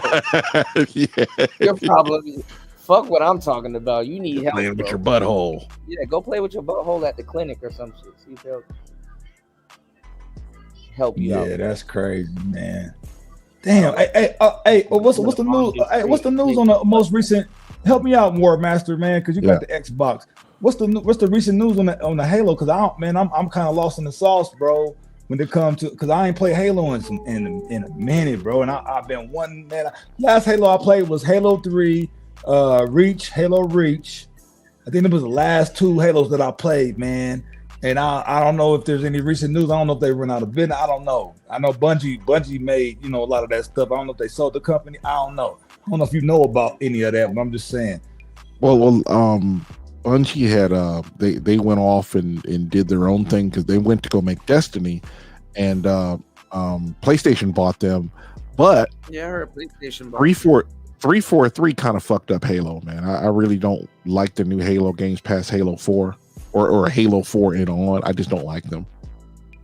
It's like it's literally like kind of like the EverQuest of our time. People were selling their soul for the second one. I remember when the second one came out, everybody was going crazy. What was I'm trying to think of the name. Man, that Halo 3 with that smash hammer or certain something, man. Oh, man, that shit should be so fucking fun, man. Oh my god. I never really got into like futuristic sci-fi shooter games. Bro, you missing out on that. If you ain't never played Halo 3, Kuda, man, oh my goodness, bro. You probably would like Halo 3. He would like Starfield though, because bananas, Starfield man. is kind of realistic, but it's like still futuristic at the same time. Well, Halo, there's not a lot of stopping and talking and looking for shit. It's very minimal, and there's a lot of people they don't like Halo because one, you don't see your character, and Halo 1 through 3 you actually have Cortana narrating to you, like while you're playing the game. She's actually pushing the story for you by just dumping information on you, and they do it in a way that's entertaining, unlike say Mass Effect or Starfield, where there's a lot of walking and talking and you got literally a whole lot of time running around in circles. Hey, Warmaster, what you know about the race to get the camo though? The thermospheric camouflage. Everybody was racing to get that motherfucker. Yeah, I did not play a lot of. Oh man! Oh God, what was it? It's hard if you don't know about it. It's all good, bro. No, I didn't play a lot of because I'm sitting there playing Starfield, so I'm distracted. My goodness. I did not play. Rest in peace to my guy on Mass Effect. He's still stuck in the Citadel. Who the fuck? Well, if you go on y'all account and y'all see a ghost running around, that's my character. Hold on one second. Stuck in the Citadel. Well, I never played like online competitively. I kind of found it kind of boring. Man, you tripping, War Master, bro. That was some of the most exhilarating experiences, man. I got buddies that was in the military. Video games, man. Video games, they did a whole thing, and it's kind of true. Video games suck now. Like the last best video game to come out is Starfield. Well, they stopped. Sorry, go ahead.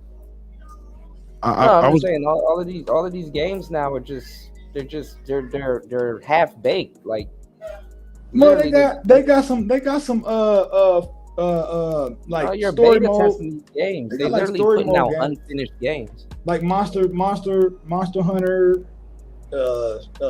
Final Fantasy, stuff like that. But me, I came up in the multiplayer era. You know what I'm saying? So the MMOs and shit like that. You know what I'm saying? They're remaking these games, and like the audience that they're doing a whole remake, and it's like, yeah, you got people now that's like, oh, I want to play the new Final Fantasy 7, but it's like now you got to learn a whole new ATB system. Then you got to, it's like dudes kind of want to play like, how the game was back in the day, but a little updated, not like this whole, oh, Barrett got new guns and all kinds of stuff now, and you got to click all of these buttons. It's like, bro, you got to know the demographic and stuff. I mean, the younger cats will play the older. I mean, they're not even gonna play the older games. Well, I want to ask everybody. Does anybody have any gripe against like this old school games in particular? Like, would y'all still play some 2D shit, like some Streets of Rage, or you know what I'm saying?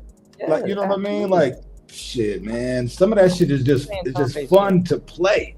And I got my teammate like, hey, man, let's go through this game, Ninja Game. They're messing up the story. Like a remake for the most part now is the same story getting retold, but it's like they're sneaking shit in. It's like, oh, now Now Ares is a lesbian. It's like she wasn't what? I got a better one for you, Kuda. The games that people are that Platt is just really enthused about, right? Those are just demos back during the Xbox 360 days. They're just demos. And my thing is, I like playing co-op. Co-op, it's like, yo, you get to work with your buds, and you get out there, you go have fun. You don't want to have expense at your friend. You don't want to have fun at your friend's expense, but you want to get on a team and go attack dudes. That's fine. But it just really didn't, because a lot of the time I didn't have internet. I'd have to come home to have internet. I'm on the road.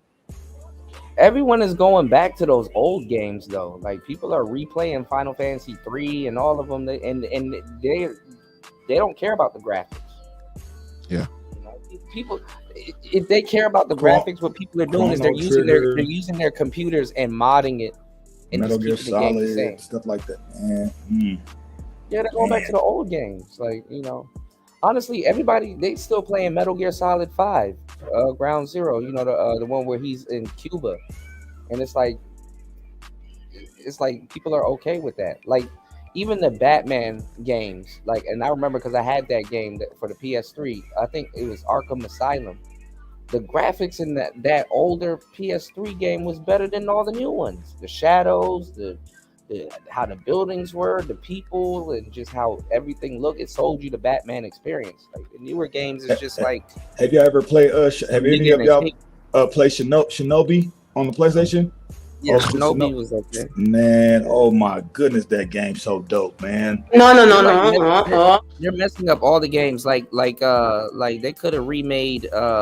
They could have remade Tenchu, but then they gave us some weird ass Sekiro game. Like samurais and ninjas are two separate things. Like, don't put them together.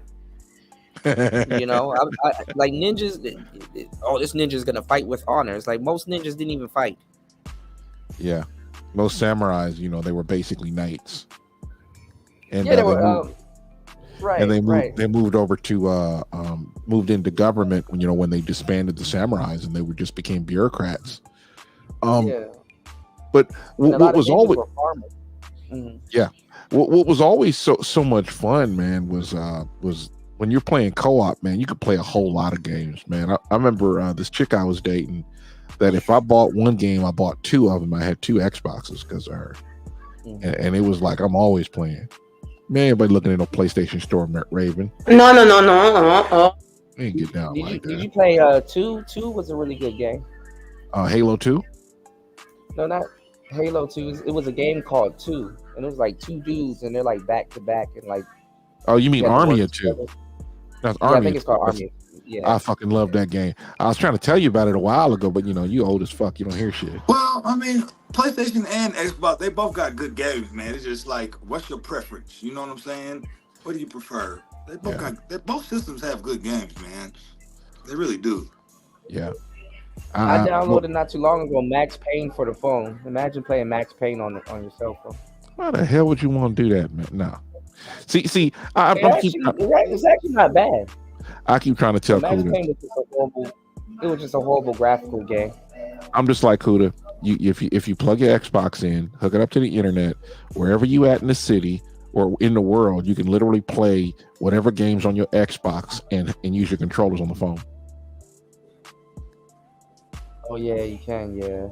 I told you that like a year or two ago. Yeah, no, I remember you could Bluetooth it. Yep. Yeah.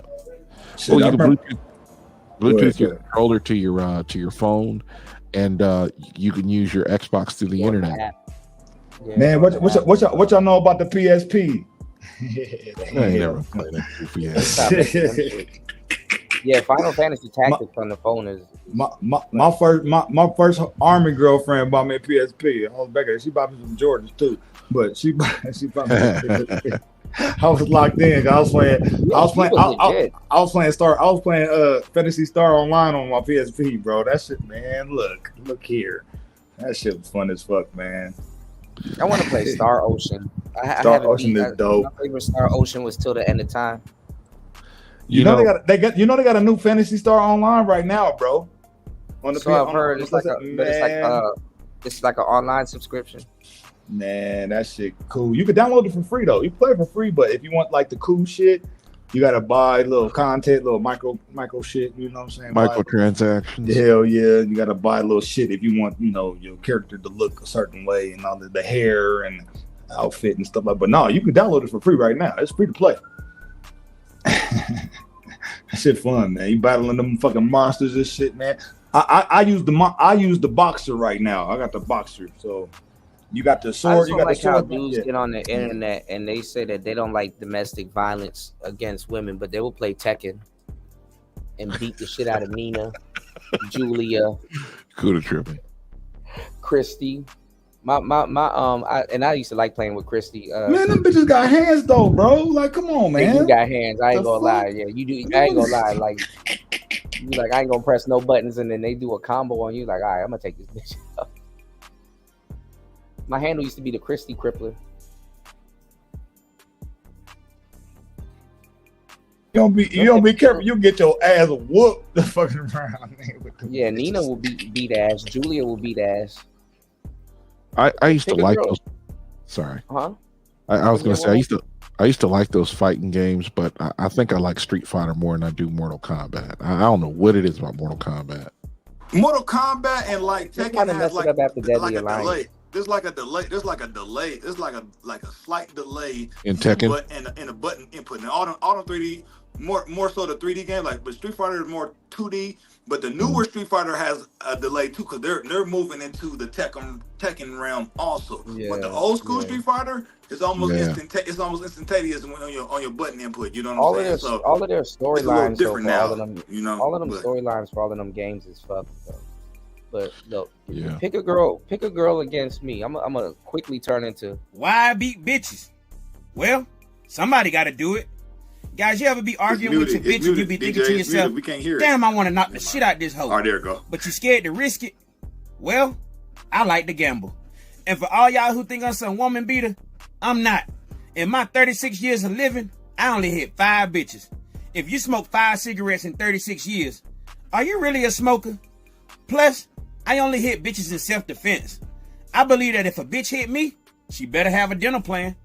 Not only do I believe in hitting bitches back, I believe that beating bitches is progressive. It's 2024. Niggas and bitches are equal. So if you ain't treating your bitch like a man, then you being sexist. And I know the right thing to do when the situation get violent is to walk away.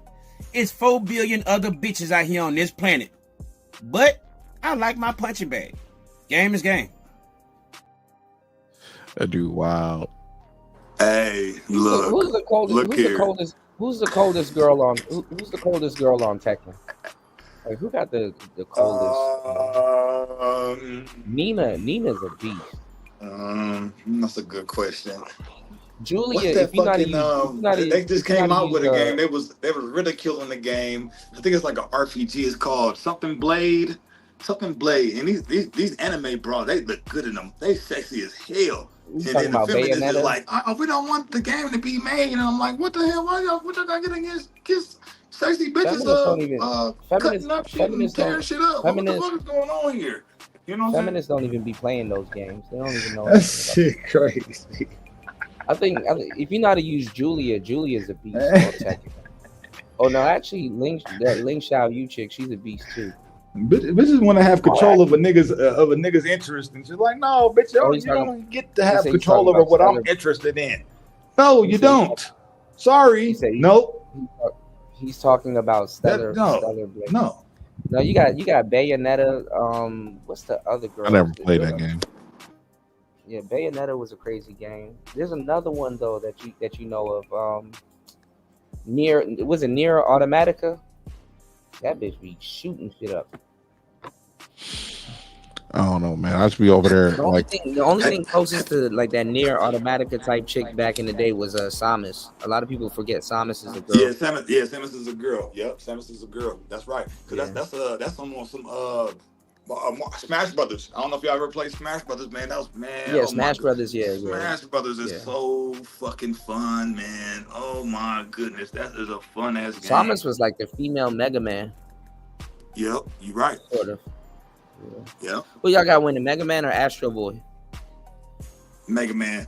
I'm rolling with Mega Man because I'm a Capcom fan. You know,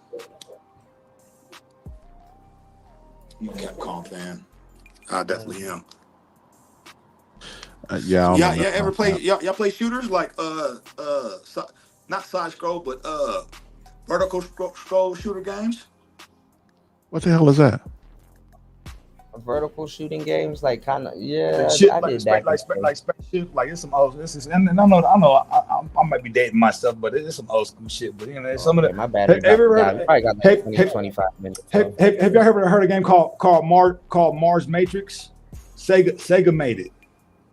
Mars Matrix, bro. You should look that shit up, man. That's one of the coldest vertical scroll games, man. Oh my goodness, man. This is a game I used to play on the PlayStation. I forgot the name of it, but it was like a mech, and he was a beast. Like he turned into an airplane, and he turned into a mech.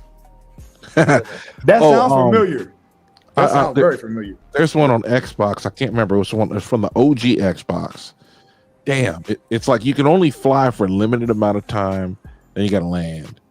And then it's like you could transform to flight mode. You can be in mecha mode, quote unquote. And I'm not talking about Robotech, even though Robotech is, I'll just say it like this. It's all right. I love Robotech, but that game was there. There's another game on the PlayStation that was cool called Steambot Chronicles. That was a really good game.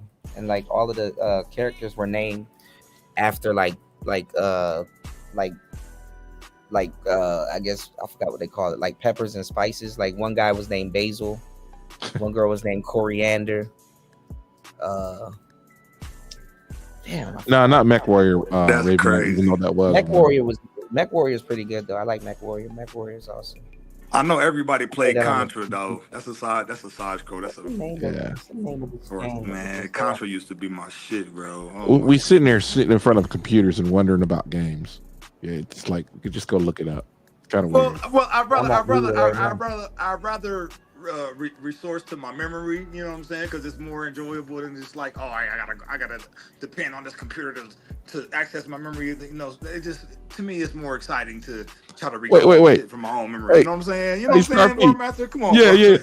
See, you old enough to remember, like when you went someplace with your mother and your father, you had a place to meet and you couldn't talk to each other.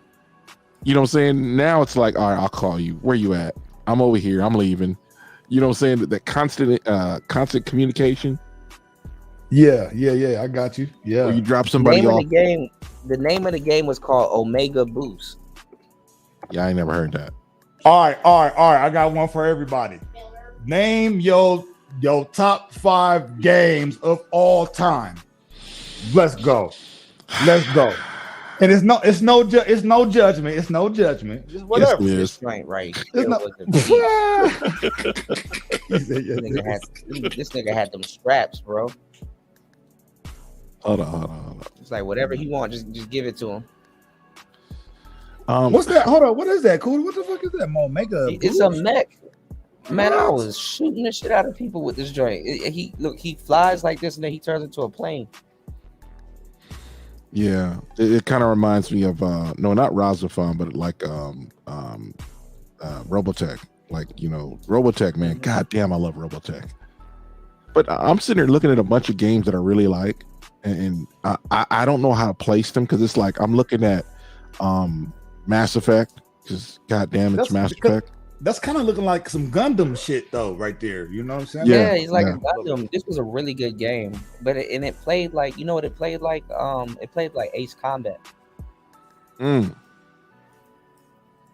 This was a really good. Ace Combat was cold on, like, too, man. PS2. Oh man, the PlayStation and the PS2 had some of the best games like that were ahead of its time. It's like what's that damn thing called? I got the Xbox damn thing. had some games. The older Xbox had some games ahead of its time too.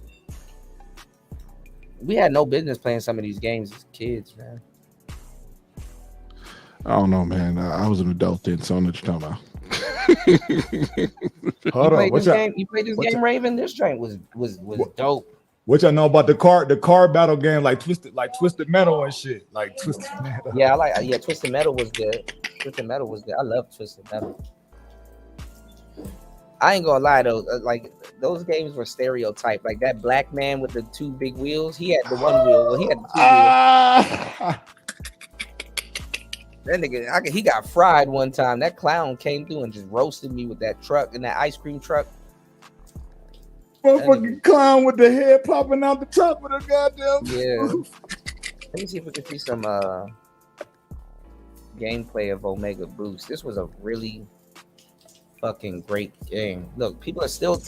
I told y'all, people are still doing reviews of these games. Like the older games are better. Look at this, a year ago. Omega Boost. Omega Boost is Gran Turismo developers Polyphony Digital's only non-racing game, and it's very good. This 1999 PS1 game sees you piloting a giant flying mech through space and alien worlds, all while battling enemy ships, creatures, and rival mechs as well. Oh yeah, that's some Gundam and shit. walk That's on some Gundam projectiles. I play this shit The right now. gameplay is very fast-paced, having you Hey, cool, turn constantly it down a little shifting bit. and changing directions to avoid your foes. I was gonna say, This turn game down that dude talking. the It's hard most to impressive understand. visuals on the PlayStation, Oh, it's which loud? isn't too surprising Yeah. considering how good the GT games looked. I The mean, way we got space us particles talking, are we got constantly music, flying and then we by, got this along dude with the talking over reflective all of sheen us. given off by your Hold mech on. really makes this game stand out among the PS1's library. The gameplay is also very fun and responsive. It's also worth mentioning that this is one of the later titles on the system to feature live-action cutscenes that may have been fairly common in 1996, but by 99, that really wasn't something you saw a lot of. Not that that's a bad thing, but it does feel odd for such a late release. Now, the core game can be beaten in around 90 minutes or less, so this really isn't a big game. Still, that may be a good thing to some. If you want No, a that quick shit experience, the look looks cool, bro. and plays That shit great, look cool as give fuck. Omega Boost a And then he try. got missiles too. Damn, that shit loud. Yeah, that's some You know Gundam. what game- Yeah, that's some Gundam shit, bro. Because they got a Gundam game that's kind of like that, but it ain't out of space or nothing like that. Somewhere on land. You know what I'm saying? I really man? don't like side scroller games, but this game was actually fun. This game called Wild 9. Hold on, look at this real quick. This game About is actually Defender. fun as hell. Hold on. These are old PlayStation games.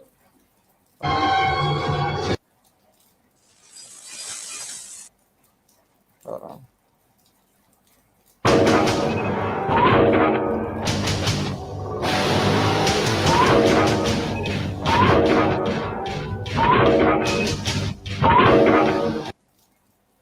And you wonder why you can never get monetized. It reminded me of Tomba. A little bit. Tomba was a good game.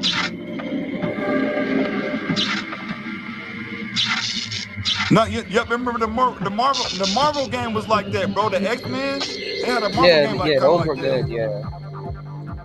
It reminds me of I like too. I like the Simpsons arcade game. That was a good game. They had a car one also.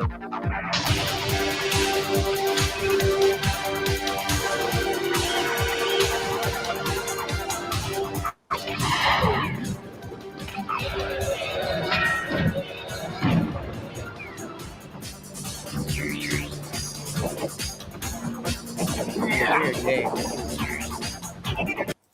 This was a weird game. Jersey Devil was a good game. Gex. Everybody forget about Gex. Have you ever played a game called Comic Zone? Comic Zone on Sega? Have you ever played that? Anyone? Nope. But let me see if this guy is funny as hell. Oh my god, he still makes content. This dude, what he does is he talks crap about the games, and it's like he's like, I am the best gamer that ever existed. But he's funny, man. He was like on the Resident Evil game. He calls like every game garbage. That's a nigga from Hunter x Hunter. That one cat that be reading the fucking books and shit, man. That be casting spells on motherfuckers, man. That shit. Look, Have y'all seen that? Have y'all seen that? Hey, cool. Have you seen that anime? Hunter x Hunter. Have you watched that? Have you watched Hunter x Hunter? No, I was just watching. I was just watching Hunter x Hunter earlier today. I'm on like the second episode. War Master, have you They seen off that the shit? boat. Are you an anime guy or no? I like anime. I watching just don't have time to watch stuff. I got you. I'm still I'ma trying to start watch doing some- Invincible. Yeah, I'm gonna start doing anime streams on Rumble. I was just looking it up earlier. I think I can do them on Rumble, and we Yeah, can see, pause it if you're playing and video games, so you'll be all right. right. Video games are more safer.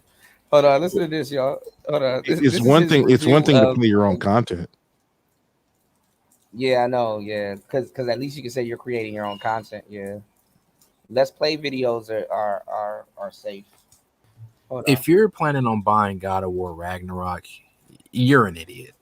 I don't know how to put it any more bluntly than that. You are an idiot. You're not a gamer if you're excited for this game.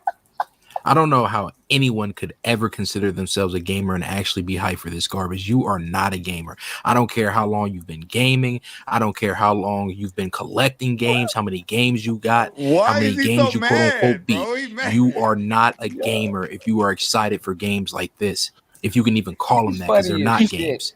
He sound mad in the Stuff chick like whose this, hair man. won't grow. Things like God of War Ragnarok, this just ruins gaming. This is 100% bad for gaming. No, he did this review of Resident Evil. He was like, your graphics are fucking trash. He said, just because you make the game darker doesn't make the game's graphics better. You just darkened up the game just to hide your trash graphics. Yo, so like a long time ago, I made a Twitch, and I'm like, I'm gonna take the same angle and give him credit on Twitch. So that's why my name is Tug the Ungrateful Gamer on Twitch. So well, TUG is the Ungrateful Gamer, it's an acronym. But this nigga is funny as shit, and then he gets kicked. He curses out his audience too, which is funny. But hold on, let's see what he got to say. Hold on. These movie simulators, cutscene simulators, popcorn candy, and the large drink simulators have ruined gaming forever, bro. PlayStation, a once respectable brand, has been ruined forever because they want to keep making these boring, repetitive movie games all the goddamn time. And the Sony fanboys just eat it up like there's nothing wrong with that. Give me some pussy. Like the losers that they are, they just eat it up. This is nothing but another boring, repetitive walking simulator that only casuals will enjoy. The first game was a complete flop. It sold extremely poorly. People stopped playing it within the first 30 minutes due to them being put to sleep almost instantly. I mean, the sales were abysmal. Nobody cared about this game. I played the game and beat it and exposed it, and everybody agreed with me, bro. They were like, bro, I played it too. This is a horrible game. I can't stand this game. You were right, bro. You are the king of gaming. You're the best gamer. You are the one that we listen to. And I said, of course I am. I'm the best at this. I am the king of gaming. I have the greatest taste. Of course you're going to listen to someone as great as me. They were just praising me in the comment section as they should. Funny part is that he says all of this, but a lot of times he be right though. Should have done, because I was spitting facts as I always do. Horrible game. And it won Game of the Year, not because it was a game that deserved to win it. It won it due to bribes and paid promotion. That's it. That's all the gaming industry is now. When you see these terrible games like this getting attention, it's due to bribes and paid promotion. That's it. Not because the games actually deserve it. And then they have the nerve to make another one. This new father and son trailer that just released. Yo, this is. If you buy Tekken 8, you're an idiot. Now let's be honest here. Tekken has always been a game that only losers enjoy. Only losers play. It's a game that people that lack the creative mindset, the skill to play real fighting games, this is the type of game that they gravitate to. I remember growing up and being surrounded by all these different fighting games, and not once did I ever hear anyone really hyping up or playing Tekken.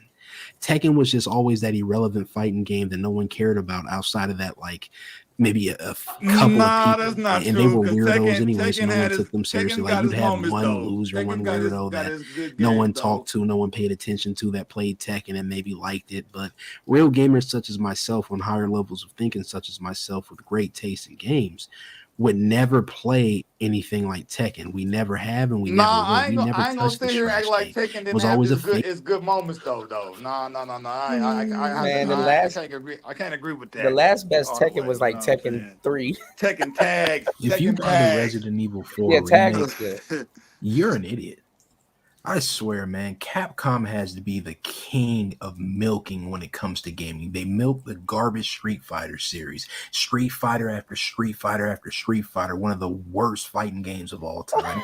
Only people that play Street Fighter are idiots that would Nigga, get beat that's up in cap. real life, No, so they see, have I to can't play let a him get away fighting with that game, a one. garbage I can't fighting let game I that can't let him like get away Street with that Fighter one to because feel I like powerful. Street Just a bunch Fighter, of nigga. nerds, Oh, scrawny Killer wimps Instinct. that Killer would Instinct never is the be one about that went anything in real to a life. It's waystop, but just it was sad. actually a very You good know, they fucking keep game. selling Killer Instinct is dirty, good. Man, Killer Instinct, dusty, man. Oh my crusty, goodness, and bro. musty But Capcom I'm gonna let this fans, you nigga Resident talk. Evil fans, you Street Fighter fans, you fans of all their garbage. They keep selling y'all the same games over and over again, and each time you come back, it's ironic when it comes to Resident Evil. You know, a game about mindless zombies has a fan base of what? Mindless zombies who just run out and buy game, garbage, game. That's funny. That's game, actually funny. garbage, game after game, left and right. It's so hilarious to see people's stupidity so open and on display.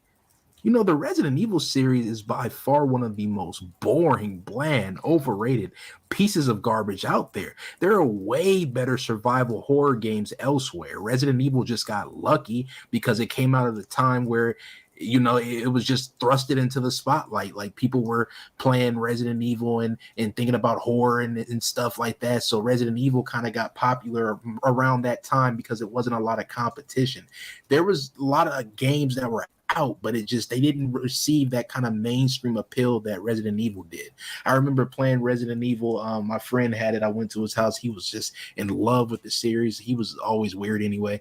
I stopped hanging out with him almost instantly, but went to his house. He was playing Resident Evil, and it was my first introduction into the Resident Evil series. He was like, "You gotta play this. You gotta play this." And just from the look of the game, I was like, "This is garbage. This is something only losers and idiots would play." He was just begging, "You gotta play it. You gotta play it. Come on, man, just play it." So I picked up the controller, decided to play it, and he was like, "All right, now you need to do this. You need to." He was telling me what to do and stuff like that. I was like, "First of all, shut up. Don't talk to me like that. I'm the king of gaming for a reason. I know what I'm doing. You sit back and relax and shut up." And he did just that. But you know, he was just basically trying to get me used to the game, and I was like, "I don't need to be used to the game. I know how to play games. I'm a real gamer. You're not." And it was just a horrible experience. The second I got into an actual like fight, because it was just puzzle here, puzzle there, puzzle here, puzzle there. It was garbage. The gameplay, the mechanics were so boring.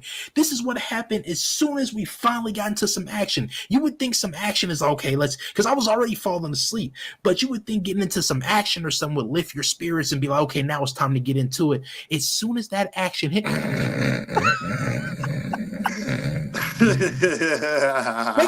wake up. He was shaking me.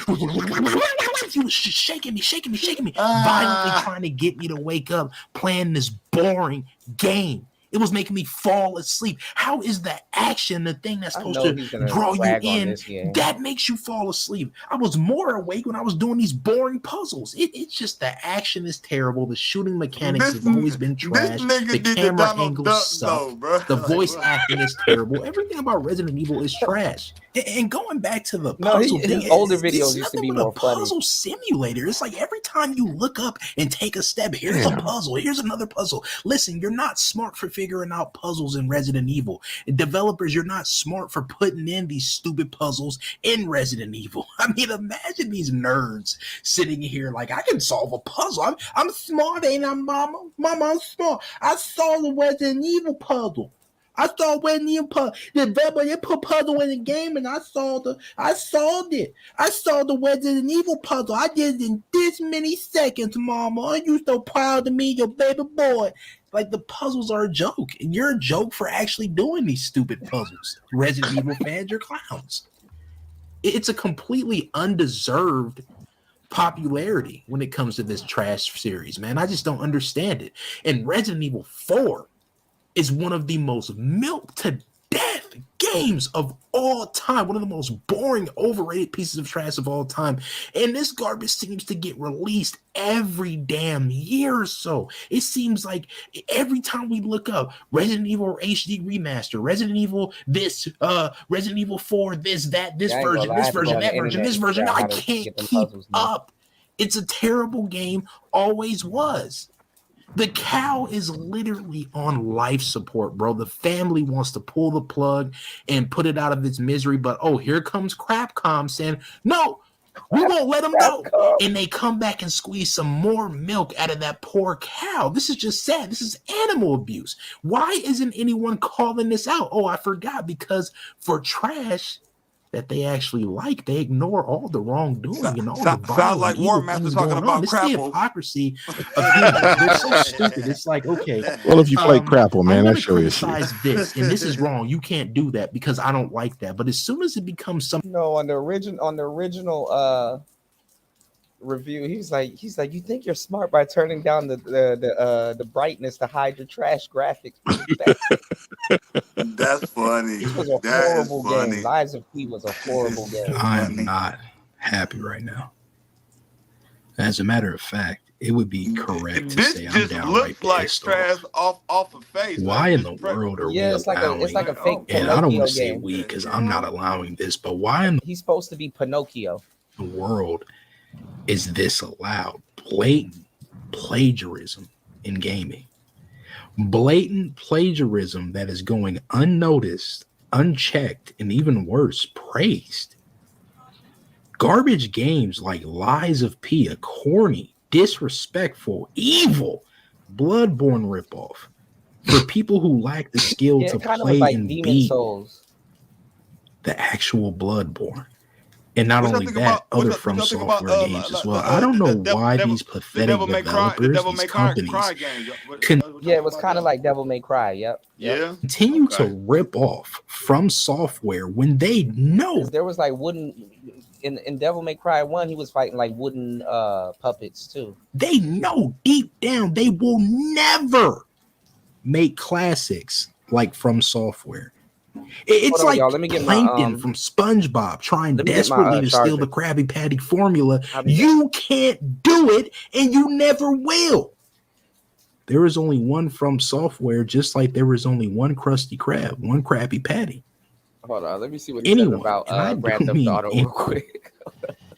So I just got finished watching the Grand Theft Auto 6 trailer, and it was by far one of the worst trailers I've ever seen. I mean, you'd have to be a complete moron to still be a Grand Theft Auto fan in 2023 going on 2024. I mean, who does that? Who just Saint wakes Throw up is in like, hold my 2023, beer. 1 month away from 2024 and decides, hey, I'm still going to play Grand Theft Auto games. Hey, I'm going to get excited for a garbage trailer that's literally just rehashing the same thing as every other GTA game. Like, how do people keep getting dumber by the second? How is that possible, man? It just keeps happening. Who besides idiots were asking for GTA 6? No real gamer such as myself on the higher levels of thinking such as myself would They have ever it on be a cell fan phone. of Grand Theft garbage. It would just never happen. Every game is the exact same. Mindless filth for idiots that can't handle anything but edgy violence, explosions, and cuss words. And just crime. That's it. The type of losers that would struggle to talk in complete sentences and spell words correctly. Suburban white kids, or just suburban kids in general who have never stepped foot in the hood before, have never kicked up dust, never stood on business, nothing like that. Playing GTA games because it makes them feel gangster. GTA games are for low IQ, uneducated, fake, fraudulent morons, and that is a fact, not an opinion. If you play GTA, you don't have to tell me. I already know you're stupid. You failed school. You never made anything out of yourself. I know that. You don't have to tell me. So, well, I know you're a clown. You're a loser. There's no discussion here. It's not just, well, I don't care what you have to say. If you like GTA games, if you play GTA games, you are an idiot. GTA 5 was by far one of the worst games I have ever played. The story, characters, graphics, gameplay, online, everything about it was atrocious. I hated it and hated anyone who played it, and I hate people that continue to play it. You got these ghetto losers still playing GTA 5 doing that corny GTA RP thing where once again suburban gated community, nice neighborhood homeowner association clowns get online and start internet gangbanging on GTA RP. It's so corny, and anyone who partakes in that trash is an idiot. The milking of GTA 5 has been insane. Original release, then remaster, every console generation. It's pathetic. They really milked you morons for every penny that you had, and you still gave that to them willingly. How stupid can one be? Don't answer that. I already know. GTA 6 is going to be the same trash as every other GTA game. This trailer was atrocious. You play as some single mom. It's literally a child support simulator. I was watching a trailer. You got BBL characters twerking on top of cars, Trump supporters rolling around in the mud. What is this? And why is this game back in Vice City? Why do they keep going back to the same locations over and over again? You already did Los Santos. You did it again. You already did Vice City. You're doing it again. Why do they keep just pinballing back to the same areas? They don't have any creativity. They can't do a brand new area. What is this? It's pathetic. And anybody that supports this game is literally everything that's wrong with gaming. Nigga said a brand new Stand you area. losers. You got the nerve to run around and call yourselves gamers when you buy nothing but the worst games out there. How are you gamers, bro? Because you won't keep that same energy with other people that play these terrible games. If somebody's sitting on the couch playing nothing but Candy Crush, Angry Birds, a bunch of mobile games, you do not consider them in the same vein of gamer as someone that's playing this or playing that, which are trash games, by the way. Somebody's playing Call of Duty, Fortnite, or something like that, and then somebody's over here playing, like I said, Angry Birds or some mobile game. You'd be like, oh, they aren't really a gamer. They're you wouldn't consider them a gamer. So how are y'all considered gamers when you play nothing but fake games like this, like Grand Theft Auto, Call of Duty, just terrible games? You're not gamers. You're only a gamer if you play real games. If you have great taste, such as myself, if you're on higher levels of thinking, such as myself, you people are not gamers whatsoever. And I am so damn sick. I am so damn tired of you losers who continue to ruin gaming left and right. You buy nothing but trash games. You watch nothing but trash YouTubers and streamers play and talk about trash games. You don't have an inkling of good taste anywhere inside of you. You're the biggest casuals, the biggest frauds, losers,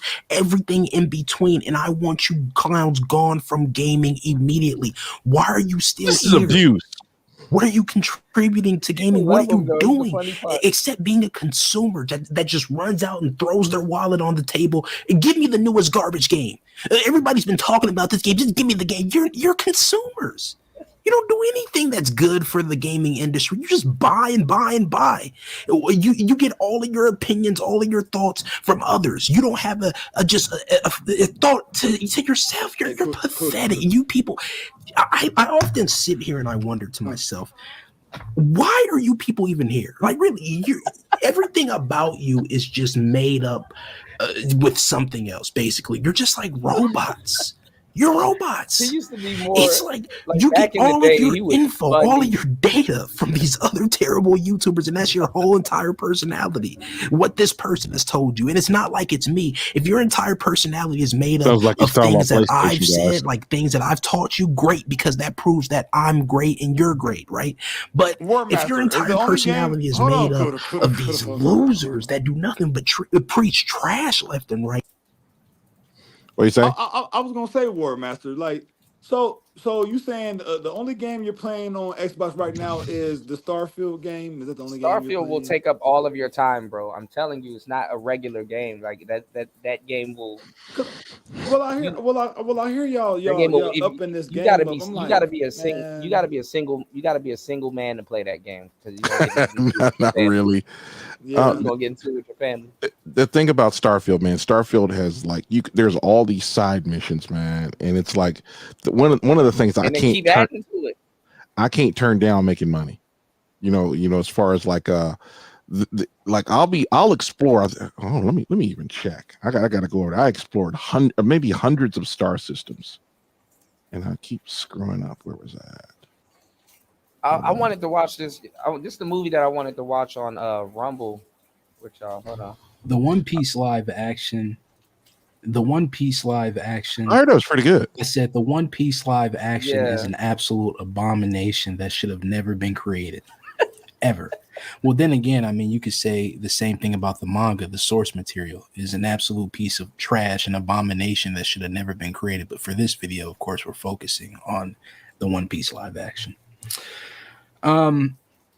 It's just so funny to me when I start thinking about things. You know, I get in my mind, and my mind is vast. I'm very intelligent, very sophisticated. So I start thinking about all sorts of different things. And one of the things I keep thinking about is Mm-hmm. I explored 952 planets, and I landed on 8. I scanned 952 planets, and I landed on. There's 900 something planets. I was just about to say, well, man, there's that many goddamn planets, bro. What the fuck? It's over 1,000 easy. No, I think actually, no. That makes sense because like you'll go to like one part of the space, right? Star P, and it'd be like 20 planets on maybe 10, and they count moons as planets if I got it right. So okay, so do you get a certification for being a scientist if you discover certain elements in this motherfucker or what? Yeah, Do you get an actual? Do you get a real life? No, I'm talking about in real life though. Like, are you able to pull that out the game and take it to the real world? No, but you can get like your tech skills up and some other stuff like some. Because I'm trying to figure out how I can go over to my. Because this is the thing about Xbox Live that they haven't done yet is I have the app, right, and downloaded the app. I can see how Kuda. Hold on a second, let me, because this thing's fucked up. Hold up. Like I can see War Master's warehouses and the pictures that he uploaded. Yeah, I got some uploads up there, and I'm sitting there like I ain't seen Kuda. Kuda ain't seen Xbox in 200 some odd days. My character's dead. I'm pretty sure if I go back, he's dead. But hold up, what he got to say? What he got to say against One Piece though, man? What is going? Hold up, bro. This dude is going too far, bro. What he got to say about One Piece? Luffy? That's my nigga, man. Oh, stretchy. The movie was crazy. I saw a little bit of the movie. Hold on. Fuck the movie. Man, you really had to work back in the day to get your product to be seen by people. You really had to work. You had to have certain relationships. Maybe you didn't like this person. Maybe you thought this person was a fraud, but you had to deal with that person because maybe they put you in a better position. Maybe they would get your product seen, your product read, your product played, whether it be video games, manga, anime, TV, movies, whatever. You had to form these relationships, and it was so hard to get things put out, and now we get just anything. It's like there's this giant wall and they're throwing anything at the wall, hoping it sticks. It's like, I guess to bring some. Hold on. Oops, my bad. Hold on, y'all. The One Piece live action. Hold on. I wonder if somebody uploaded his older videos. His older videos was funny. Bleach fans are idiots. See, the thing is, he'll get you to click the video. Like if you're a Bleach fan, you'll be like, "What?" And then, I don't know about this. He'll get you to click. I was trying to get into the Bleach, bro, but I couldn't get into Bleach like that. I just could. I didn't something about Bleach. I'm like, eh. This is, you know what? I'm really getting frustrated with this thing. I got to do some. Some of his newer stuff, though. Oh shit, Cyberpunk. This is the only thing that he said is a masterpiece. Really? No, that was your shit though for a minute though, Kuda. That was your shit because you was amping that shit up yourself, nigga. You probably would like that too. What, the Cyberpunk one? Yeah, because I have Cyberpunk. I remember I was waiting for it to come in. I played it when it first came out. I did a first time play. I bought it. Let's see what he says about it though. I had the download version though, and then they re-released it on disc. I just want to start off this video by saying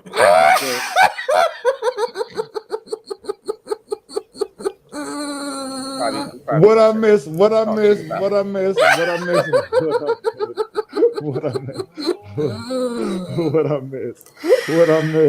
If you do not plan on buying Cyberpunk 2077, you are not a gamer. You have no right to consider yourself a gamer. You're not someone of intelligence or someone worth taking seriously. Quite frankly, you're a loser.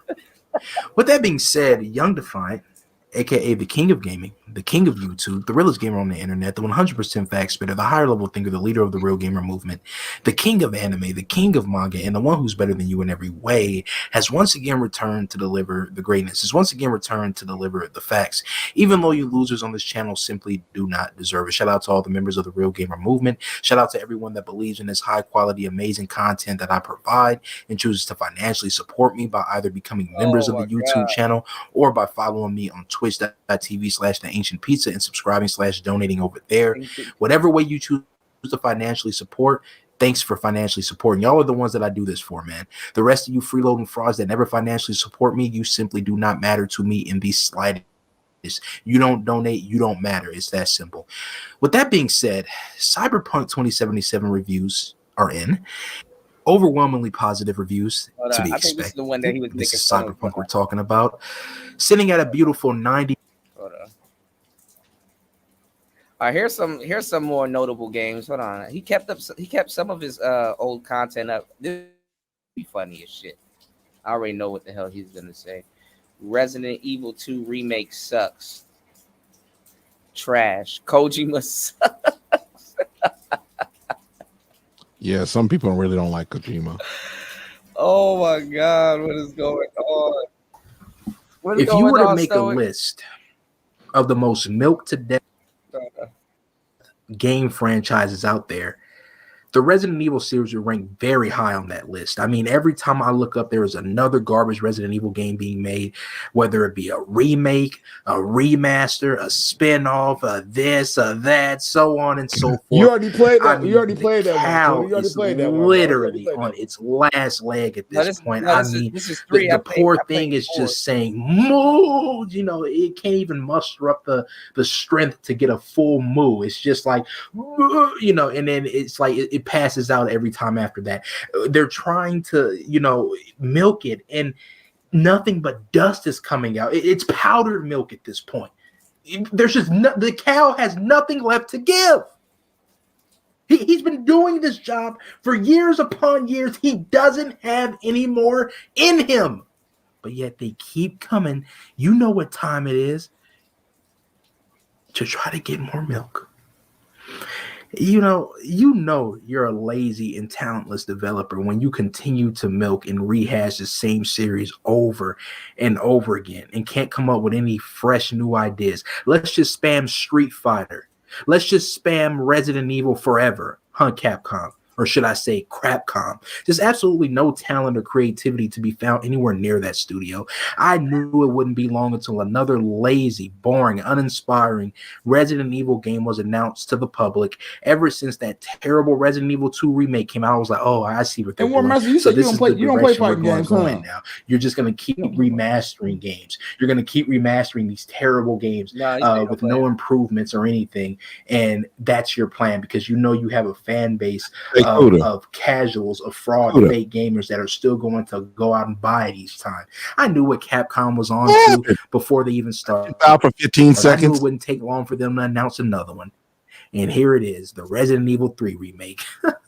I mean, come on. Back on the PS1, the original Resident Evil 3 was garbage. It was a complete joke. It was a flop. It came out and flopped all over the place. No one bought that game or supported that game.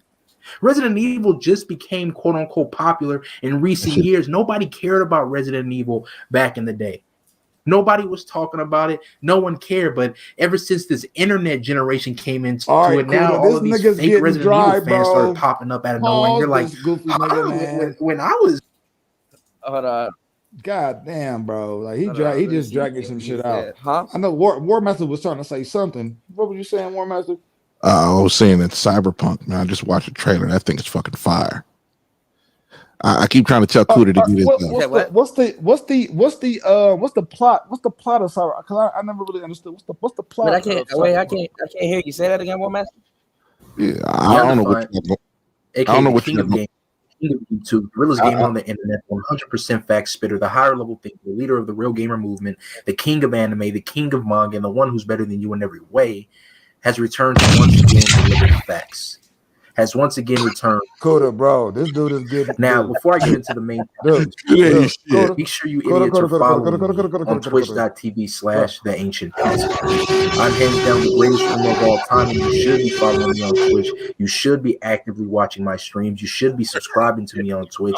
You should be donating to me on Twitch. These are things that you should be doing. There is no way in hell you can claim to be a fan of my channel and not be following me on Twitch, not be actively watching my streams, subscribing and donating. Warmaster was saying something, bro. I want to hear what Warmaster said. I can't remember. Please. He didn't have shit all. You want to sit here and talk the big game. You really love the videos. You're a real supporter, but you ain't showing me shit. He be cursing out his audience. Yeah, I can't. Shout out to all my roast. You chose not to support.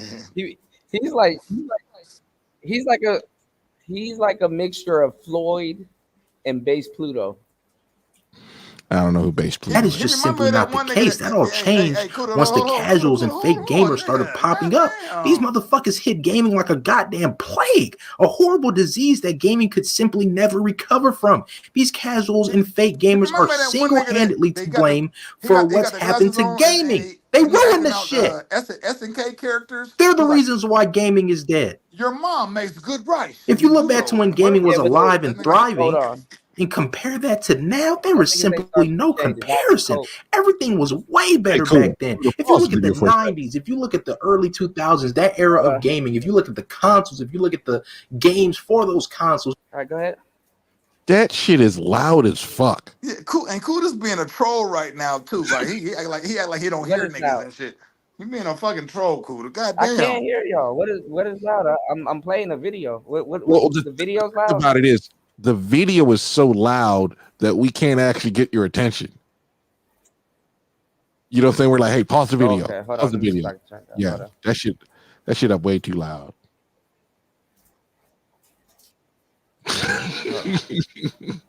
You cannot say that the like, shit nigga, of today it's still too loud, nigga. is even coming close to the shit of the past. Y'all talking over. Proving once again the retro shit. You hear us over. We always can barely easier hear than this us. new shit. Keep it old school, man. Keep it old school. Once again, old school is the best. Old shit is the best. The new shit is trash. You know, the only people that will think otherwise are idiots who are too stupid to know any better. You know, developers stopped caring a long time ago. They stopped trying to be unique and creative and just started to do the typical bullshit that everybody does, just put out anything because they knew the army here's the thing. Still buy it regardless. This is how you get demonetized. And the developers that are still putting their hearts in. How? Well, you play other people's content. You play other people's content. You don't slow it down. I'm trying to hear what he's saying. I can't hear what he's saying. I got to keep stopping. That's kind of the point. I'm trying to see if he's making a point. If gaming is dead because of the new gamers, I want to see what he said. He said this new generation is doing games. You're supposed to listen to this beforehand before you play it. That way you can play a smaller section and don't waste so much time. That's how you be on that roof like Batman and run out of battery power. You can critique it. You can critique it. It's just that you got to stop it every so often to say something. Like nigga, we critiquing your motherfucking monkey ass nigga. Like, nigga, we trying to tell you, hold on, nigga. We trying to put some input into some shit. Nigga. All right, hold on. Let me see what he's saying. If it's true, why gaming is dead. See, look at this bullheaded ass. Some souls into gaming, making good games. You know, trying to keep gaming alive. Those games are not being supported enough. Because the casuals would rather play the bullshit instead of the good shit. These idiots would rather play dog shit like Fortnite instead of playing actual good games. We need more real gamers such as myself on higher levels of thinking such as myself that have great taste such as myself that play a variety of games. I'm always going out of my way to find more under the radar games because I want to keep elevating to higher levels. How the fuck is it fun to keep playing the same shit over and over again? I can't stand these casual fake ass gamers that only play what's popular, only play mainstream games. If it's not popular or super hyped up, these idiots won't play it. Everything is nothing but a popularity contest to these idiots. If it's popular, it's good. If it's not popular, it's trash. That's how the mind of an idiotic casual works. Like, how in the name of fuck can you claim to be a gamer When you play the same shitty ass game 24/7 and never try anything new, these motherfuckers be spending hours upon hours on Fortnite, spending thousands upon thousands of dollars on shitty ass skins. Yet you can't take none of that money and time and invest into a new experience. How the fuck can you claim to be a gamer? You're not a gamer. Kuda ain't no gamer. Last of Us 2 was horrible. Huh? Kuda be going like a whole year without playing. Right. No, Last of Us. I got my game. My game pretend to be Well, I won't say two. I won't say two, but I will say by donating or becoming.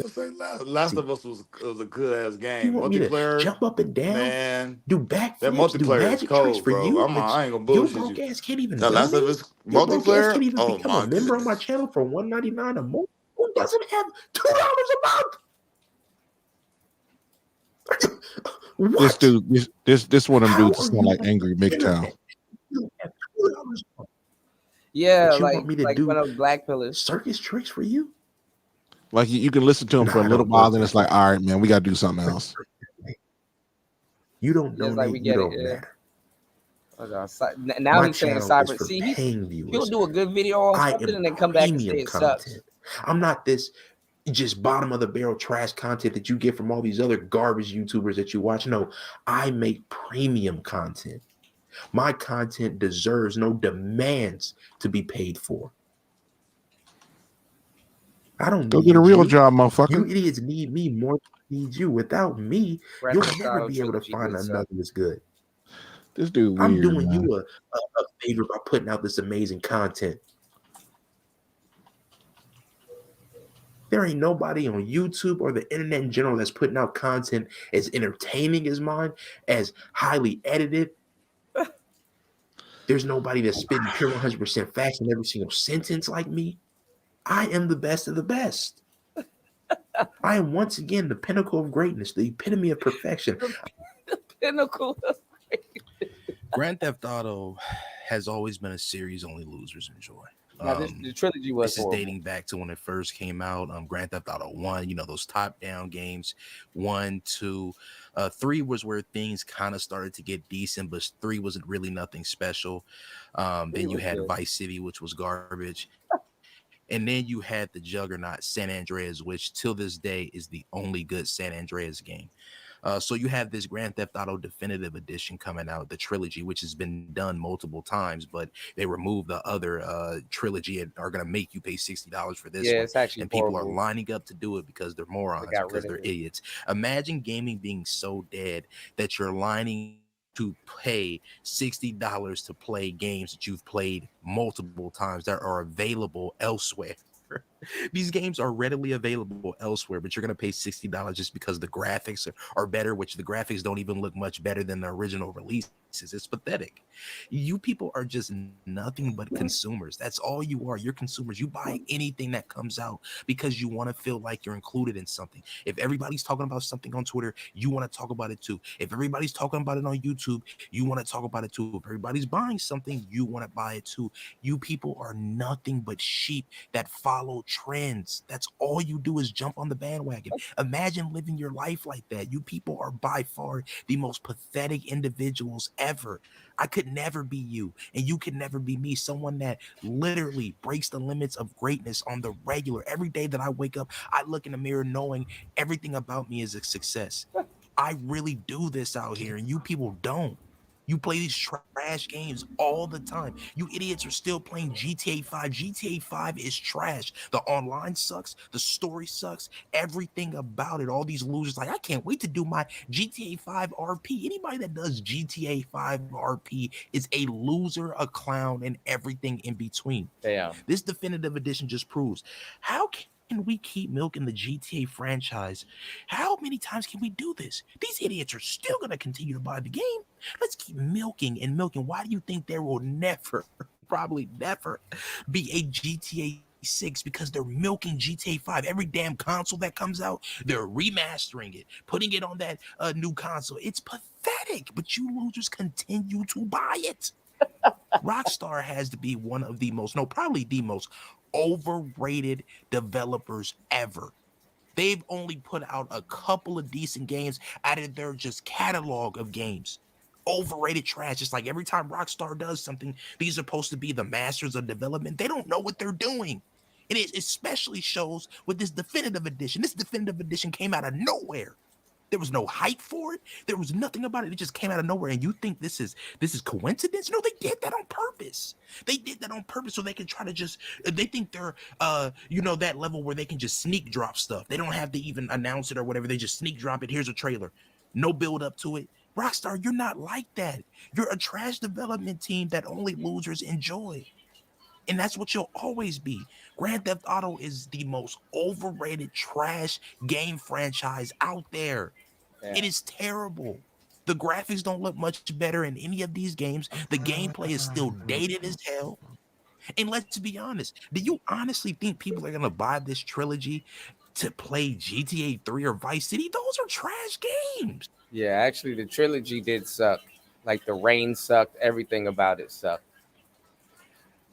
That's Young Defiant, y'all. That's Young Defiant. Man, that's crazy, man.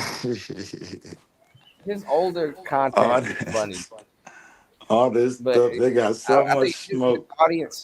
His audience like to get tortured. They like to be. We ain't gave our top. I asked y'all for y'all top 5 games, bro, of all time. What's up? What we got? Yeah, Kuda started playing some weird stuff, so yeah, it's good to wait. And then Kuda went out like he got earmuffs on, like he can't hear a motherfucker and shit. Like, bro. I don't know why it's loud for y'all. Y'all gotta fix y'all StreamYard settings. They took that control away from us. All right, War Master, go. Come on. What you got for me, War Master? Top 5 games. Come on. Right now. I don't know about top 5, man. Just throw something out there, bro. I just want to hear it, man. Because I like Halo 1. My top 5. Okay. I like Starfield, Halo 1 through 3, and while we've been talking, I've been playing Ace Combat 7, just flying around, and I'm trying to figure out how to get that onto like PC or whatever. And and then there's their red planes are cool. I'm gonna go off the top of my dome. Like now, I can go do some research of games that I really like played for, like, you know what I'm saying, that are really deep dive into, like, you know what I'm saying. But just off the top of my dome, I got 5 right now. What's off the top? Street Fighter 3 Third Strike. I got Mars Matrix. I got Streets of Rage 2. I got Sonic the Hedgehog, and I got Smash Brothers. That's my 5. Just off the top of my head. My 5 off the top of my head is Metal Gear Solid, all of them. Final Fantasy, obviously. What's another game that I like? And see, we ain't even get to role playing games. Go ahead, though. Go ahead. Yeah, Metal Gear Solid, Final Fantasy 7, 8, 9. Well, I'm playing 9 recently. All of those are considered as one, though, bro. You can't. Final Fantasy. All of them is one. Right. What's another one? I guess you could say Tekken. Which one? All the Tekkens, all of them, or just all the Tekkens? All the Tekkens. Hitman. Hitman. Hitman. Damn. You can say Sonic Adventure. You can say Sonic Adventure. Jet Set Radio Future. I forgot about Jet Set too. Damn. See. Yeah. Gran Turismo. All of them. Oh, see, that's another thing I left out. The racing games. Oh, see, man. Yeah, oh my. Man, see. Those are my 5. That's what's up. Much appreciated, man. I like that. That's what's up. That's dope. Shit, I still wanna get like an emulator and play Gran Turismo 2. Gran Turismo 2 is like the best game ever. I don't know about that. Gran Turismo 3, I like that better than any other Gran Turismo game. But Three was good. It's just two had more cars. Cruising USA and Rush 2. Rush 2. Oh my goodness, probably one of the best racing games, even though it's cartoonish and arcadish. Man, Rush. If y'all ain't never played that, man, oh man. Hold on. I gotta disagree because the version that we got on console is inferior to the arcade version. That's true. That's absolutely true. You're right. Y'all remember this game? Gex was good. Never played it. Probably some PlayStation crap. Gecko, is that the Gecko? Is that the Gecko? Yeah. I He used kind to of have remember those funny that. I do sayings. kind of remember that. Yeah. What's going on, Paul? That's been a minute. Damn. Yeah, they said the iPhones were supposed to get PS2 games. Shit, I can't wait. You did a throwback. Damn, Gex. Damn. The PS2 hell? had the best games. Remember, what's the name? The coon, catalog. the spider raccoon, the raccoon spy. What's the fucking name? Because that kind of reminded me of that too. But I think that came later. I think that came Sly Coon. Yeah, Sly Coon. Yeah. No, Sly Cooper. Sly Cooper. That's what it is. You're right. Yeah. Yep. It was kind of like PlayStation's Banjo Kazooie. Gex was before that though. Yeah, Gex was and then before you Sly had Cooper. You had Abe's Odyssey. Remember him? Was that side scroll game where you had to go through jump over pits and shit, and you had to solve like puzzles and shit, and you had to. I don't know if that's that same game. I still have that game. You could make that dude fart some green fart. Yeah, that shit is. You see the second row, third picture from the left. Yeah. Couldn't and scroll right past it. There it is. Second row, third from the left. Yeah, that one. That's him farting. Yeah, I get scared and fart. Shit, man, they had a game on Sega called Booger Man. This nigga used to eat tamales, and the only way he could fly is a fart. He had to fart. He gonna have a wet one. And this motherfucker could fly after he ate so many tamales. It was a game on Sega, bro. Oh my goodness. I don't know who made that fucking game. That shit was so simple. He had a big old belly, big old face, and little ass legs. Devil was a good game. This was a good game also. It had potential, but I don't know what happened to it. Tomba. Oh, man. Tomba was my game. I used to fuck with this game. That looked kind of familiar. I played Earthworm Jim. Yeah, That was Earthworm Jim was good. Man, that was my shit, man. Jumping on the fucking trampolines to make cows go in the sky. Man, oh my. What was the other one where you had to catch the monkeys? Don't think what you're talking about. That sounds familiar too. Sound like some Dennis Rodman type shit. Was it Monkey Magic? Had to catch the monkeys. No, not Monkey Magic. Hold on. Had to catch the monkey. And they put one of them. They put the monkey in the Ape Escape. They put that in the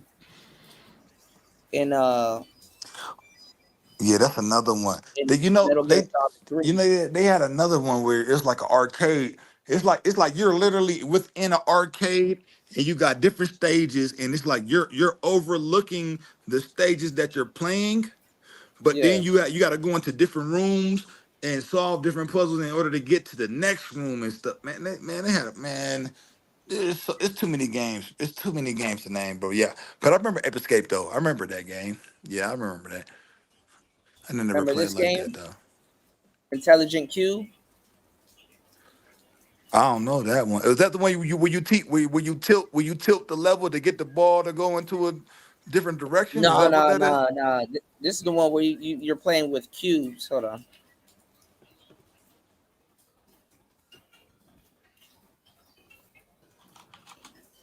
One of the first PlayStation games. See, 3 years ago, people are still playing these games. Intelligent Cube. I don't know if I ever heard of it. It looks familiar though.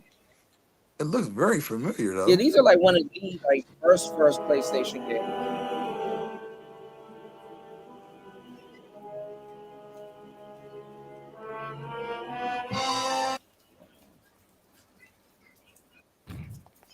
When the cube is about to land on the marked spot, press the X button.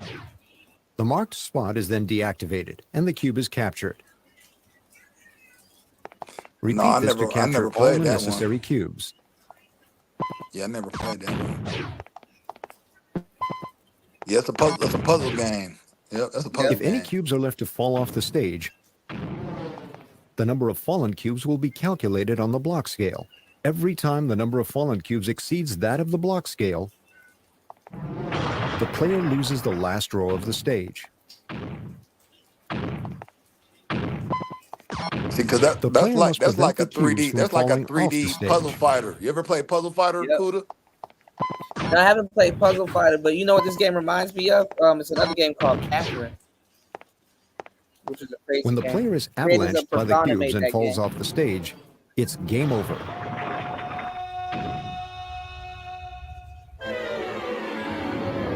It's the whack ass Qbert game. Yeah, I never played that one, bro. That's different. I was about to say, War Master. IQ is measured against the player's I was efficiency. gonna say, War Master. Do you play like the games that's supposed to be like, oh, it makes you smart? I used to play. I played this game back in the day called States and Capitals. That game, that was the one game where I really started to love maps. I was like 7 or 8 years old on the Atari 400. Yeah, I know. I'm This definitely game dated right here, they ended up calling it Fahrenheit. Wow, that's funny that they put the sheep on them. That's funny.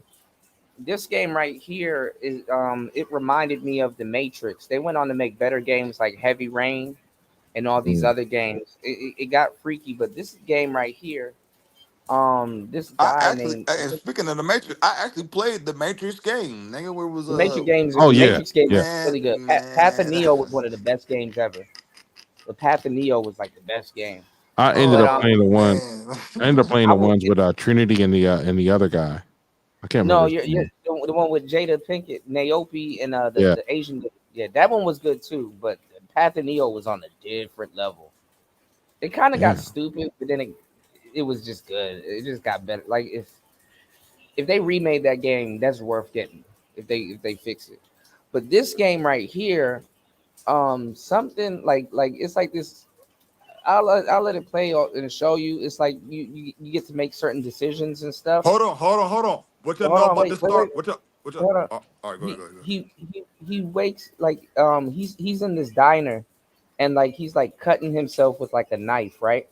And there's like this old man washing his hands in the bathroom, and like the guys in the bathroom cutting themselves with a knife, and there's like a policeman sitting at the bar, and he's about to come in the bathroom. So the guy gets out of the bathroom stall and like stabs the old dude and like cuts around his heart, and then you're supposed to like hide the body, hide the knife, clean up the blood, clean up your arms, and all this other crazy shit. Because like he snaps out of it, right? And then like when you get past that level, he wakes up in his bed, and there's like a book in his room. And when you look at the book, it is the book Thus Spoke Zarathustra. Man, I went looking for that book in real life and found it. One of the best books I've ever read. This is a really good game. My bad. Go ahead, Sarp. Sounds like because I was just going because that's reminding me of you remember the old school the 64 the Star Wars games where motherfucking you was actually the Jedi, you going through the stages, and when the motherfucking droids or whatever they shooting at you, you're shooting the lasers at, and you swing your sword around and you bounce them back to them motherfuckers, man. I don't know if anybody remembers that. And then the other game I was thinking about that it was that game, and then there was. All right, fuck it. I just remember the Star. I don't know if y'all know about the Star Wars. The Star Wars, where you're literally a character. You're a small character. You're run through the stages, and you're trying to conquer each level and stuff to get to Darth Vader or whatever to battle him. But there was It was cool ass fucking Star Wars games, man. And it's on some Nintendo 64. I want to say. You know what games what was actually good and it was overrated? I mean, that were underrated, and they did a lot of Star Wars games. The Lego games were actually pretty good.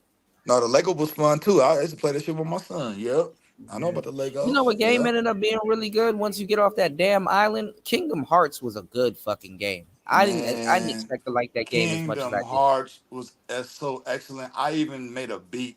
I did a motherfucking flip. I flipped the fucking what's that? Up in your arms. that K-pop kind of song, the K-pop joint.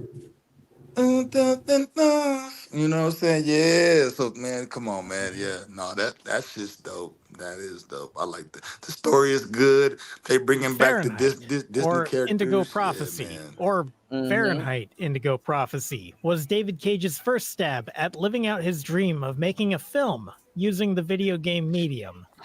Hold on, y'all. It's a cold, snowy night in sleepy New York. Our story takes place in a diner. Because in these games you get to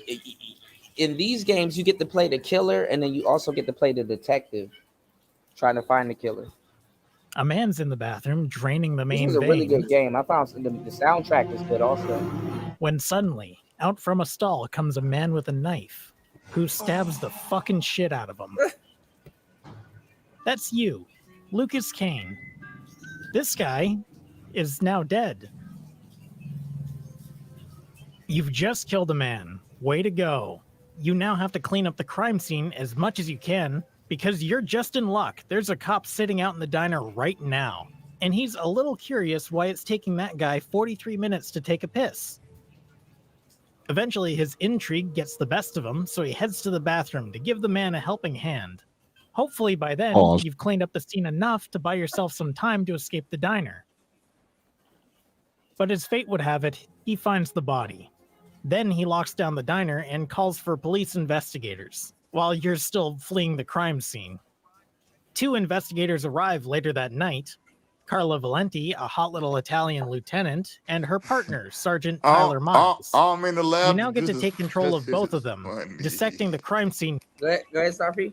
No, just that I'm in the lab, but that's fun. This is funny. The graphics and shit is funny. You can literally make some cutscenes and add your own narrative to some things.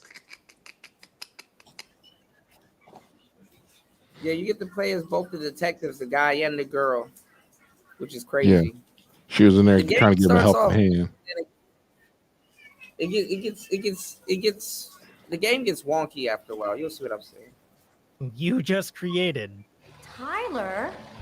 What? This is a restroom, isn't it? Whatever clues you ended up leaving behind as Lucas are now tools for Carla and Tyler to use against him. As far as premises go, it's a fairly engaging one for a David Cage thing. It's a new one. You play as those 3 characters throughout. Lucas is, of course, the main protagonist, but Carla and Tyler get a fair share of the screen time as well. Carla's more straight-laced and by the books. Meanwhile, Tyler is His a wife is fucking idiot.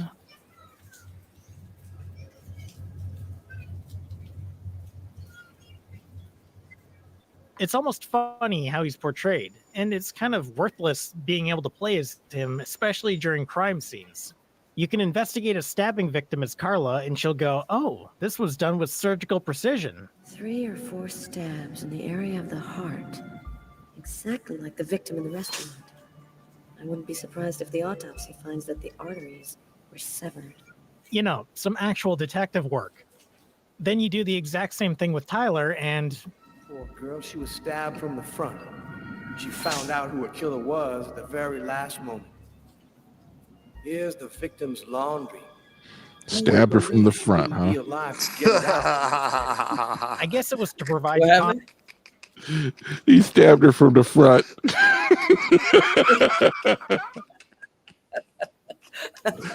Hey, hold on. Before you play that, between their characters. hold on. Pause it for a second. Uh, Tell me if you guys can hear this. Hold on. I can hear you. I can hear you, War Master. That's hella low. Can't hear it. That shit hella low, War Master. It's really low. Yeah, that's shit hella low. Okay, but you can hear something. No, wait, hold on. I'm gonna be quiet. I'm gonna let this video play for a minute. It's kind of sound like micro chipmunks, bro. You really can't. Hold on. I can't hear. Hold on. Hold on. See if you guys can hear this.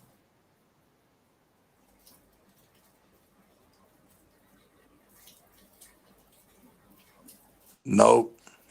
Can't hear it. My audio. You can't hear that? Okay. No, I can't hear it. Yeah. Okay. I'll just see because I went in there and hooked up my my OneDrive finally. you know how you have OneDrive on your PC, and I finally, I gotta stop doing all this shit that I'm doing. Anyway, Man, that shit gets annoying. That OneDrive shit annoys the shit out of me, man. Ugh. yeah, because all I want to do is get on the Xbox and watch videos I've already uploaded up there, and you can't even get to that screen. You know what I'm saying? Like you have to be on your Xbox to actually see them. You can't actually watch it from PC, even though PC has I got Game Pass and all that kind of nonsense. Yeah, with the OneDrive, the fucking my PC, the fucking Microsoft is continuously asking me to log in, and get the one, but it takes up it uses the cloud space and it uses space up on my computer, and I'm like, I don't want to access none of that shit because the shit that I need for my computer, I don't want to merge the two because it takes too much space up on my fucking computer. So I don't even want to, use the memory for both in order to log into the OneDrive. You mean fuck, that shit's annoying. You mean your RAM? Yeah, I don't. Yeah, that shit, dude. That shit's, man. I got so much. Wait. How much RAM you got on your computer? See, you're gonna have to. I have maybe eight Damn. gigabytes. I got 8. Are you on a like a tablet or a like laptop? Chromebook? I got a laptop with 8 gigs. Yeah, I do actually. Yep, 8 Yeah, gigs. I think it costs about $400, huh? Yeah. Yeah. You got to get a real PC, dude. That's all I'm saying. Build it slow, build it quick. Pause. But just build it, because to the point where, think about you having 8 gigs, right? Yeah. My new build has 64. Oh, nice. And I get 128. But it's sort of like, it's like having a 2,000 horsepower car. It's like, right, when you're gonna go fast, unless you're gonna do like Raven and do a 3D and that kind of stuff. Anyway, I gotta fix my audio out here. I don't know what Man, the fuck. I got so much work to do, Word Master, man. It's just like, fuck, man. It's like I'm drowned in how much shit I need to fucking get done. Dude. Like, fuck. Yeah. Oh shit! I think it was a small earthquake.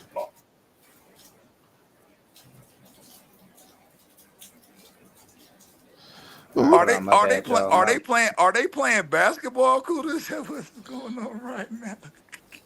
Yeah, it's like one of those games where you can do everything. Like you're like kind of you get to do everything, but it's like a weird game. Like when you do these mini games, they make you play like this Simon Says thing. So like these like 2 dots will come on the screen, and you got to follow them. And if you don't follow them, you'll like mess up the screen, or the story will go a different direction. It's weird. Are in that direction at times. Instead, it just makes you wonder why Carla even has him around. It's not like they're shown to have some amazing camaraderie. They're friendly with each other, and they work out together. That's pretty much it. He makes one valuable contribution to the case, which would be him finding a bookmark that he should have found days prior. And he only found it by accident anyway. But hey, I guess that's good enough to make him a main character. Each of them gets a mental health meter. The state of your mental health is mostly determined by the part of the story you're at. But you can also influence it through actions. For everybody, you can nudge your mental health in pissing. What? Lucas's mental health is fairly like fragile. Sims. He gets distraught like when Sims reading newspaper articles about himself or hearing news broadcasts, anything like that. So you generally want to play Lucas with horse blinders on, ignoring everything. Carla and Tyler's mental health are generally higher and easier to maintain. Of course, if your mental health drops too low, I think you have like a mental breakdown or some weird shit, or like you lose or something like that. Bring back Max Payne. It's raining like shit out here. Man, that bullet time on That Max shit Payne loud as fuck, too. was so dope. That bullet time, oh my goodness. Yeah, buddy. Man, that shit was fire. That shit was fucking fire, yo. Yeah, I'm about to buy this Cyberpunk, man, and quit playing around. I mean, I know I have the disc somewhere. I think it's in the truck. you kind of have to go out of your way to drop your mental health down. Oh my god. Hold on, where are we at? I'm that low. Yeah. I'd go as far to say you won't do it through normal gameplay. You have to do it intentionally. But even as Lucas, it's not too punishing and doesn't really add a whole lot. The most amount of depth it provides is if you're doing poorly, you might have to eat some crunchy Nutella or take a hot, juicy, delicious piss. But that's not the real meat of the game. No, that goes to quick time events. I gotta work this club. I gotta go work this club tonight. I'm gonna holler at y'all. You know what I'm saying? I'm gonna take me a little like 15 All right, minutes. Starpy. But yeah, man, I appreciate the pull up though, man. I holler at y'all. All right, War Master. Yeah, though. All right, man. I see you. Yeah. All right, bro. Peace, Starpy. See, this is his buttons look different. Pause. Usually it's like Simon Says. But this is where the game starts getting weird, and then he starts turning into Neo, because he was possessed by this ghost that keeps following him. Hold on. You like them? Then Fahrenheit's the He's game like for throwing you. shit in his house. When one is about to start, you're graciously given a get ready prompt to signal that it's time to start playing with your joysticks. Each analog stick corresponds with the direction indicators on screen. If you're playing with mouse and keyboard, you unfortunately have to use W, A, S, and D to control the left side, and click and hold for the right side. These events are used for heart-pounding action sequences like this. What's worse, you showed yourself openly to him, and all for nothing. But also scenes like this. So this is kind of like the Matrix. You know, when Neo was like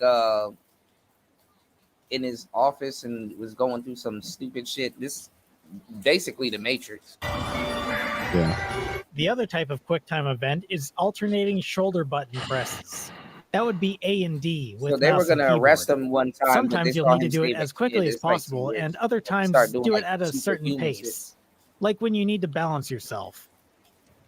The best part is sometimes these sections go on for way too long. Right. Many of them go on It's like, for about why 2 did they make minutes. games? It's not Why that bad. But why then did they can make also go games on so for- fucking hard? It's like, why do they make games that are hard and they're not fun? This game was irritating. Yeah, like it was irritating. Like sometimes you would have to start the sequence all over from the beginning, or sometimes they'll start you from like the middle. But it's like, okay, we get it. You don't want to play no goddamn Simon Says. Simon Says is the worst game anyway.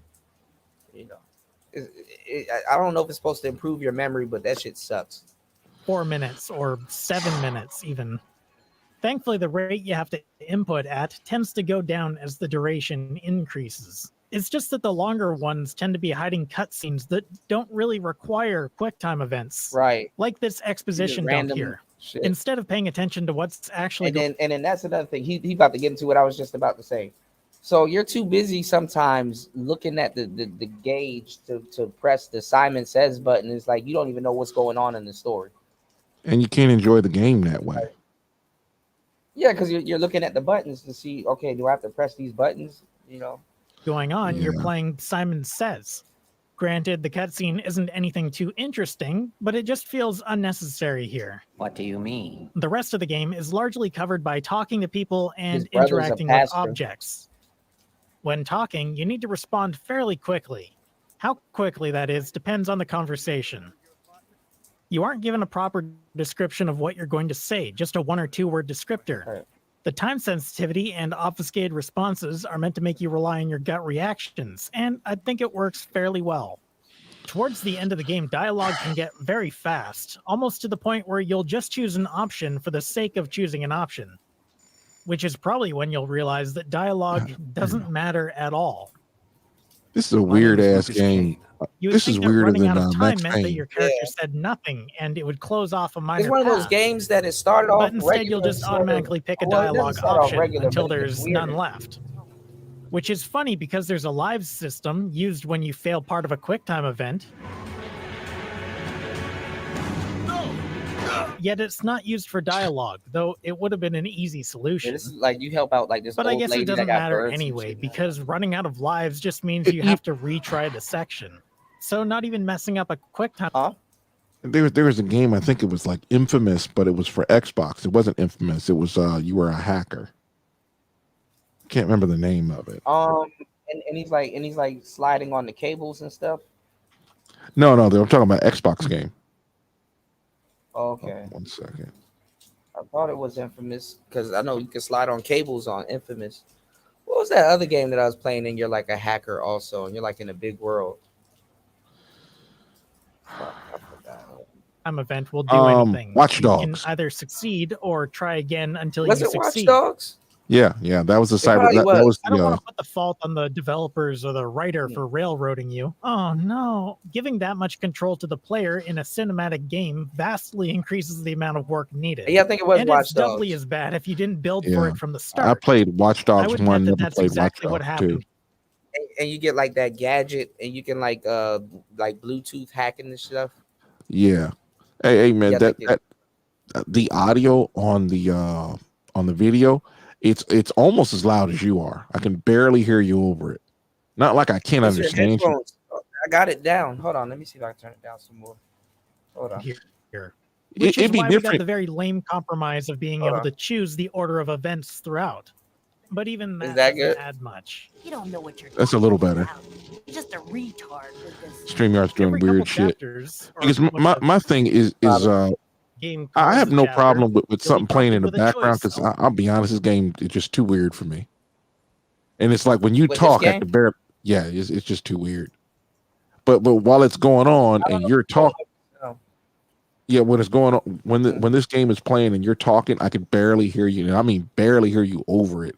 It just sounds garbled, like a bunch of bitches talking. It drowns me out. Yeah, Okay, I'll pause it. yeah. Allowing that'd you be a to whole lot decide better. how you want the story to develop. Finally, we get some player agency. And then you have to pick the next one, and then the remaining one. Have you What's played even more Destiny? insulting is the one where you pick between Carla and Yeah, Destiny's pretty good. Yeah. I played a little bit of it. I It's don't like even. with that mech, like little cyborg guy. Yeah. I think I bought the game like Destiny 2, and I still haven't played it. Have you Man, played Fable? No, that's another Starfield I game. heard Fable.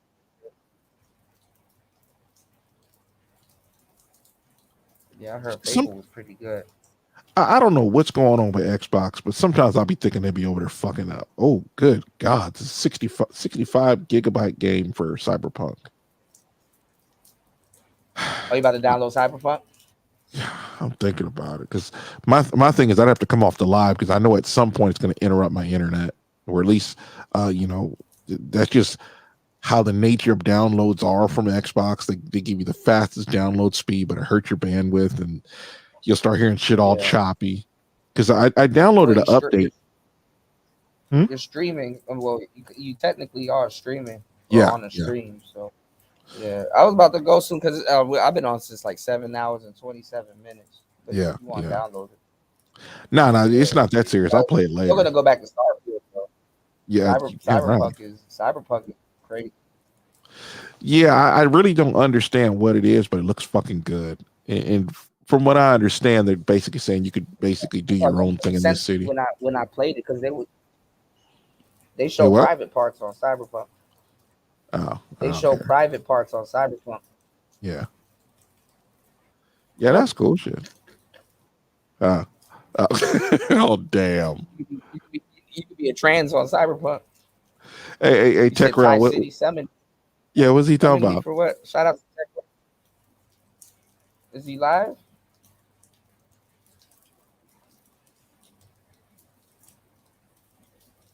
Yeah, I don't know, man. Something going on. I don't know what I'm being summoned for.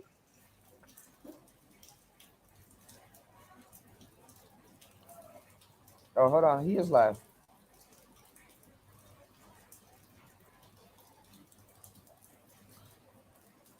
How come I can't see no live He's not shit? summoning me to talk about Diddy. I definitely don't want to talk about no goddamn Diddy, bro. Hold on, let me get to.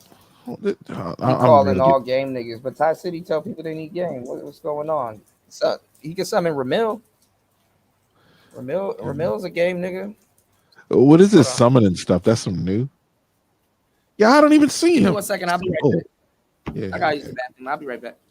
yeah, Kudo over there fucking up. Anyway, now we gonna talk shit about him. Yeah, I don't get I don't get what all these content creators, arguing with each other all the time, man. Look, I get some people will discuss a point, but for the most part, yeah, I don't know, man. I'm just not in there. I don't know how y'all do it, man. Just I can understand, debating abroad, but debating on a man on how he's supposed to behave. I wish I had I should have Kuda add me as a game as a co-host. So I could show you guys some of the trailers I'm watching. Because they over there talking that weird stuff. I'm over there like, nah, let me check out that Cyberpunk. That Cyberpunk is talking to me. That and I was playing what's that game? Ace Combat 7. Because like some people, my Xbox is always hooked up. Facts, game is game. And don't get me wrong, dudes need game when it comes to life. You need experience, as I like to call it. You experience at work. Experience working. Experience having to deal with interpersonal conflicts. Experience dealing with women. If you want to change careers, you may want to talk to somebody who actually had experience, aka game. But hey, I'm just a dude on the internet, behind a Darth Vader mask. I don't give a shit. As long as I ain't breathing heavy, right? I can't stop playing this shit.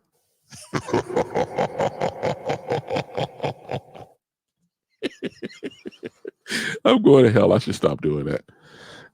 Now I don't know about Xbox being on life support, but they doing some wild shit, man. I couldn't even tell you about it. God damn. I don't know what's going on with this Xbox. It keeps going off live. But anyway, I love Xbox because if Paul Hightower would have just called me up and be like, yo, fam, what should I do? PlayStation or Xbox? I'm like, bro, Xbox, you can play your Xbox remotely on your cell phone. So long as it's not crapple. The crapple stinks. I gotta make a soundbite for that. Kuda in there shitting his lungs out. You know he is. All right, let me stop doing that. That's wrong. Hopefully he didn't put his mic on mute so he could hear us. Oh yeah, I got one soundbite I was gonna play for Kuda. Excuse me, do you have a weave? All right, I got to stop doing that because I'm just, I don't know. Next time I come on here, I may actually have something to say because Kuda just be ducking out after everybody didn't take off. Crapple tried to make a console, but these people they linked their if I got it right, the CPU to the video card, and I'm like, what happens if one of them breaks? And I think it was like $4,000 or $5,000 for it. I was like, damn. It kind of reminded me of a drum almost. It was weird, but you can't play games on it supposedly, or maybe just Apple approved games. He bought $5,000 to play Candy Crush.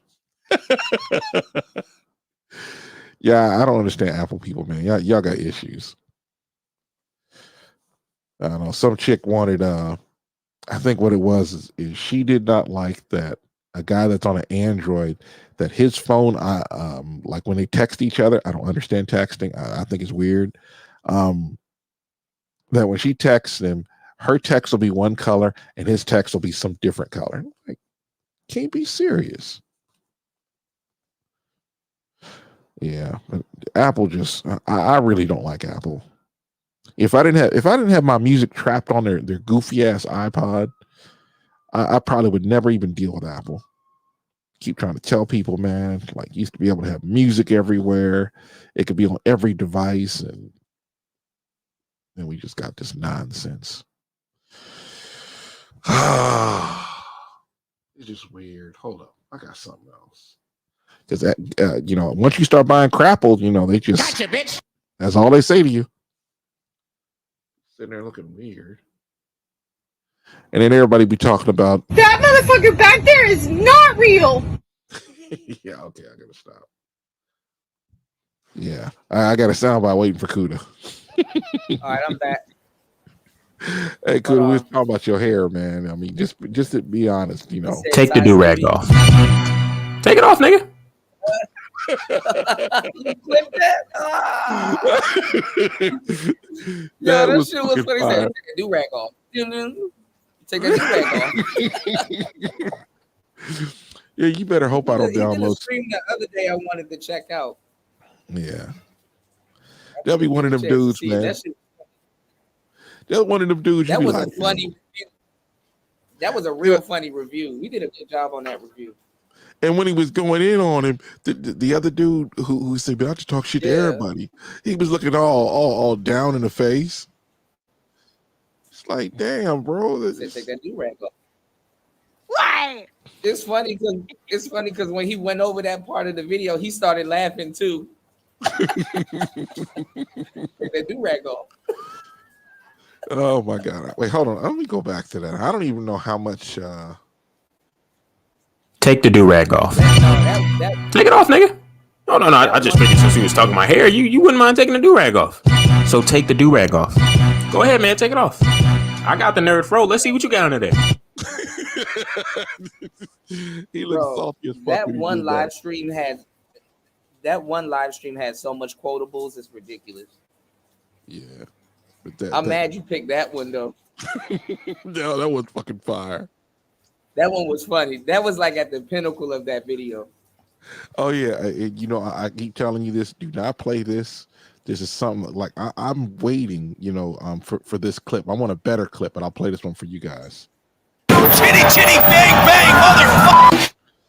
Yeah, you could not play the video on YouTube. They will kill your channel.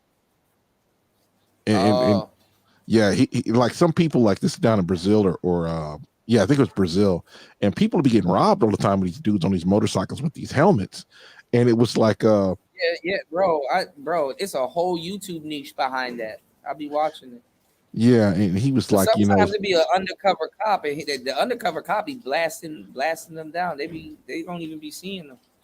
Yeah, he'd be like, you know, say cheese and wait for the flash, motherfucker. But they always bleep him out. Like he always bleeps himself. But on Twitter, sometimes it doesn't bleep. And the bleeper is when they bleep him, it's actually funnier. When you know what he's saying, but you can't actually say it. I'm trying to get a I wish the thing that I got. I wish they can let you choose the sound when you bleep, like when you bleep something out instead of doing like that beeping noise. I wish they could replace it with another sound because I wanted to get that SpongeBob sound. You know when SpongeBob curse, he does that like that flipper noise, that dolphin noise. Oh yeah, you know, Kuda, that's only. I mean, seriously, you could just get the clip and like right when I'm about to say motherfucker, and do it that way. I would have to manually do it. I wish I could.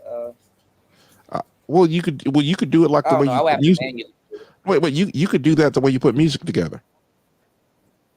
You know what I'm saying? Like but it's like it's extra editing. I don't know. I'll stay with the bleep for now. Yeah. I'll just email them and be like, "Can you please integrate this into your system, please?" Hey, just go ahead and quit playing to pull the roadcaster out and just be talking shit. That is a motherfucking strag. And you can be doing stuff like that. I can't pull out all that equipment. It's raining out here. Yeah. I don't know your situation over there. Get ready. Tech Bro, so he said he was talking about Game is Game. Tell him to play this. Why I beat bitches? Well, somebody got to do it. Guys, you ever be arguing with your bitch and you be thinking to yourself, damn, I want to knock the shit out this hoe, but you scared to risk it? Well, I like to gamble. And for all y'all who think I'm some woman beater, I'm not. In my 36 years of living, I only hit 5 bitches. If you smoke 5 cigarettes in 36 years, are you really a smoker? Plus, I only hit bitches in self-defense. I believe that if a bitch hit me, she better have a dinner plan. Not only do I believe in hitting bitches back, I believe that beating bitches is progressive. It's 2024. Niggas and bitches are equal. So if you ain't treating your bitch like a man, then you being sexist. And I know the right thing to do when the situation get violent is to walk away. It's 4 billion other bitches out here on this planet. But I like my punching bag. Game is game. We're in hell. I gotta clip him. That shit was funny as fuck. You know what's funny? If you get the chance,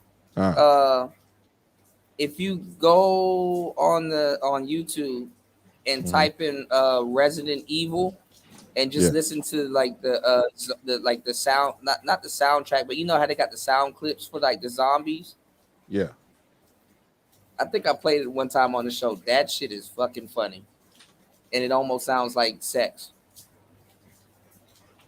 He said, "Kuda, you gotta trim that clip right there where he says, well, somebody got to do it right. You can make clips out of everything if you just have to have an ear for it, and then once you have an ear for it, you can't turn it off." Yep. That's just funny. And which one am I supposed to be looking for? What do you mean? I mean, like when you say Resident Evil sound clips. Yeah, it's like the first one, like Resident Evil 1 zombie. No, hold on, let me see if I can find it. Hold on.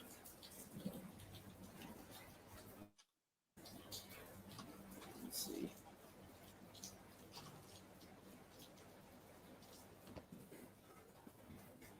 Tyler at the police station, and they both take you to the exact same office. Oh where God, you're please both stop. getting There's even one near the end of the game where you get to choose between Carla and Tyler again, and they both take you to Carla and Tyler talking. And regardless of which one you pick, you control Carla during the dialogue. But as we already... I think this is it. This joint was funny. Hold on.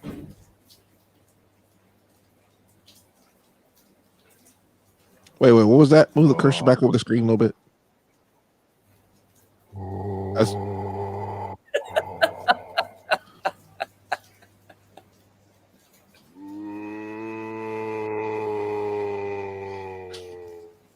Only Kuda will hear it.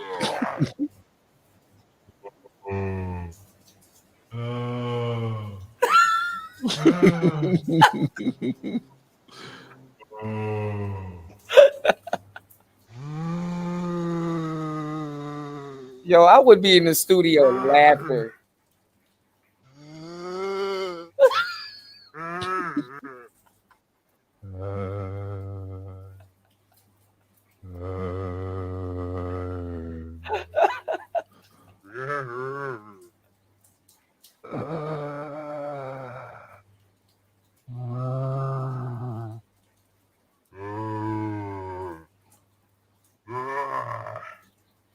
I think that's probably like the boss, Nemesis.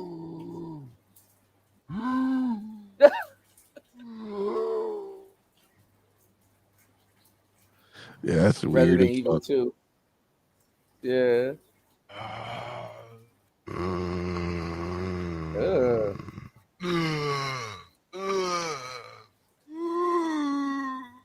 That's an elder zombie.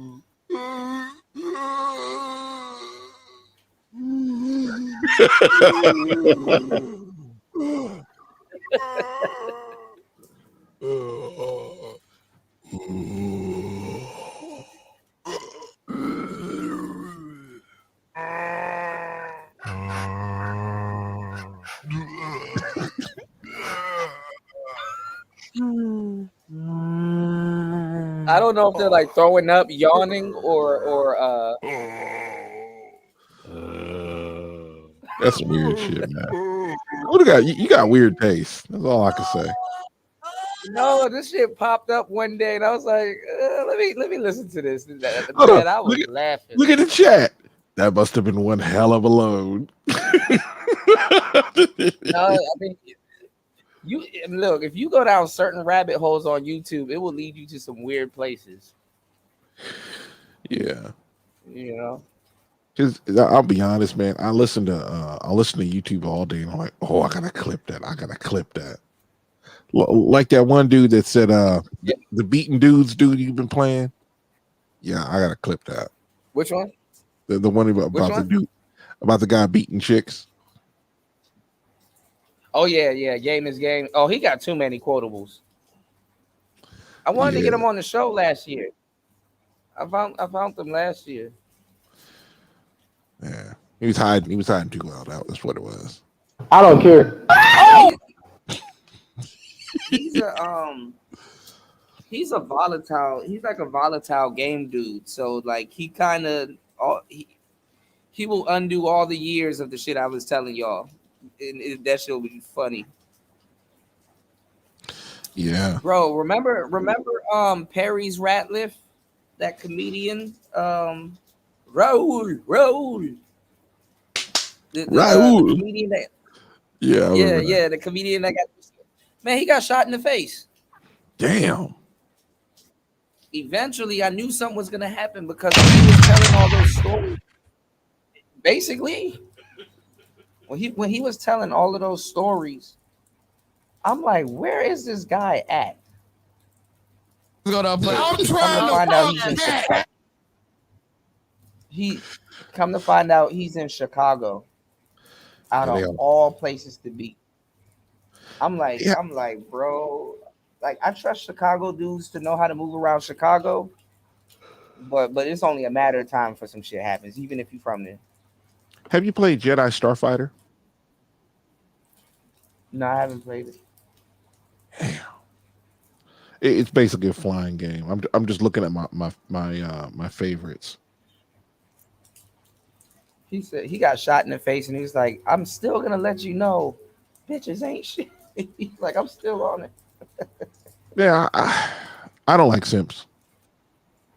I don't.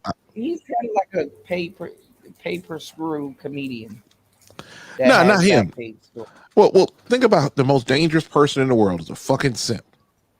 You know, got the body of a man and the mind of a chick. And anytime, man, you can't be talking about them chicks. You can't be talking about the.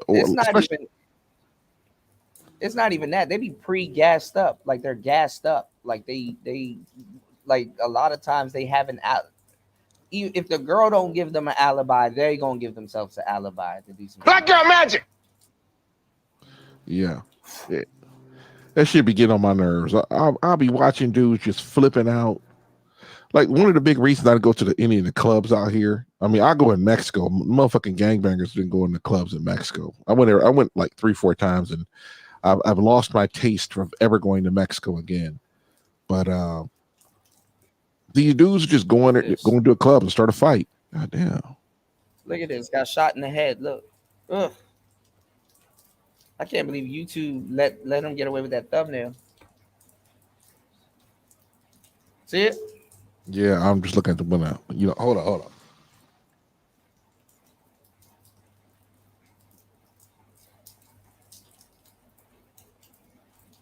Ooh wee! You see that booty? The picture below it, that thumbnail.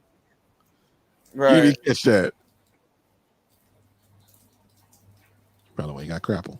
I never got to really listen to it. I just calmly get off the phone because I'm not the type of nigga that start fussing and yelling over the phone, especially when it got to do with another man. Because if he start talking crazy, it's absolutely nothing that I could do. It actually puts me in a losing position because he's there with me. All right. So I guess I forgot. All right. The story was, I guess, speaking of simps, I'm glad you brought that up because I think some guy tried to talk to his girlfriend. I'll let him tell Harry's Ratliff. And I should be dead right now. Yeah, leaking all that much shit. I'm going to give you a piece of advice that I want you to carry with you for the rest of your natural born life. And that is, fuck these hoes. Still fuck these hoes. Misconstrue, I still want you to fuck these hoes. But fuck these hoes. Ah, man. Let me tell you what happened to me, man. A little over a week ago. Today, like a little over a week ago, I got shot in the fucking face. The date was September 2nd, 2023. And Where's that the date will be synonymous with me for the rest of my fucking life, man. Nah, let me to be honest with you, I don't even know how to start this story. It's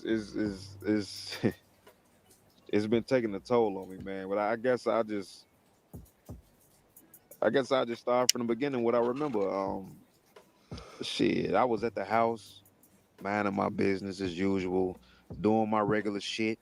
I was watching TV, fucking around on Instagram Live, jerking off, and of course, Pause. waiting for my bitch to come home after she's been out all night with her single friends who also double as whores. Usually the single friends are always. Now that's weird because he told all of these like whole stories and stuff like that, and it's funny that he went on all of those missions, and the moment he gets a girlfriend, he gets shot in the face. That's crazy. You know, it's like isolated incident. You know what I'm saying? It's like in-house incidents, kind of sometimes are worse than street incidents for dudes. Yeah. At least the street shit you could walk away. This shit follows you home. Hey, have you played the new Hellblade? Huh? Have you played the Have I new played what? Hellblade. I seen it. I wanted to play it, but haven't. I don't even know what it's about. That's that one where it's like that guy. He's like standing in the middle of the thing, and he got like the blade. I think there's Hellblade 1 and Hellblade 2, kind of like Devil May Cry. Well, Hellblade. What is this thing called? Senua's something I think or it's like other. Devil May Cry. Okay, this I don't one know. is kind of like Devil May Cry. I never played it. I don't give a shit. There we go. Mm. Yeah, Xbox made fucking. Huh? They made Xbox Live harder to access, man. It's just weird. Like I want to go ahead and look On up. your Yeah. What you got to do? Like menu diving and stuff? What's going on, Nightish? Usually if you just if you take the cursor, or not the cursor, but if you hit the left all the way when you're on when you get onto the store or whatever it is, you can just go left and it goes right to your categories. Yeah, it's really annoying. You're probably better off going to it from the store. Yeah. And then just straight to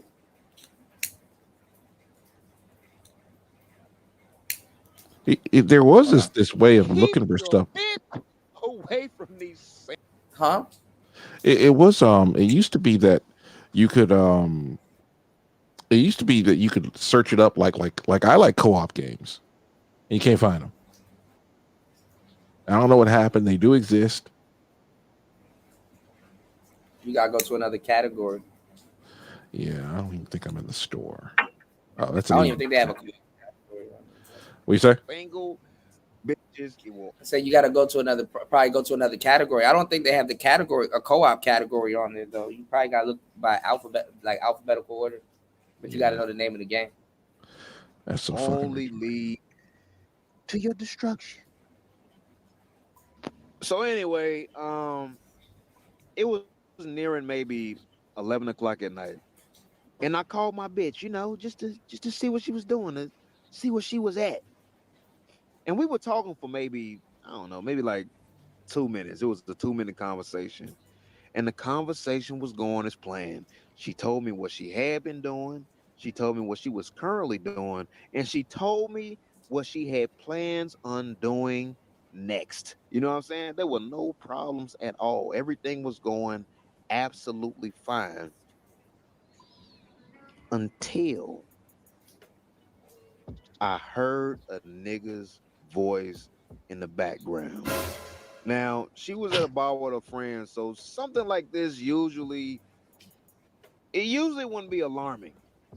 But all of this nigga's energy was directed directly towards my bitch. Like, it's damn near like this nigga had the phone up to his ear. That's how loud this nigga was and how clear this nigga was. I was like, why is this nigga so close to my bitch? You know what I'm saying? Like why is this nigga so close to my motherfucking bitch? The nigga was telling her to get off the phone and yada yada yada, and he's saying all type of shit, like talking about her shape and shit like this. I'm like, nigga, what the fuck is this? You know what I'm saying? So calmly I asked my bitch, who the fuck is that? and my bitch said, oh, he's just the guy that met up with us the bar before. He met up with them at the previous bar, because what I forgot to mention was that on this particular girls' night out, they were doing some bar hopping shit. You know what I'm saying? They were Some going hoe like shit. from bar to bar in different areas of the city. But anyway, after I heard this and after what she said, I just calmly get off the phone, because see, I'm not the type of nigga to start fussing and yelling over the phone, especially when it got to do with another man, because if he started talking crazy, it's absolutely nothing that I could do. It actually puts me in a losing position, because he's there with my bitch while I'm at home. So I mean, listen, never argue with another man over the phone when you are not around your bitch. If there's another man around your bitch and he's trying to argue with you on the phone, you are always in a losing position. Never do that shit. You know what I mean? So I didn't do that. I just left it alone. I'm like, all right, fuck it. You know what I'm saying? He was in an open So what I did relationship and didn't know was, it. when I got off the phone with her, I sent her a text and I said, listen, it's time for you to wrap it up. I'm ready for you to come home. Okay? Because I didn't like the atmosphere. I didn't like the energy that this nigga was giving off. And my antennas were up. You know what I'm saying? I mean, everything was bad. Everything was just all bad with this fucking situation. And after I sent her the text, she sent me back, oh, you just want me to come home because you heard niggas in the background. And I replied back, No shit, bitch. bitch, yes, I want you to come home because I heard niggas in the background. And not only did I hear niggas in the background, niggas was so close in the background, it's like they had your fucking earpods on talking to me themselves, bitch. Like, bring your ass the fuck home. You know what I'm saying?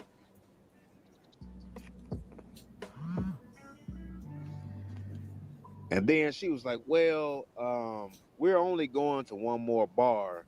No, we done. Don't come home. Then I'll be on my way home. So I was just about to say that. I was like, what would you do in this position? Yeah, Don't Chris come G home. said, I hate niggas. She said, I hate niggas. All right, let's see where it goes, y'all. I wasn't really in the mood to argue with the bitch, you know what I'm saying? I'm just like, I mean, I didn't like it, but I mean, I was just like, and I just let it slide. I said, fuck it. But to all the ladies listening to this shit, and to all the fellas listening to The this locks shit, to be listen, changed. if your man tells you it's time to wrap it up, bring your ass the fuck home. It's time to wrap it the fuck up. Now, that's a form of protection. Mm-hmm. If somebody's not listening to you, you can't protect them. Yep. All right. So what do you think is going to happen? Make y'all predictions in the chat. War Master, what do you think is going to happen from She this probably point called in the him back. story? Because She at probably some called point, it looks like he gets shot in the face. Yeah. She get to talking shit. He get to talking shit, and dude comes home with her, and then dude just get all up in his face, and he blasts his dude. Or do you think he went to go look for her? I think got shot at the house. Huh? Well, to be honest, yeah, you might be right. I was gonna say probably He might have went to go look for her. yeah, that might be it. I don't know. Yeah, what is this? I'm just looking What do through you think trailers. happened when he? Sorry, I'm just looking through trailers. I'm looking through trailers, and there's this thing called the Callisto Protocol for Xbox Series X and S. And I'm like, yo, this game looks fire. But then I remember, I think I've seen this trailer before, and it's probably shit. Bro, there's no good new games. I don't know. Oh, They're just I don't doing like. remake. Yeah, I don't like bug games like Death Space. People love Death Space. And I'm like, I'm good. Or yeah, I think it is Death Oh, Space. I games don't. I actually really want to play that involves bugs, like Ant Empire. I'll play an Ant Empire game. Them games are cool. Yeah, All right, let's it's see not what my happens. thing. Huh? It's not my thing. You don't like I don't. or What roller happens? coaster What happens in video tycoon? games?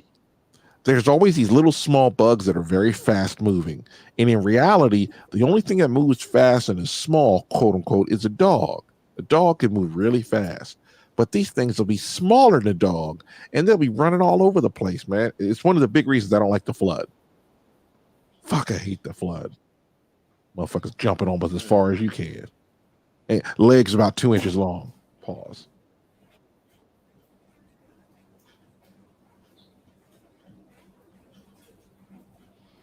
Oh, I think my StreamYards is acting up. Why is that?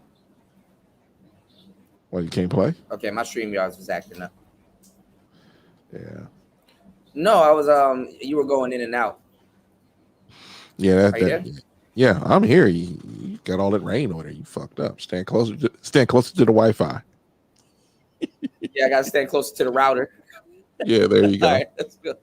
Okay, bring your motherfucking ass home, because see, sometimes your man has a foresight about certain situations that may have never crossed your mind as a woman. Nobody knows a man better than another man. Believe it or not, we know exactly how we are. So when we speak, the best advice is to listen.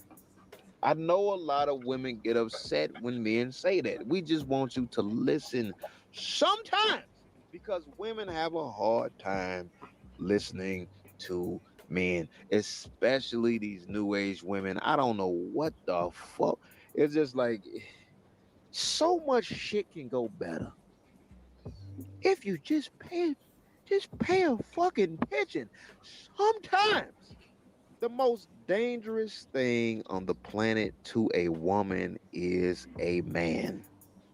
I'm going to say it again. The most dangerous thing on this planet to a woman is a man.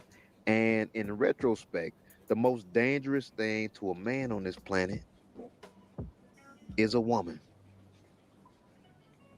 But anyway, I say fuck it. And I decided to let her have her fun.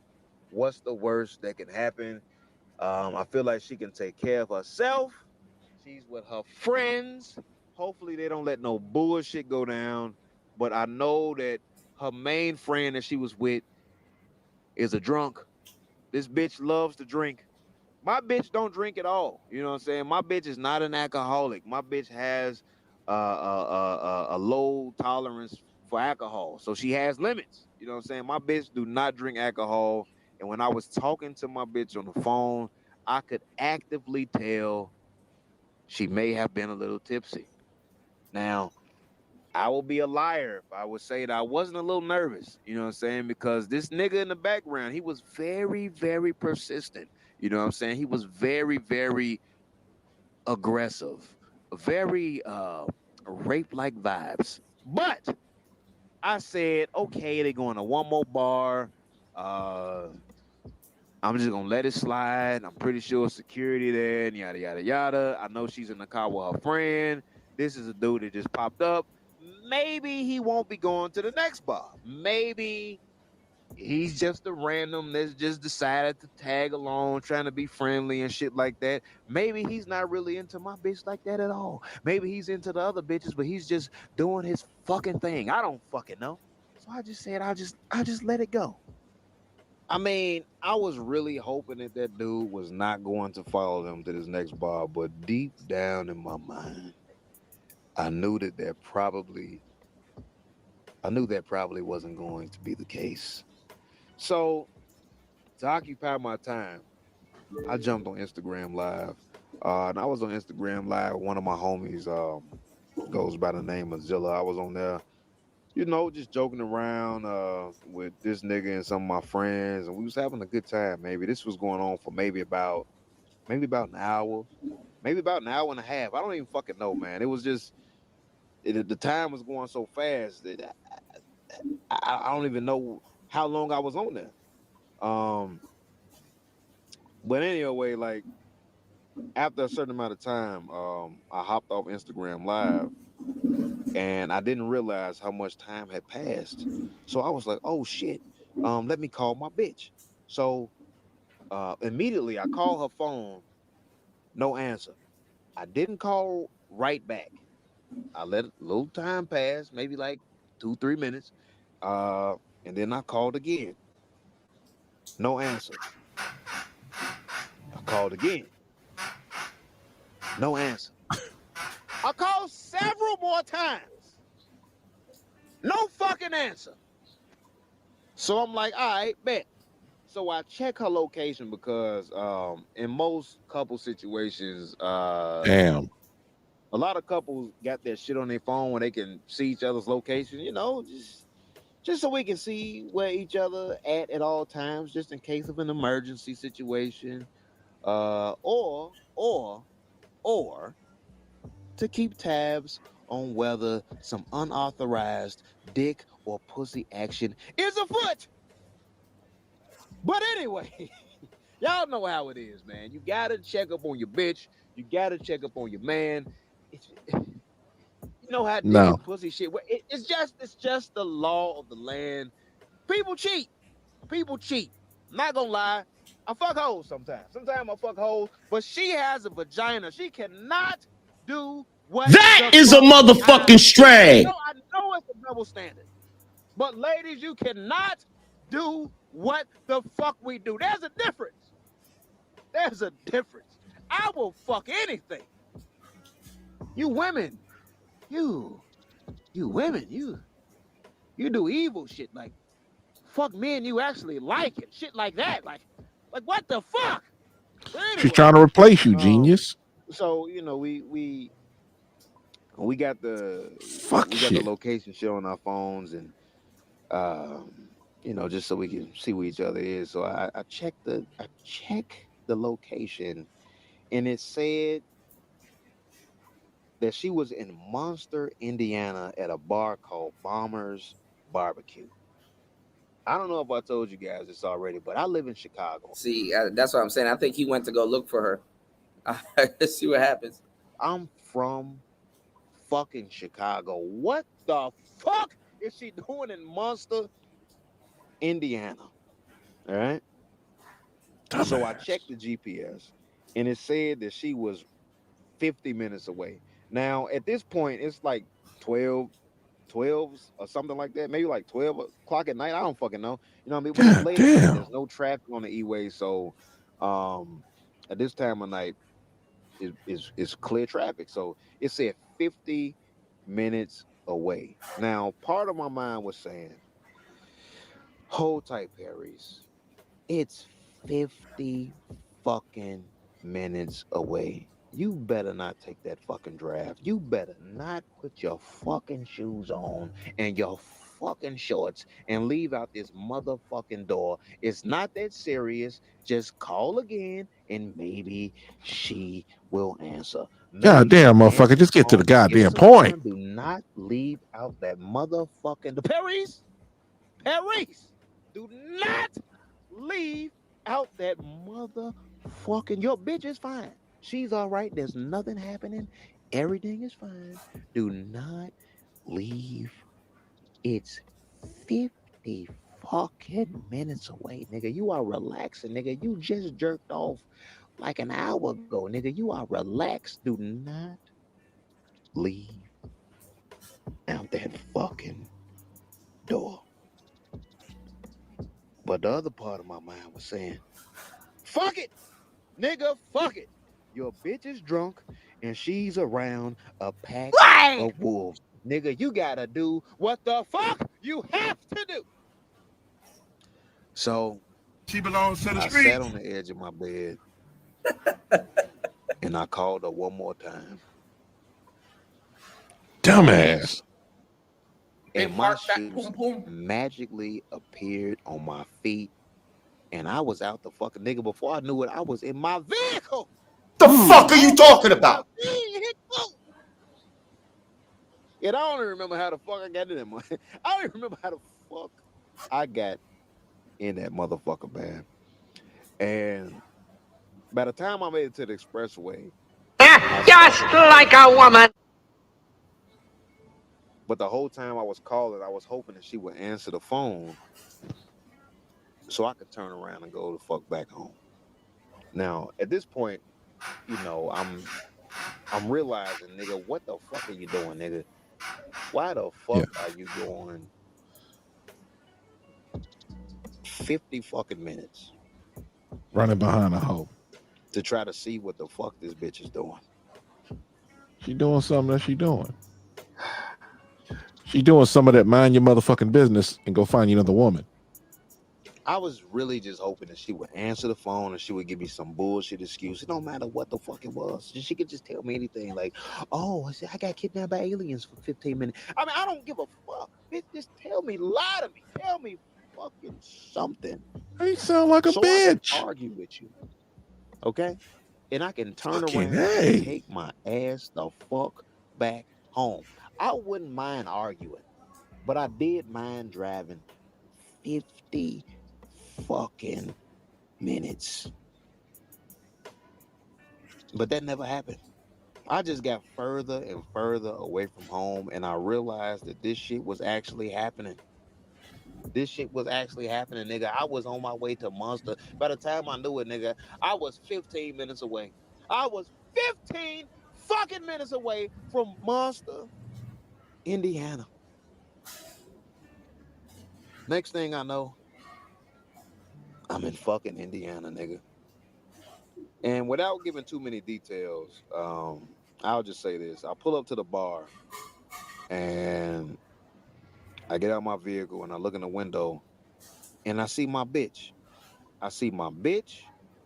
I see her friend. I see another bitch. And a dude. I see some dudes. And I see some other bitches. Half of these bitches were staff. But bitches are bitches. But anywho, out of all of the people in the bar, it was only this one nigga. This one nigga that was doing way too much. He was all over my bitch. He was all over your bitch. He was all over other niggas. He was all over himself. This nigga was doing way too much. Now look, I'm gonna be honest. When I showed up to the bar, I didn't know what I was looking for. Because it was two different shits that was going through my mind.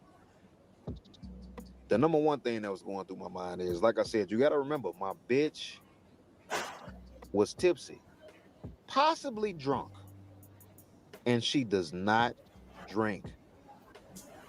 So the first thing that came to my mind is that she's vulnerable, okay? Because she's not a drinker. And based off what I heard in her background, when I called her the first time, there was one guy that was obviously a predator. There was a predator on the loose. I'm not lying. I feared for my bitch's vagina. I was in fear of my bitch's vag. I was hoping that her vagina would remain safe. But this nigga was on the loose. This nigga that was obviously doing way too much. I don't think a lot of guys that like do the paper screw thing that's into tricking. I don't think a lot of them do well in relationships too. That's another thing. Like sometimes they might be I wouldn't say they'd be the jealous types, but don't be surprised if they are. You know what I'm saying? Yeah. That dude dumb as fuck, man. That's all I'm saying.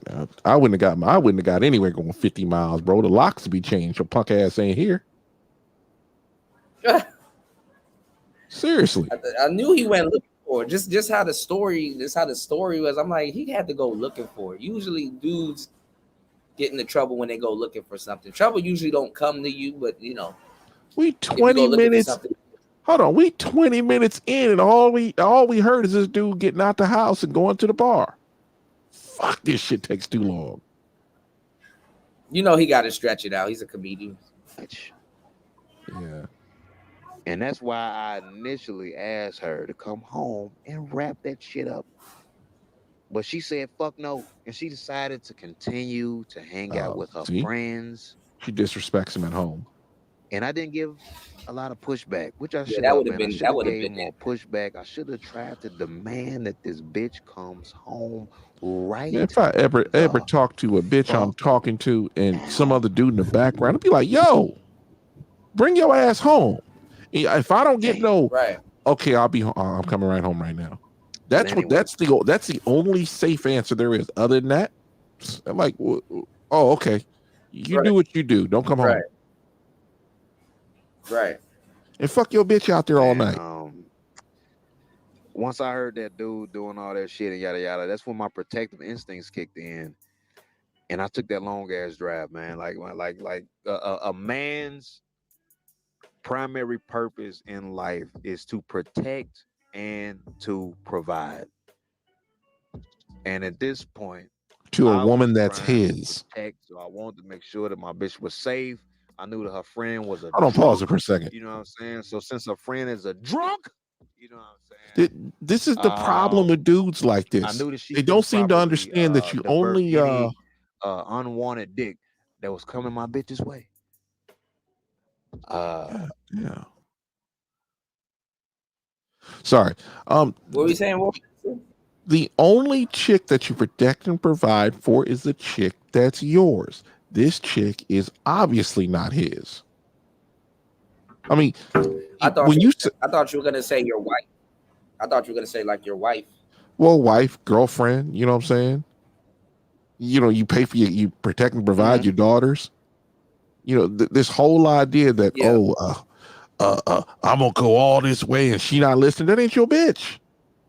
Let her run the streets. Do you have like a monthly thing? Like would you say like you should do stuff like this for your girl if you're like together for like 3 months, or just like when she just becomes your girl? Well, if I'm at home and I'm not doing nothing and she want to run the streets with her friends, look, you gonna find yourself solo. You keep on with this nonsense. And that threat is only issued once. What are we gonna talk about after that? But what if it's well, you're right. She is running the streets, because I'm like, you know how sometimes if you're living with your girl or you got your girl living with you, sometimes it's like kind of disappear and go do something real quick. You know, like get your own time. But yeah, if you can go grocery shopping, you can go to the library, you can do some other stuff. You don't got to run the streets. But yeah, I ended up moving in with this chick, right? And she used to run the streets. She didn't run the streets while she was with me. But it was just like her little friends would come through. You want to know what's the most funniest? You want to know what's the most funniest saying? Yeah. Ripping and running. Like, what are you ripping? Ripping and running. Well, anyway, I had to correct her behavior, but you know, I decided to be a little chill about it. Like, I remember this one dude that she used to date, and quote unquote, they weren't dating, you know. And people say, well, how would you know that? I'm like, well, because I was sleeping in the bed with her and he was on the couch. And there was some other little motherfuckers that came in there. I said, okay. Was he like her male best friend? Was it kind of No. He was just an ex-boyfriend, and her friends, they would all come over there. It'd be like 3-4 of them in the house. I wouldn't say nothing. I said, okay, I'm gonna fix this. So one day she's at work and she calls me up. And I'm like, hey, this one chick, I'll just call her Betty. I said, yeah, hey, me and Betty are going to go to the grocery store. Hey, do you want anything? She's on no. She didn't get off for 6 hours. So we went to We went. It was me, her, and her son. Now I smashed this chick back in the day. I never told her that, but old girl wanted to get back with me, but I was like, nah, I'm good. You put on about 40 pounds. I'm good. And we went over there to the grocery store, and then we came back.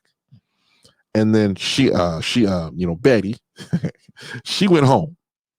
And because the chick I was dating, she never saw her. And she came back, and the first thing she do was kissing and hugging on me. Oh my God. I was so scared. I'm like, what are you? I didn't say anything. I was chill about it.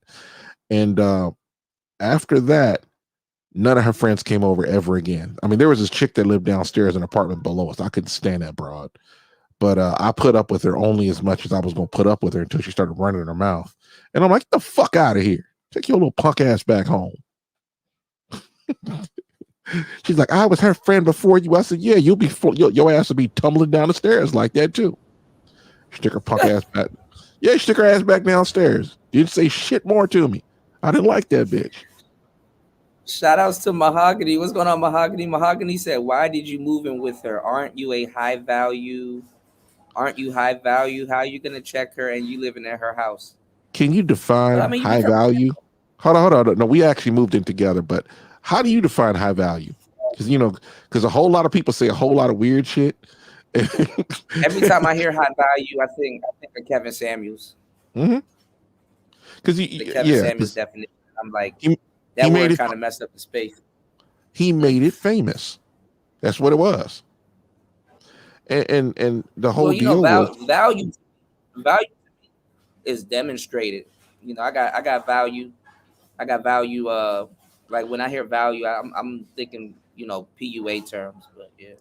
Yeah, I'll say it this way. At the time, I was not making 100K. I mean, I don't make 100K now, but the whole deal is, it don't matter. It's like, look, we moved in together, got a spot, and then we were there for a little bit, and I was like, I did not like these motherfuckers coming over, and like, I'm gonna fix this shit. They had to say nothing. Yeah, I'm kind of wary of people coming over the house when I'm not there. And I don't know them. I'm like, nah, I don't know you. Yeah. Huh? Well, damn. Like sometimes you'll have some stuff laying out. Sometimes you'll have like personal documents. Yep. Things laying out. Yeah. Or they'll jack your shit. And I'm just like, all right. Yeah. And I had no more problems after that. We stayed together another 4 years. And then well, not gonna lie, I was kind of like that with one girl, but that's only because I ended up taking her from another dude. And I ended up going over to their place. Yeah, cool to weird. Yeah, I shouldn't have gotten in that situation, but yeah. I only mess with two chicks. The two chicks that had a dude, and I never went over their house like that, or he wasn't living there.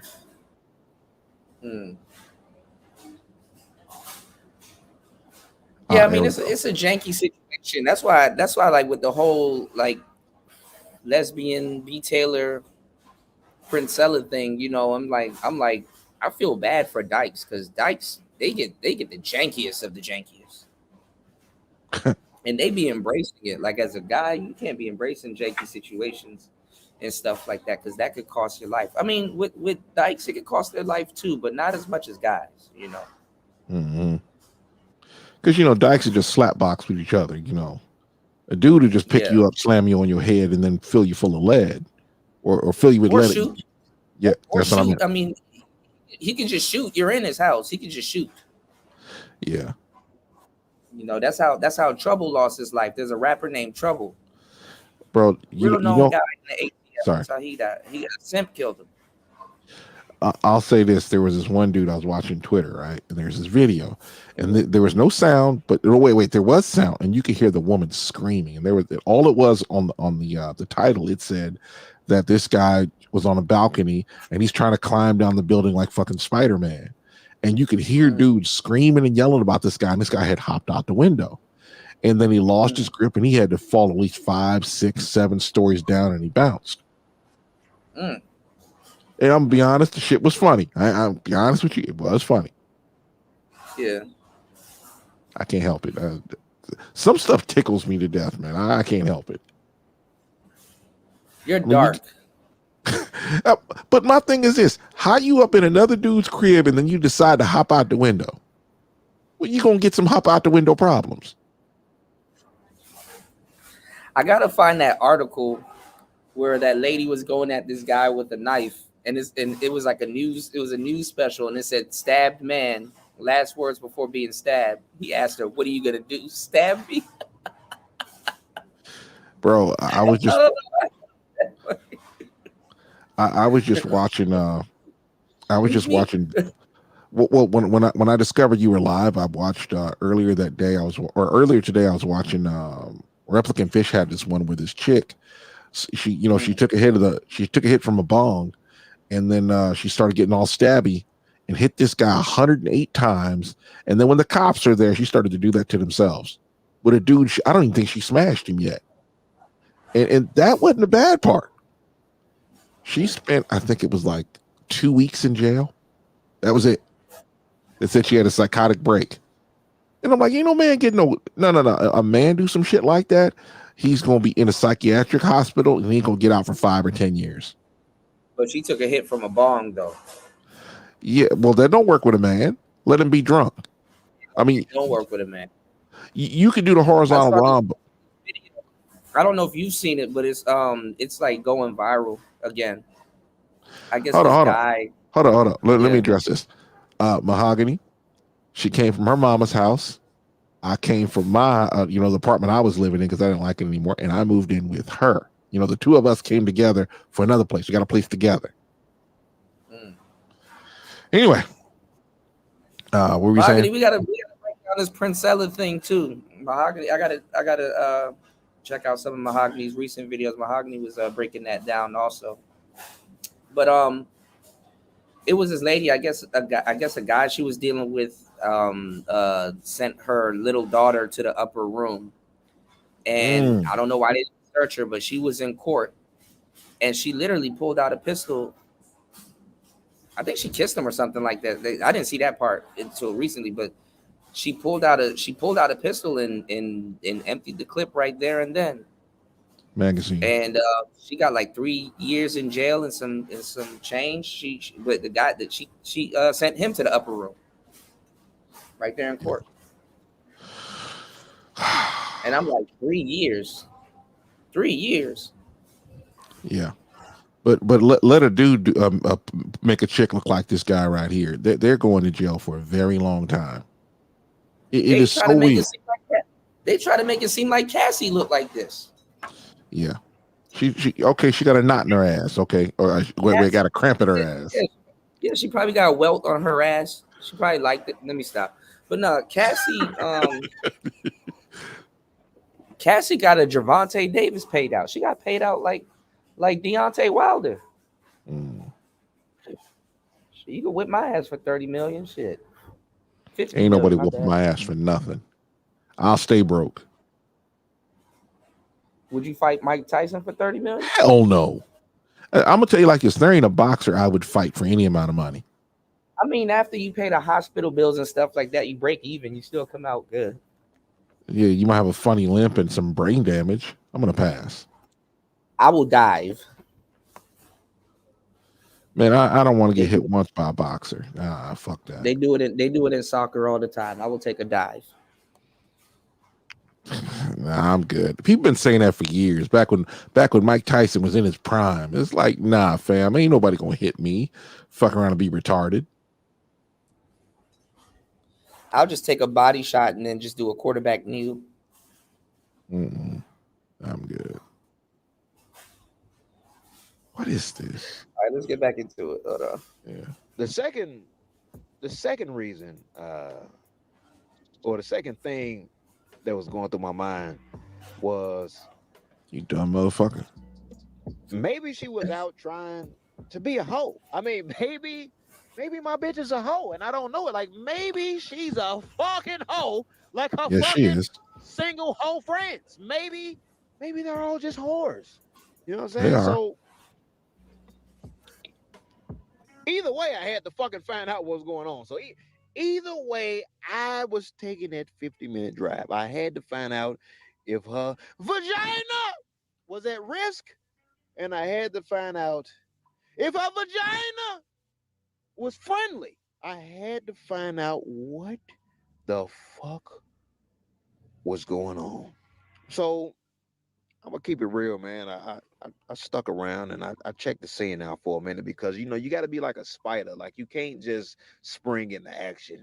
Sometimes you gotta wait and you gotta be patient. You gotta be calm so you can see what transpires. You know what I'm saying? Motherfucker, Like, I you want to still see leaking? how my Fuck. bitch reacts around this fucking creep. I have to see so I can know how to handle this motherfucking situation. I want to see, is it his fault? Is it her fault? Is it both their faults? Who's at fault? But I did keep in mind that my bitch was tipsy, possibly drunk. So as I checked the scene out, what I gather is that it was a mixture of both. It was a mixture of my bitch's vagina being in danger of this predator, and also her vagina may have been a little friendly because this nigga was all over my bitch. But the fucked up part was that she was not deflecting none of this nigga's advances. Like, she was kind of just like letting it happen. And it was a disturbing thing to watch. But I did keep in mind, you know what I'm saying? Like, never let your emotions overcome you to the fact that your mind is cloudy. She was tipsy, possibly drunk. So she was inebriated. So maybe she had no control over what was going on. Maybe she had no control over her actions or her feelings or her emotions at the time. So I just decided to just let it play out a little bit more, even though it was disturbing to watch, as I said. And eventually the party moves across the street to a local Speedway gas station. And this is where things took a turn for worse, I guess you could say. So they pull into the gas station, and while they in the gas station, there's 3 sets of cars. One car with my bitch and her main friend. One car with the dude that was doing too much, and it was one more car that I guess had like the other bitches that they was with in it or something. I don't know. Be honest with you, I wasn't really paying too much attention to that car because that wasn't the car on my radar. The only cars that I was worried about was the car that had my bitch in it and the car that had the dude that was doing too fucking much. All right. So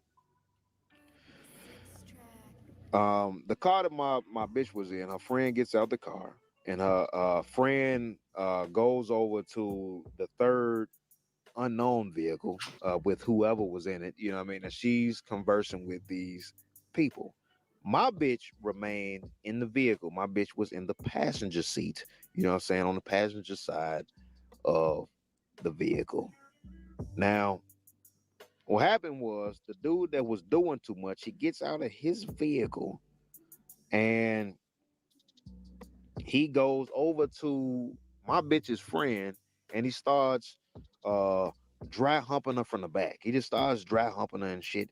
And I'm like, okay, maybe this ain't got nothing to do with my bitch. Maybe he's just, just a flirty man. I don't know what the fuck. Maybe he's just, maybe he's not a threat. But then he shimmies over to the car that my bitch was in, and the window was down. Just to let you know, it was fucking hot outside that day. Like the passenger window was down, so he shimmies over to that car, and he leans his body all the way into the passenger window, like where he's almost on his fucking tippy toes, seem like, and he's doing something in my bitch's face. I can't tell exactly. I'm like, is he kissing my bitch? Like, I don't know what the fuck it is. My bitch is clearly drunk at this point. You know what I'm saying? I'm like, what the fuck is this nigga doing? Is he assaulting my bitch? You know what I'm saying? So I watch, trying to figure out what the fuck is going on. So something is happening to my bitch's face. I do not know what the fuck, but it's something. So then he stops doing whatever the fuck that was, and he shimmies back over to her friend that was talking to the other bitches. He dry humps her again, like a little, like 2 or 3 pumps, boom, boom. You know what I'm saying? And then he shimmies back over. He shimmies back over to my bitch, and he leans in the passenger window again, and then he does it again and again. Like this happens like 3 times. The shimmy, dry hump, shimmy, face shit, shimmy, dry hump, shimmy, face shit, shimmy, dry hump, shimmy, face shit. So about the 4th lean in the window, I realized that I had seen enough. And at this point, I said, fuck it. It's time to reveal myself.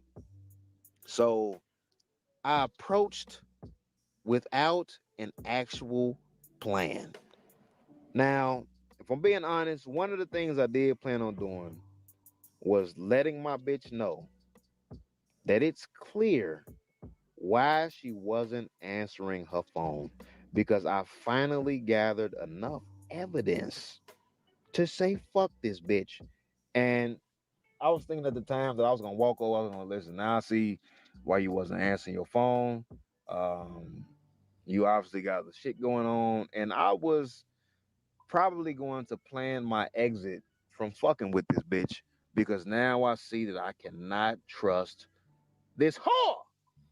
But gotta remember, she was tipsy. I don't care if she is tipsy. Possibly drunk at this point, maybe even obviously drunk, as I stated before. My plan was just to go over there to let her know that I know what's going on, yada, yada, yada. And then after that, I was going to bounce. I was going to bounce. I was going to go home, and I was going to let her soak in her guiltiness. So while the nigga that was doing too much was leaning inside the window, we just gonna from now on we gonna call this nigga doing too much. That's this nigga's name. This nigga's name from now on is doing too much. So while doing too much was leaning inside the window, I walk over to the vehicle and I approach the vehicle that my bitch was in from the rear, right? And my bitch sees me approaching the vehicle through the passenger rear view mirror. That's the mirror on the side of the door on the right side. She sees me approaching the vehicle from the rear. And as I'm approaching, I clearly hear her say out of her own motherfucking mouth, "Oh, there go my nigga right there." And doing too much takes his head and body out of the passenger window, and he looks me dead in my face. And then he says something that changed the whole trajectory of the night. He took his head and body out the passenger window. He looked me dead in my eyes and said, "I don't give a fuck." And immediately, without hesitation, I started beating this nigga's ass. No words were exchanged. The only thing that was exchanged were hands and feet. Ooh, I beat the brakes off this nigga. And I ain't gonna lie to you, it felt delicious. I could tell by the look on his face that my predictions about my hands were right. And that prediction was, these bitches hurt. By the look on this man's face, I could tell that he saw stars, moons, universes, and galaxies, nigga. I beat the shit out of this man. These bitches hurt, all right? It was a lot of straight arms and medium uppercuts. This nigga was in bad shape. But at some point, during this ass whooping, I give him a little. The ass whooping is nearing his end. Okay, so I lay off the nigga. You know what I'm saying? I lay off the nigga a little bit, and he recovers from the blows. And when he recovers from the blows, he runs to his vehicle. At that point, you should have ran. But I'm not done disciplining this bitch at this time. Like, I'm not done disciplining this bitch. So I chase him to his vehicle, and he runs around the car, like sort of like how you chase a motherfucker around like a coffee table or some shit like that. Like, this nigga runs around his car twice. You know what I'm saying? And then I lose a little distance on the nigga, and that gives him just enough room to open up his driver's side door and go inside his vehicle. And when he goes inside his vehicle, he sits on the seat, and I immediately see him grab his firearm. And when I looked at the gun, I saw that it was a 45 caliber pistol. Ooh. And if you are not familiar with a 45 caliber pistol, That's a big that is round. a gun that is designed to tear some shit the fuck up. So And he would be the expert on that. You win. And I just started bagging the fuck up. You know what I'm saying? We would like at least 2 feet away from each other when he pulled the gun on me initially. And here's the thing, man.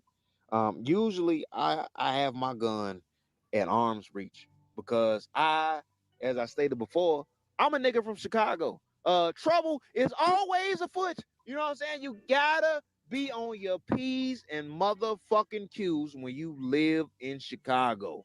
And I go by the old rule that says, I'd rather be caught with it than without it. Fuck that shit, nigga. I am going home. But on this day, this nigga caught me lacking because I did not come prepared for any bullshit. I just came to get my bitch because it was time for her to come home. But this nigga got lucky, man. He caught me butt ass naked. And like I say, we were about 2 feet from each other when he initially pulled a gun on me. And when he pulled a gun on me, I'm not gonna lie to you. I'm not bullshitting when I say this. I was never afraid. I just kept thinking, damn, I gotta create some distance, because I don't want to get shot close up like this. Like I just don't want to get shot close up like this. But I was never afraid. So I started trying to create some distance. So I started bagging up. And I ain't gonna lie, I was bagging up quick than a motherfucker. Like I wasn't bagging up slow, nigga. It was a trot, nigga. I was getting the fuck out of there. This nigga had a 45 caliber pistol, which I later found out that it was a 4.5 Kimber. That's a strong Ooh, nigga. 1911. Anyway, so I'm bagging up. They make pretty quick than a guns. motherfucker. And as I'm bagging up, I'm never taking my eyes off the gun. I'm never taking my eyes off this nigga's finger. I'm never taking my eyes off the trigger, because I didn't want to turn and walk away. Get shot in the I didn't want to get ass. shot in the back. I didn't want to get shot in the back of the head. I didn't want to get shot in the neck. You know, I didn't want to, nigga, I could be paralyzed, goofy. Nigga, I did not want to get shot from the back. So I figured the best way was to keep my eyes Shot in the back. on the Pause. pistol. I probably can't dodge these motherfuckers, but I will make an attempt.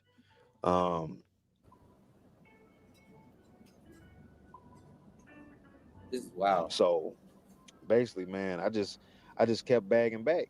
And to be honest, at that time when I was bagging back, my bitch, she like grabbed his arm and was trying to lower the gun with his arm. Like she was like, yeah, please don't do it.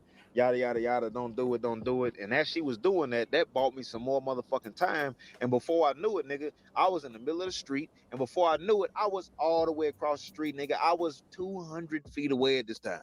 I was back over there. And he still shot you in the face. All right. So Damn. to give it some perspective, they are at a Speedway gas station right now. That's where he's standing over there pointing the gun. And I went across maybe three lanes of traffic to get to the bar. Maybe. I think it was like maybe 3 lanes of traffic. So now I'm in front of the bar. All right.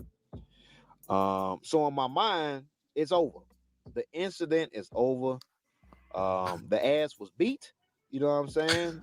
He pulled out his gun. So now I guess he feel like he's big and bad now, nigga. Ooh, you scared me away. You know what I'm saying? Nigga, you win. The ass is beat. You went and got your gun. Nigga, it is over. Nigga, I am a whole damn near football field away. Nigga, I am gone, nigga. It's over. I am gone. All right? At least that's what I thought. I thought the shit was over. Nope. The shit. So he started yelling across the street, and he was calling me all types of bitches, and he was daring me to walk back over there to the gas station. But I'm Fucking like, nigga, stupid. the ass is beat. All right. You got a gun. I have nothing. I have fists. You know what I'm saying? Even though these bitches hurt, nigga, these ain't beating bullets. You know what I'm saying? Nigga, I beat your ass, you went and got a gun. Nigga, who's really the bitch in this situation? You know what I'm saying? Like, who's the bitch? I mean, the ass whooping was completed. All right. Now go on now and go home. It's over. It is over. But he just kept daring me to come across the street, calling me a bitch and all types of shit like that. You gotta do something stupid. I've never been a bitch. And I'm gonna be honest with you. A small part of me wanted to go back across that street, and I wanted to take my chances. But see, what that was that primal savage manhood shit that bubbles up in men from time to time. I was really battling that shit for a second. But then my common sense, it just kicked in and it said, nigga, just stay put. Just stay put, man. It ain't worth it. You know what I'm saying? This is a fight I'm not going to win. This nigga has a gun. I don't have my gun on me. And to be honest with you, I'm glad I didn't have my gun on me because it would have became a shootout. You know what I'm saying? If it was a shootout, I would have been shooting back at him. You know what I'm saying? Because one of us was going to shoot first. Because when you draw a gun, I'm from Chicago, man. If you pull it out, you gotta use Better it, nigga. use it. That's the rule. That's the rule. If you pull it out on the motherfucker, you have to use it. You know what I'm saying? That's one of the gun rules in Chicago. So, if I would have started shooting back at him, I probably would have been on the defense. Or if he would start shooting at me and I would start shooting back, or whoever would start shooting first, one of us is going to be on the defense. Actually, both of us will be on the defense. So it would have been a lot of ducking and reckless shooting. And I could have shot my bitch. I could have shot a friend. I could have shot people in the gas station. Like, Should have shot and yourself. you know, vice versa. You know what I mean? He could have shot some people that was just around. So maybe it's a good thing I didn't have my gun at the time. But that's just an afterthought. So after denying his request to come back across the street, I saw his shoulders drop in a manner, and the manner said, fuck this shit. I saw a man that was defeated. I saw a man whose pride wouldn't How you get allow him shot in the face, motherfucker? Shit. to accept that he had just got fucked up in front of a group of bitches and strangers at the gas station. I saw that man's pride leave his body. And after this nigga dropped his shoulders, he hopped in his car and he immediately drove across the street in my direction. And at Nice that very run. moment, I knew exactly what was about to happen. So in that split second, I decided that I wasn't going to run. I didn't have enough time. Dumbass. I didn't have enough time to run. I didn't have enough time to hide. So I just said, fuck it. And I decided to take my chances and deal with the potential gunfire head on. So he pulls up and he's maybe about 15 to 20 feet away. I can see this nigga's eyes. This is how close this nigga was. And right away I see the gun swing out of the driver's side window. And for some reason, I'm not lying to you. For some reason, I still wasn't afraid.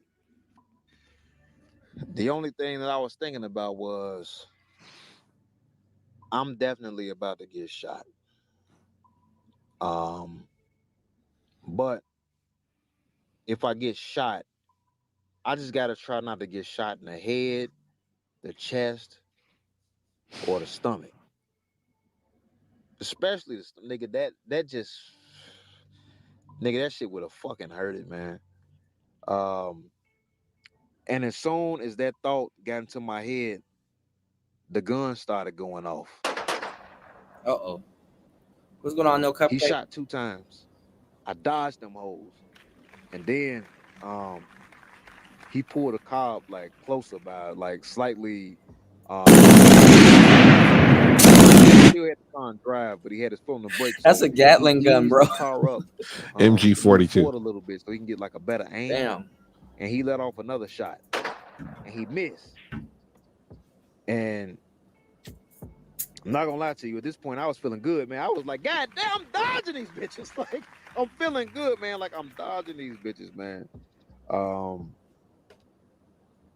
I felt like I was fucking Keanu Reeving the fuck out this situation. Like, I'm like, nigga, I am Keanu Reeving the fuck out of this situation.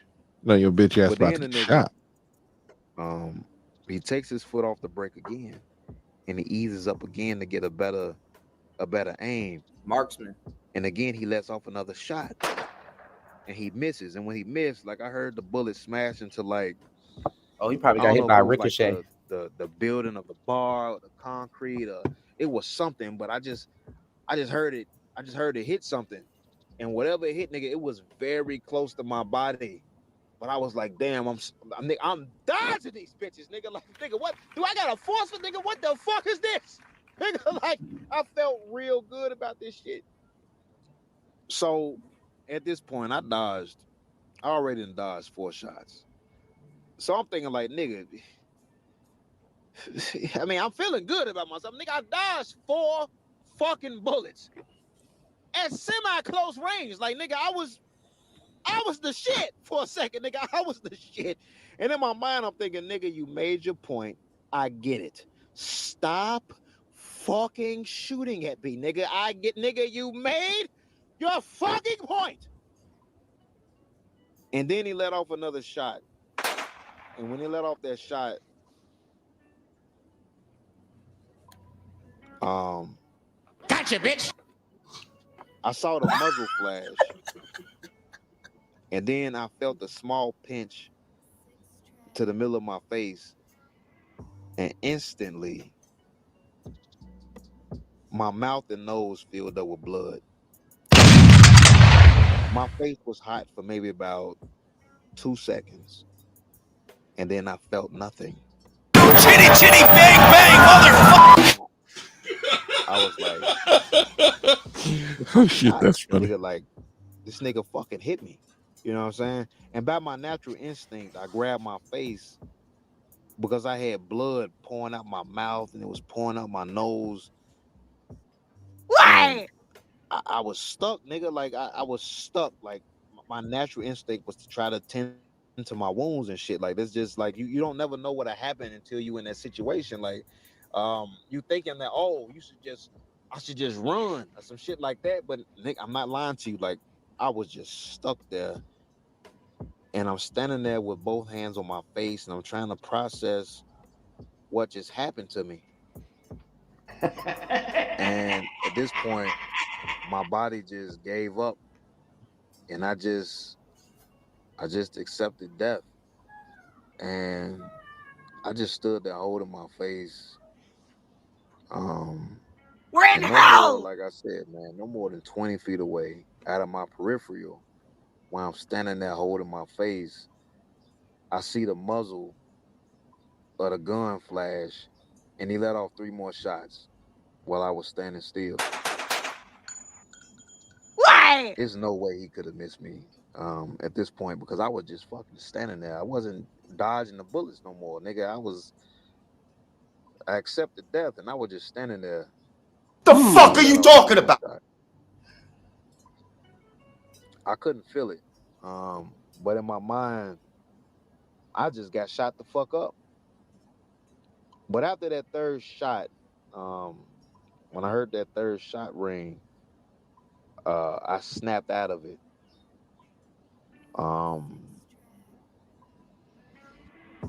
And my adrenaline kicked in, and I started running across the street.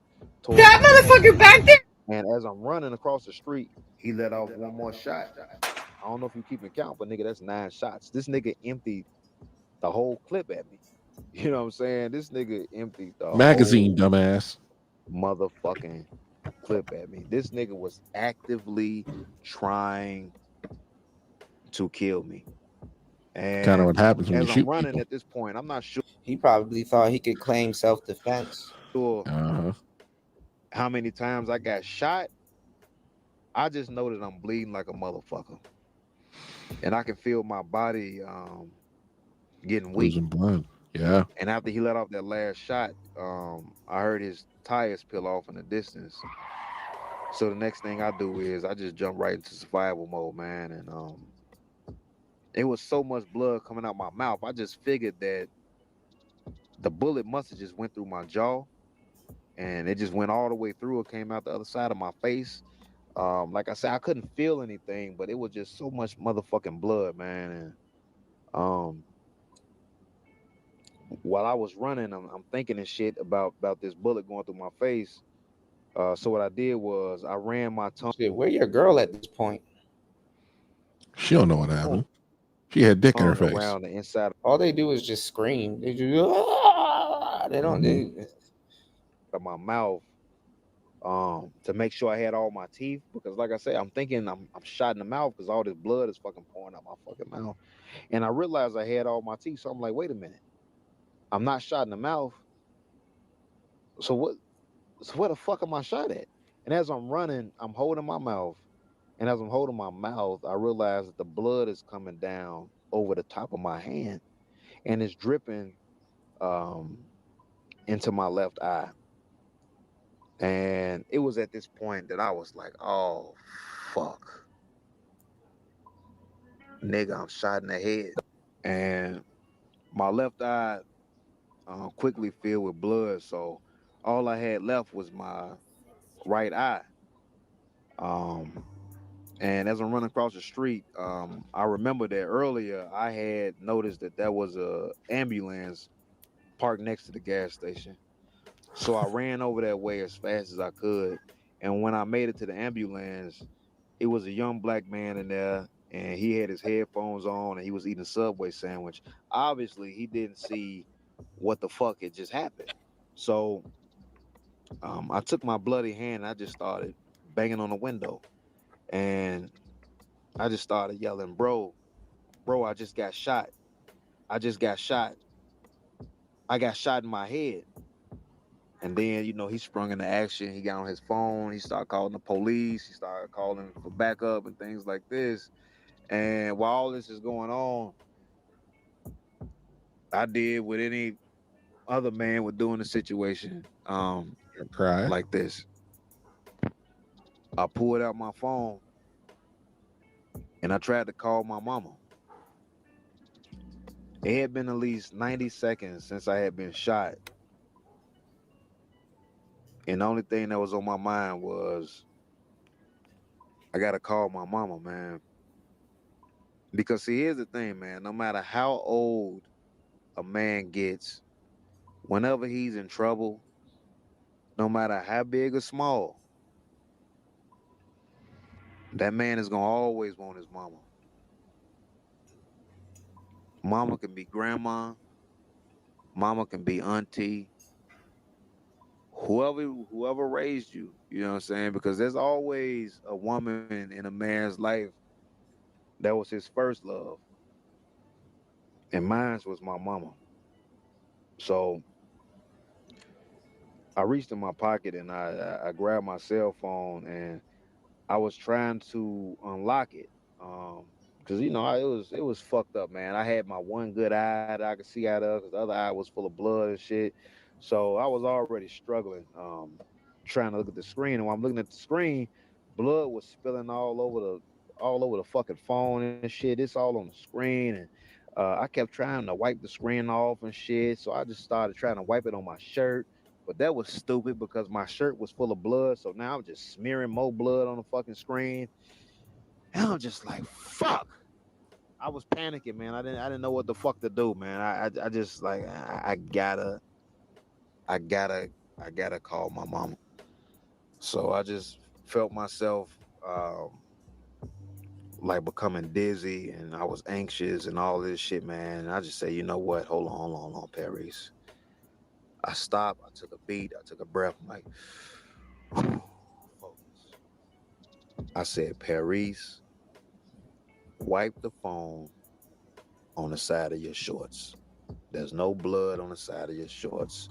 Wipe your phone on the side of your shorts.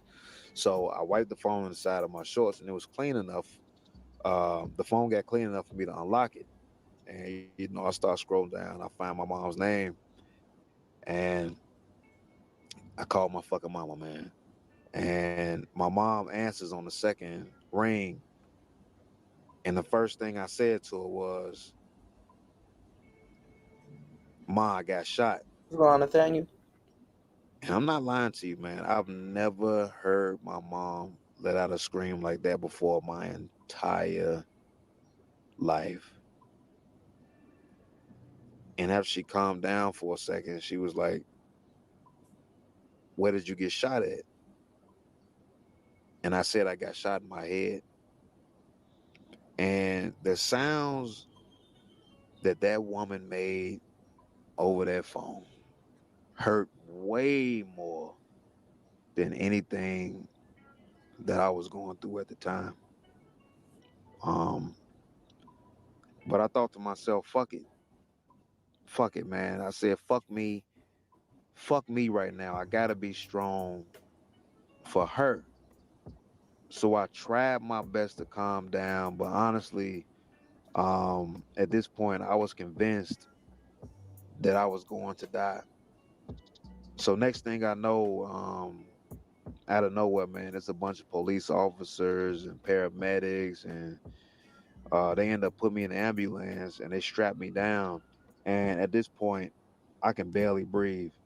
It was so much blood in my mouth and in my nose that I felt like I was fucking drowning, man. Like it was just it is. And while this was happening, it was a white paramedic lady, and I was trying to tell this bitch that I couldn't breathe, but she just kept yelling and telling me not to move, and she was threatening me to stay still and how she's not gonna tell me again. And I was just like, man, this lady's treating me like a piece of shit. You know what I'm saying? Like, what happened to humanity, man? Like, I'm going through something right here. I'm going through something right here. But this bitch was treating me like I've been shot before. I've never been shot, you know? I laid there choking on blood, and I was throwing up blood, and the whole time my mom was on the phone. And she just really just losing her goddamn mind, man. And I just kept asking the paramedics, like, which hospital are you taking me to? Which hospital are you taking me to? And I wasn't getting an answer. And the fucked up part is that I knew that my phone was about to die. I just wanted to know where to tell my mom that I was going. But my phone dies, and after my phone dies, I just put the shit back in my pocket. And the paramedic bitch was ignoring all my fucking cries for help, my cries for air and things like this. But then this Mexican paramedic dude, he came over and he said, hey, don't worry, I got it. And from here, I was like, muchas gracias. Estoy en muchos problemas. This nigga calmed me down, and he took that little air sucky thing, you know what I mean? And he got like some of the blood out my mouth and shit like that. And that really helped me out because it gave me a better opportunity to breathe. So after that, it was him and his white guy, man. They started checking my face and my body for bullet holes. And it was blood running down my arm. So they cut my shirt off because they thought that maybe I was shot like in the chest or in the arm or something like that.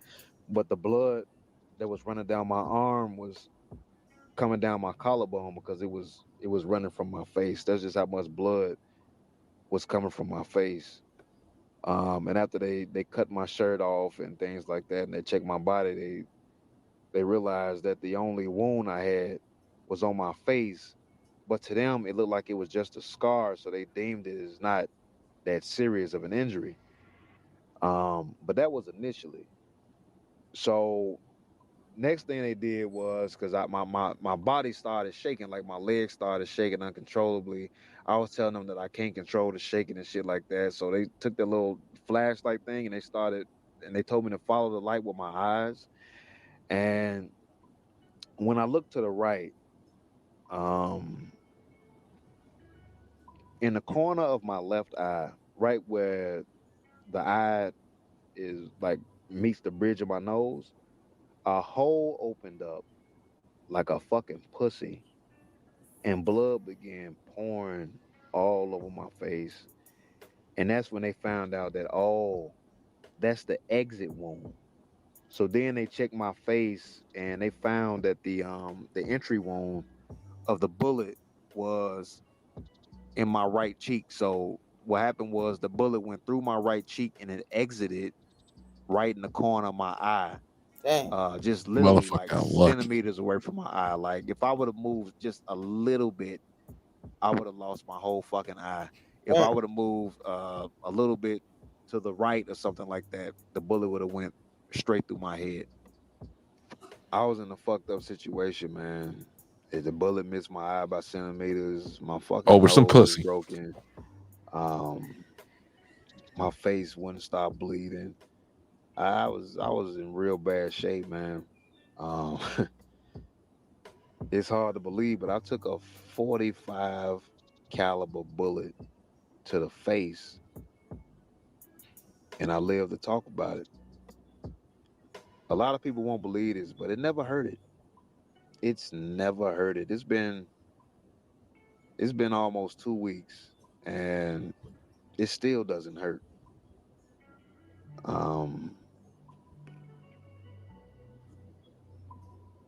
Now I realize that there are things in life that hurt worse than pain. There's things on this earth that hurt way worse than pain. Like hearing my mother cry and giving your heart to a bitch. That bitch never visited me one time in the hospital. She barely even called to see how I was doing. Part of me blames that bitch because all she had to do Nah, player, that's you. was come home. All she had to do was come home, and all this shit could have been avoided. Or you could have stayed your ass home. And the other half, I blame myself. You know, I'm shot in the fucking face, and I'm not gonna lie to you, man. When I was standing there holding my face, and he let off those 3 shots, I can't even tell you how. I think about this shit every day, man. Like, how the fuck did he miss that shit? Chitty, chitty, bang, bang, motherfucker! I should be dead.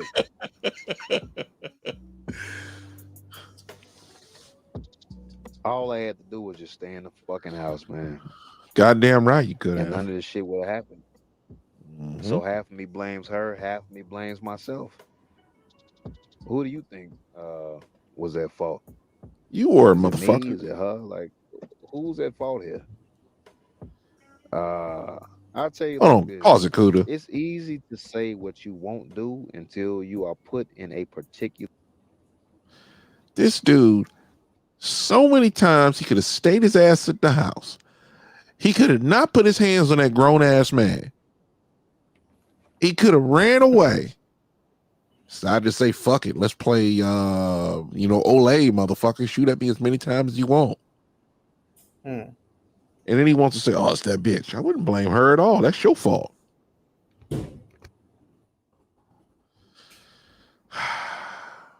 Anyway, slow talking ass.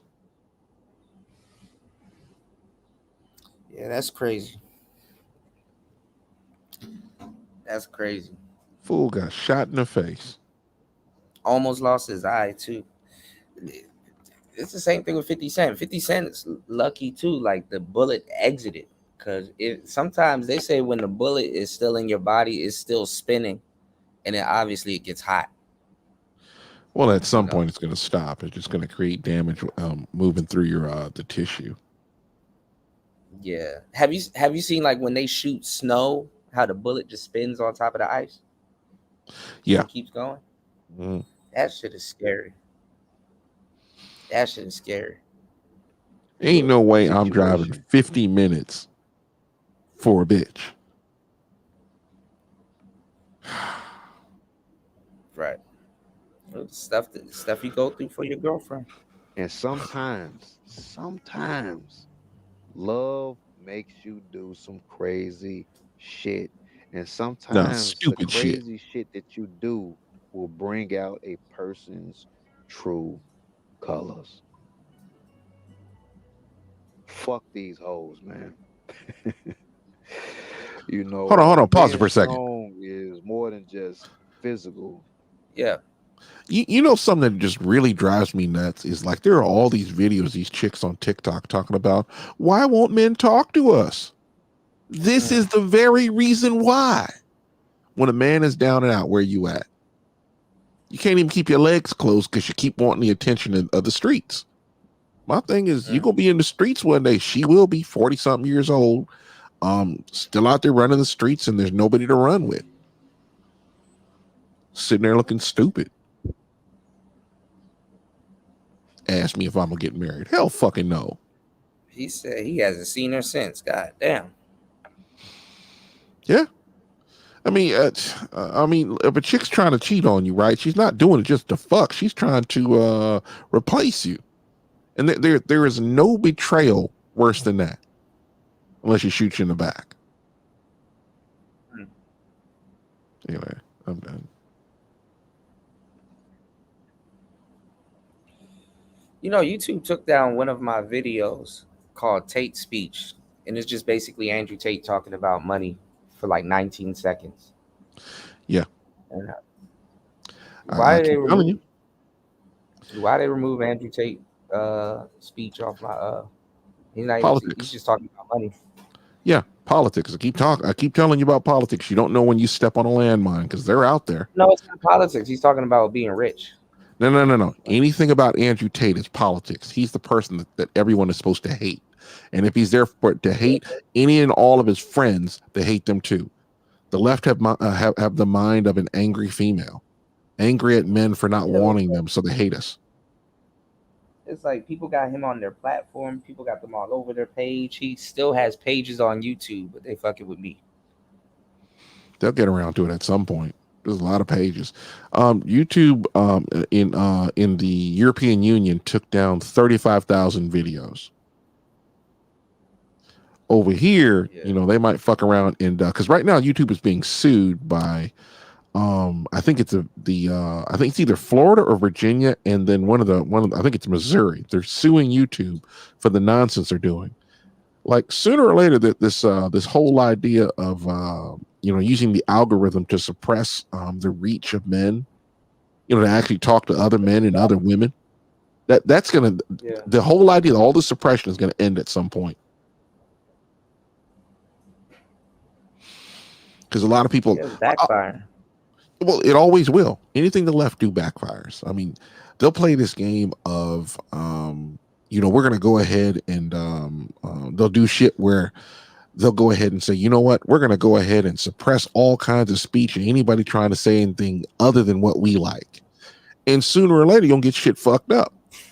Look at how they did Hollywood. Now there's somebody has to be missing an arm or a leg or deaf or blind or some chick, you know, they got to make everything look like a Bertano ad.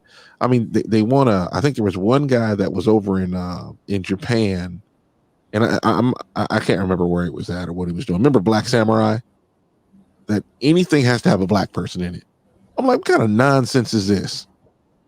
I'm like, look, no one cares about all this kind of stuff except for them, and they demand that we accept it into our lives. And we're like, nah, fam, I'm good. But that's the stupid games they play. Yeah, I'm trying to figure out why they removed it. He wasn't saying nothing. He was just basically like saying that if you work hard, you will be rich. He said there's on the thing it says there's no such thing as working hard and not being, you know, and not getting rich. He was just talking about money. I don't know why. Yeah. I wonder what it's removed for. Yeah, the whole thing is they don't tell you. It's the weirdest thing, so they can come at you again. It's to help keep the community. Yeah, to help keep the community safe, we removed it. Yeah, whatever. It's fucking stupid, man. I hate when somebody who don't live in. And it's not telling me. I hate when somebody that doesn't live in my household, they didn't birth me, we don't share DNA, are going to tell me what's good for me. I am not a child. This is one of the reasons why people have such a problem with people in government. Hey, I could live your life better than you. No, you can't. Sit off in the corner, shut the fuck up, leave me alone. You know, I'm just thinking about I was in the grocery store. I hate standing in line. I just thought about that. Okay, I guess they removed it. It says what to look for. It says content violates YouTube's term of service or that encourages others to do so that is not allowed on YouTube, including posting content previously removed for violating terms of service, posting content from creators with current channel restriction, or posting content from creators that have been terminated under our terms of policy. Such content is considered circumvention under our terms and policy. It may lead to your YouTube channel being penalized or terminated. So they say because Andrew Tate basically is banned, so allegedly I can't post content from a banned content creator. Okay. That's stupid, but protecting okay. the YouTube community. So let's go to YouTube and let's type in Andrew Tate when there's whole courses still on here from Andrew Tate. Oh, look, it's a bunch of Andrew Tate content. Look at this. And you got to understand that YouTube is not a monolith. 1 month. YouTube isn't a monolith. What they'll do is you'll get somebody that'll come at you. You get somebody that will come at you, and then we're gonna go ahead and judge things this way, and then there'll be another part of YouTube. We're gonna judge things this way. We're gonna do things this way. This is the process that's gonna happen. Like these people will delete comments. You know, they So took I think down. I need to take a picture. I need to take a picture of it. Yeah, just screen grabbing on something else. But you know, what'll be the point? They ain't gonna do anything about it. They're just gonna take these down. They probably don't even know they exist. No, I'm talking about for future references. Because why are they fucking with me? Because you're not going to Rumble. I'm dead serious. To a lot of people, Rumble really isn't a threat. They fuck with the small channels. Why don't they take down them big ass channels that they promote? Look at all these channels with Andrew Tate content on their channels. Well, why me?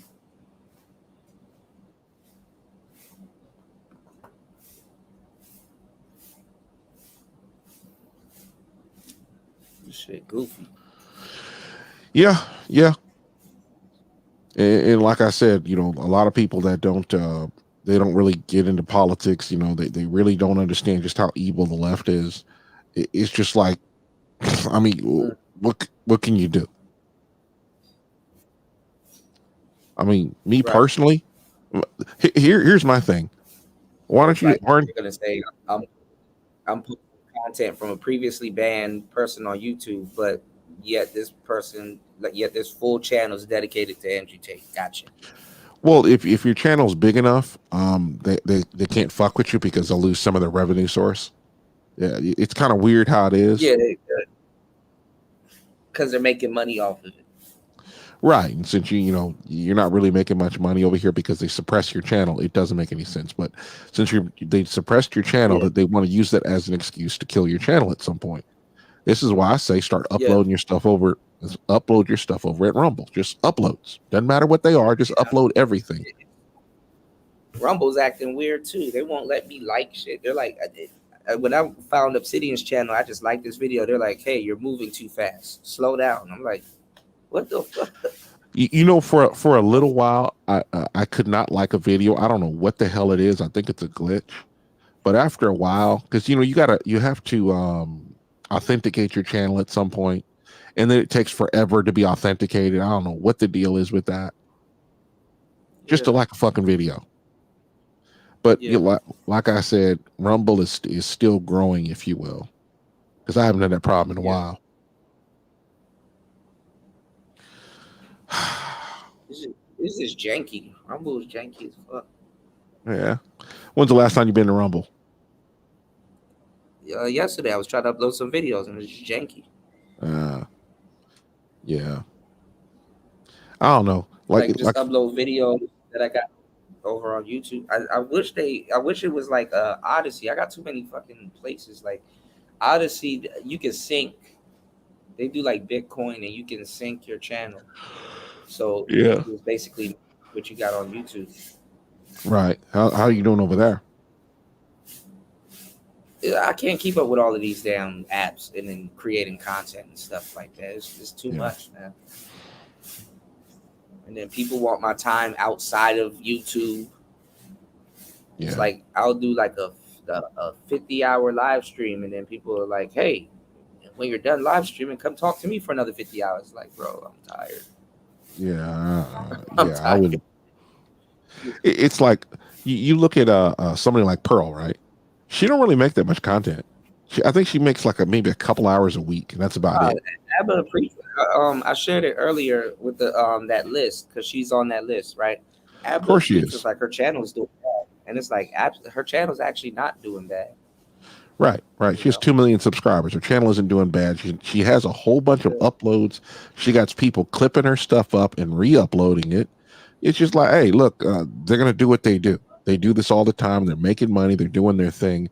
Is she making the same money she did before she got demonetized? Of course, she's not making that type of money. But nobody is. Yeah. I mean, she's getting on television. This is the thing that people don't understand. A lot of television, television places. Yeah, a lot of television places. Like the one person that they should have interviewed was Kevin Samuels, and they didn't. Before he passed, yeah. Yeah. I mean, he had like a lot of brothers. Like if he was still alive, though, I think it would have been a completely story. He probably would have got phased out. Nah. When you start having 1 million subscribers, you figure, you're going to have, maybe 20,000, 30,000 people that are really, because he can do live shows really well. And you're looking at. He was getting television numbers, network numbers on the live show. Yeah. And what happens is I've noticed this over the last couple of months, when YouTube stopped sending me notifications, I was getting paid for bored. advertisement. That's the thing, because his channel's not even doing that well right now. Mm-hmm. And what they're leaving out is the paid advertisement, because he pays for promotion, which is good. Yeah, you got to do what you got to do. Yeah, like he takes the money that he makes from the shows and reinvest it back into promotion. See, I can't do something like that because it's like it wouldn't go right, and then it'll be a waste of money. People are doing what I was thinking about a while ago, and they probably thought of it before me. It's not like I made this stuff up, but there are a lot of content creators that are like, you know what, F the algorithm. Let me start doing some collabs, and that became popular. Yeah, outsource. Well, you're just going right around the algorithm. You know, the whole idea where they say, okay, we're going to suppress you, but if you end up in 8 other spots where they have promotion, and they're not going to hurt those channels because reasons, and you cross promote. You look at somebody like Alex Jones. Alex Jones is over there on Twitter doing his thing. He's running this show over there. Yeah. I mean, he's pretty chill now. I don't know what he's doing. Maybe he got his medication right or something, but he's just real chill. He don't start yelling into the microphones about frogs turning gay or anything like that. I mean, he's doing his thing. He stopped giving up their secrets. That's what's going on. Yeah. I'll almost say this, and I'll say this. After the election, shit gonna get real. I was just about to say, after the election, he gonna ramp back up. He just chilling for the election year now. Not him. They expect him to be going off right now, because he should be going off right now. But think this through. Donald Trump is very litigious. He'll sue your ass. You know, like he did Rosie O'Donnell. Think about what he'll do when he's in control of the federal government to all the people who wronged him. You know, that they broke the law and wronged him. The Quartering had this one. No, it wasn't the Quartering. It was somebody else that said, you know, she just made a ad for Trump. You know, she was talking about all the things he was going to do. He's going to have, you know, the largest deportation of illegal aliens in history. There's going to be investigation of all the people who made up these trumped up charges on him, and a bunch of other things. You know, they're trying to get the corporate tax down from 21% down to 15%. I think it should be 0, but hey, that's life. And he's going to do a lot of things. And here's the thing about it: if the Republicans get in the way, if the Republicans drag their feet, people are going to lose their shit. And if there's one thing Republicans are terrified of, is the conservative movement blaming them for not giving them what they want. It's like, bro, you work for us. You're supposed to do shit for us. No, we just gonna go with the Democrats. Like you have senators that are supposedly conservative, like Marco Rubio, running with the Democrats. He was like John McCain saying, you know, well, I don't know if we should, you know, lower the corporate tax so much. I'm like, bro, the corporate tax is literally a way that government steals our money and then fucks it off around the world. And everybody pays the corporate tax, even you over where you at. Yeah. I mean, if you're buying an American product from an American company out of America, you're paying the corporate tax. Yeah. And they lowered it down to 21%. And they had to actually take that money from us, and they did it through inflation by printing a bunch of money. Yeah, that's what I said. That's what I said. Inflation is a secret tax, not even a secret tax. It's a blatant hidden tax. It's a hidden tax for people that don't understand it. Yeah, it's hidden, but it's blatant for people that do. Yeah. They'll talk some nonsense like, oh, well, you know, to be honest, if I was Trump, I'd lower the corporate tax at 10% or 5%, if that. And I'm sitting there like, look at all the wealth that they've stolen from us. And if the Republicans want to be reelected, which they don't, I mean, they do, but they don't actually want to give us what we want, because they believe in going to socialism slow, but the Democrats want it fast. And they what they'll do is they'll just drag their feet, look at their lopers, not get mad. And what happens is slowly but slowly, we've been getting their guys out of office and putting conservatives in. I'm talking the Senate. I think there's like 5 or 6 senators that are supposed to be conservative. You know, there's Tim Scott, Rand Paul, Mike Lee, Ted Cruz. Who's the other one? Mike Lee is the gold standard of the Senate. And then there's Senator Hawley, who is, man, he is the greatest cross-examiner you've ever seen. It's fucking hilarious watching him grill these people. And there might be one other one. Now, you understand, 10 years ago, there were only 3. That's how slow shit moves in the Senate. We can't get them old bulls out of there from fucking the country up like the goofy leftists. So we have 7 against 93 of their guys. That's how far we're in the hole. That's America for you. Hell, that's everywhere. Oh my God, you think we're bad? I just want to be chill about this, but think about where you're at and think about our European friends. They got it worse. Yeah, I'm here. I mean, the whole idea that like, think about all the big companies that came out of Europe. IKEA. What else? I can't think of one. I mean, it's like the biggest, most dynamic companies that aren't owned by government are here in the States, beyond the Koreans and the Chinese. And I think there's one other one, TSMC, which is the chip company. That's their acronym for their stock. Yeah, I think it's Taiwan Semiconductor. I forgot what the M stands for. Okay. Yeah, Semiconductor Manufacturing Company. Yeah, Taiwan Semiconductor Manufacturing Company. That's it. And the funny part is everybody talks about, yeah, this is where all the stuff takes place. I'm like, no, they buy this thing from, I think it's Sweden or Norway. I can't remember which one it was, but they buy this machine that they, all the stuff that that everyone else can do. A lot of them don't use this machine, don't have this machine. And now they're kind of like, well, if China attacks us, they're going to destroy our chip making factory, and they make half of the chips in the world. We had a shortage a couple years ago. Like, you remember when I don't know if you pay attention to prices of cars, but the price of cars shot through the roof. I mean, it's still going on right now. They can't sell those Hellcats. No. This is back when they were flying off the shelf, and then the price started to go up to slow the sales down, because you got when the demand goes up, the price goes with it, because the supply will be going down at the same time. Then the supply came back. Now they can't sell them. Now they're like, oh, this Hellcat, or even a Raptor that was $150,000. They can't sell it for that. I mean, I remember the extra value meal stuff that I was talking about a couple days ago. Saw another video. There's places where it's like $18 or $19 for an extra value meal, and it's starting to spread around the country. And I'm like, that corporate tax should be 5 or even 1% as a corporate tax. Where you're at, they're doing like I was looking at something where it's like it'll be like high in, like, let's say Los Angeles, and people would drive to like Nevada or wherever and buy the same car for cheaper.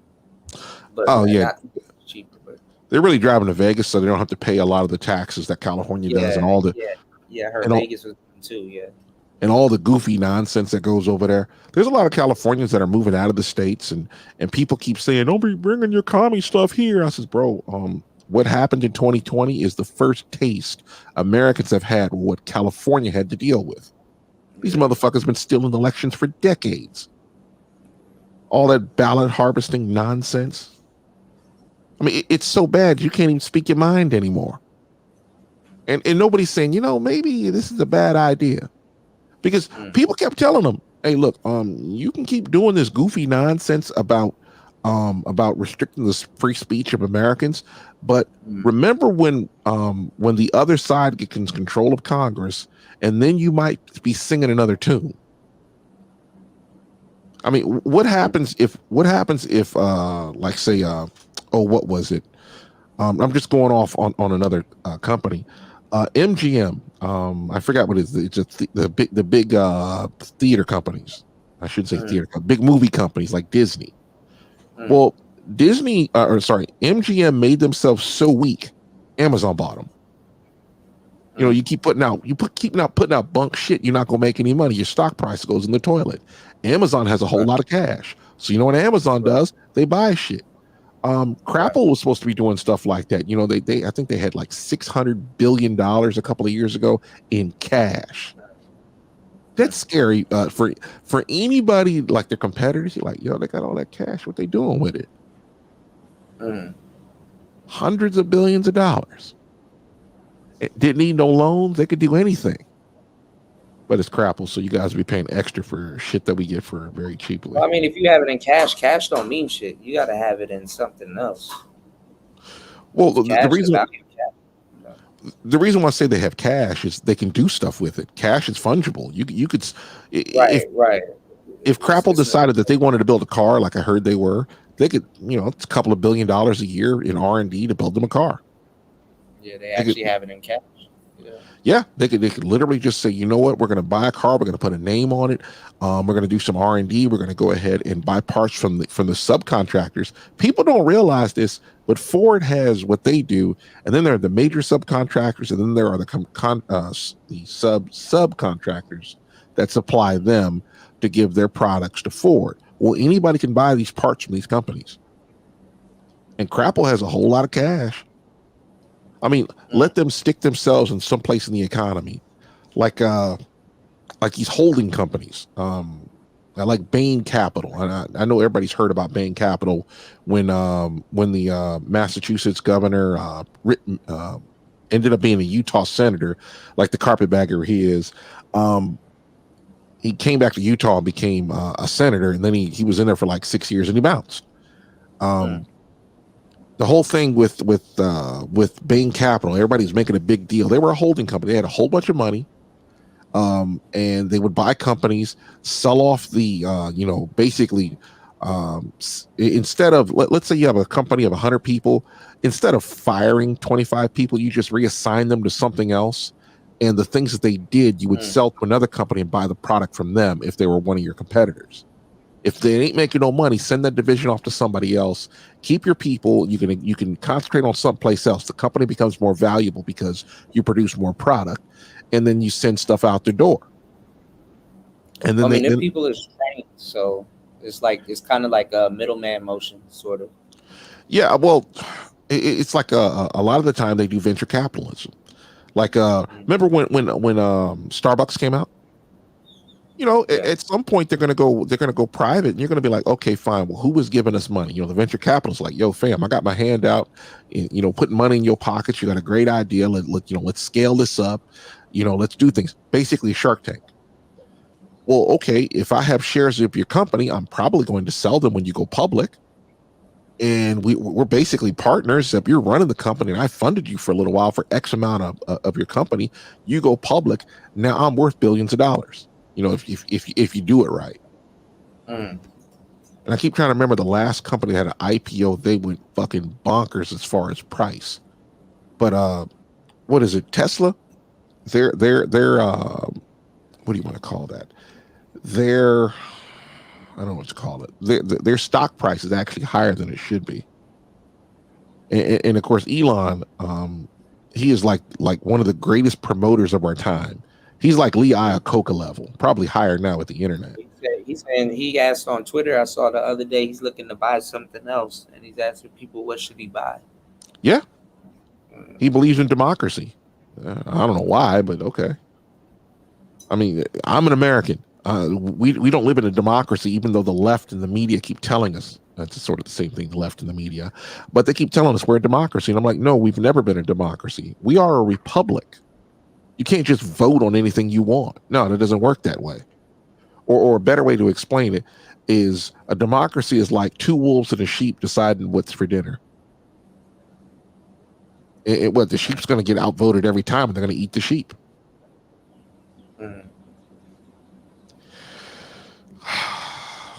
It will make it so bad. It's like, you ever notice that how stupid these leftists are, and they're dumb as shit. I mean, I'm never gonna get off that supremacy list, bro. I have to delete this shit. Yeah, I'm never gonna get off that supremacy list. This video alone is like, see, Kuda, this is why you on that. Well, the whole thing with them is they have to silence people. Conservatives, we want more voices. I mean, my whole thing is like, let's say some leftists say, hey, you're saying something that I don't like. Okay, fine, debate me. No, I don't want to debate you. This is why I try to stay away from politics on the channel, man. It's literally like swimming in a kelp forest. Whole bunch of shit in your way, but it can't stop you, but it blocks your view, and then you don't see the shark that comes up and bites your hind end. AKA like walking through a minefield. It's so goddamn annoying. Stuff on Rumble exclusively because YouTube's on my ass about stupid stuff. Yeah. I mean, if you're a big channel, because they don't want any more big channels, or channels that are small to become big. Imagine. Well, I guess the people that's on that list, it's like they're telling YouTube these are big channels on your platform. Demonetize them. What happens if one of them gets pissed off and decides to sue the people who came up with this list? Well, that's what I'm saying. That's what I think MTR should do. I mean, you can't take government money and go do that, and then it infringes on your. I mean, they've been infringing on our First Amendment. But yeah. But now it's defamation also. And what happened is Twitter, meaning Elon, is suing Media Matters. Media Matters has gone out of business because of it. I mean, here you got the richest man in the world, and you're fucking with his company. What you think he's going to do? Take it? Well, I mean, they silenced the president. That's some unheard of shit. But well, you know that motherfuckers will come back. Now think about the FBI, where Trump just comes in and says, you know what? Everybody below this rank, you guys are safe. Fine at your job. Everybody above you, you're fired.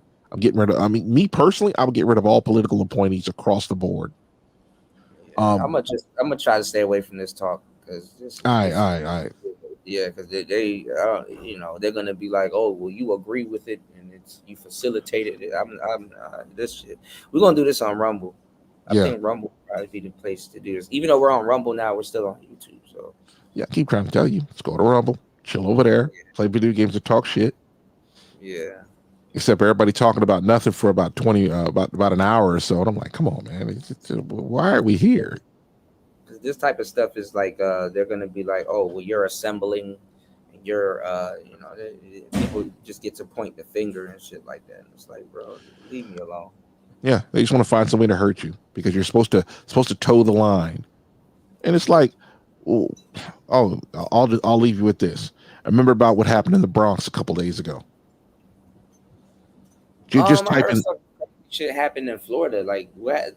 Like with some kid, some black kid, like I think he got sent to the upper room. I was gonna go look up that story. $10 to get some fuck shit. Nah, I don't know. Don't care. Yeah, there's some weird story coming out of Florida that's like George Floyd level. George Floyd overdose. What do you want me to do about that? I mean, that this is a level of stupidity that people will be like, oh man, you know, we need to hate those cops. This is, well, you can hate the cops for things that they actually do. It has got nothing to do with racism.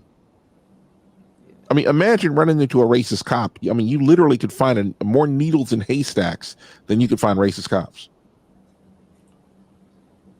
I mean, I know racist cops where I'm from, but well, I'll say this: the average cop is not a racist, but the average cop will violate your rights. That's more important than racism. But you can't get black folks to think about anything but racism. Yeah. And here's the thing: imagine if you are a racist, and you'll find that your friends will stop hanging out with you. You'll find that you might lose your job.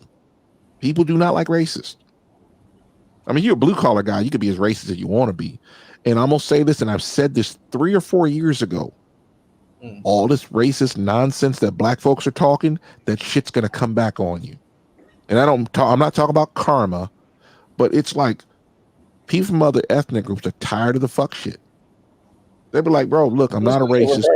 I mean, it's going to be the reverse racism is going to be the thing. So it's not going to be racism. It's going to be like, okay, fine. If we're gonna cancel quote unquote racist, what about all the black folks that are racist? That's what I mean. Whatever people have to deal with them. I mean, they'll find a way to weaponize it and prosecute black people more than they would prosecute actual racist people. I don't know about that, but the whole idea is we don't want racism in society. It is counterproductive. And well, I don't know if they don't want it in society. They say that, but it's covert. You know what I'm saying? So if you're not covert, or you know, that's really why Alex Jones got taken out. You know, it's like, bro, you got to be covert with it. It makes more money covert. Let me say this: covert. That man was right about 99% of the time, and they called him crazy. No, I mean, wait. Because I talked about it. They agree with him, but the thing is that he started putting out secrets and telling stuff that, like, you know, because he was upset. You know, you remember that virus that I never name on air? that happened a couple years ago. Well, they're finding kids that got that injection. Yeah. They start having seizures. Yeah, They're between two. Yeah, it's just really ridiculous. And I'm like, okay, when you start to pull out the hard numbers, it's like they can't hide it no more. I mean, okay, fine. Even while it was going on, they were people were going for other things, and they were trying to say it was the virus when it wasn't. But like what I'm saying is that like he was just exposing a lot of stuff that people shouldn't know. Like people like me, I watch like racist people for fun, or people that black people and other people claim to be racist. I watch them for fun because when the government and things ain't going their way, they get pissed off, and then they start spilling the tea. They start like things that like what you just said a minute ago.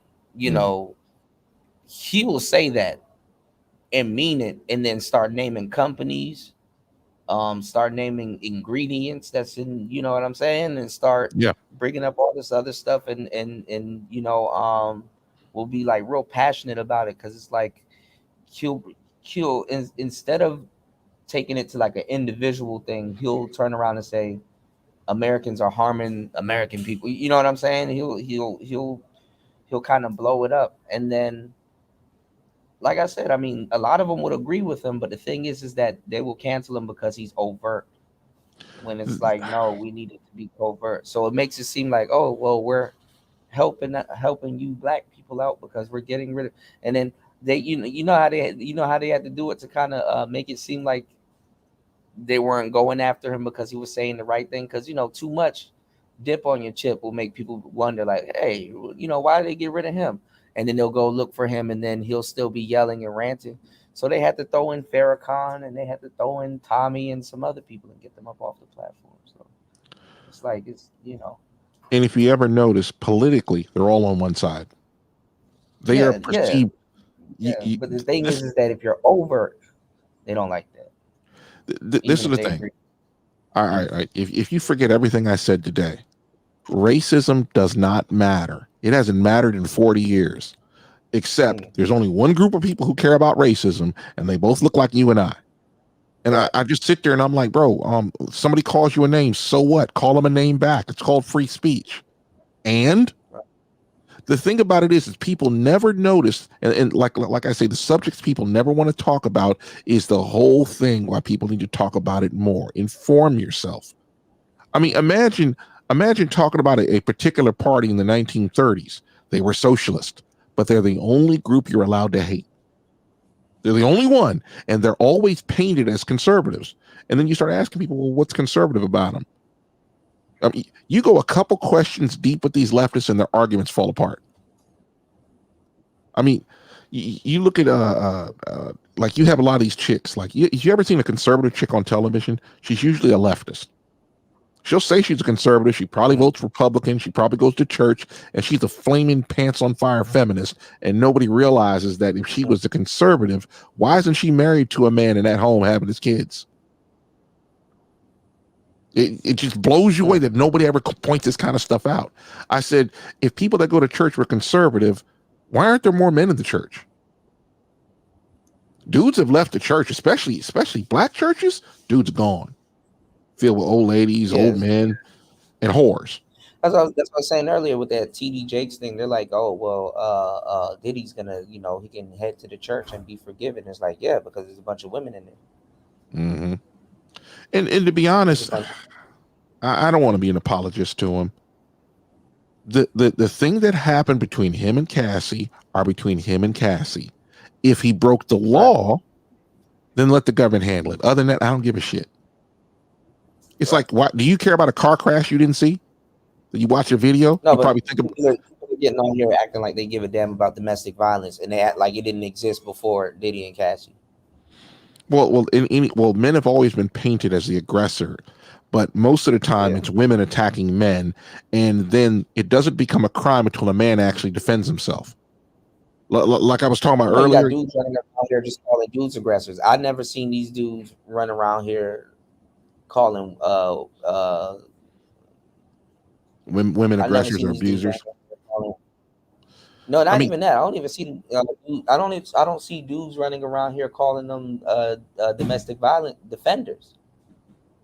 You know what I'm saying? Like if a girl said, "Oh, I think Drake won the beef," I don't see her getting called no goddamn DV protector when they're the main ones protecting it. The the quote unquote DV guys. It'd be the guys that be trying to be all macho and hey, I want to take Diddy out, and it'd be a team of women right in front of him.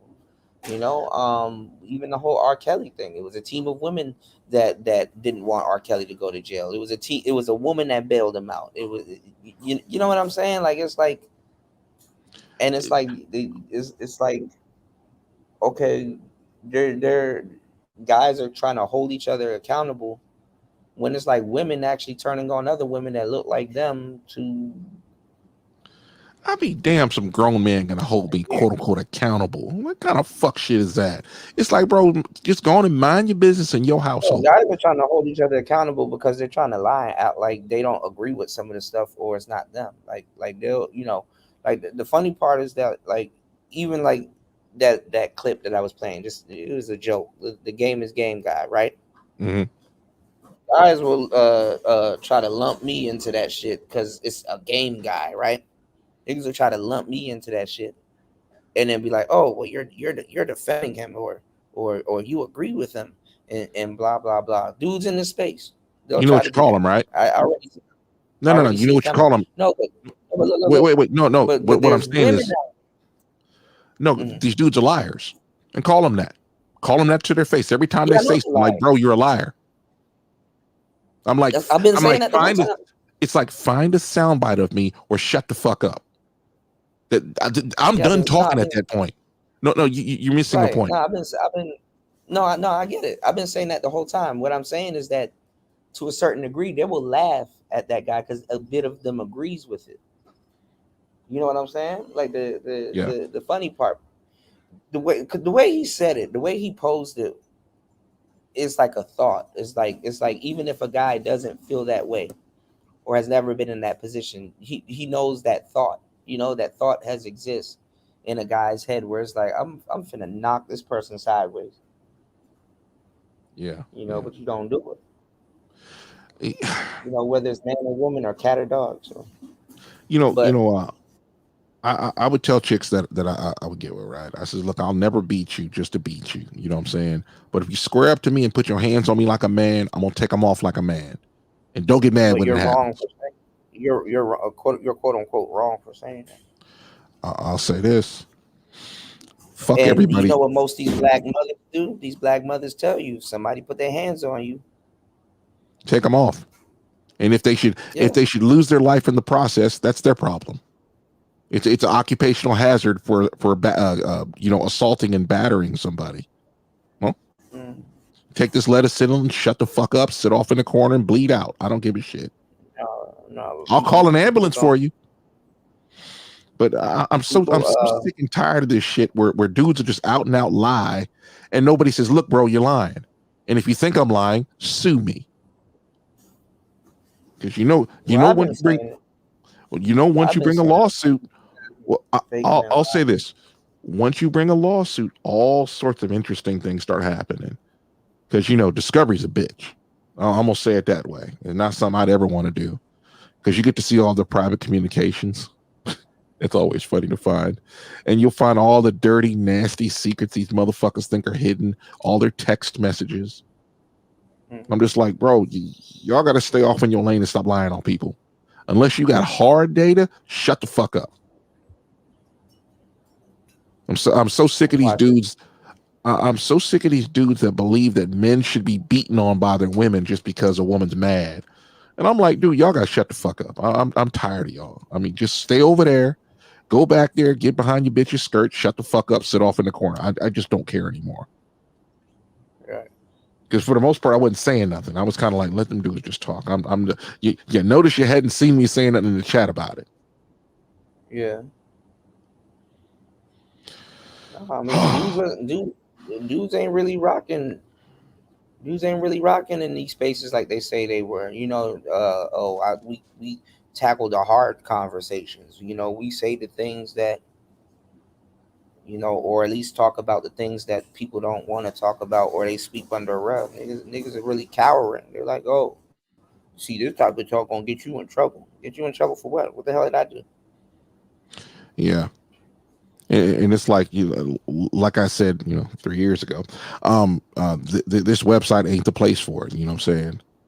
Because it is always annoying that the way a lot of, let's be honest, let's throw the cards on the table. I'm gonna dial back from the political talk because it's an election year, and they already fucking with my channel. Right. What I'm talking about is truth. If you have evidence of Kuda saying the shit that you saying he's saying, provide it, or just shut the fuck up. You're embarrassing. Nah, I mean, I can sit up here and keep saying that Diddy's a piece of shit. I don't condone what he did to Cassie, and niggas, they'll just act like they never heard it. So I'll say it this way: I don't want to make videos about other content creators. I'm gonna leave it there. I'm gonna be honest. If you've ever seen me debate somebody in the chat, I mean, it's like, you really want to do this today? If you're gonna give me 5, 10, 15, 20, sometimes 2 hours to think of a reply, I'm gonna flame you, and I'm not gonna insult you. I'm not gonna call you any names or talk about your mama. I could, but that's another subject. But it's just like, yo, fam, just stay over there unless you got proof. Unless you got the smoking gun. These people are crashing out over celebrities, man. I'm not worried about that shit. Yeah, my thing for celebrities is dance monkey. I don't really give a shit what you want. You get paid a whole lot of money to dance. Do you think? If it ain't Drake, it's Diddy. If it ain't Diddy, it's some other weird ass nigga that they don't know. So I'm just yeah. I still don't know who Kendrick is. I know that's the funny part. You know what? I know you heard rumors about him around the space. Not really. I've heard his name because when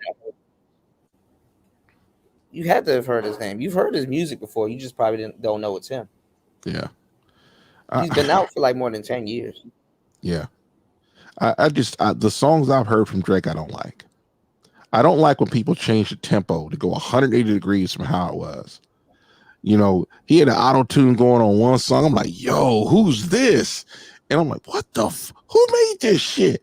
And I'm like, oh, that's Drake. Yeah. They used to do that. Well, I mean, a lot of people let just because they don't like somebody, they'll just side with whoever. It's a popularity contest. Like, the funny part is Drake could walk past me in a crowd. I would not notice who he was. That's always the funny part. Would. No, I wouldn't. You probably would. I do not care about entertainers like that. I used to work at Jack Murphy Stadium, and baseball players and football players will walk right past you every blue moon. They usually kind of stay to themselves, and we stay to ourselves. But every now and then you see one. Probably see him before he sees you. Yeah, and for the most part, they don't talk to us. We don't talk to them unless they want something, Because I'm a vendor, and sometimes I'm walking by and I do, hey, let me get some peanuts. All right, you want to pay that high ass price? You probably could have got it for free, but okay. Better off trying to sneak it in. Yeah, I mean, me personally, I don't care. It's like, look, bro, I'm at work. When I'm at work, man, I don't really have an opinion on a lot of things. Yeah. Somebody cuts me off. Okay, yeah, whatever. Happens every day. I might be annoyed for about maybe 20 seconds and forget they exist, unless they start fucking with me. Like, you start watching them dash cam videos, man. A lot of people don't realize. It be looking like y'all just tap the car, and then that shit is not a tap. We don't even slow down. Like, most cars when they hit each other slow down. Man, an 80,000-pound truck hitting a 2,500-pound car. That's like striking a cue ball and like watching two pinballs hit each other. Tap it. Yeah, all you gotta do is tap it. I've just seen like little rare ending, not even no big rare ending videos. It's just like a tap, and then that whole back of that car is smushed in. Like I'll give you an example. They started to come up with all these goofy laws and all this goofy nonsense. Like, if somebody cuts you off, there's an alarm that goes off in your truck. This alarm is at 70 decibels. We're talking phone ringing volume all day. All because in the end of a wreck, you'll see a car, squeezed down to half its size because the truck ran them over. And they're like, well, these trucks are following too. do you use your radio? Like, do you still use ham radio and the It's other not radio? ham, but it's not ham radio, but it's like Citizens Band. Okay. I'll say this. A lot of the time trucks get cut off and the car gets ran over. But since there was no video, but I was gonna ask you, do you hear it over the radio waves? Like, do they talk about? You hear it all the but time. people cutting you off and all kind of nonsense.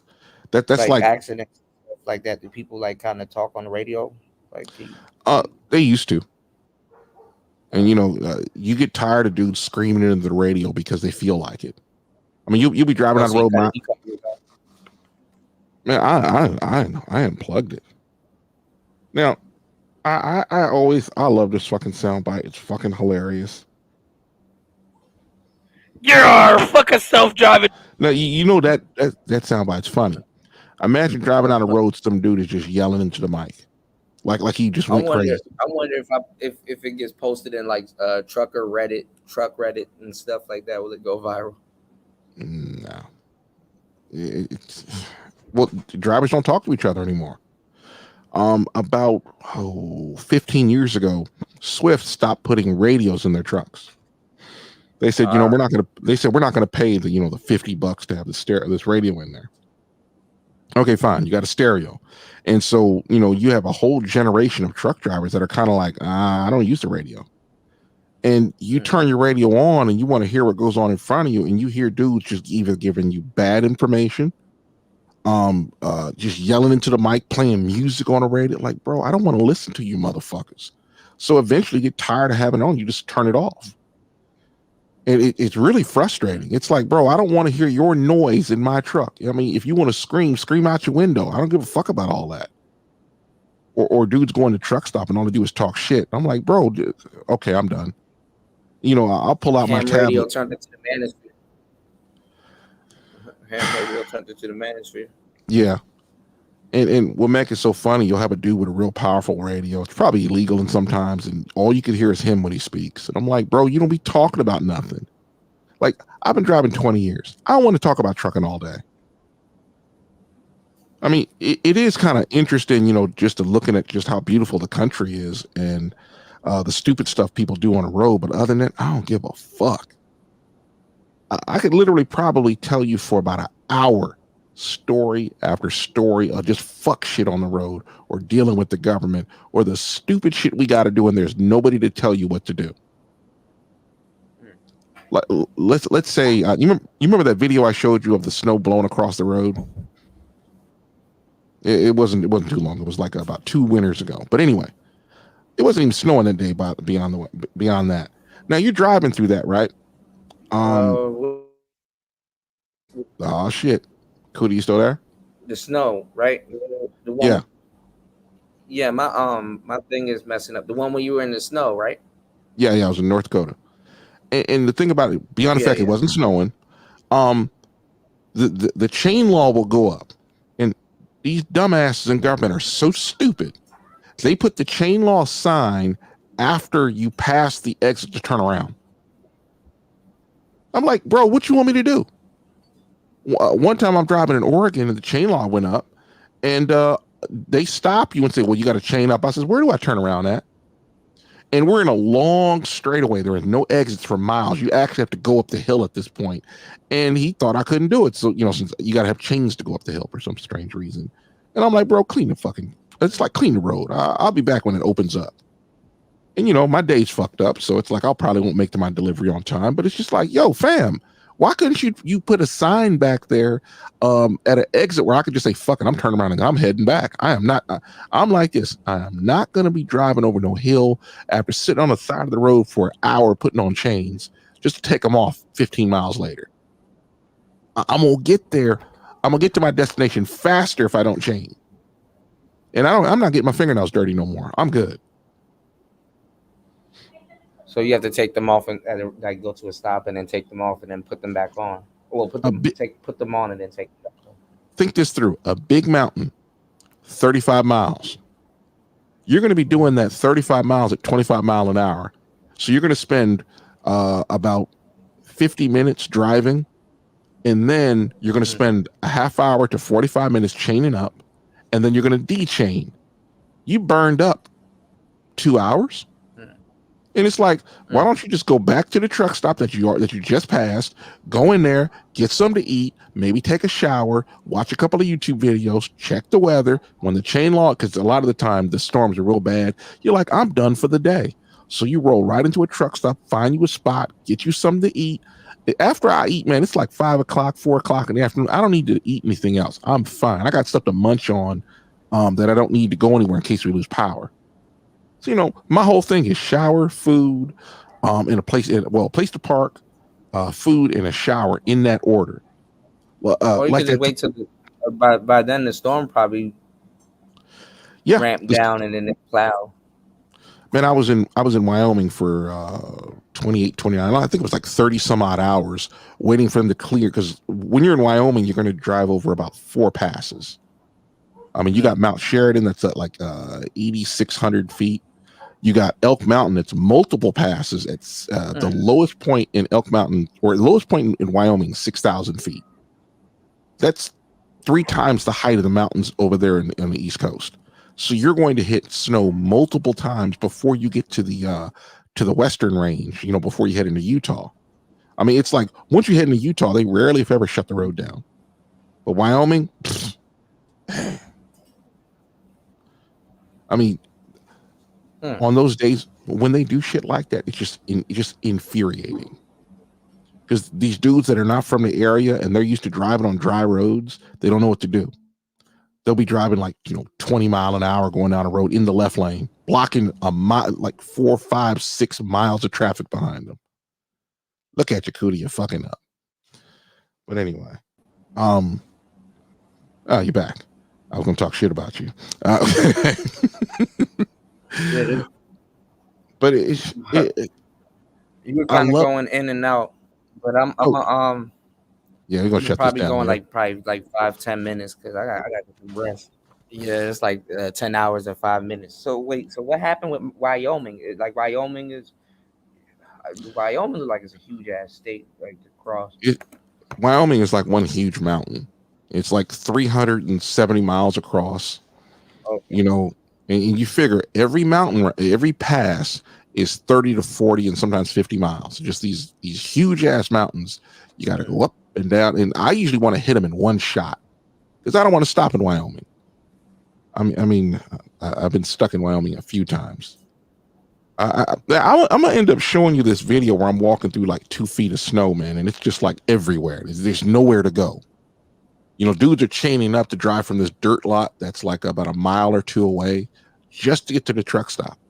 Because nobody was leaving. We're all stuck in there, and it was snowy as shit. And I gotta find that video. I think it's on my old phone. But anyway, I'm gonna have an Asian baby in Wyoming, and I'm gonna name him Wyoming. It's some Asian people in Wisconsin. It's fucking hilarious. I mean, you're out in Wisconsin. It's like mostly white folks, right? And then you see some Somalis. I'm wherever they at. Asian people are there. It was one of the weirdest things. I'm just, you know, it didn't really, you know, I'm so used to being around nothing but white people. I mean, it don't bother me, you know, when black folks are like, yo, what up, bro? Like, where you from, man? You know, like we're in a foreign country or something. And you know, it was interesting to see it because, you know, I'm so used to Wisconsin. It's like, man, everybody's white over there. And yeah, I mean, you know, you go to Madison, you get What happened to Drew Carey? He retired. Yeah, I haven't seen him for a long time. Hold on, let me think. This is you talking about okay, Drew Carey, Ohio. Okay, because there are 2 of them. Oh, you know another Drew Carey? The one that was on The Price is Right. Yeah, he's 66. I think that's a different one. I'm talking about Drew Carey from the Drew Carey Show. Hold on, let me see here.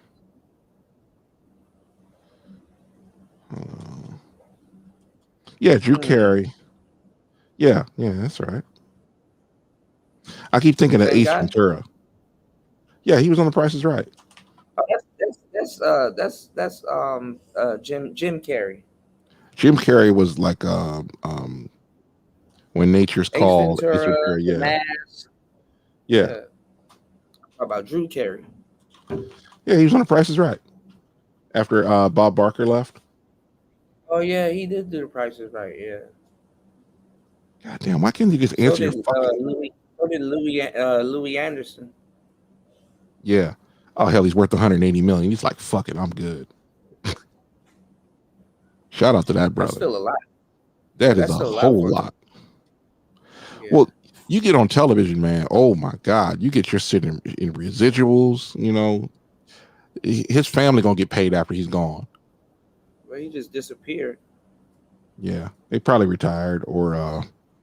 Man, Richard Dawson was probably the best game show host ever. Richard Dawson, I gotta look him up. Who's that guy that was like back in the day? He used to kiss everybody. That shit was weird.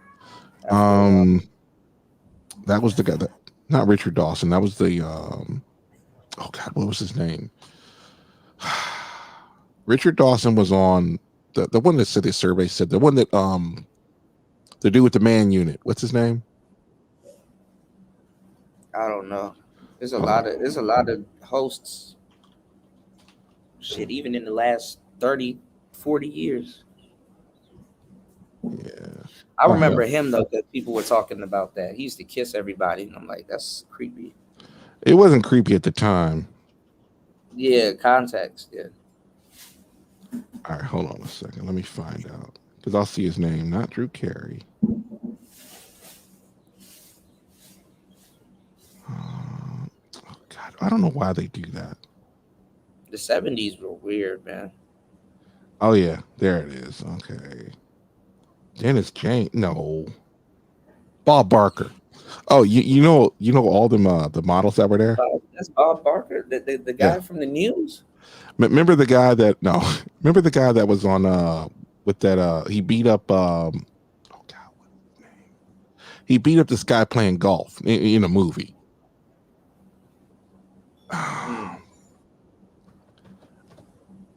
Adam Sandler. Remember him? He was in some movie with golf in it somehow. Anyway, that is Bob Barker. Bob Barker was probably the best Price is Right host. Him and Richard Dawson, they were really good until Pat Sajak and what's the guy from Jeopardy? He's since passed. Yeah. I used to watch Jeopardy with my dad back in the day. Yeah, Jeopardy is cool. I like Jeopardy. Yeah. I mean, you actually have to know something to watch there. You know, this is before the internet. I heard he got sick. Oh man, I think he passed. Yeah. I think he passed away recently. Like right before COVID, I think. Yeah, I think a couple of years. Let's see. Oh, damn, I think he had cancer or something like that. Yeah. Let's see. 2020. He was 80 years old. Yeah, like recently, November 8th, 2020. Whoa, he was Canadian? Yeah. Canadian American. I'm gonna say it like this: if you see a forest in a television show, they're in Canada. There are so many shows that are made up there. There's very few of them made here in California. Like the big ones, the big budget ones. Mm-hmm. That's interesting. Yeah, he died of cancer. Fuck. I don't even know who replaced him.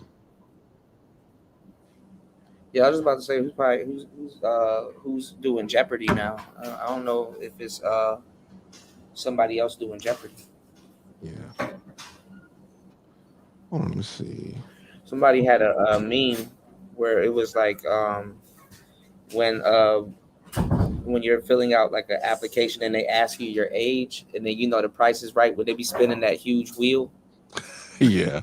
You got to scroll all the way down. It's like that's how you feel. Oh my God! Why do they do this? I'm done. I'm done looking up shit. It makes it so bad when you say, "How old is somebody? Who's the host of this show?" You don't get an answer. You got to. Oh no! You have to click this link. click this You link. just gotta go to Wikipedia, bro. I hate Wikipedia. They're not an actual source. I mean, you want to hear somebody just mislead you? Oh yeah. You know, people be changing stuff on Wikipedia. Oh yeah. And back when they used to do it like really prevalently, because you lie about somebody, they can sue you. That's especially if they can prove that you harmed them somehow, they're gonna take some of your money. And Wikipedia found out they kept asking for people for money, right? They were looking for financing, right? And they've been screwing over conservative hosts. And I keep saying to myself, yo, fam, that's most of the United States. And it's like they could put up lies about Mark Levin, right? I'm just using him as an example. But if you go to check out Bill Clinton's, it's locked. Nobody can change it.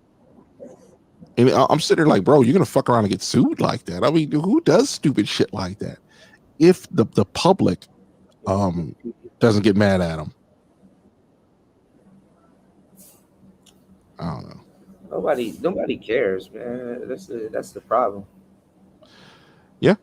Well, you got people that say, well, I need to destroy this person because I don't believe in what he believes in. I'm like, look, man, you could believe in playing pickup sticks with your butt cheeks. Am I supposed to care about that? No, it ain't my business. Do you? When you get a chance, I'm about to take a nap. When you get a chance, check out Vivek Ramaswamy. He did an interview with Vlad. Vivek is fucking fire. I'm gonna be honest. If I was let's just say if I disagreed with him, I would do so in private. I would never do it in public because he will fucking roast you and not make fun of you. Just he'll be like, look, I'll have the conversation. This is how. I was saying check it out. You might, it might be interesting. You might find it interesting. Yeah, I like Vivek. I mean, he's one of them dudes. If he decides, it's in parts though. Like Vlad be putting stuff out in parts, and then like later on in the week, he probably put out the whole interview. I ain't doing that. If it ain't if I'm not gonna sit there and watch 4 videos. I'm like, bro, you need to do something else. Right. There's a channel called What About It, and they basically watch rocket launching. That's how they make the money. Well, this channel does something novel. They put out shorts to advertise the quote unquote short. But in the short, there'll be a link, and you click the link, you go to the full video of the clip that you saw, and hardly anybody does that. Yeah. It used to annoy me. I used to watch Fresh and Fit clips, and Fresh and Fit shorts, but they weren't from Fresh and Fit. And I had to realize, I'm like, yo, these are these dudes eating off their plate, man. Fuck these dudes. And I'm like, I'll watch their stuff and not watch. This is how you know the people that made that list don't know what they're talking about. Their clip channel made it onto the list. Yep. I'm not even subscribed to the clip channel. That's the odd one. They have their shorts, they have a clip channel, and then they have 2 other channels. There's the live channel and there's the upload channel, I'm gonna call it. Yeah, it's kind of weird. But they get a lot of people to watch them, man. And I mean, you be having Myron over there just owning these chicks. It's funny as hell. Well, people talking about Myron, they talk about Cam. They're talking about Cam. Cam is the guy that they're talking about now, but Cameron doesn't need them. Like Cameron and Mace is not under ESPN or none of that. So the rapper Cameron? Yeah, Cam Newton. So they had him on CNN, and people were mad because Cameron, the rapper. Oh yeah. They had him on CNN, and people were mad at him because they were asking him about Diddy, and he was like promoting it. He was promoting his channel and some other stuff. So they got mad at him because they're like, oh, he's setting black men back and all this other goofball shit. It's like, man, shut your ass up. How you gonna set black men? Who are you expecting out of Cameron, out of all people? How can one black man set all black men? They had him up there asking about another guy. Yeah, like, won't you get him up here? Why are you asking me on goofy ass questions? No, well, what happened? How they got him up there? Hey, you could promote your stuff here. And then they want to flip it around. No, he ended up promoting his stuff. They weren't asking him to promote his stuff. He figured out they could have asked Mace. Mace was signed to Puff. Yeah, and I bet they probably Not couldn't get him. Camera. Yeah, they probably couldn't get him in the time frame. I think it's weird, man. You be asking other people, "Hey, spill the beans." I'm like, "How much you paying me? What I look like talking about another grown man? I mean, what do you? I mean, I'm like people like this. I'm like, bro, you ought to be ashamed Why of don't they yourself. just get an why don't they just get an interview with Diddy? Like, and if he doesn't want to talk, then he doesn't want to talk. Mm-hmm. Because he knows he has to sit there with his lawyers. And his So lawyers. What you say? Right. Yeah. I don't know, man. No, you're right. Yeah, he has to sit there with his lawyers and stuff like that. But this is the thing. Why don't they do that to Vince McMahon? Why don't they do that to Dana White? Well, if I got it right, Dana's White, his wife or girlfriend was hitting him, and he tapped a reset button, and she chilled out after that. Yeah. And I'm like, why he not in jail? Well, it was.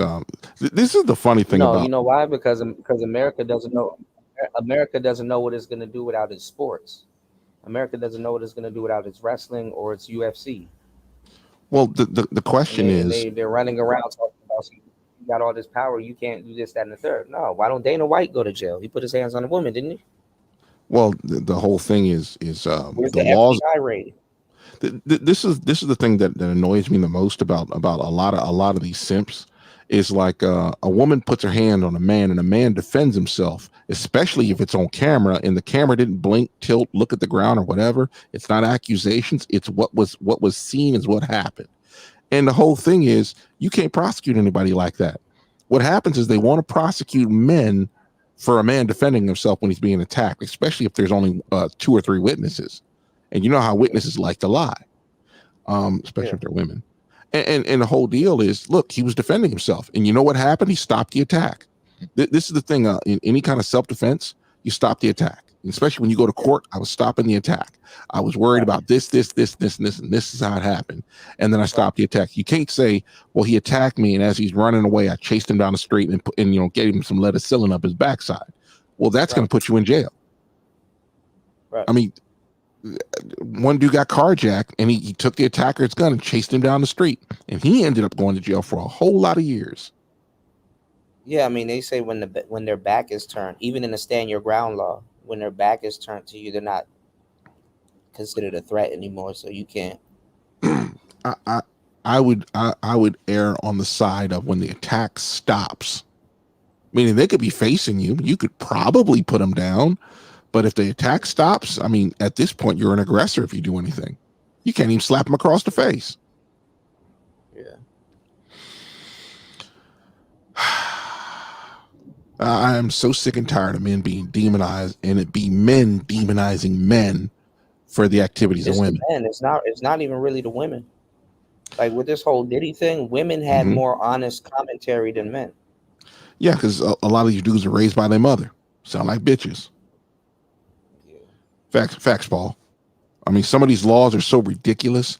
Like the law will be if you assault and batter somebody, technically it's just battery.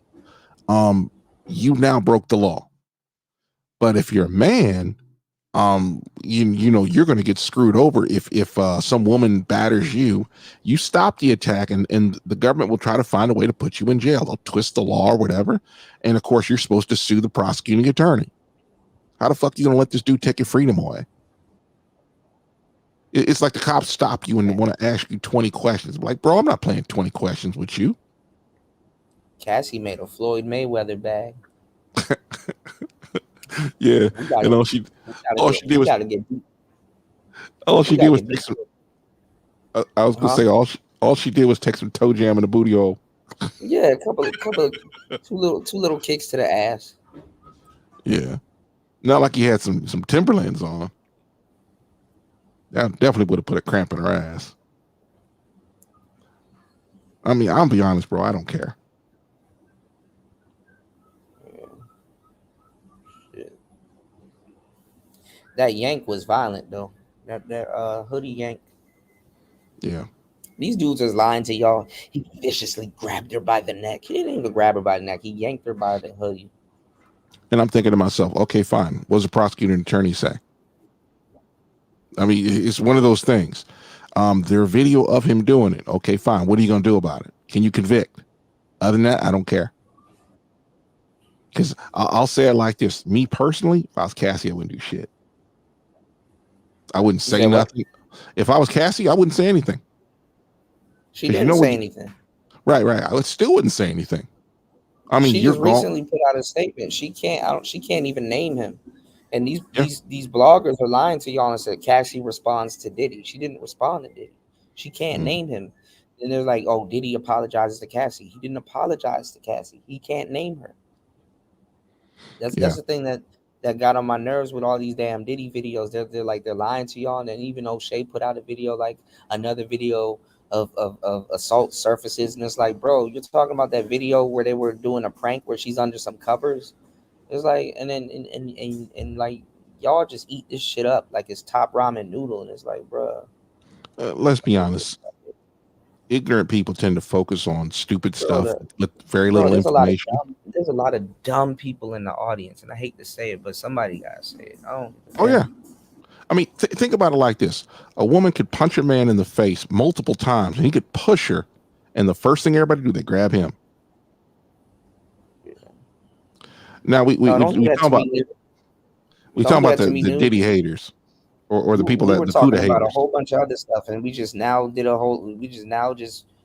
for the past 5 hours, we just now mentioned Diddy. Don't do that to me. I need to see y'all on these other people's channels talking about something. Still talking about Diddy.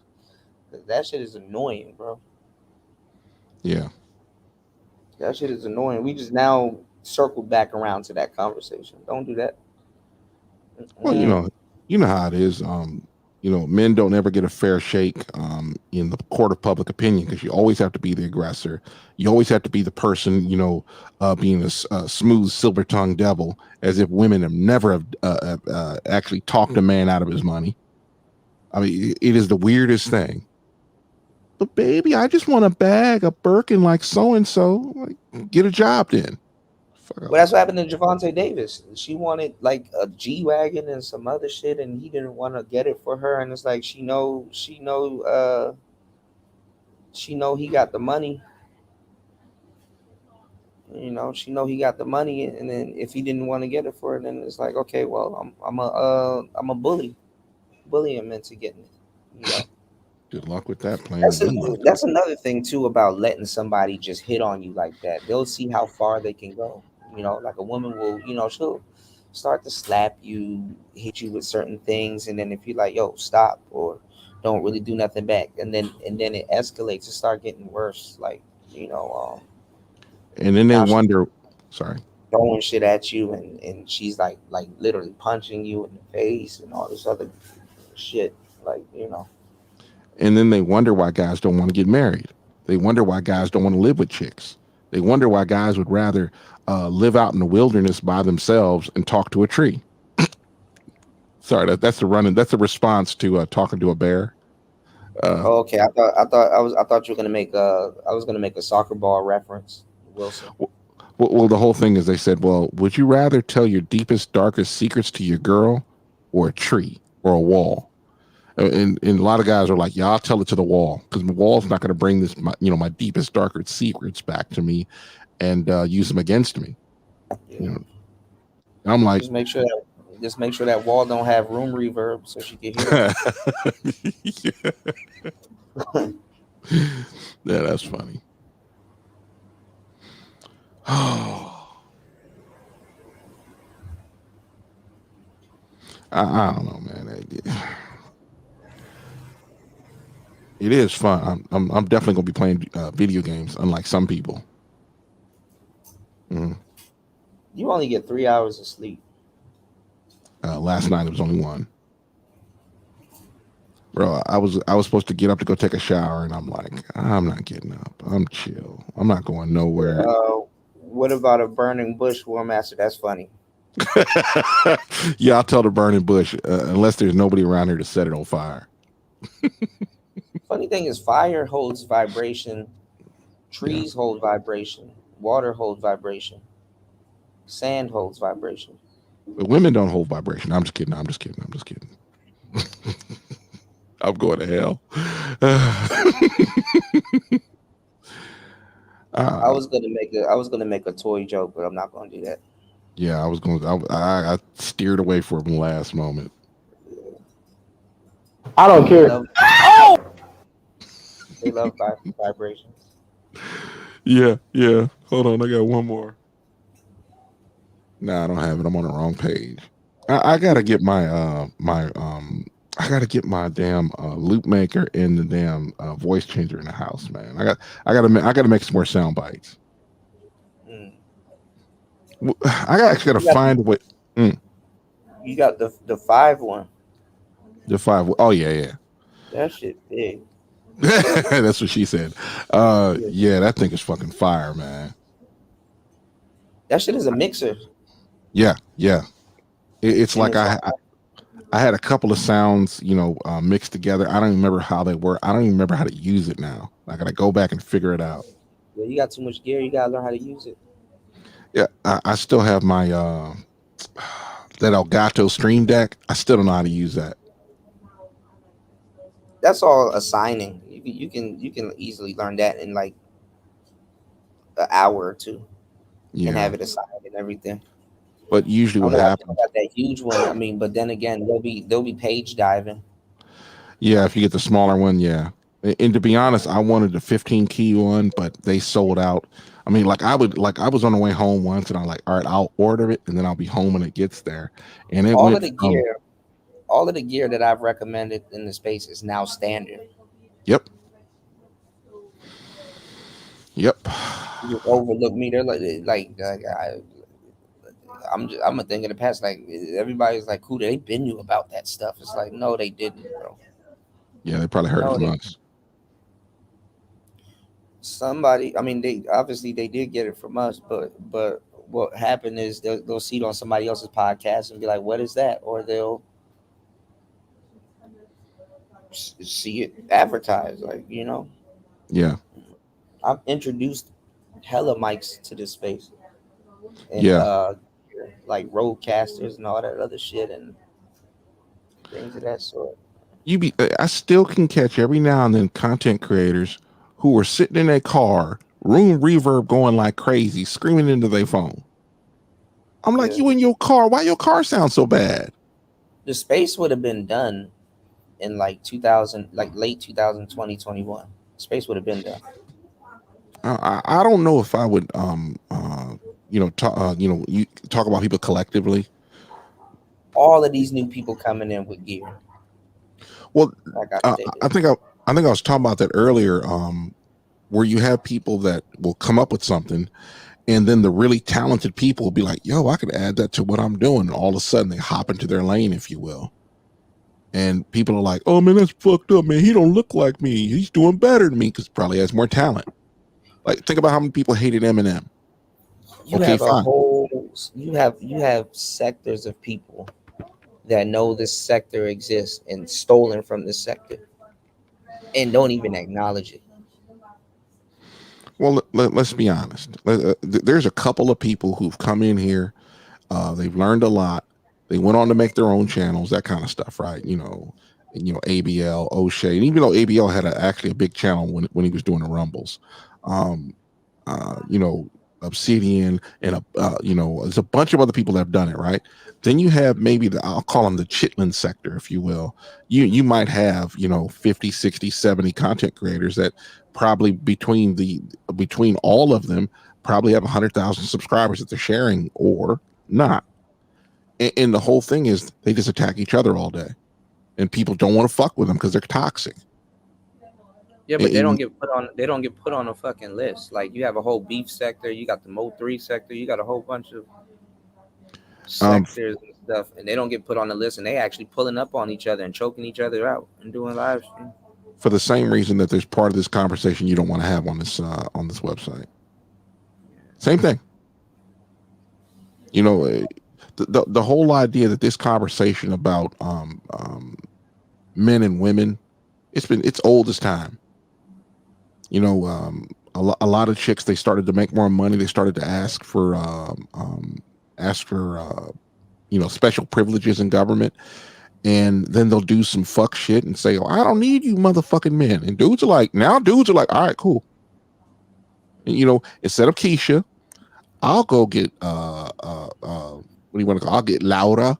I'll talk to Shania. I'm like, sorry. Oh, you can't date them. You black. I'm like, who the fuck you talking to like that? Go shut your ass up. Just sit off in the corner and go tickle your bean all day. Japan is looking for black men to come help repopulate their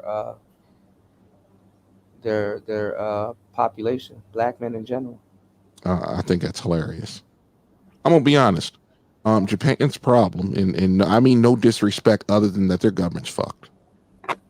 The whole idea that you can't let other people, and this is a cultural thing, that they're part of it is cultural, and the other part of it is they just basically, their economy is stalled out for the last 30 years.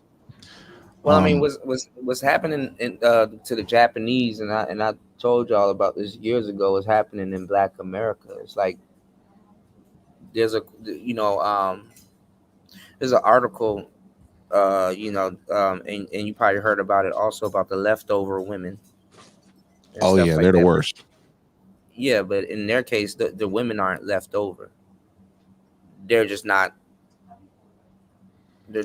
hooking up with each other. They're just leftover women aren't getting married and they don't have kids. That's why they call them leftover or birthday chicks. Well, that too, but you got people that didn't even experience none of that in that category also.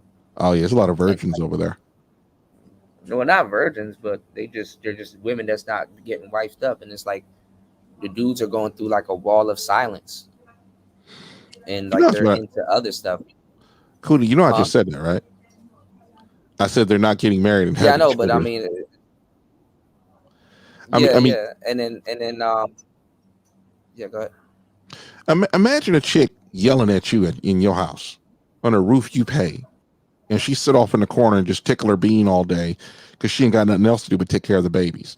What dude would put up with that if he saw it happening to your father? But I mean, the same thing, something similar is going on with the guys. Like the guys ain't doing it also, but they're into robotics. It's like the 80s, but now it's like more tangible. It's like they're into their work.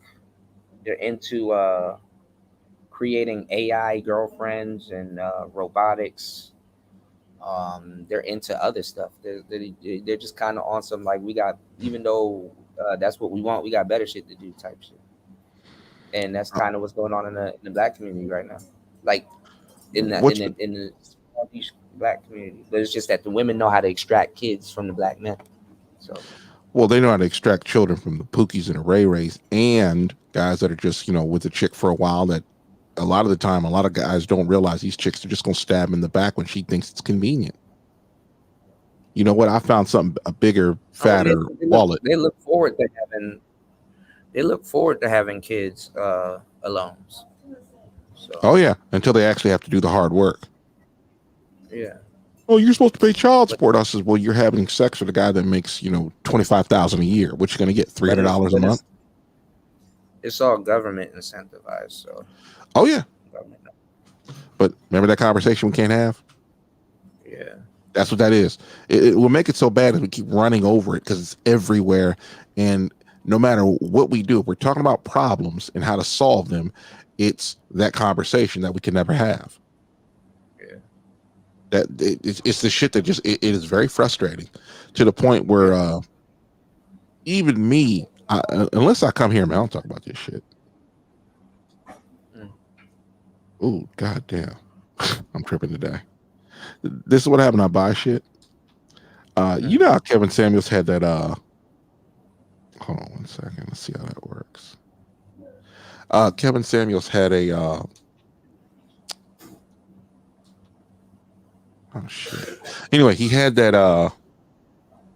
little that thing. Life of Abundance has that as well. It's like this thing that just moves in the background. And I'm thinking to myself, you know what? That shit is fucking cool. It's like a pendulum, like the metronome. Yeah. And it's like, I don't really like it, but I do like it. But I'm like, I like things with color. You know what I'm saying? Like I'm sitting in the dark right now. Pause. I'm not flicking my bean because I don't have one. Anyway, Rodecaster's lit up. My keyboard's lit up, dancing around with all these kind of colors. My PC's off in the corner. My mouse is doing its thing. A broken ass phone is doing its thing. Everybody feeling proud and happy with their studio, and it's like, damn, dog. And I try to give people that fucking, man, I have to go through hell just to get people to fucking get a damn microphone, man. And they still turned around and got one. Niggas ain't say shit about that. Not about the mic. Doing all kinds of hooplas and all kinds of shit. Did all that bitching and whining, and still turned around and got a microphone. Niggas don't say shit about that. Yeah. But at the same time, it's like, fuck them. I mean, in this world, it's like, bro, you did all of that. You did all of that. Yeah.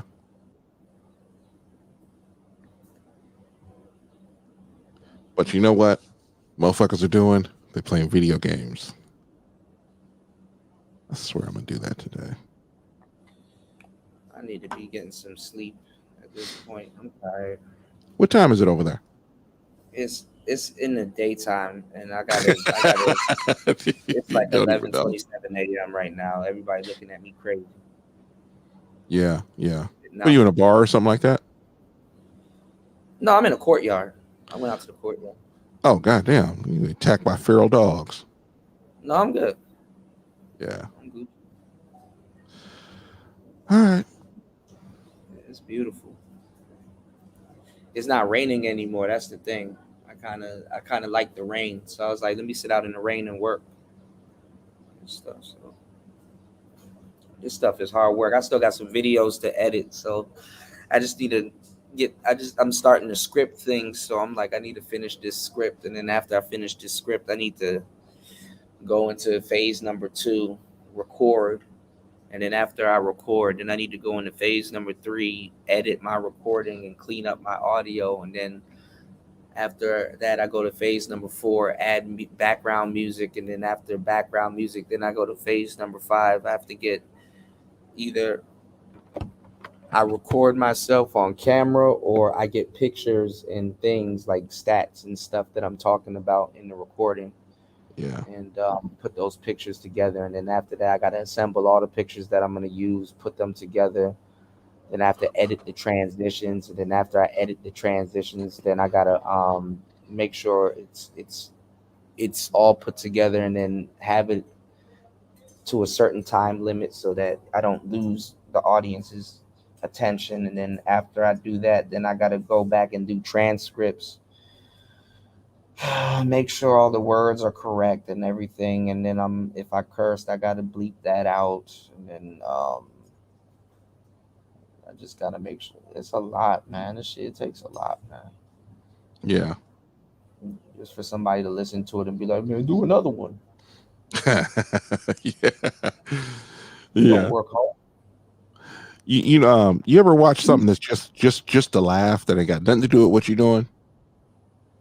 Yeah. Check out a habitual line crosser. That dude is fucking funny.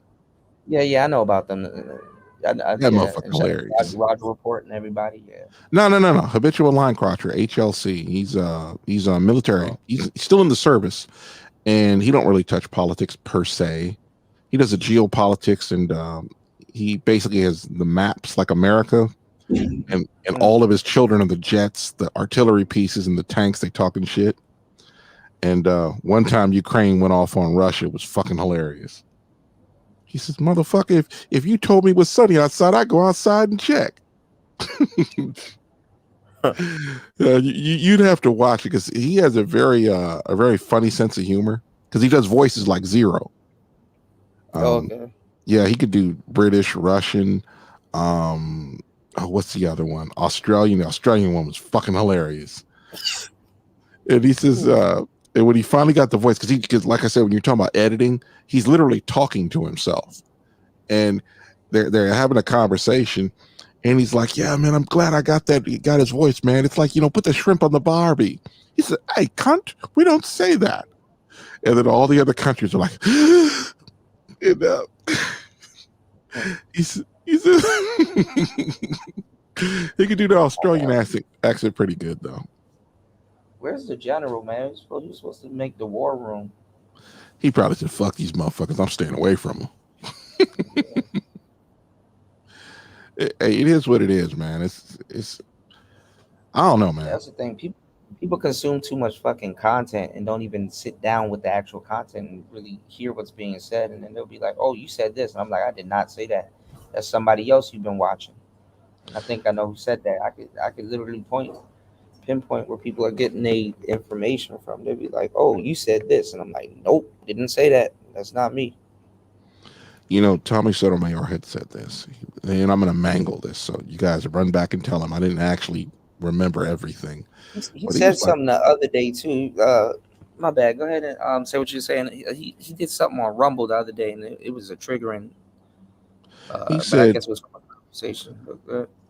And I'm putting it into my English. He said, a lot of black folks will make stuff up that they never heard, they've never seen. They just come up with something just weird. And it's just like, and we're supposed to believe these people? And I don't mean black folks in general, but people that obviously made something up.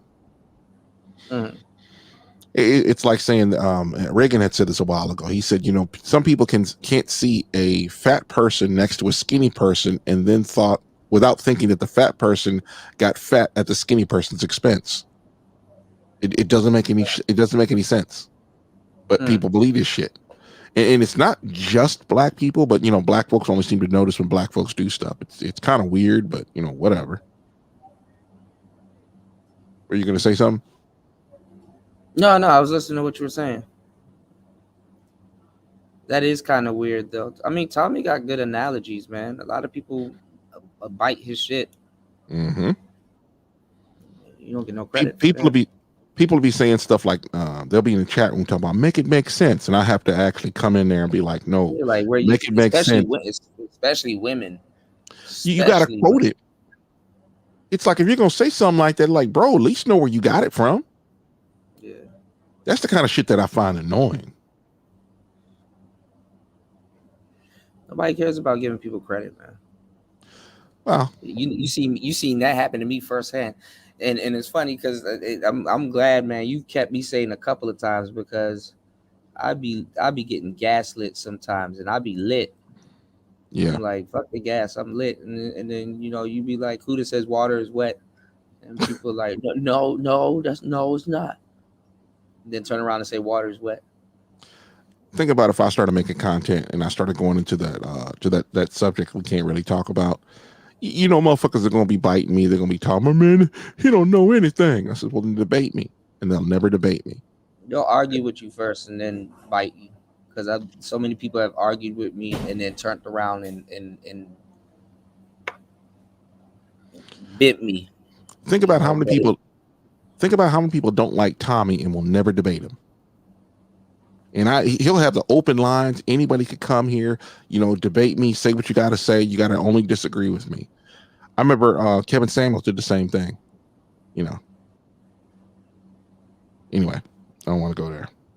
There's people that haven't even talked to Kevin talking about some, man, I miss Uncle Kev. I'm like, who? Yeah. And the funny part, I've been calling him Saint Kevin for so long. I've never called him the Godfather. And people be like, who's that? Saint Kevin because of Obsidian? Obsidian, yeah. It is what it is. I mean, you get a nickname, it usually sticks. I mean, think about Kevin Samuels was was literally this was the title that Tommy said. Tommy said on Rumble, blacks aren't serious people, which is why slavery suits them so perfectly. I said, damn. Yeah, I can understand it. I mean, I don't really agree with it. Blacks. I know I don't agree with it, but I do understand where I kind of know the angle he about to come at it with. Yeah, because he'll say something like that and then flesh it out. You're like, okay, I got you, bro. I get where you're going. Yeah. But get people. Think about Kanye saying that slavery was a choice.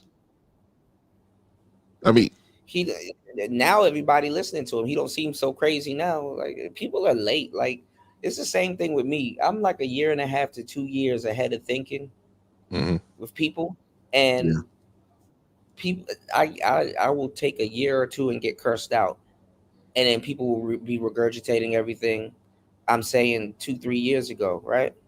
And this always happens because it's happened in my inner circle. This happened in so many different instances. And then the funny part is that like people just are like disrespectful as fuck. It's like, why don't you go back to my content 2 years ago and still update yourself on you repeating what I'm saying right now? Facts. Because I said it then, and I had more details then. Don't you want to get the details that I was dropping then, so you can kind of not look stupid right now like you already do? And it's like, nah, I don't want to do that because it's you. Yeah, you didn't want to listen the first time because me and you look dumb right now. Now everybody's repeating everything. If you're gonna start podcasting, you need a microphone now. You need some equipment. You need all this other stuff, and you need some game. Now everybody's talking about you need some game. I don't know what to tell them. I mean, people are fucking losers, man. You know, I think you were off. Wait until now they're gonna start saying, "Oh, tricks need game." Wait until that come out. You know, it took me a little while to realize, you know, because everybody has their own way of speaking, and the way I speak, you'll have people say, "Well, like you use the word game a lot," and I'm sort of like, I know game is a synonym for a lot of different things, and the way my brain hears it is like, you know, it's experience. You know, you take like it's like taking knowledge from the old heads and then just taking the knowledge they give you. You know what to make of it when you hear it. Yeah. Yeah, you take it, you flip it, you put it in, put it to an advantage. This is what OG had said. You know, you just take the knowledge that you get and then flip it into what you want it to do to advantage you in life. Yeah, use it to your advantage. Yeah. I'm so gonna switch these screens around. So how comes Game Chamber still hasn't learned that? I don't know. It's in his name. Why are dudes still running around here asking day one questions and making day one titles and shit? I don't know. Here's a better one. How come nobody's on Rumble? Well, you answered your own question. Yeah. So's Tommy. Yeah. Tommy is Steven Crowder's over there. Yeah. I always thought it was the weirdest thing. I was listening to when Steven Crowder was having an issue with the Daily Wire, and they thoroughly discredited themselves. Fuck them. But anyway, they were reading part of his contract. As you know, going away, man. Everybody's moving over to the internet. Everybody's moving over to the internet. So, and there's a lot of people fucking up on the internet too. So. Steven Crowder is one of those dudes that no matter where he goes, he's going to do well. But he wanted an X amount of money, and they said, you know, if you get, you know, protested and you lose advertisers, you're not going to get that money. And I'm mangling this. I'm only telling you part of it because I can't remember the whole thing. And he put them on blast like that. And they were like, yo, fam, what do you want us to do? But then I'm like, wait a minute, fam, you on a side of the aisle that people will just argue with you all day and attack you. And what usually happens is, you know, people don't respond. They just sort of just hunker down and just get beat up. I'm like, bro, you come at me like that and I got money like he got? Fam, you gonna catch you gonna get what was his name that got OJ says if it doesn't fit, you got to quit. Johnny Cochran. Johnny Cochran. Yeah, you gonna be talking to him. Guys like him, and even for like a minute, you see how Shannon Sharp did his own thing, and ended up, you know, because a lot of those guys are afraid to go solo. You know what I'm saying? Like now, you see Stephen A. Smith doing his own thing now aside from ESPN, but he should have his shit a long time ago. I mean, he should have, but the thing is that look at what's going on with him now. Now he's just. I mean, obviously you're afraid to. I mean, you're free to say a bunch of stupid shit if you want to. It's your platform, but you see what I'm saying? It's like a lot of them didn't do it earlier because even to a certain degree, people think that they can't hold water on their own. And it's like no, that's not the case. It's like to a certain degree, working for ESPN stops you from saying stupid shit for the sake of your job, but also just stops you from saying stupid shit. So when you work for yourself, you can just say stupid shit. Well, he's know what worth I'm saying?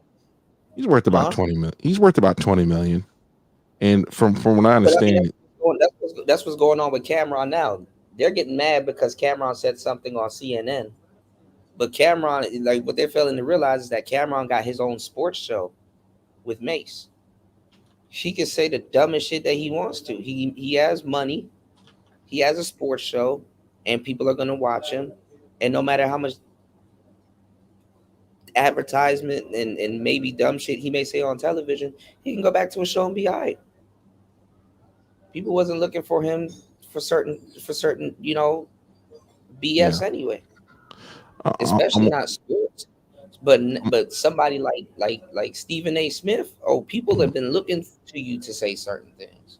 You only can do sports for real, because you sound stupid when you start covering other shit, or you pander.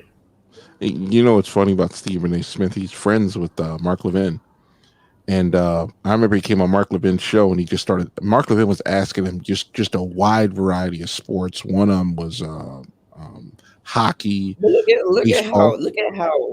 how ragey Stephen A. Smith is. If a sister really wanted to test him, she would get him to make a mistake easily.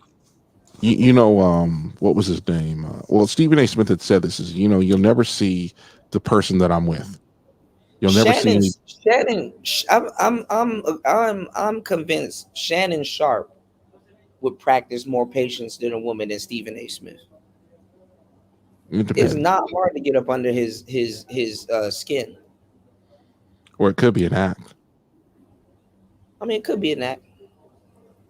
Fair enough. Because it's hard to tell because you don't we don't talk to him day to day like that. He just be pandering though. So even if it's an act, he'll be in good trouble with the sister that know what they're doing. Imagine, and I'm gonna say this because you're going through this. Imagine having a job that if you say the wrong thing, you're gonna get fired. But to a certain degree, it seems like that's a bad thing. What I'm saying in his case, there's some protection behind that. Yeah. A lot of people, like I said, a lot of people don't do what I do and what other people do because they're afraid of making a fool of. Do you think I'm afraid of making a fool of myself? No. At this stage, niggas be thinking they can fool the man. You gonna make a fool of yourself? Nigga, I am the fool. Damn right. I believed in something, and damn near if it pops, it don't. If it does, it does. Yeah. Oh, I know. I just didn't do that. Everybody's considered crazy until you're understood. It's a luxury to be understood. So right. Everybody's considered crazy until somebody says, "Damn, what you said makes sense." Whether it's day one or day two, Yeah. You'll have people. This is a problem with having three screens in front of me. I'm sitting there fucking around with shit when I shouldn't. The whole thing is like you got people that they really don't. Let's be honest, they're not that bright. I know Tommy says this shit all the time. We always hear it. They're not that bright, and they say stuff, and they may sound cool when they say things, and a lot of people just aren't that bright. Stephen A. Smith, I think, is very bright. He and like I said, I can't really say anything, to how he behaves behind closed doors. I can just go off what I see. Probably cool as shit behind closed doors. He probably, I probably got it wrong. I'll admit I probably got it wrong. He probably smart as hell, and he probably pulled me to the side. He's like, look, I seen your show or your commentary on some of my stuff. Listen, it's the same thing like when Monique tried to get Steve Harvey to kind of crash out for her. But it's like, shorty, you got a whole husband. You got you know what I'm saying. You got dudes that will do that for you. But I got a family to take care of. It's the money game. You got to act how you got to be around certain people and shit like that. We too old for the bullshit. You know what I'm saying? Like I'm gonna be honest. I remember when Brittany Renner went on there, and I'm like, that game. Mm-hmm. if I'd have been on her camp, I'd have been like, take it to the grave how many men you slept with. They'll never come out here saying, "Oh, I slept with 30 dudes." Like dudes are gonna have a good reaction to that. Yeah, but they don't. Girls like her, they got somewhat pretty privileged, so they don't see or hear that shit until later. And then even when they take a little bit of accountability for running around yelling that shit, it's men's fault. Yeah. In a couple of years, it's going to be men's fault. Yeah, that's fucking stupid. But hey, that's their problem. That's what they got to deal with. And then they'll drop another book. Then they'll drop another book at, like, let's say if they make it there 60 and be on some Maya Angelou shit, because she's a future pioneer for the next wave of women. Just the other day, Jocelyn done cursed out Amber Rose, saying that you're trying to be white. How the fuck does that happen? I don't know. How can you act white? Please, someone explain this to me. No, but actually, you gotta see the clip. Amber seceded. She's like, well, yeah. But the white people ain't gonna accept her. She do look exotically white, but I don't fucking know. I mean, shit, I thought she was white. I don't fucking know. Like, it's like, it's not about it. Like chastising her because Jocelyn's like, even though she's Hispanic, she's like, I still embrace my blackness and all this other goofball shit. Wait. How do you do that? How do you embrace your blackness? Women have weird arguments about colorism and featureism, so they don't even know what the fuck they talking about at that. Whatever colorism is. Featureism. If you're an ugly chick, you're an ugly chick. What you want me to do about that? No, both of them ain't ugly. What it was is that it's like it's kind of like a pandering thing, Yeah, I'm just kind of just throwing the questions out there because it's a lot of folks on the internet say a bunch of stupid shit, don't understand they're saying stupid shit. I mean, if you're gonna go out there and say, okay, you're gonna ask somebody, how do you taste water? You're like, what kind of question is that? How do you answer the question? When I go and lick water? I mean, what the fuck? I mean, stupid. You got a whole bunch of people running around college campuses asking kids, do they know what a VCR is? And they have no idea. What is it? A video control recorder or something like that? I know I got that wrong. I got to look that. They don't know how to use it. They don't know what the hell it is. Here's the funny thing: you could probably change the time on it. I could do the time, date. I still have a VCR.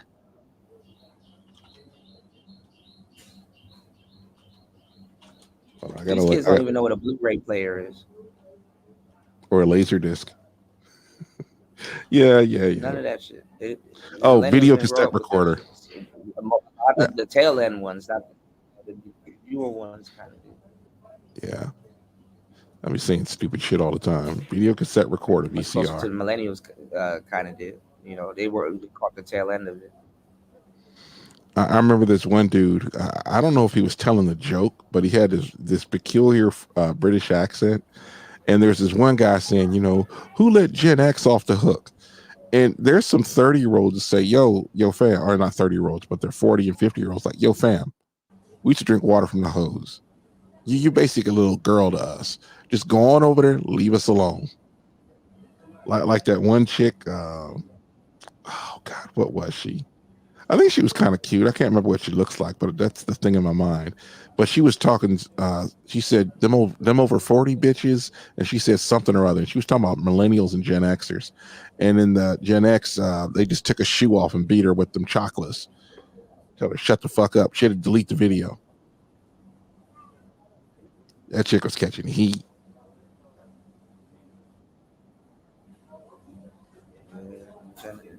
Gen X's is a crazy generation. Yeah, man, it's like we're the last generation of the feral children. I mean, I don't know. When you grew up, your parents used to lock you out of the house. You know, you go outside to go outside and play. Yeah, we were the last age where you could go outside and not worry about somebody trying to violate you. Would you consider yourself a latchkey kid? What is that? I've heard the term before.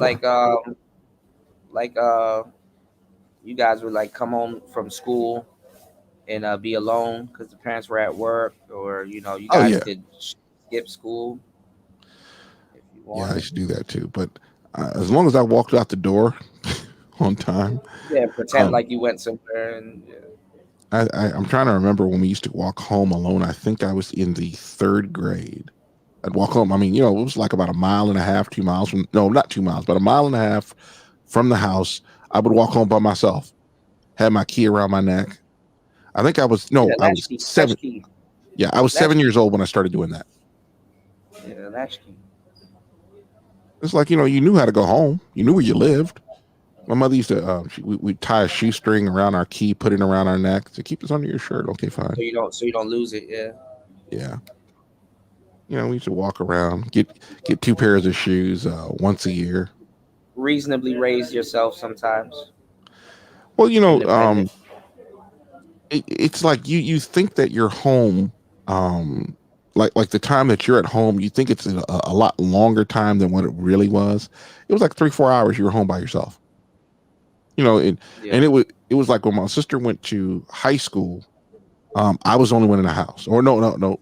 My dumbass little brother, I think he was in elementary school when she was in high school. I can't remember. I'm getting old. Kids really don't have a sense of time though. Like time is different when you get older. Yeah.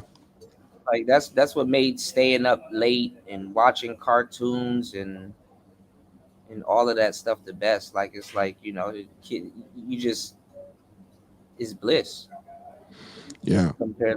Compared to being an adult and waking up for work. Waking up for work and waking up for school that's two different demons. I want to say yes.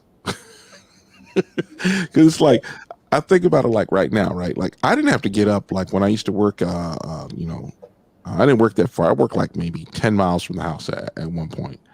And at first we were getting up at like, I have to be at work at like 6 or 7 o'clock. No, 7 o'clock in the morning. That's when we had to be there. And there wasn't traffic. Traffic was going the other way. Let's say they were going south, I was going north. And I did that for like 6 years, and I started driving a truck. And then I started to get up at like 2 or 3 o'clock in the morning, even on the East Coast. And you're kind of like, either do you want to drive in traffic, or do you want to get the fuck down, or you want to get down the road. And so when people say getting up is hard, I'm like, shit, I don't know about that. I used to get up and get mad at myself that I slept too long.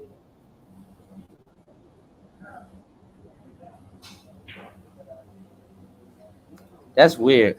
Well, just like, you drive a truck after a while. I mean, you said you used to get mad at yourself.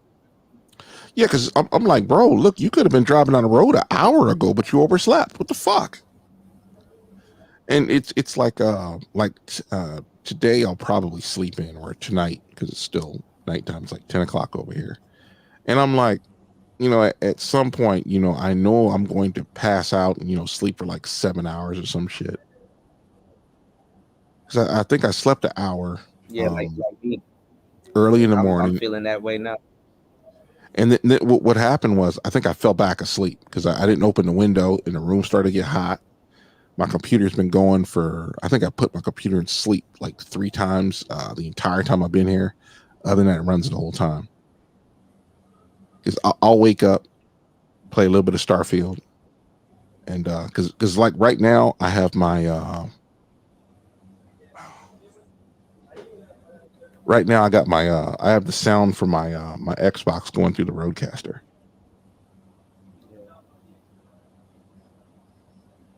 I was just looking at some shit. I gotta stop looking at stuff. That's my problem. I'm gonna take my ass to sleep because I gotta get up and then I gotta be able to study and then do another live stream. Yeah. I'm tired. This shit never ends. Yeah. Or you could drive a truck. Then it Huh? really never. I said you could drive a truck, then it really never ends.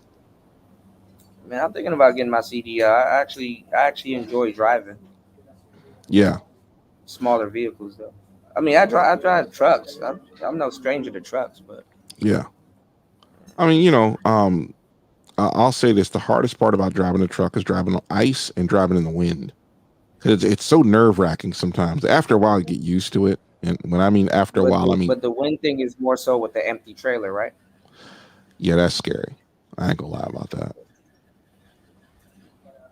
because you never know, when you're gonna get blown over when you're driving around empty. I mean, I pull a reefer, so it's like I'm not empty very often. But when I'm loaded, I'm usually loaded heavy. It's very rare that I'm light. Yeah. Yeah, pause. And the whole thing is it is a lot of fun. It's really interesting to do. You get to go a lot of places, and the whole idea. I remember getting ready because I had to go somewhere earlier today. This is why I showed up. You guys were on for 3 hours when I walked back in the door, and it was like it took me a half hour to get out of the house. And I'm thinking to myself, it only takes me like 45 seconds because, put my pants on, shirt, socks, shoes, and I grab my wallet and phone and I'm out of the truck in 2 minutes. It is a lifestyle I've been living for a long time. Like the whole idea of sitting in one spot for a couple of weeks. That means I can't find my shoes now. They're not like right in front of my bed. So when I put my feet down, I step on them. I remember one time I think I overslept, and I didn't even put any shoes on, man. I had some shorts on. I think I started the truck about. Yeah, I got cruise control, man. I was out in the middle of nowhere, so it didn't bother me. And I said, all right, I'll pick up my shoes in a minute. Like 2 hours later, I'm driving along, realizing, yo, fam, I had no shoes on. I didn't have no socks on either. Driving with your big toe. Yeah. And the pedals are sensitive as hell. Fuck, I hate stepping on those pedals. Have you ever driven a newer car? Yeah, all the time. And you barely step on it and the car jerks off? Pause. I had a Mazda. What year? 2015. Okay, so yeah, I'm thinking it's an electronic. 2017. Yeah, it's electronic. Yeah, Sky Active. And the way it is, like the truck I'm driving now is the first truck I had to drive like that. When you push the pedal all the way back, you get it. Does it click? What do you mean click? Okay, it's probably just my car that did that. Because when you push the pedal all the way back, it clicks, and then the car just if you need to speed up, and you just need like a jolt of power just to yeah. And Mazdas aren't necessarily fast; they're just really agile. The truck I'm driving now is an auto shift, so yeah, it does quote unquote click where your foot only goes down so far, but if you want to go ahead and go faster and drop a gear, you step on the pedal harder. It's just like downshifting, but it sucks because you're in a truck. A truck is very violent. It's like you drop a gear, disappear type shit. Yeah, because you hit a small little dip in the road, and your seatbelt will pull you back down as you'll jump in there, and your foot comes off the pedal. So then you drop. Your seat goes up and down too, right? Yeah. I mean, got big ass tires. There's a little bit of cushion, and I mean very little. Then you have the suspension of the tractor, and then you have the trailer sitting on the end of the tractor, and that shakes the goddamn truck forward and back because you got 60,000 pounds, or really not 60,000, more like 40,000 pounds sitting on that fifth wheel, and then you have the air ride of the cab, and then you have the air ride of your seat, and you're going to be bouncing around just a lot. It's like an accordion, you just go up and down, side to side, and it's. I mean, let's be honest. I'm in a Freightliner. It is shit. But when I had my my T2000 as a Kenworth, oh my god, that was the nicest ride I've ever been in a truck. And then I drove a T660, which is really small. I wanted a studio, but they didn't have a studio. And that truck, man, it was nicer than a F-150. I'll probably never buy a pickup. Fuck that. I just don't want to break it and look in front of me and be like, hey, that's my trailer. Oh, I've had that happen. You jackknifed before? Well, the trailer tries to pass you, and there's all sorts of driver aids in it, but you see it pull out a line, you just get in front of it. You know, you want to basically head it off at the pass, for lack of a better term. So if it goes left, you go left, and you get in front of it. And especially if you accelerate at the same time and you're not sliding around, you'll pull the trailer back behind you. So you counter steer? Nah, you do the exact opposite of that.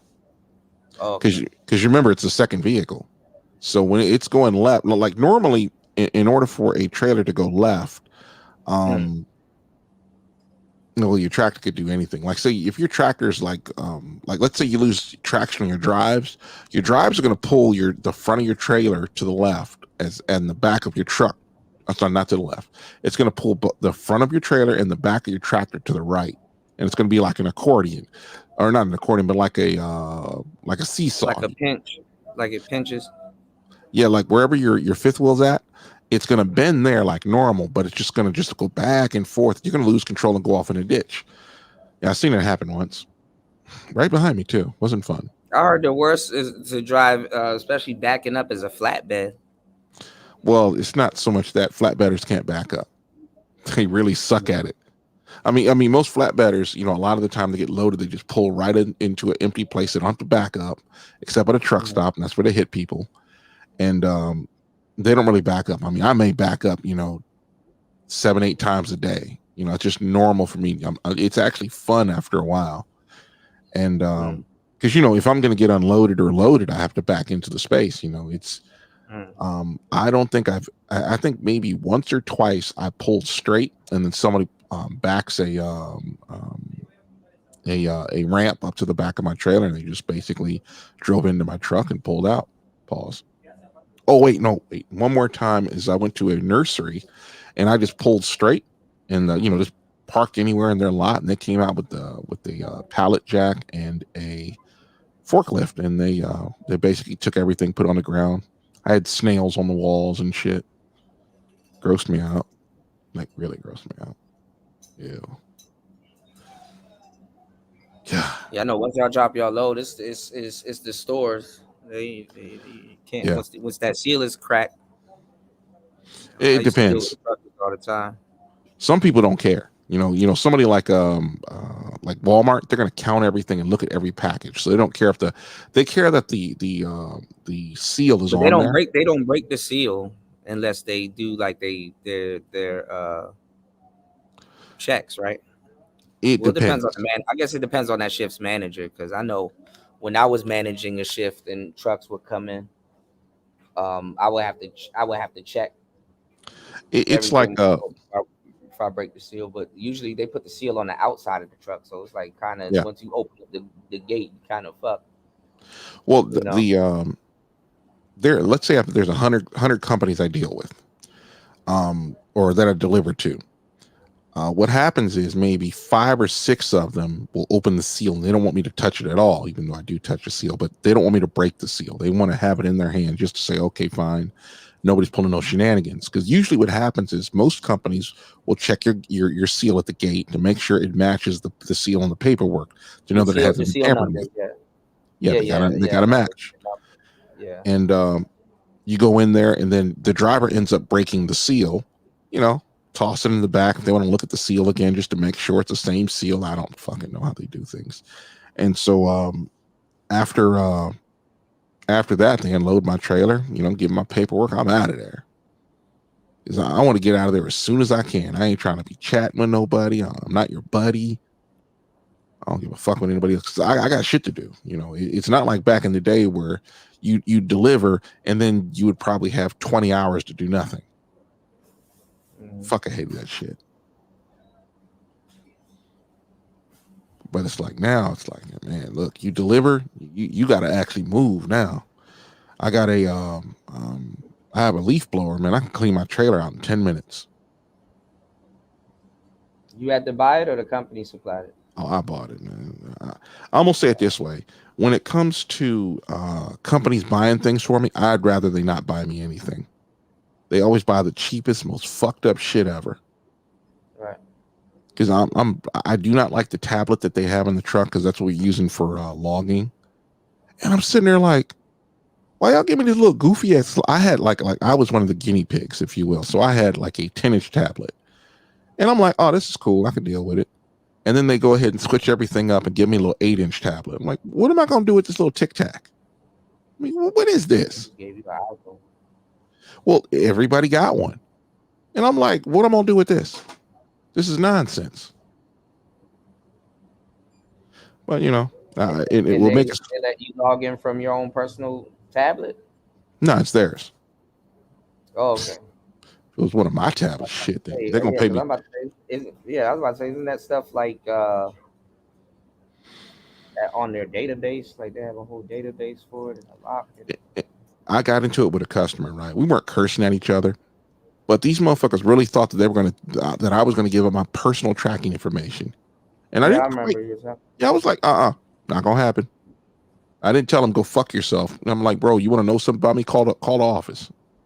They can give you any information you need to know. But this is the problem with bureaucrats. Well, we want you to do things this way. I says, when you pay me to do that, then we're talking, and you're going to pay a lot. I don't give them. Said, yes, I'm tired of puffy content. Yeah, they got more.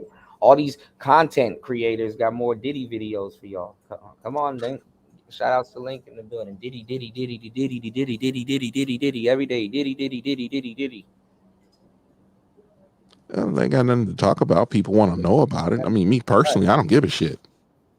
I think I watched. Like, what else can you say? Oh, it's over for Diddy. Like, bro, it's over for you. Yeah, get a hobby. Yeah, do something. Like they worried about Diddy. If they feel that way, you personally go to Bali and go lock him up or interview him or do whatever the hell y'all want to do. Like all this fucking Diddy content, new Diddy video. Oh my god, a new accuser. Oh my god, Diddy this and Diddy that. And god damn. Like, what were you talking about before? He done hijacked all these channels. Yeah, I think all that stuff is weird. How much times you got to hear he's going to jail and all this other weird shit? It's like, bro, the man is free, bro. And my thing is, if he did something illegal, well, why isn't he in jail? But we need to figure it out. Like, you ain't the police. Let's see how fake everybody is until they show their hand about this whole domestic violence thing. Black people are the last people to be worried about some goddamn domestic violence when they the main ones committing domestic violence. So, like that. Who was that one chick that was getting all crazy with them dudes and then rage quit? I came in like right in the middle of that. I don't know who the hell that was, but yeah. He said, Kuda, I ain't gonna lie, I missed the one wheel footage, but I understand. I was gonna do a one wheel video soon. He gonna fall off it. Yeah, I did take a fall. I'm nursing some wounds right now. Come on, Kuda, just get a bike. Quit playing. People didn't really appreciate those videos. Fucking love those videos. You know, there was something different. You know, like mall porn. That's something I really like that. Yeah, the mall porn is actually pretty cool. There's 2 malls here that I could showcase around. There's one I actually wanted to do some one wheel footage in there because like there's a lot of abandoned malls here. And when you like not even abandoned, like, but if you go like further like upstairs in some of these malls out here, it's like there's nobody there. And I'm like, I could, ride my one wheel on some slick pavement and get some like really cool footage throughout like the pillars and stuff like that, and just get some footage that was never seen. But that wasn't really supported on this channel. I mean, people wanted to see Passport. People want to see other niggas hook up with women and shit like that. And it's like, what does that do for you? And it really doesn't do nothing for them. But people wanted to see women. Oh, Kuda, you should show some women. It's like, why don't you go get some women? You know? Yeah. Niggas I don't are know. fucking like, oh man, I want to see Austin Holloman pick up a woman in Paraguay, and then I want to see him pick up a woman in Sao Paulo, and then I want to see him go to the North Pole and pick up an Eskimo bitch, and then I want to see him. Like, damn, dog. I don't want this to be taken the wrong way, but I really don't. I don't have anything against Austin Holloman, but why is everybody so focused on him? I don't know. Hey, Link, it's weird. I don't mess with a lot lizards, but I seen a baddie once though. But she was with a bunch of them other type chicks, and I was dating this chick, and I had her on the truck, and there was this other one. She looked like an older version of Winnie from the Wonder Years. That chick was bad, motherfucker. All the rest of them, bro, you would turn your nose up at them in a minute. You'd be like, nah, sis, you ain't got enough teeth for that. Negative, Ghost Rider. Nah, man, y'all should since they embracing the trick and get them to find fuck a lot lizard, get them to find a lot Komodo. I don't want to see a lot lizard. I want to see a dragon. I was, hey, Winnie was cute though. I ain't gonna lie about that. She looked a lot like you remember Doctor Who when oh god, it wasn't David Tennant. I think it was what was her name? I think it was David Tennant, the Impossible Girl. That she just kept showing up along the time stream. She was really cute. That old girl looked like her, even though she still didn't have no body, but that's something else. But she was bad though. Y'all have to go look her up. I forget what her name was. She had like a couple of names. Girls with no body need love too. I mean, I remember I used to every I ain't gonna lie. I know it's funny because I was laughing about this the other day. Every 3 to 4 years, I don't know, I get this weird thing where I go after girls with no ass. Just cause. Yeah. I know it's weird, but it's funny. Well, I particularly want a chick with no ass. With little to no ass. Yeah, because if she, if her booty go in, I'm like, nah, you gotta have a little something there. No, I don't want like a weird looking one. I'm just she just probably has a lot less ass. I just go after. I'm like, yeah, because I'm weird like that because I'm spoiled. Like I get girls with body, I get petite girls, I get thick women, I get all. I used to get my pick of the litter. So after a while, I'm like, you know what? I just want just some random chick with no ass and probably some boobs. It took me a while. Like no ass was like really, no ass was really on the table. It's just like I'm just a chick with no ass. Yeah, I can't do the Taylor Swift. Just for, yeah. You said Taylor Swift. Did she get a BBL? I don't know. I don't know. Maybe it's AI. To be honest, if she walked past me, I wouldn't know who she was. I wouldn't either. I mean, it's one of those things you don't want to insult people because that's in entertainment. Hey, you better know who I am. Nah, she said she's Taylor Swift, but like, okay, yeah, sure, not a problem. There are very few entertainment. Laugh at me about that. I had a homie that knew about that. He was like, "Don't you want this thick chick over here?" I'm like, "Nah, I'm okay. I want the one with no ass at all." No ass at all.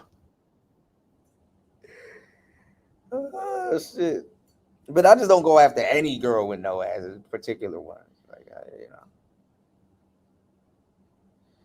Yeah. Sometimes you just want something different. It's like I want something different. You said J-Lo available. J-Lo got body. J-Lo's also in her 50s. I'm gonna pass. Ben Affleck, he tired of her. I kind of would be too. I'll be honest, man. I couldn't date nobody in Hollywood. Even if I was there, I'd have to date some unknown chick and have to school her myself. You know, don't talk to the press. Shut the fuck up. When somebody comes at you, don't flip out. Don't embarrass me. And if you can't handle it, all right, look, I'll find somebody else.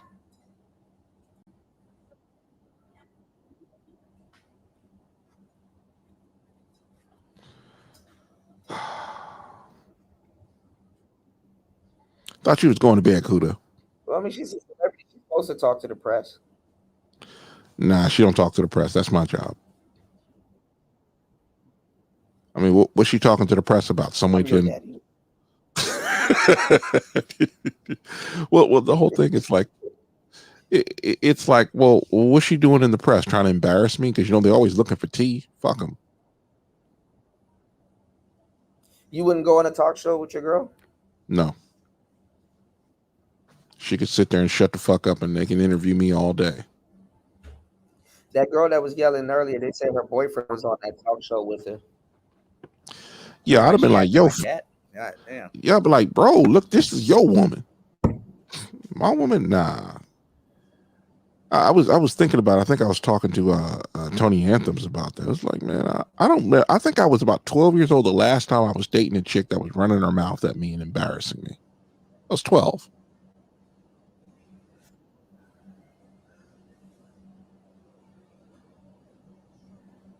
Uh-oh, is that me? No, he said, no, I was just reading what Link said. It says your avatar finally about to get something's ass kicked in 2025. Get his ass kicked in 2025.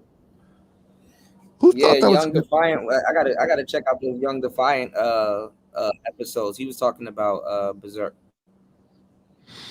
Yeah.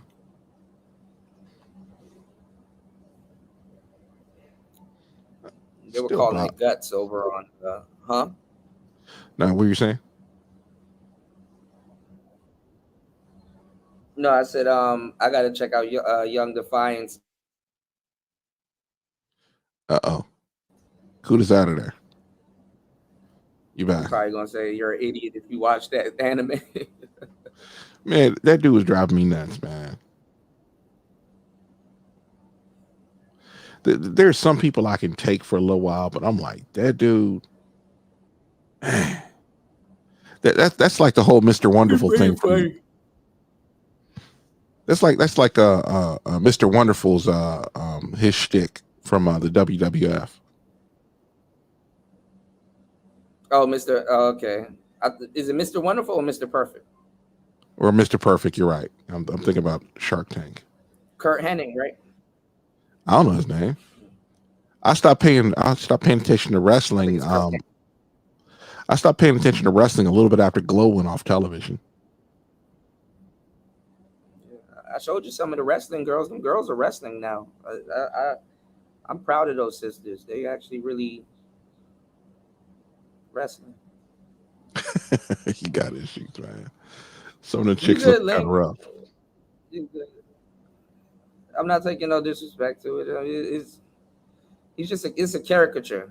You know, it's like a, you know. Yeah, you don't want to be getting Kuda mad and he be saying shit. No, I'm good. It's just a caricature. Oh, Mr. Wonderful. Okay, I thought Mr. Perfect. You got too many Mr. Perfect shtick type guys. Like you got Ted DiBiase. You got the, you know. Yeah. Kurt Hennig. Kuda gonna be getting mad and be. I need to go get myself a goddamn bagel. Yeah, I need to go to sleep. Yeah. All right, guys, and plus we at that mark where it's not gonna be recorded anymore. So We're in hell. You know, I'm gonna clip that one dude, but I found a video from Game is Game or whatever his name is. Thank you, War Master, again for supporting the show as always. I appreciate you, man. Why? Let me see. Let me see. Yeah, War Master is the only guy that supported the show tonight. Fuck rest of y'all. Yeah, we gotta take the weight off your shoulders, man. Yeah. All right, no problem, Chris G. Shout outs to Chris G in the building. Shout outs to everybody here. We did a long show. I'm gonna try to get some rest. I know I'm gonna hear a podcast. People gonna be talking. Oh, he did a 10-hour show. It's like, Just send him this clip. Send him this clip. Will you shut up? Will you please shut up? Will you shut up? Shut up! Shut up! I seriously have to clip that down. Oh my god, that's funny. Yeah. Every time I hook up the Roadcaster, I'll sit there and be playing these. He said I woke up and y'all still was talking. Yeah, man. Yeah, as I took your nap, you know. Can't help it. Take the do-rag off. Yo, you gotta send that to me. I'm gonna get some. I gotta get some studying in also too. I'm kind of behind on studying. You're working too hard, Kuda. Yeah, I am. Look, hey, listen to this though. When you drive a truck, right? Like you go through the schooling. Just I'm gonna leave you with this. The hardest part is learning government speak. Fucking hate that shit. Because what you mean government speak? The government will tell you stuff like, yeah, I'm gonna actually do some other kind of shit too. They give you assignments that mean nothing. I've yet to learn. Yeah, that's what it reminded me of. That shut up thing. Get the book. Get the book. Get the book. Well, it's like every time like regulation speak. Yeah, like the whole idea, like yeah, that's what I was thinking, but I didn't know you called it government speak. I was like speaking regulations, because they don't know shit. They like the thing about it. If you haven't driven in 10 years, you don't know shit. It's like, go on, shut the fuck up. You got to go back to school anyway. I remember you said before, like the government, they do all this other stuff, but they don't personally drive the trucks, so they don't know. No, they just make shit up just to make trucking harder. And no one seems to understand that every time that they come up with a regulation, it's just to make it harder, to make it cost more, to put more people out of business. That's what they do. Yeah. And then the weight falls on y'all. Yeah. And so you have it where trucking companies are trying to keep their trucks off because, you don't want to burn fuel because fuel's so goddamn expensive. And then you know what happens if the trucks turn off, right? Drivers start dying of heat stroke. That is a very real thing in this industry. And like when the first 10 years I was in it, they were like, "Oh, turn that truck off." Like, bro, it's 90 degrees outside. 90 degrees will kill you. Your truck will be 120, 130, 140. It can be snowing outside, and if you don't dress properly, you will die of heat stroke also. Hypothermia. It feels like you're hot. And so you start taking your clothes off. Died once he was shoveling his driveway. He didn't dress correctly, and they found him in the snow. That's all she wrote. That hypothermia is some serious business. Either a heart attack will get you, or that's why women want dudes to. They want that shit. Don't be cute in the wintertime. That independent shit where they got to clean off their car. That should not be. That women throw that shit out the window. Nagone 11 said this a lot. Dudes are starting to step the fuck off. Let them hoes deal with their own business, and dudes are like, "Look, we're good. Do what you do." Even a dom will ask you to clean off their car. Yeah, should have got the book. Shut the fuck up. Should have just sat there and listened to Jessica. Got the titties out. Yeah, should have behaved yourself after that. You might have a little Jessica on the way. She might. That'd be cool, man. I'm gonna say this. I know it's not possible because I know it's not going to happen to me again. But it's just like, the whole idea of people experiencing having children around, like raising your own children, like raising a mini me. That's always fun.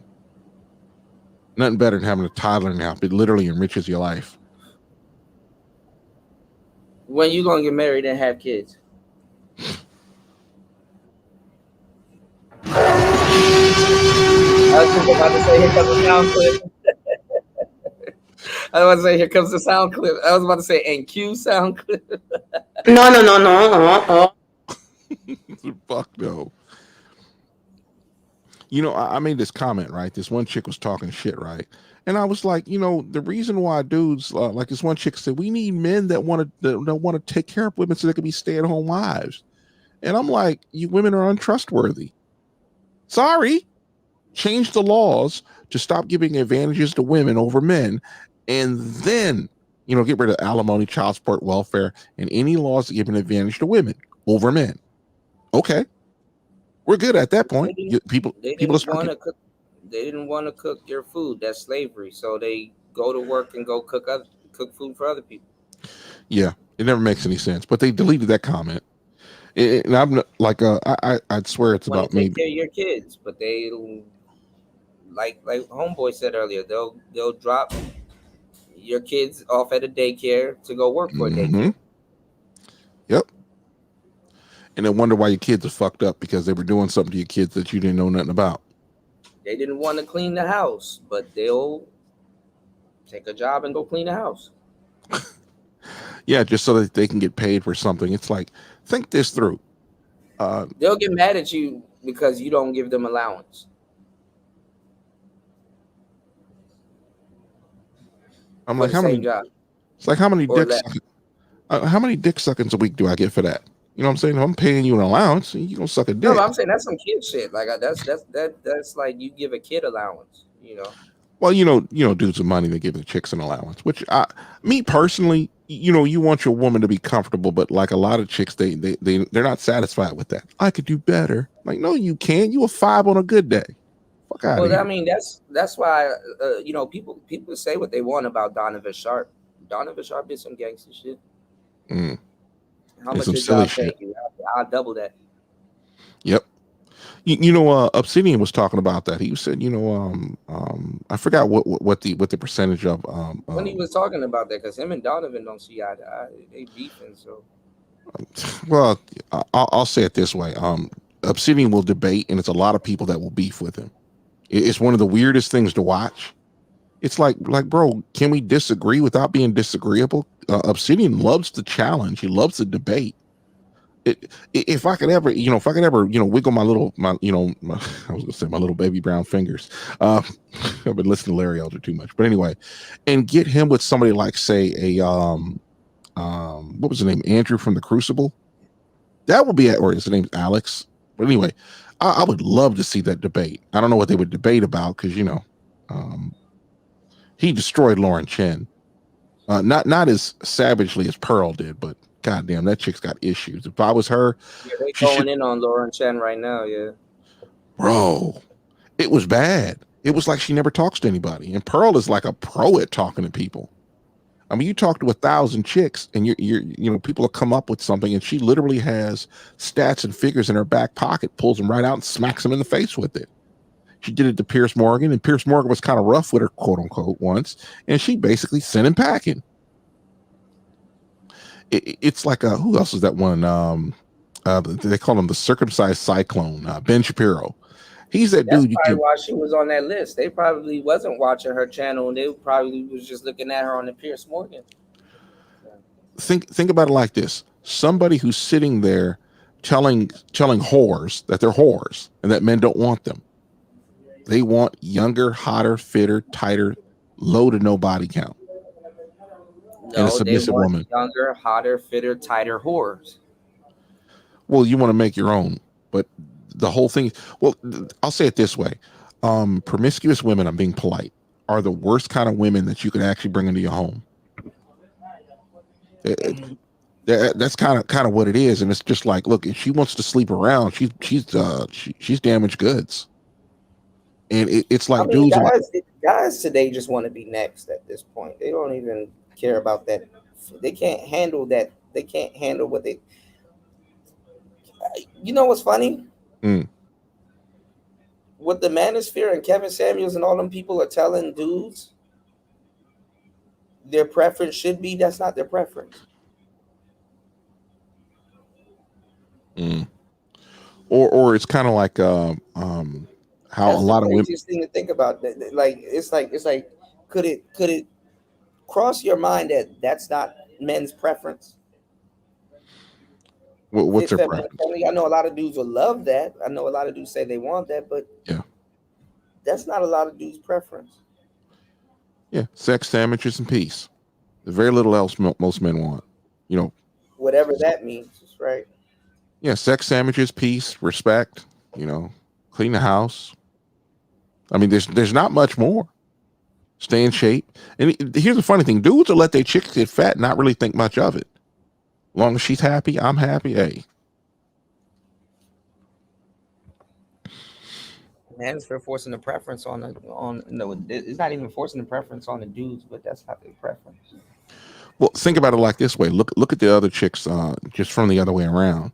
Look at how they talk about, well, the man that you're supposed to want is a high value man who's 6 feet tall, aka this guy does not exist, with a 6-figure income, 6-inch or bigger wiener, and he looks good. This dude doesn't really exist, and it's like, why would he want you when you're a 4? That's not these hoes' preference. They just say that because they know it don't exist to a certain degree, and they know they can't get that. Or on top of that, they want that.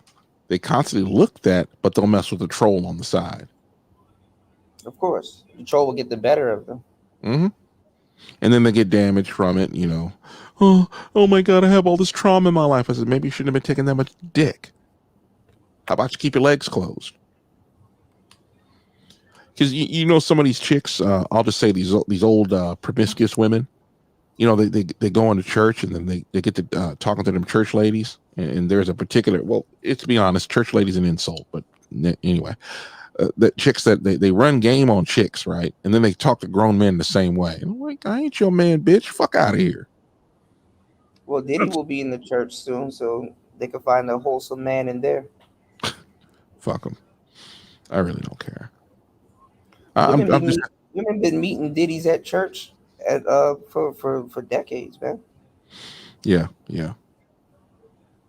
I don't know. I'm so tired of dudes. If you think I'm bullshitting, go look at them Tyler Perry movies. Mm. The majority of Tyler Perry movies are see. I'm too cold as a content creator, man. Y'all take advantage of me, man. Ain't nobody gonna bring that up, and if you hear somebody bring that up, they stole it from me, bro. I already know what this weekend's topics are going to be. I brainstorm. I don't have to write it down. I'm just brilliant. I can do a whole show about how women meet Diddy's at church. Go look at all of those Tyler Perry movies. It's about a woman meeting a Diddy at church. Nobody thought about it, but surprise, surprise, right in your eye. Pause. Right. Yeah, I don't know, man. I'm sort of just Where else tired. you gonna meet the devil? Oh yeah, the devil's exciting. You know, the guys that are good for him are just boring.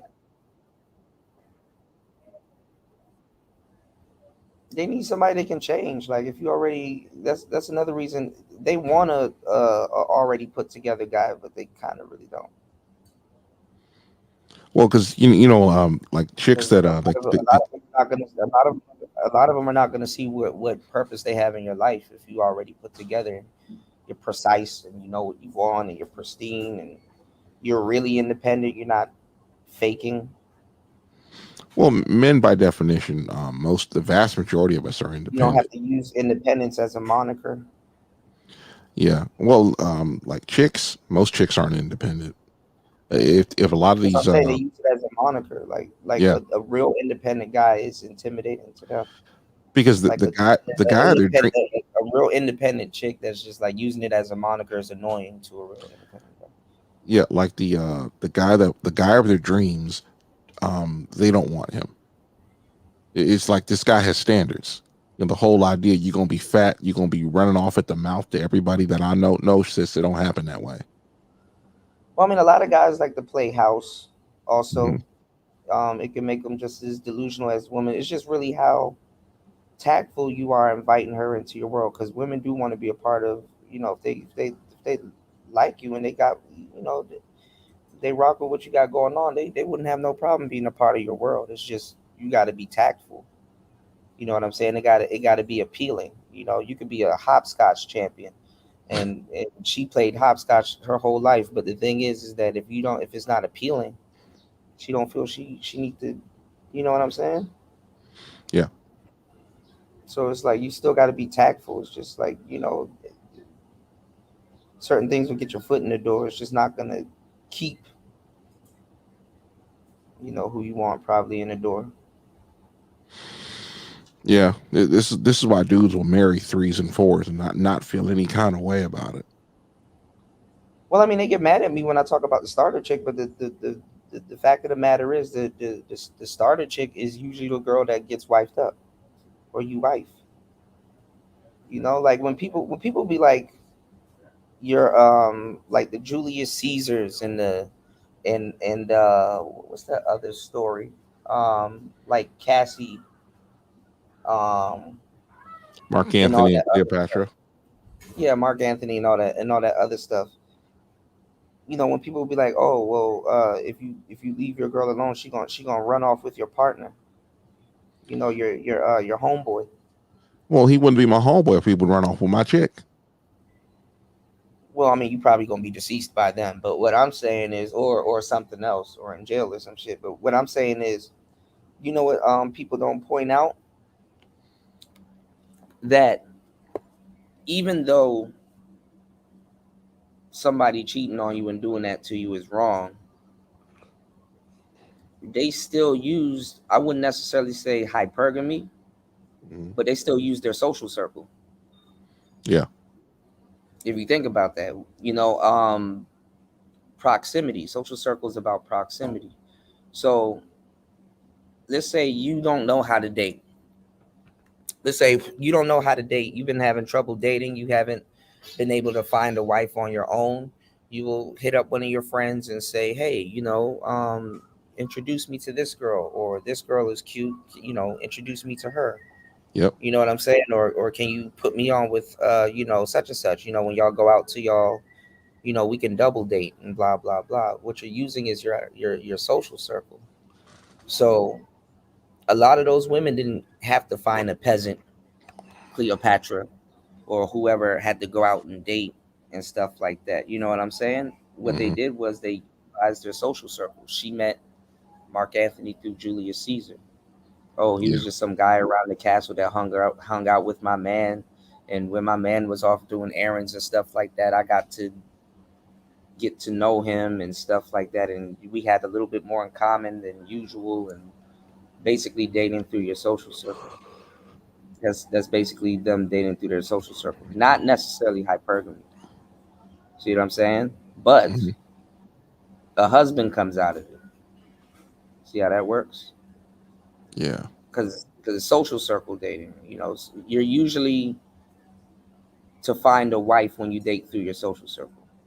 So if you can't find a wife on your own in the dating pool, you usually get a friend or you know, a partner to pair you with somebody that he knows, because, like, you know, if that's your best friend or a good friend of yours, usually if you befriend somebody else, they're going to be somewhat similar, and you'll probably connect with them a little bit more. And then, you know, you already got a circle of friends if y'all do get together. But then if it goes bad, it can kind of be a negative effect, because you're probably not going to be able to get rid of that bitch. But, you know, Yeah, some chicks will stalk a guy like that before they get with them. well, not even if she's not friends with you, that don't mean she falls out with her friend. Yeah. So if you're going to be around that friend all the time, then she might be present, you know. I remember what was it? There was this one chick when I said stalking, like she got his name from a receipt because she was in the grocery store with this guy. I guess she ended up changing gyms to go to his gym because she looked at his Facebook pages because it's under his name, that kind of stuff. And I'm sitting there like, damn, if that was a guy that did that, that would be stalking. Just to put her, just to, instead of just reaching up, say, hi, my name is so and so. You're very handsome. Usually, most men will never forget something like that. Women stalk dudes. Yeah. When I was doing that breakdown of that with the two ladies on the couch talking about losing their women to men, they literally in a span of less than 20 minutes, all four of them I mean, they literally in the span of less than 20 minutes, both of them basically drummed up 4 different scenarios where they stalked somebody, other women. Oh yeah. So another thing too, like with same sex couples, they usually stalk each other. Like that's where I get that joke. I'm like, okay, yeah, you know, y'all don't know anything about a madam. A madam will follow your ass into the bathroom. A lot of people didn't pick up what I was saying. You know, it's an inside joke. I'm full of inside jokes. You know, it's like, what do you mean by the madam could follow me into the bathroom? It's like, you know, you're square. Yeah, I'm a You square. don't get it. No, I'm just saying a lot of people don't get it. It's like she can stalk you. You can't go nowhere. But nowadays, dudes can go into the bathroom. You just need to go where you just need to get a dress. Yeah. That's weird. I remember I was in Walmart once and there was a little blonde chick. She's kind of cute. And she's standing there in the men's bathroom and I'm staring at her like, what the hell? And her little boyfriend was next to her and she just seemed so out of place. Dudes don't freak out when chicks walk into the bathroom. And for some reason, the way they make bathrooms, there's always the men and women's bathroom are separated by like 3 to 5 feet. Or at least the doors. Dudes just probably think she in there doing something. And her man close by or something. Well, the woman's bathroom was either being cleaned or it was closed, and that chick had to drop a load or something. I don't fucking